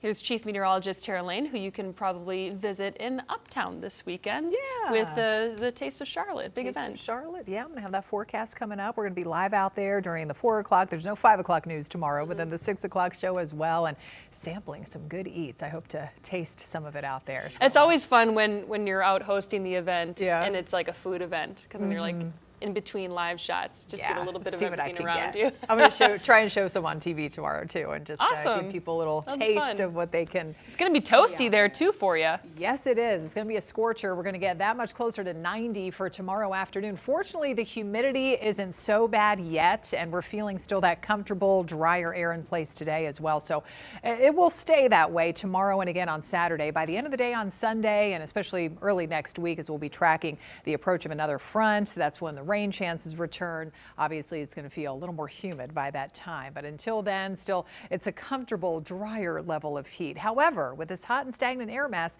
that's led to developing poor air quality across the region. That's expected for tomorrow. Buildup of ground level ozone, that's led to a code orange air quality action day for Mecklenburg County, Cabarrus, and Rowan County, and up toward the Triad and heading down into the upstate of South Carolina too. So when I say code orange, what does that mean? You may be wondering. Slightly unhealthy. So if you have respiratory issues like asthma, emphysema, also younger kids, older active adults may want to try and limit that time outside from late morning, about 10 a.m. up until about 8 p.m. tomorrow evening here. And with the heating of the day, and that could lead to that unhealthy, make it more difficult breathing conditions outside. But again, otherwise, more nice weather ahead. 84 degrees today, typical for this early part of June. So seasonal level of warmth out there. 56 though was a much cooler start than normal this morning. 50 was that record low, so only 6 degrees above that here earlier today. We've got mid-80s right now, Albemarle, Wadesboro, Richmond County, down through Chesterfield County, all at 86 degrees. It's 85 for you all in Statesville, more of the same through Taylorsville and Hickory, low to mid-80s, 85 in Morganton, and right around the mid-70s up in the mountains, where it continues to be nice and dry as we look around the region. Nothing showing up as we look around on radar there. High pressure, that sinking air mass continuing to build in from the north, and that's squashing out the development of any significant cloud cover. So riding up and around that ridge, you can see some scattered showers and storms off to the west and out here to the south and closer to a stalled front, but those will be staying away from us for a while. However, factoring in all the recent rain that we've seen here lately and since last Tuesday and some of the rain that we had over the weekend and earlier in the week, that has helped with the drought conditions. And we have now a lowering of the level of drought conditions here, especially down into South Carolina, from level 3 to level 2 now. We still have officially a moderate drought where you see that beige color, York and most of Lancaster, Chester County. However, we still do have level 3 and 4, severe to extreme drought conditions. It's still looking a little worse there up through the mountains, parts of northwest Piedmont, and heading east rather into Rowan and Cabarrus and Stanley County as well. So obviously some more rain is needed, but we will not see that anytime real soon. Tomorrow, another dry day full of sunshine. Temperatures start out around 60 early on, mid-60s by 8 o'clock in the morning, and then creeping up closer to 90. I'm going with officially 89 as Taste of Charlotte kicks off tomorrow. Late morning and into the afternoon, heating up close to 90 degrees. Lots of sunshine on the way, and unlike past years when we so often have to worry about the chance of maybe some storms moving in over uptown, that is not going to be the case here this year. But noticing that hot 92 for Sunday. I do have a minor rain chance for Sunday. That's mainly for the mountain communities as that front gets a little closer and approaches those higher elevations first. But Monday, the rain chance much higher for all of us here. Some scattered showers and storms will be in the mix, especially by the afternoon and evening with that front moving in. Still a few leftover showers possible on Tuesday, and we'll start hot next week, 88. A little bit cooler behind that front, only near 80 for Tuesday. All right, sounds good. Thanks, Tara. Loud sounds and visible flames, the maintenance work that could create a nuisance for neighbors in Huntersville. You're watching Queen City News, the most honored and local news in Charlotte.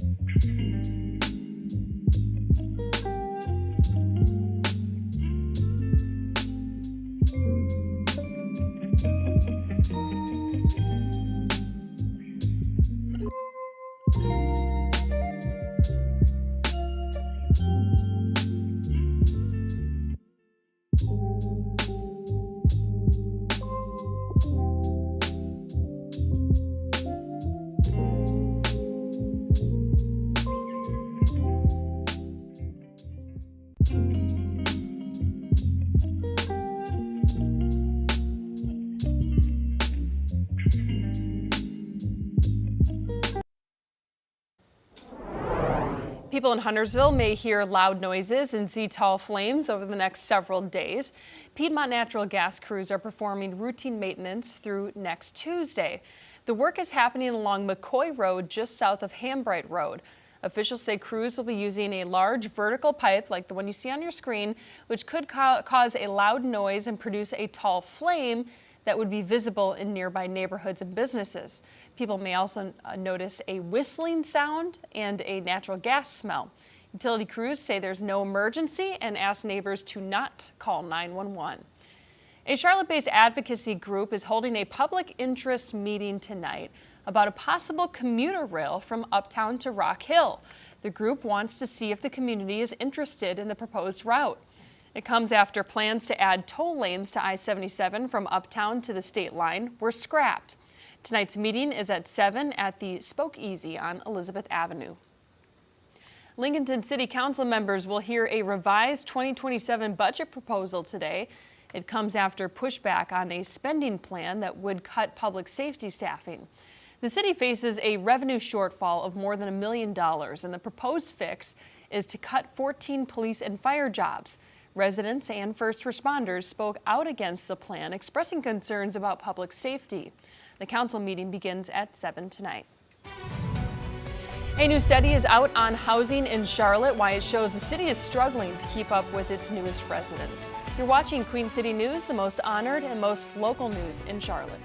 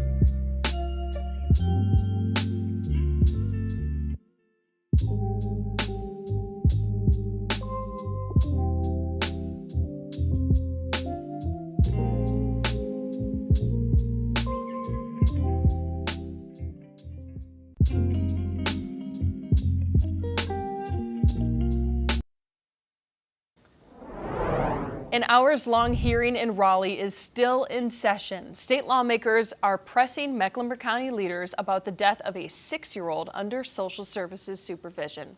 Queen City News reporter Matt Stell is in Raleigh. He shares the back and forth about the death of Dominique Moody, which everyone agrees was avoidable. Representative Carla Cunningham says too many eyes were closed as lawmakers here in Raleigh trying to get to the bottom of who failed Dominique Moody. Was it CMPD? Was it the Mecklenburg County Sheriff's Office? or was it the entire child welfare system here in the state of North Carolina? As everybody has stated, this is a tragedy. If it could have been prevented, we should have done everything we could in our power to do that. A tense House Oversight Committee hearing as Mecklenburg County leaders are forced to answer tough questions about the death of 6-year-old Dominique Moody in December of 2025. I wish we had the opportunity to help this young lady, but we didn't have any knowledge. We didn't have anything about this young lady with our visits to the residents. Lawmakers on the committee pressing leaders about the number of failures related to the case and why officers or deputies didn't do more when visiting the home in East Charlotte, where Moody was allegedly being abused by her 3 caretakers. There seems to be a lot of willingness to shirk responsibility and to try to place the blame on someone else or circle the wagons. CMPD Chief Estella Patterson says when officers did enter the home during one incident in March of 2023, more than 2 years before Moody's death,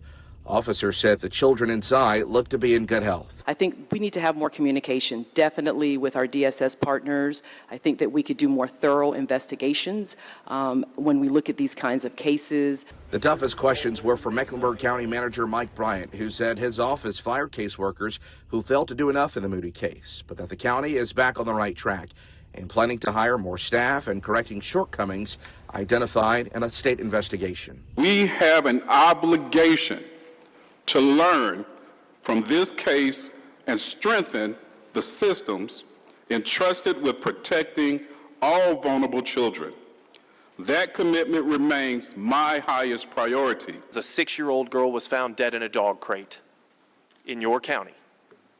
That is unacceptable. And not only was she found dead in a dog crate, she was found dead in a dog crate after years of reports that went uninvestigated and unheeded. Meanwhile, Moody's uncle believes what he heard today just shows failures of bureaucracy. It doesn't take a sightless person to see what was going on at that residence. So somebody should have spoken up for the children. In Raleigh, Matt Stell, Queen City News.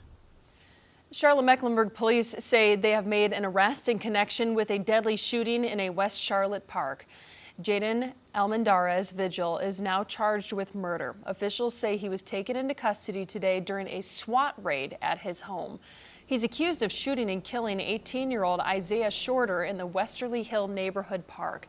That happened yesterday morning, and according to court records, witnesses told police the shooting started after an attempted robbery during a drug deal. Almendarez Vigil faced a judge for the first time today and was issued a $300,000 bond. Rock Hill police say a suspect shot and killed a man after breaking into the victim's car. It happened overnight, and police say the victim saw someone in his car that was parked on Amelia Avenue and started chasing them. That's when the suspect fired shots, killing the 39-year-old victim. Police are still searching for that suspect. Former Trump National Security Advisor John Bolton is agreeing to plead guilty to 1 count of retaining classified information. Bolton reportedly cut a deal with the Justice Department after originally being charged with 18 counts of retaining classified information. Bolton now faces up to 60 months in prison and a $2 million fine. The plea comes within weeks of the indictment filed against former FBI Director James Comey. The investigations into Trump's foes have sparked concerns that the White House is using federal prosecutors to target the president's political opponents. Pass a moratorium on data centers. That's the message from advocates as Charlotte's City Council is poised to put a hold on data center construction in the Queen City.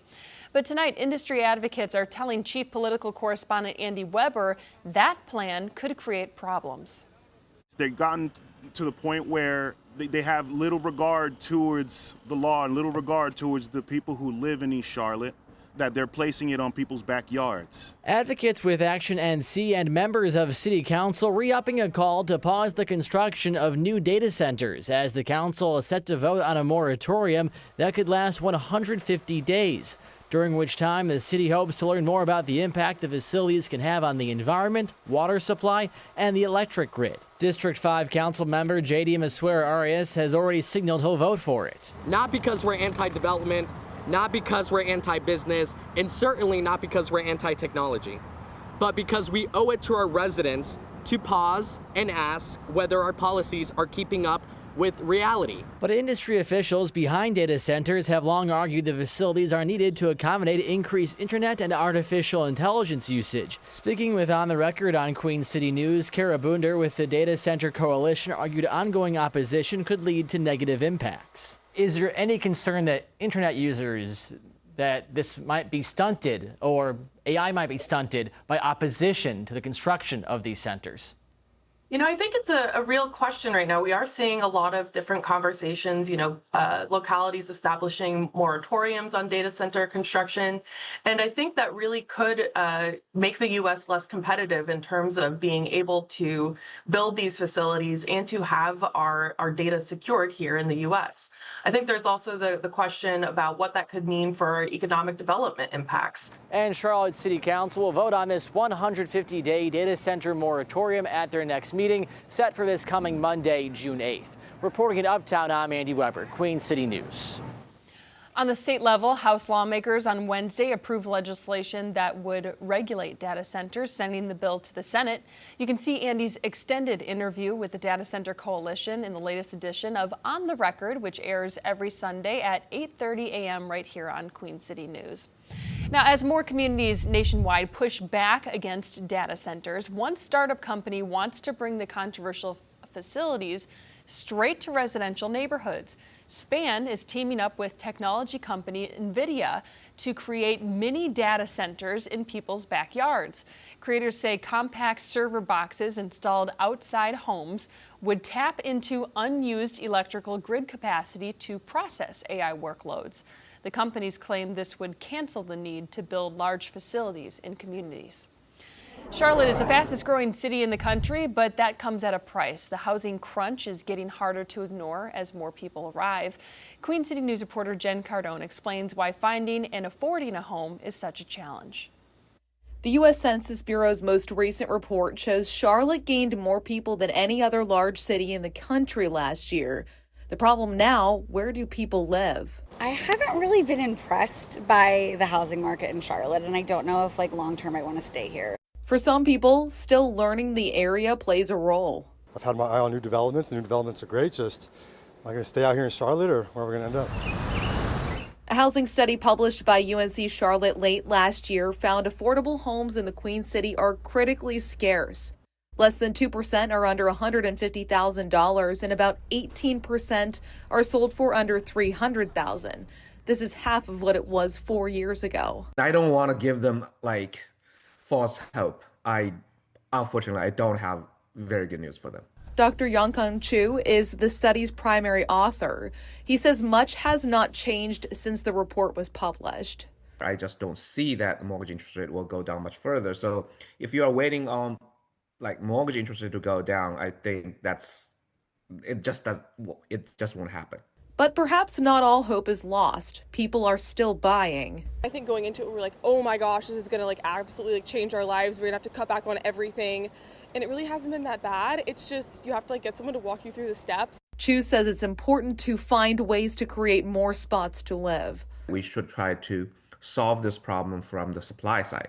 Is there any way we can develop more houses so that the supply side can keep up with the demand so that house price doesn't increase too fast? Jen Cardone, Queen City News. Former Charlotte Hornets guard Terry Rozier is asking the judge overseeing his fraud case to lift the court-imposed ban on contacting anyone within the organization. Rozier is accused of conspiring with friends to help them win bets placed on his performance during a 2023 game when he was playing for Charlotte.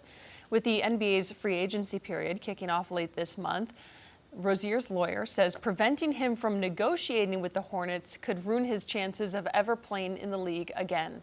He hasn't played in a game since April of 2025. Rozier denies taking part in the gambling scheme. Banana Ball returns to the Queen City tonight, though fans will not be able to catch the Savannah Bananas in action. Two other teams in the Banana Ball League are facing off this weekend at Truist Field. The Firefighters are taking on the Texas Tailgaters in a 3-game series that is completely sold out. First pitch is at 7 o'clock each night. And final preparations for the Taste of Charlotte are underway in Uptown. Drivers can already expect road closures. The festival kicks off tomorrow morning and runs through Sunday night. And yes, there will be a lot of local amazing food and vendors. They're all going to be lined up along Tryon Street. The fun begins at 11 a.m. Members of the Queen City News team will be at the festival tomorrow to kickstart the event. Road closures will begin as crews set up for the event. The festival stretches along Tryon Street are already closed from Brooklyn Village Avenue up to Trade Street. Drivers can expect closures to start along surrounding roads like Church and College Streets. I know one person who will be out there. Looking forward to it. I know I'm going to be sweating a little bit more because we're talking temperatures close to 90 and even above 90 heading into the weekend. So weekend heat. Do we have any threat of storms maybe approaching Uptown by the end of the weekend? Talk about it next. Overlooked in a critical role, the women of the Revolutionary War and how they aided the birth of our nation. You're watching Queen City News, the most honored and local news in Charlotte.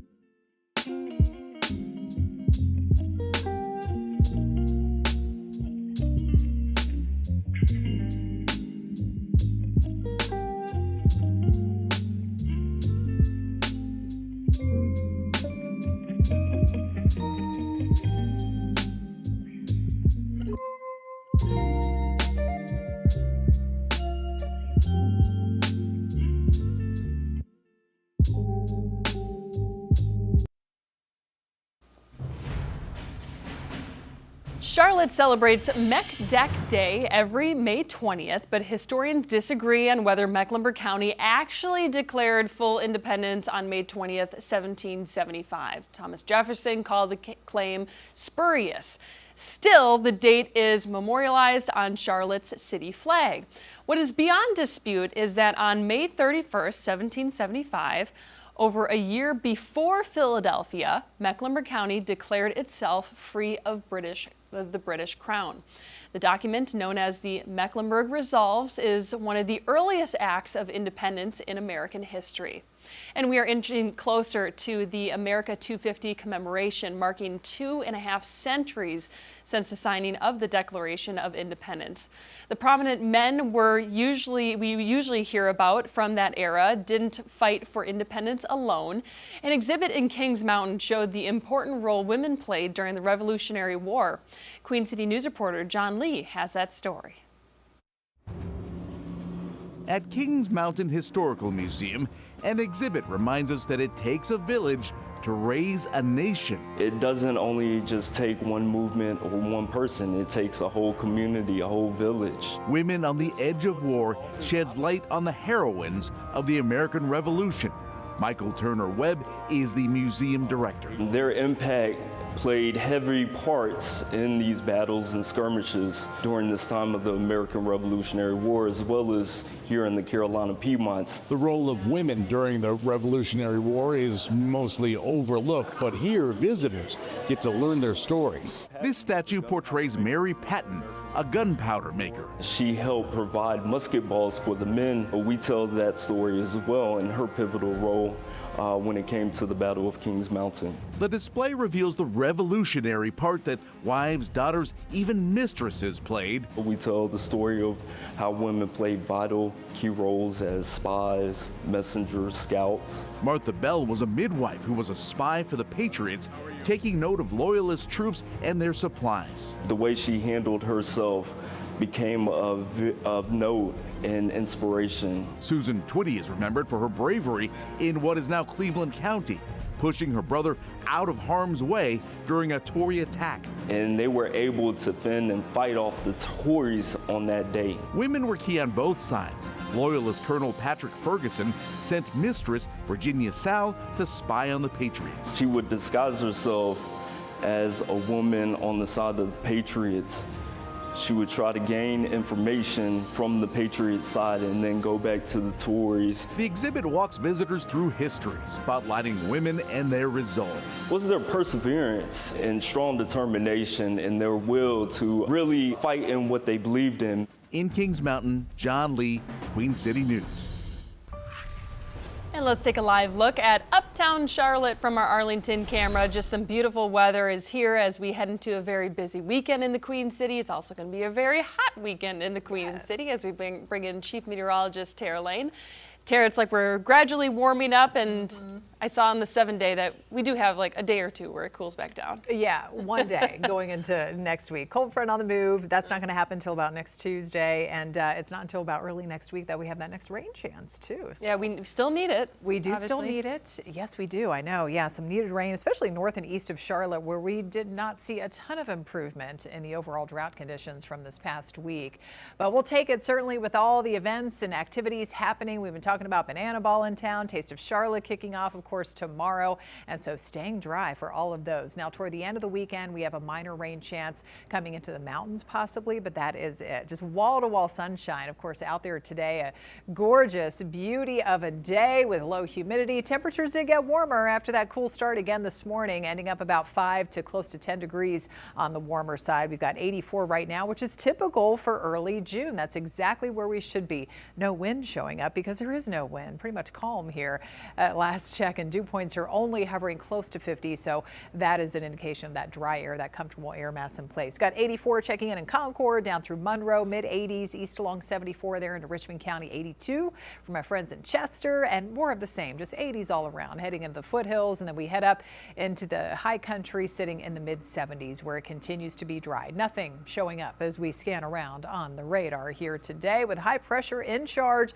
so riding around that ridge of high pressure, we have all the cloud cover and any chances of showers and storms, and so that's kind of keeping all of that away from us and acting as a block here for now. So no rain on the way anytime real soon. Weekend heat, it's a big weather story, and that's leading to not so great air quality. That hot stagnant air mass, very little mixing happening going on with the wind, and so that leads to oftentimes, and we talk about this so much, so many times over the summer, that hot stagnant air mass, that buildup of ground level ozone. So that's making for poor air quality. That's what's in the forecast for tomorrow. Rowan County down through Cabarrus and Mecklenburg County, code orange air quality alert, making it slightly unhealthy if you have respiratory issues like asthma, emphysema, also younger kids, older active adults, to maybe spend a longer period of time outside. It could be a little more difficult breathing out there, so just keep that in mind. But heading into the weekend, lots of blazing sunshine. Temperatures will be heating up, high 80s to lower 90s. There's that low rain chance coming up for Sunday, and again, that's mainly for the mountains with the approach of our next front. And as far as the humidity goes, not really feeling it. Still the next couple of days, staying generally in the comfy zone. Not until Sunday, early next week, will we start to feel a little more muggy as the moisture increases ahead of that front. So let's check it out. Sunday morning, we're still nice and dry everywhere, but by the afternoon and evening, 6 p.m. or so, notice a few splashes of green showing up in the mountains. So a couple of showers possible, maybe an isolated storm out that way. Monday morning, not much rain, couple of showers. Best chance comes later in the day afternoon and evening with that front. It will start to push or try and push. It may stall here briefly, but try and push a little more to the south. And so that could still keep the rain chance in the picture for early Tuesday morning at least. Quick check of the tropics. We're not seeing any, fortunately, tropical development over the Atlantic Ocean basin. Not expected to happen anytime soon over at least the next 7 days. And the mountain forecast, again, we're looking pretty good. Right through the weekend, small chance of a couple of showers on Sunday, much better chance early next week with that front Monday into Tuesday, and that will knock back temperatures just a little bit from 78 on Monday, 75 up there in the high country on Tuesday. We'll feel a little bit cooler by that time too. Upper 80s, low 90s after that hot weekend, 88 on Monday behind the front, just a little bit cooler really for one day on Tuesday. All right, thanks, Tara. Visible sounds and loud sounds and visible flames. That'd be weird if it was visible sounds. The maintenance work that could create a nuisance for neighbors in Huntersville. You're watching Queen City News, the most honored and most local news in Charlotte.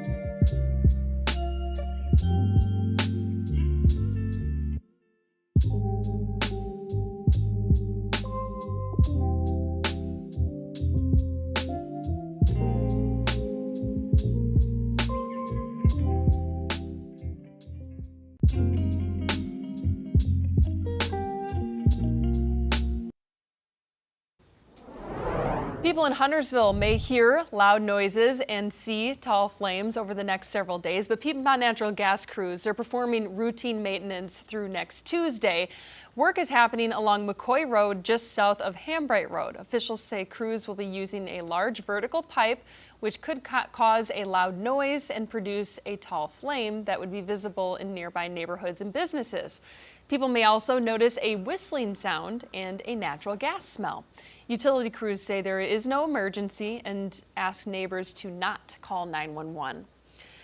Lincolnton City Council members will hear a revised 2027 budget proposal today. It comes after pushback on a spending plan that would cut public safety staffing.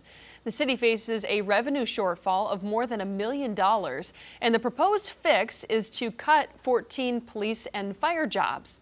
Residents and first responders spoke out against the plan, expressing concerns about public safety. The council meeting begins at 7 tonight. It is race weekend at the Irish Hills as we take a live look at Michigan International Speedway. NASCAR drivers are hitting the fastest racetrack in the sport tonight through Sunday. Our Around the Track team is getting you ready for Sunday's main event. Catch the newest episode first on the Queen City News Plus app tomorrow at 7 or at noon Sunday right here on Queen City News. Only on Queen City News Plus, the James Webb Telescope is giving the world a better view into deep space than ever before. This week on Ground Control, our host spoke with one of the engineers who worked on building the telescope, as well as the next one, which will be even more powerful.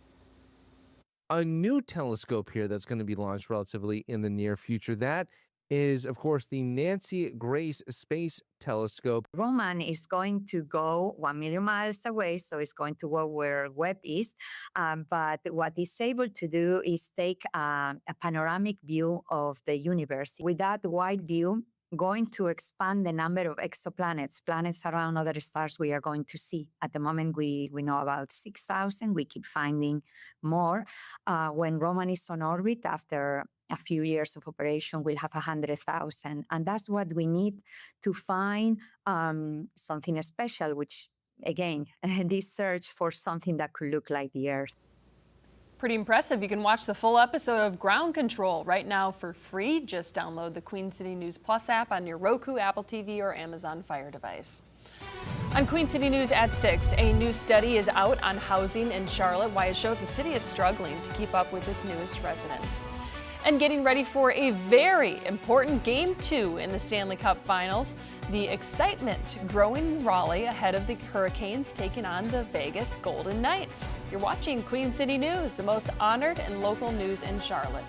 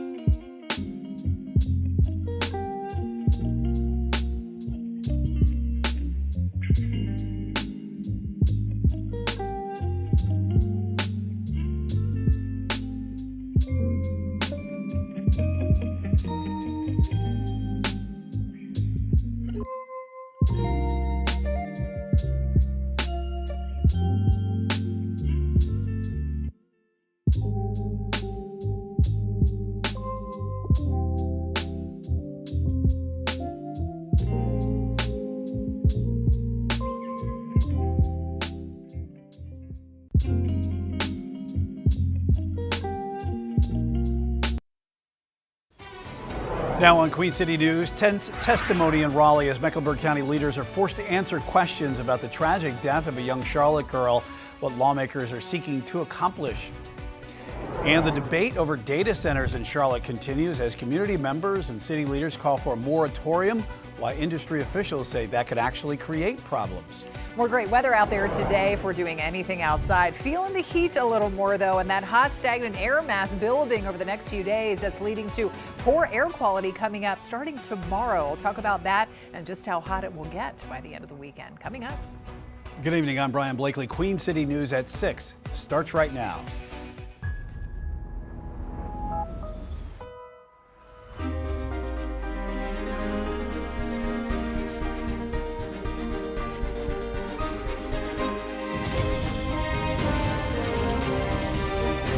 Queen City News starts now. An hours-long hearing in Raleigh is just now wrapping up. State lawmakers pressed Mecklenburg County leaders about the death of a 6-year-old under social services supervision. Queen City News reporter Matt Stell is in Raleigh, and he shares the back and forth about the death of Dominique Moody, which everyone agrees was avoidable.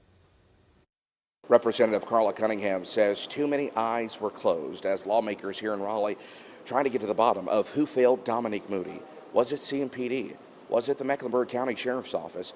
Or was it the entire child welfare system here in the state of North Carolina? As everybody has stated, this is a tragedy. If it could have been prevented, we should have done everything we could in our power to do that. A tense House Oversight Committee hearing as Mecklenburg County leaders are forced to answer tough questions about the death of 6-year-old Dominique Moody in December of 2025. I wish we had the opportunity to help this young lady, but we didn't have any knowledge. We didn't have anything about this young lady with our visits to the residents. Lawmakers on the committee pressing leaders about the number of failures related to the case and why officers or deputies didn't do more when visiting the home in East Charlotte, where Moody was allegedly being abused by her 3 caretakers. There seems to be a lot of willingness to shirk responsibility and to try to place the blame on someone else or circle the wagons. CMPD Chief Estella Patterson says when officers did enter the home during one incident in March of 2023, more than 2 years before Moody's death, officers said the children inside looked to be in good health. I think we need to have more communication, definitely with our DSS partners. I think that we could do more thorough investigations when we look at these kinds of cases. The toughest questions were for Mecklenburg County Manager Mike Bryant, who said his office fired caseworkers who failed to do enough in the Moody case, but that the county is back on the right track and planning to hire more staff and correcting shortcomings identified in a state investigation. We have an obligation to learn from this case and strengthen the systems entrusted with protecting all vulnerable children. That commitment remains my highest priority. A 6-year-old girl was found dead in a dog crate in your county. That is unacceptable. And not only was she found dead in a dog crate, she was found dead in a dog crate after years of reports that went uninvestigated and unheeded. Meanwhile, Moody's uncle believes what he heard today just shows failures of bureaucracy. It doesn't take a sightless person to see what was going on at that residence. So somebody should have spoken up for the children. In Raleigh, Matt Stell, Queen City News. A body found on the campus of Catawba College has been identified as a man reported missing in Charlotte. Investigators say 38-year-old Carlos Aristoteles was found dead in a remote area of the college's ecological preserve. He was not a student at the school. Police have launched an investigation to determine how he died. They do not believe there is a threat to the community. Investigators believe a man reported missing in Lincolnton was killed. 70-year-old Tony Maddox was reported missing on May 27th. His body was found in a wooded area earlier this week, and authorities are investigating the death as a homicide. No other details were released. Queen City News wants to set the record straight and correct our reporting on a deadly officer-involved shooting out of York County. Earlier this week, we reported that a suspect shot at law enforcement officials at a Fort Mill apartment complex, prompting officers to shoot back. That information was wrong. Authorities say that suspect was actually armed with a metal tire iron, not a firearm, and no shots were fired at officers during the confrontation. This happened Tuesday on Clydesdale Court. Investigators say deputies shot 74-year-old Eve Benet as they tried to serve him a warrant related to an internet crimes against children case. He later died at the hospital. The deadly officer-involved shooting is under investigation by the South Carolina Law Enforcement Division.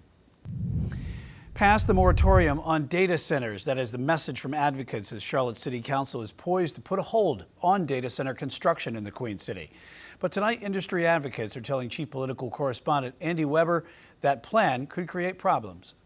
They've gotten to the point where they have little regard towards the law and little regard towards the people who live in East Charlotte, that they're placing it on people's backyards. Advocates with Action NC and members of City Council re-upping a call to pause the construction of new data centers as the council is set to vote on a moratorium that could last 150 days, during which time the city hopes to learn more about the impact the facilities can have on the environment, water supply, and the electric grid. District 5 Council member J.D. Maswera-Arias has already signaled he'll vote for it. Not because we're anti-development, not because we're anti-business, and certainly not because we're anti-technology, but because we owe it to our residents to pause and ask whether our policies are keeping up with reality. But industry officials behind data centers have long argued the facilities are needed to accommodate increased internet and artificial intelligence usage. Speaking with On the Record on Queen City News, Kara Boonder with the Data Center Coalition argued ongoing opposition could lead to negative impacts. Is there any concern that internet users,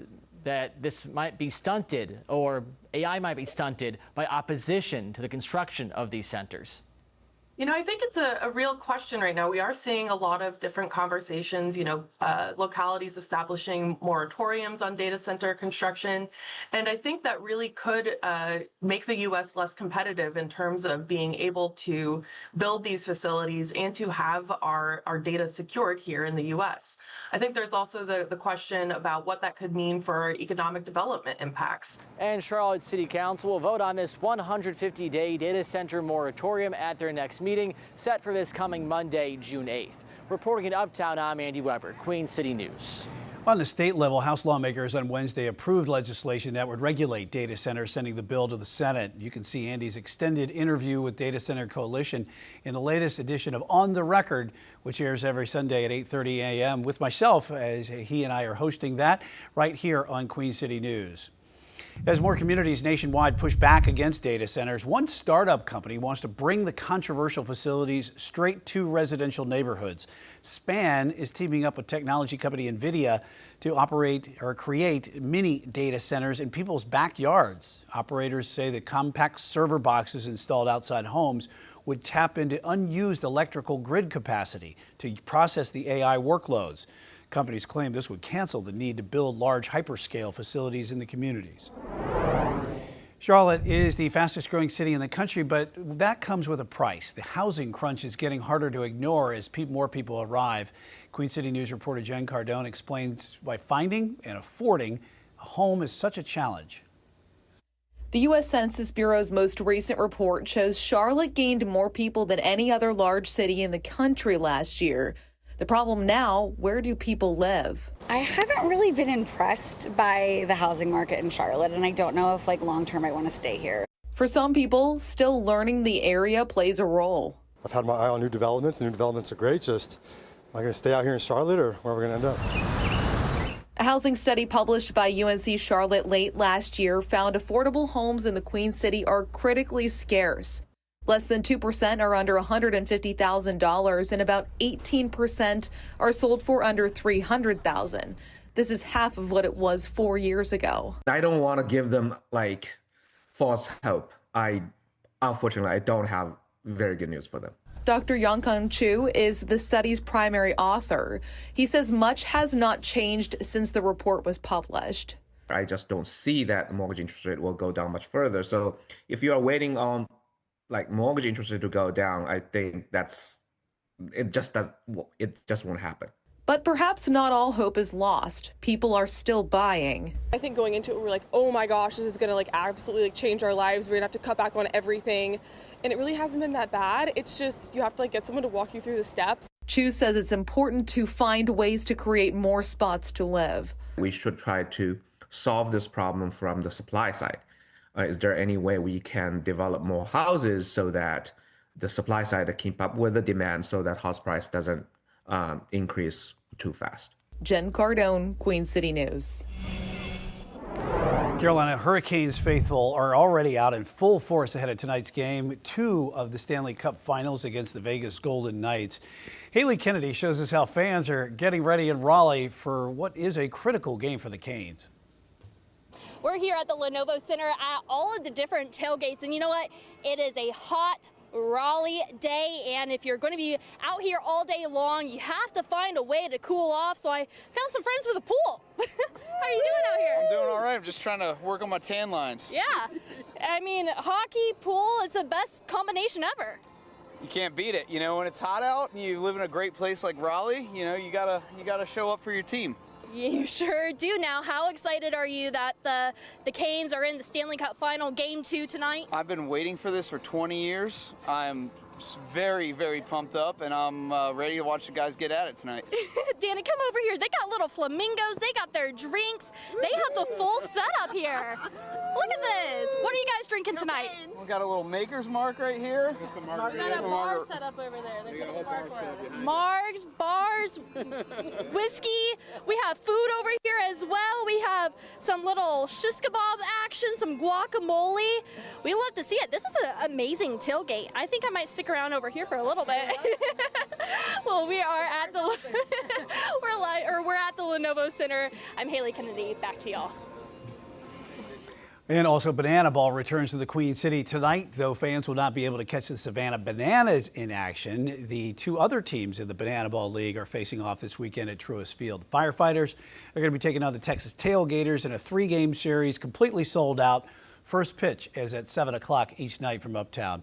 Also in Uptown, final preparations for the Taste of Charlotte are underway. Drivers can already expect some road closures in effect. Festival kicks off tomorrow morning at 11 a.m. and runs through Sunday night. Local food and vendors will be lined up along Tryon Street. Fun is going to begin, yes, at 11 a.m. And members of the Queen City News team will be at the festival tomorrow to kick off that event. So the road closures that are set up are going to be stretching along Tryon Street, Brooklyn Avenue Village to Trade Street, already closed. Drivers can expect closures to start along the surrounding roads like Church and College Streets as well, Tara. All right, and that video of that food we were just seeing definitely looks pretty good here at dinner time. But yeah, what looks good outside is the weather. I mean, just beautiful out there, humidity staying low, even though temperatures did feel a little hotter today, and that is just going to increase the heat. Yes, rising even more as we head into the upcoming weekend. What about any chances of rain or stormy weather? We'll check that out in my Pinpoint Weather Forecast next. Lawmakers in Raleigh push proposals to address mental health issues in the criminal justice system. What is the latest plans that they're calling for? Their perseverance and strong determination and their will to really fight in what they believed in. In the next half hour, overlooked but serving a critical role, the women of the Revolutionary War and how they aided in the birth of our nation. You're watching Queen City News, the most honored of the most local news in Charlotte.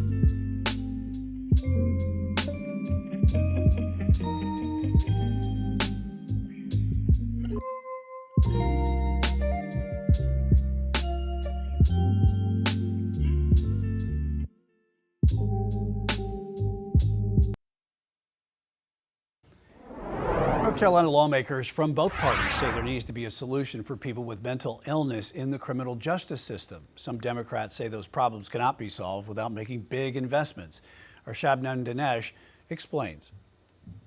House Democrats are proposing a pair of bills they say would invest more than $1 billion into mental health and public safety. Detention centers and prisons have become de facto mental health institutions, yet without the necessary resources. The Justice and Mental Health Act would invest more than $800 million to expand behavioral health treatment, add more staffing and beds at psychiatric hospitals, and reduce bottlenecks for people waiting to receive treatment. That mental illness is a real and present crisis, a crisis on the rise as circumstances in this modern world cause hardship and anxiety.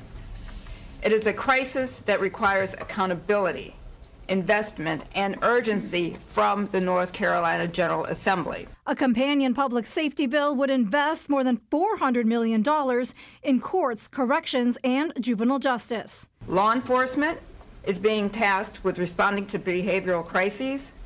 Courts are challenged with determining the disposition of persons with mental illness. The push comes as the House just passed a bipartisan bill to expand and strengthen the state's involuntary commitment system on a 100-10 vote. It's taken us 20 years to get the broken mental health system that we have.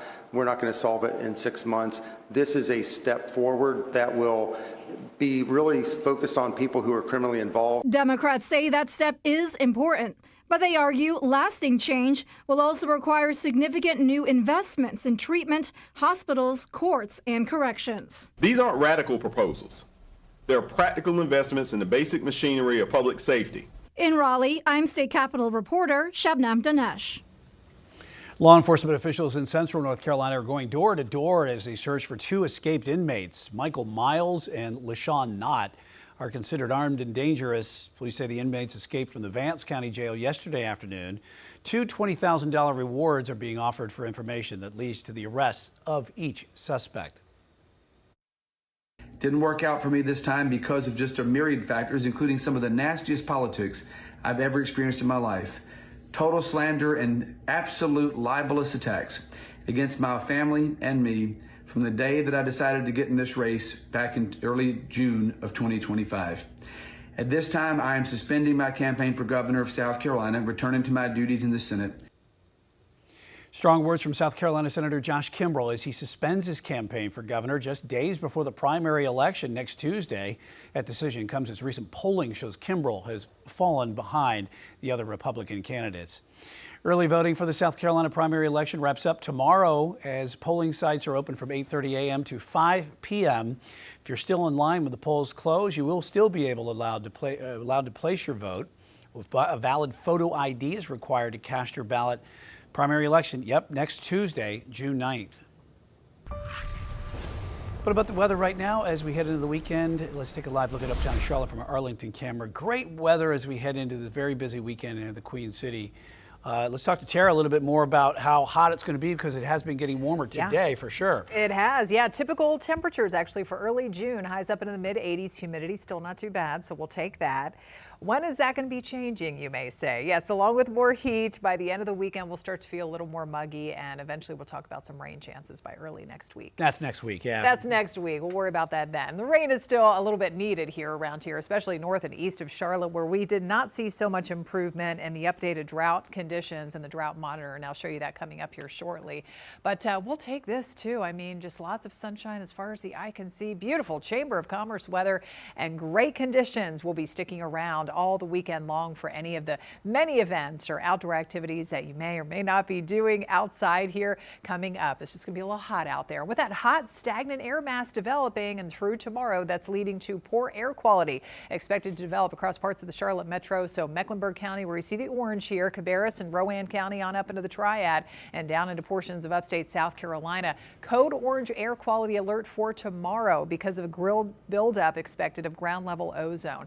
We often talk about this this all throughout the summer. And when I say code orange, exactly what does that mean? Slightly unhealthy. So if you have respiratory issues like asthma, emphysema, also younger kids, older active adults may want to try and limit that time outside. It could be a little more difficult with the breathing out there through the heating of the day tomorrow afternoon.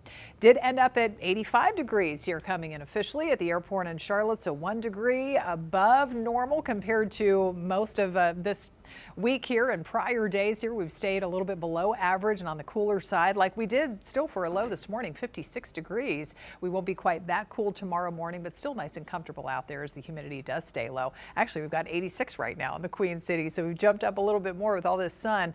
83 in Rock Hill, 84 Lincolnton, and temperatures up in the mountains sitting in the low and mid 70s right now, where of course it continues to be dry, hardly even a cloud in the sky out there today. And that's courtesy of high pressure. That sinking air mass is just squashing out the development of any significant cloud cover. We have the more abundant cloud cover and any scattered showers and storms just kind of riding around this ridge. You can see anywhere from Florida, and then we head up along the Gulf Coast and up there into the Plain States and heading into the Midwest. Some active weather, but not here. It will stay pretty tranquil. As I said, though, the rain is still needed. Latest look at the drought monitor does show some improvement after all the rain since last Tuesday up until this past Tuesday morning, and especially down over South Carolina. We've gone from level 3 to level 2, moderate drought, where you see that beige color on the map. So this does include the far southern sliver of Mecklenburg County, along, say, that part of 485, Union County, down into all of Chester and Lancaster County and part of York County, too. However, you can still see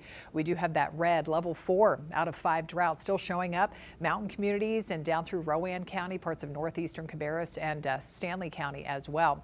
Check the latest look at the lake levels. Full Pond is measured at about 100 feet along the Catawba River chain. So Lake Norman is still showing up about 5 feet below Full Pond. Mountain Island Lake about 4, along with Lake Wiley, Lake Hickory, and Lake James running about 1 to 3 feet below Full Pond. Tomorrow, it's another day full of sunshine, and yeah, temperatures heating up to about 89 degrees if you're headed out there for the kickoff of Taste of Charlotte in the afternoon. But no worries about any developing or incoming storms for this year. We have to think about that so often. It's just that time of the year, but it looks to stay dry, just getting hotter with those high temperatures up into the lower 90s. And rain chances holding off.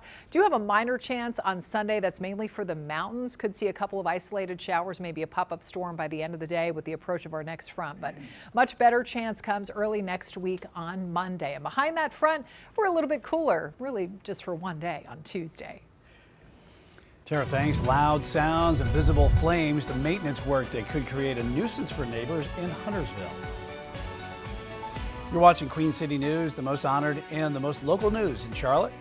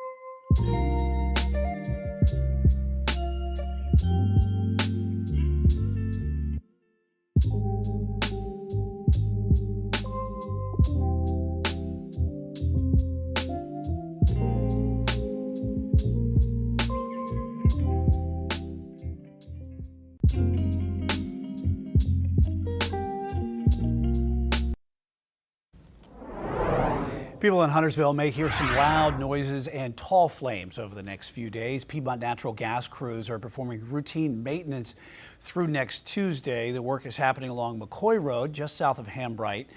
Officials say the crews will be using a large vertical pipe, which could cause that loud noise and produce the tall flame that would be visible in neighborhoods and businesses. People may also notice a whistling sound and a natural gas smell. Utility crews say there is no emergency and asking neighbors right now to not call 911. Charlotte-based advocacy group is holding a public interest meeting tonight about a possible commuter rail from Uptown to Rock Hill. That group wants to see if the community is interested in the proposed route. Comes after the plans to add toll lanes to I-77 from Uptown to the state line were scrapped. Tonight's meeting is at 7 at the Speakeasy on Elizabeth Avenue. Lincolnton City Council members will hear a revised 2027 budget proposal tonight. It comes after pushback on a spending plan that would cut public safety staffing. The city faces a revenue shortfall of more than $1 million, and the proposed fix is to cut 14 police and fire jobs. Residents and first responders spoke out against the plan, expressing concerns about public safety. That council meeting begins at 7 tonight.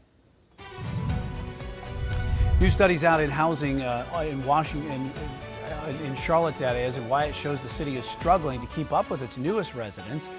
You're watching Queen City News, the most honored and the most local news in Charlotte.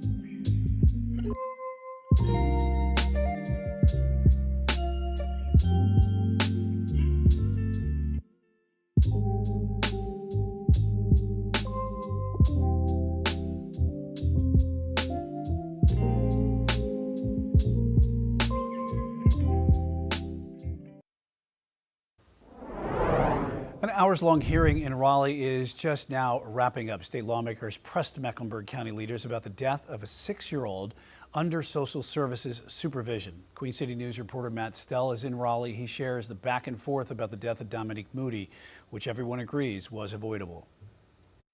Representative Carla Cunningham says too many eyes were closed as lawmakers here in Raleigh trying to get to the bottom of who failed Dominique Moody. Was it CMPD? Was it the Mecklenburg County Sheriff's Office? Or was it the entire child welfare system here in the state of North Carolina? As everybody has stated, this is a tragedy. If it could have been prevented, we should have done everything we could in our power to do that. A tense House Oversight Committee hearing as Mecklenburg County leaders are forced to answer tough questions about the death of 6-year-old Dominique Moody in December of 2025. I wish we had the opportunity to help this young lady.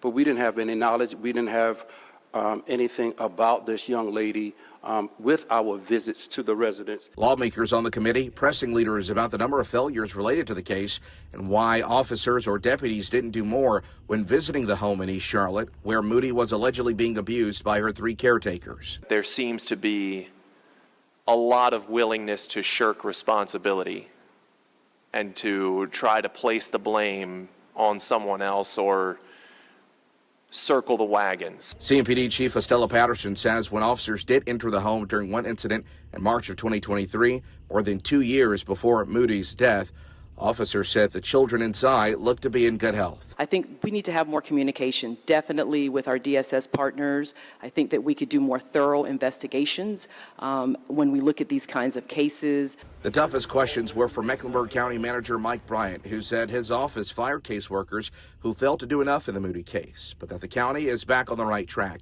and planning to hire more staff and correcting shortcomings identified in a state investigation. We have an obligation to learn from this case and strengthen the systems entrusted with protecting all vulnerable children. That commitment remains my highest priority. A 6-year-old girl was found dead in a dog crate in your county.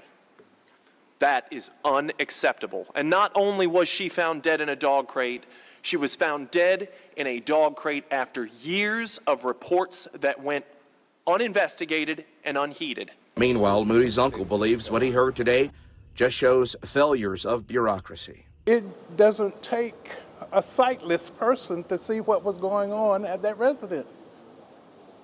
So somebody should have spoken up for the children. In Raleigh, Matt Stell, Queen City News. Charlotte-Mecklenburg police say they have made an arrest in connection with a deadly shooting in a West Charlotte park.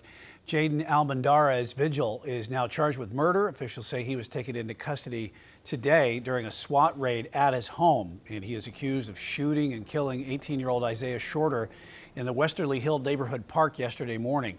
According to court records, witnesses told police the shooting started after an attempted robbery during a drug deal. Almendarez Vigil faced a judge for the first time today and was issued a $300,000 bond. Rock Hill police say a suspect shot and killed a man after breaking into a victim's car. It happened overnight.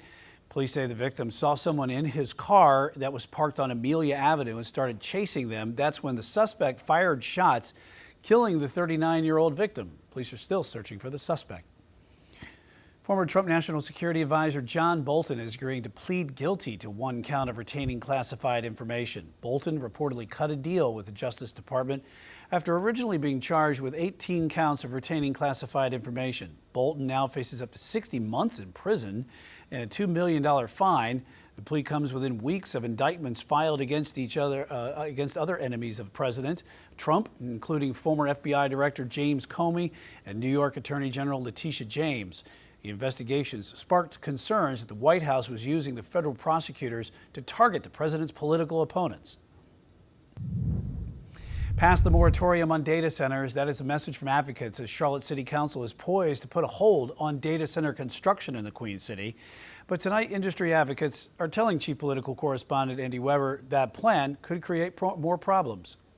They've gotten to the point where they have little regard towards the law and little regard towards the people who live in East Charlotte, that they're placing it on people's backyards. Advocates with Action NC and members of City Council re-upping a call to pause the construction of new data centers as the council is set to vote on a moratorium that could last 150 days, during which time the city hopes to learn more about the impact the facilities can have on the environment, water supply, and the electric grid. District 5 Council member J.D. Masuera Arias has already signaled he'll vote for it. Not because we're anti-development, not because we're anti-business, and certainly not because we're anti-technology, but because we owe it to our residents to pause and ask whether our policies are keeping up with reality. But industry officials behind data centers have long argued the facilities are needed to accommodate increased internet and artificial intelligence usage. Speaking with On the Record on Queen City News, Kara Boonder with the Data Center Coalition argued ongoing opposition could lead to negative impacts. Is there any concern that internet users,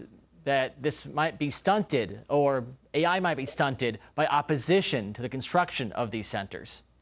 I think it's a real question right now. We are seeing a lot of different conversations, localities establishing moratoriums on data center construction. And I think that really could make the U.S. less competitive in terms of being able to build these facilities and to have our data secured here in the U.S. I think there's also the question about what that could mean for economic development impacts. And Charlotte City Council will vote on this 150-day data center moratorium at their next meeting, set for this coming Monday, June 8th. Reporting in Uptown, I'm Andy Weber, Queen City News.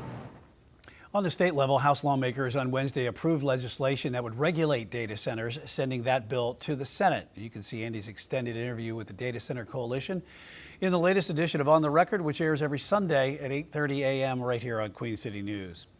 As more communities nationwide push back on data centers, one startup company wants to bring the controversial facilities straight to residential neighborhoods. SPAN is teaming up with technology company NVIDIA to create mini data centers in people's backyards. Creators say compact server boxes installed outside homes would tap into unused electrical grid capacity to provide AI workloads or to process them. Company claims this would cancel the need to build the large hyperscale facilities in communities. Charlotte is the fastest growing city in the country, but that comes with a price. The housing crunch is getting harder to ignore as more people arrive. Queen City News reporter Jen Cardone explains why finding and affording a home is such a challenge. The U.S. Census Bureau's most recent report shows Charlotte gained more people than any other large city in the country last year. The problem now, where do people live? I haven't really been impressed by the housing market in Charlotte, and I don't know if long term I want to stay here. For some people, still learning the area plays a role. I've had my eye on new developments. New developments are great. Just, am I going to stay out here in Charlotte, or where are we going to end up? A housing study published by UNC Charlotte late last year found affordable homes in the Queen City are critically scarce. Less than 2% are under $150,000, and about 18% are sold for under $300,000. This is half of what it was 4 years ago. I don't want to give them false hope. Unfortunately, I don't have very good news for them. Dr. Yongkang Chu is the study's primary author. He says much has not changed since the report was published. I just don't see that the mortgage interest rate will go down much further. So if you are waiting on mortgage interest rate to go down, I think it just won't happen. But perhaps not all hope is lost. People are still buying. I think going into it, we're like, oh my gosh, this is gonna absolutely change our lives. We're gonna have to cut back on everything. And it really hasn't been that bad. It's just, you have to get someone to walk you through the steps. Chu says it's important to find ways to create more spots to live. We should try to solve this problem from the supply side. Is there any way we can develop more houses so that the supply side to keep up with the demand so that house price doesn't increase too fast? Jen Cardone, Queen City News. Former Charlotte Hornets guard Terry Rozier is asking the judge overseeing his fraud case to lift the court-imposed ban on contacting anyone with the organization. Rozier is accused of conspiring with friends to help them win bets placed on his performance during a 2023 game when he was playing for Charlotte. When the NBA's free agency period kicking off later this month, Rozier's lawyer says preventing him from negotiating with the Hornets could ruin his chances of ever playing in the league again. He has not played in a game since April of 2025 when he was with the Heat. Rozier denies taking part in the gambling scheme. Banana Ball returns to the Queen City tonight, though fans will not be able to catch the Savannah Bananas in action. Two other teams in the Banana Ball League are facing off this weekend at Truist Field. The Firefighters and the Texas Tailgaters taking part in a three-game series that is completely sold out. First pitch is at 7 o'clock each night from Uptown. Also in Uptown, final preparations for the Taste of Charlotte are underway. Drivers can already expect road closures in effect. Festival kicks off tomorrow morning, runs through Sunday night. Local food and vendors will be lined up along Tryon Street. Fun begins at 11 a.m. Members of the Queen City News team will be at the festival tomorrow to kick off the start of the event, and we will be there live as well. Road closures will begin as crews set up for the event, and it's going to be stretching from South Tryon, that's now closed, and it's from Brooklyn Village Avenue up to East Trade Street. And closures on the surrounding streets, too, like church and college, will be in effect as well. Tara. All right, what about the weather? We know we have more heat on the way. It felt a little bit hotter out there today. 86 degrees are high. We're going to be soaring into the 90s. What about any rain chances, too? Will that impact the taste of Charlotte? We'll check it out next. Overlooked in a critical role, the women of the Revolutionary War and how they aided in the birth of our nation. You're watching Queen City News, the most honored and the most local news in Charlotte.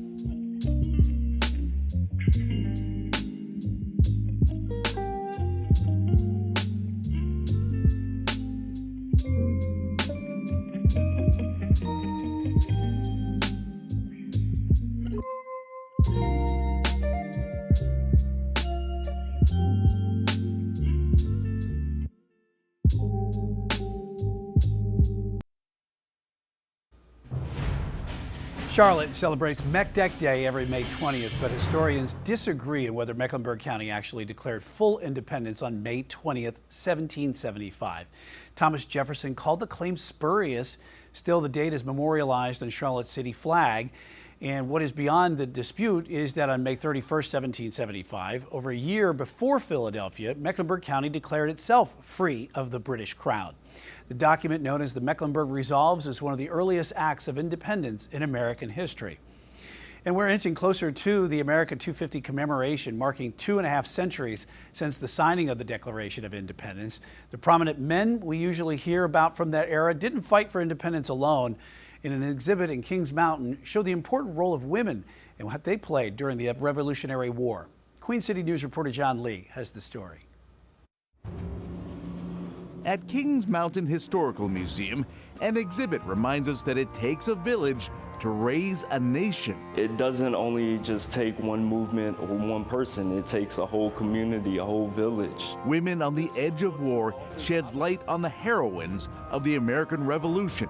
Michael Turner Webb is the museum director. Their impact played heavy parts in these battles and skirmishes during this time of the American Revolutionary War, as well as here in the Carolina Piedmonts. The role of women during the Revolutionary War is mostly overlooked, but here visitors get to learn their stories. This statue portrays Mary Patton, a gunpowder maker. She helped provide musket balls for the men. We tell that story as well in her pivotal role when it came to the Battle of Kings Mountain. The display reveals the revolutionary part that wives, daughters, even mistresses played. We tell the story of how women played vital key roles as spies, messengers, scouts. Martha Bell was a midwife who was a spy for the Patriots, taking note of loyalist troops and their supplies. The way she handled herself became of note and inspiration. Susan Twitty is remembered for her bravery in what is now Cleveland County, pushing her brother out of harm's way during a Tory attack. And they were able to fend and fight off the Tories on that day. Women were key on both sides. Loyalist Colonel Patrick Ferguson sent mistress Virginia Sal to spy on the Patriots. She would disguise herself as a woman on the side of the Patriots. She would try to gain information from the Patriots side and then go back to the Tories. The exhibit walks visitors through history, spotlighting women and their resolve. Was their perseverance and strong determination and their will to really fight in what they believed in. In Kings Mountain, John Lee, Queen City News. To the weather now as we take a live look at uptown Charlotte from our Arlington camera. We have some great weather today as we head into a very busy weekend here in the Queen City. Let's talk to Chief Meteorologist Tara Lane about how hot it's going to be and if we have any rain in store for us this weekend. Well, first of all, the 90s are back. So yes, we will be feeling the heat this weekend, and rain chances really holding off for the most part until early next week on Monday. Could have a couple showers maybe in the mountains by the end of the weekend Sunday, but not too worried about that. For the most part, enjoy. Get out Taste and of Charlotte enjoy. this weekend. Yeah, we always love that. Yeah, you talked about Banana Ball too. So Banana we've got Ball, some games right? happening this weekend, not too far from here where we're looking right now, and right there in uptown Charlotte. Looking live from our West Charlotte Tower camera. Chamber of Commerce weather for anyone that may be in town visiting or doing some things outside this weekend. We have the still trees in the foreground, and so very little, if any, sort of wind out there today. And that's actually creating some issues with building heat heading into the weekend, making for some poor air quality with that buildup of ground level ozone that's going to be developing for tomorrow. So we'll talk about that forecast air quality here in a moment. But let's talk about first how much warmer it is compared to this time yesterday. After another cool and refreshing feeling start this morning, we're running about 5 and in some cases not far from 10 degrees on the warmer side. Highs yesterday only in the upper 70s, near 80. We did have a few spots in the lower 80s today, more like 86 degrees, mid 80s. That's about where we should be for this time of the year. Got a west wind at 7 and dew points are still hanging out right around the 50-degree mark, so that is still in the comfortable range. We're not feeling too muggy out there just yet. It's 84 in Concord, Salisbury, Monroe. We've got 82 in Gastonia, mid 80s off to the east.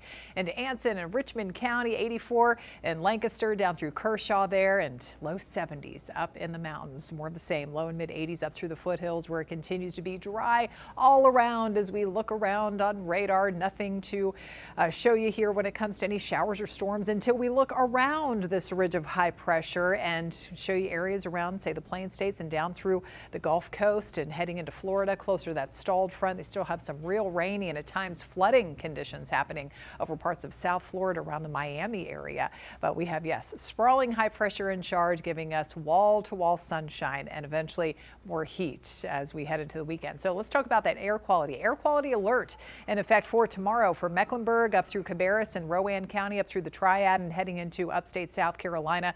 What does that mean when it's in the code orange, which is what it is for tomorrow? Slightly unhealthy. So that means if you have respiratory issues like asthma, emphysema, also younger kids, older active adults, you want to try and limit that time outside. Could be a little difficult getting around and with the breathing out there into the heating of the day tomorrow. Plenty of it to come. We've got 89 degrees coming up for tomorrow afternoon after only starting out at 60 in the morning. So another nice morning out there. Beautiful. Lots of sunshine for Saturday, but just a degree or two hotter. And then we're up into the lower 90s on Sunday with that minor rain chance, as I told Brian, just mainly up in the mountains toward the end of the day. A couple of showers, maybe a stray thunderstorm could get going. But the muggy meter all the while heading into at least first half of the weekend, staying in the comfy zone. By the end of the weekend on Sunday, as we're tracking the approach of this next front, the moisture will gradually increase and we could start to feel a little more humidity out there Sunday and early next week, of course, with the approach of some of this rain. So notice by end of the day on Sunday, most of the region still nice and dry, a little bit of green showing up, mainly in the higher elevations, maybe down toward Asheville. A couple of showers can't be ruled out. Here comes the front Monday morning, only a little bit of rain possible. possible. Best chance comes later in the typical afternoon, evening time frame when the rain could get heavy in spots. Maybe an isolated storm front tries to push off to the south. It may stall, so that could keep the rain chance in the picture going into Tuesday as well. Mountain forecast staying mostly dry for you all this weekend. There's that low rain chance for Sunday. Temperatures warming up around 80 degrees. A little bit cooler behind that front for next Tuesday, with still a few showers around for early next week. And a quick check of the tropics, still looking relatively quiet. Nothing expected to develop over at least the next 7 days across the Atlantic Ocean basin. 7-day forecast shows the mostly dry stretch through the weekend, heating up and still on the hot side to kick off next week ahead of that front. Only a little bit cooler Tuesday behind that system. Tara, thank you. Loud sounds, invisible flames. The maintenance work that could create a nuisance for neighbors in Huntersville tomorrow. You're watching Queen City News, the most honored and the most local news in Charlotte.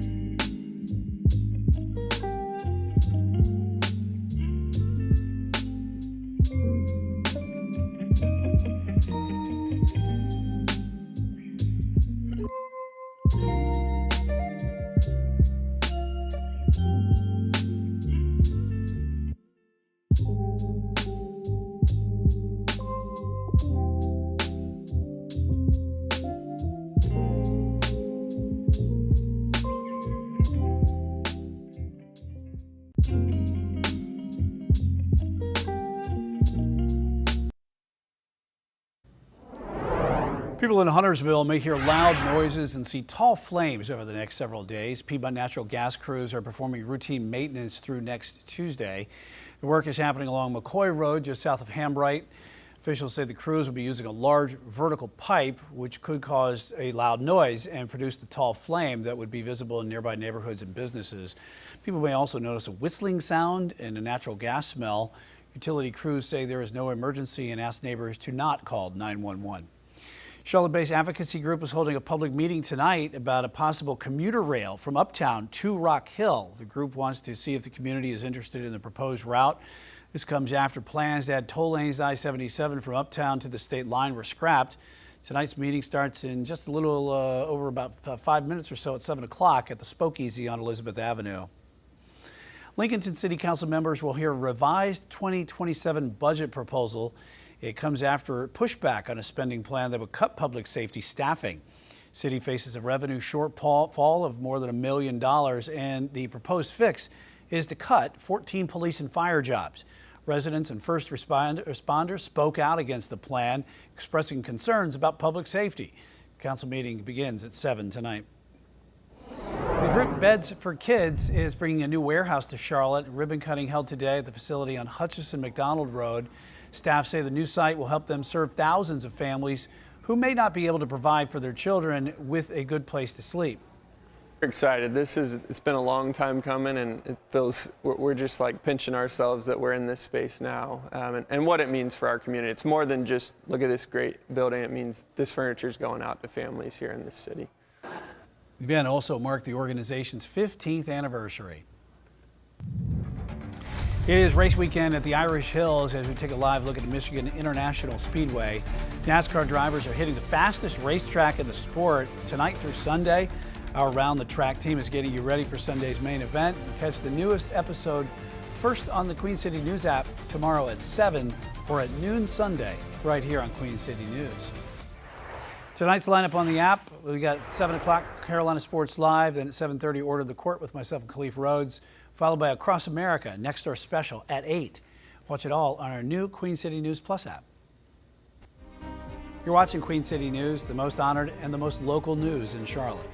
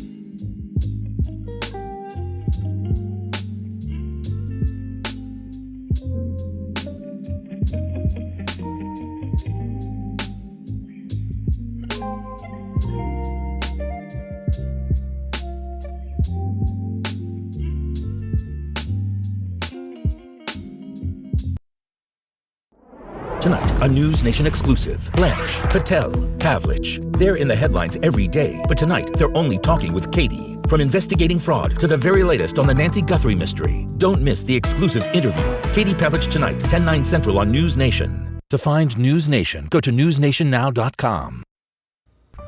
Oh, another nice day out there today. We did get a little bit warmer up into the mid 80s. And you know what? That warming trend, feeling really downright hot. That's going to continue into the weekend, staying mostly dry. Maybe a couple of showers in the mountains by the end of the day on Sunday. But next better chance of rain comes on Monday. All right, sounds good. And thanks for watching tonight at 6. We'll see you back here tonight at 10.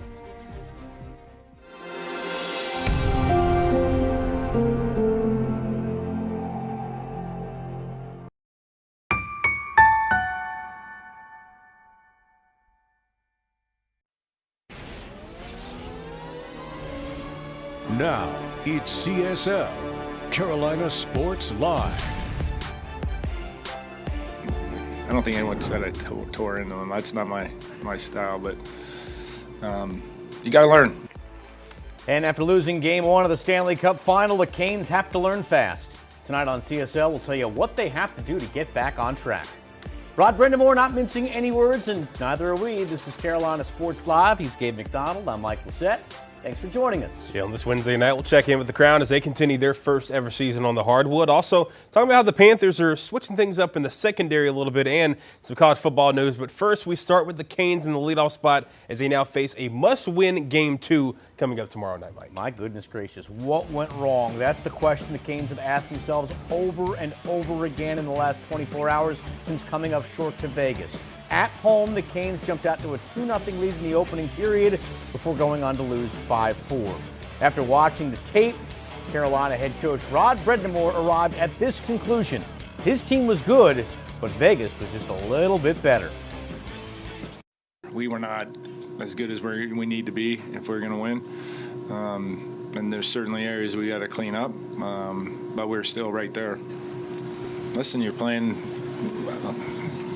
hard hockey, and that's what it is, and you're going to make mistakes because the other team forces you to make them. They made some mistakes too, and if you want to be on a positive, you go 30 seconds before we gave up the game winner. Jarvie has the exact same shot, the exact same spot. It doesn't go in. Agonizingly, it does not go in. Here's a look at some of the final numbers from last night's Game 1 loss for Carolina. The Canes actually outshot Vegas by 4. The face-off numbers are also almost identical, with the edge going to the Knights. Vegas was the much more physical team, hitting Carolina 35 times. It was a relatively clean game on both sides, just a combined 5 power play chances for the entire game. When it comes to the defensive side of the ice, it seemed like the Canes had everything under control. Yeah, but the Golden Knights found Carolina's weakness and they ran with it. We're going to bring in Casey Funderburg to break down what went wrong in Game 1 on that end of the ice. Yeah, guys, Game 1 showed some major issues on the defensive side that will have to be cleaned up if Carolina wants a chance at winning the Cup. And there was little to no net front from Carolina, and that cost the Canes that final goal in Game 1. And with less than 3.5 minutes left and a chance at overtime, Las Vegas, in a 3-on-5 situation, were able to break apart the Canes D and score their 5th and winning goal on a defensive zone faceoff. And something Carolina has to be able to control going forward against the Golden Knights. Not to mention allowing Vegas to rally from a 2-0 deficit after scoring 3 consecutive goals. Carolina allowed Vegas to come out and control the style of play, something they know they'll have to avoid in Thursday's Game 2. They executed their game plan in regards to their forecheck and playing in our end, and they buried their chances when they had them. There were some good things we had, and the game's there, but we got to be better. We didn't do a good enough job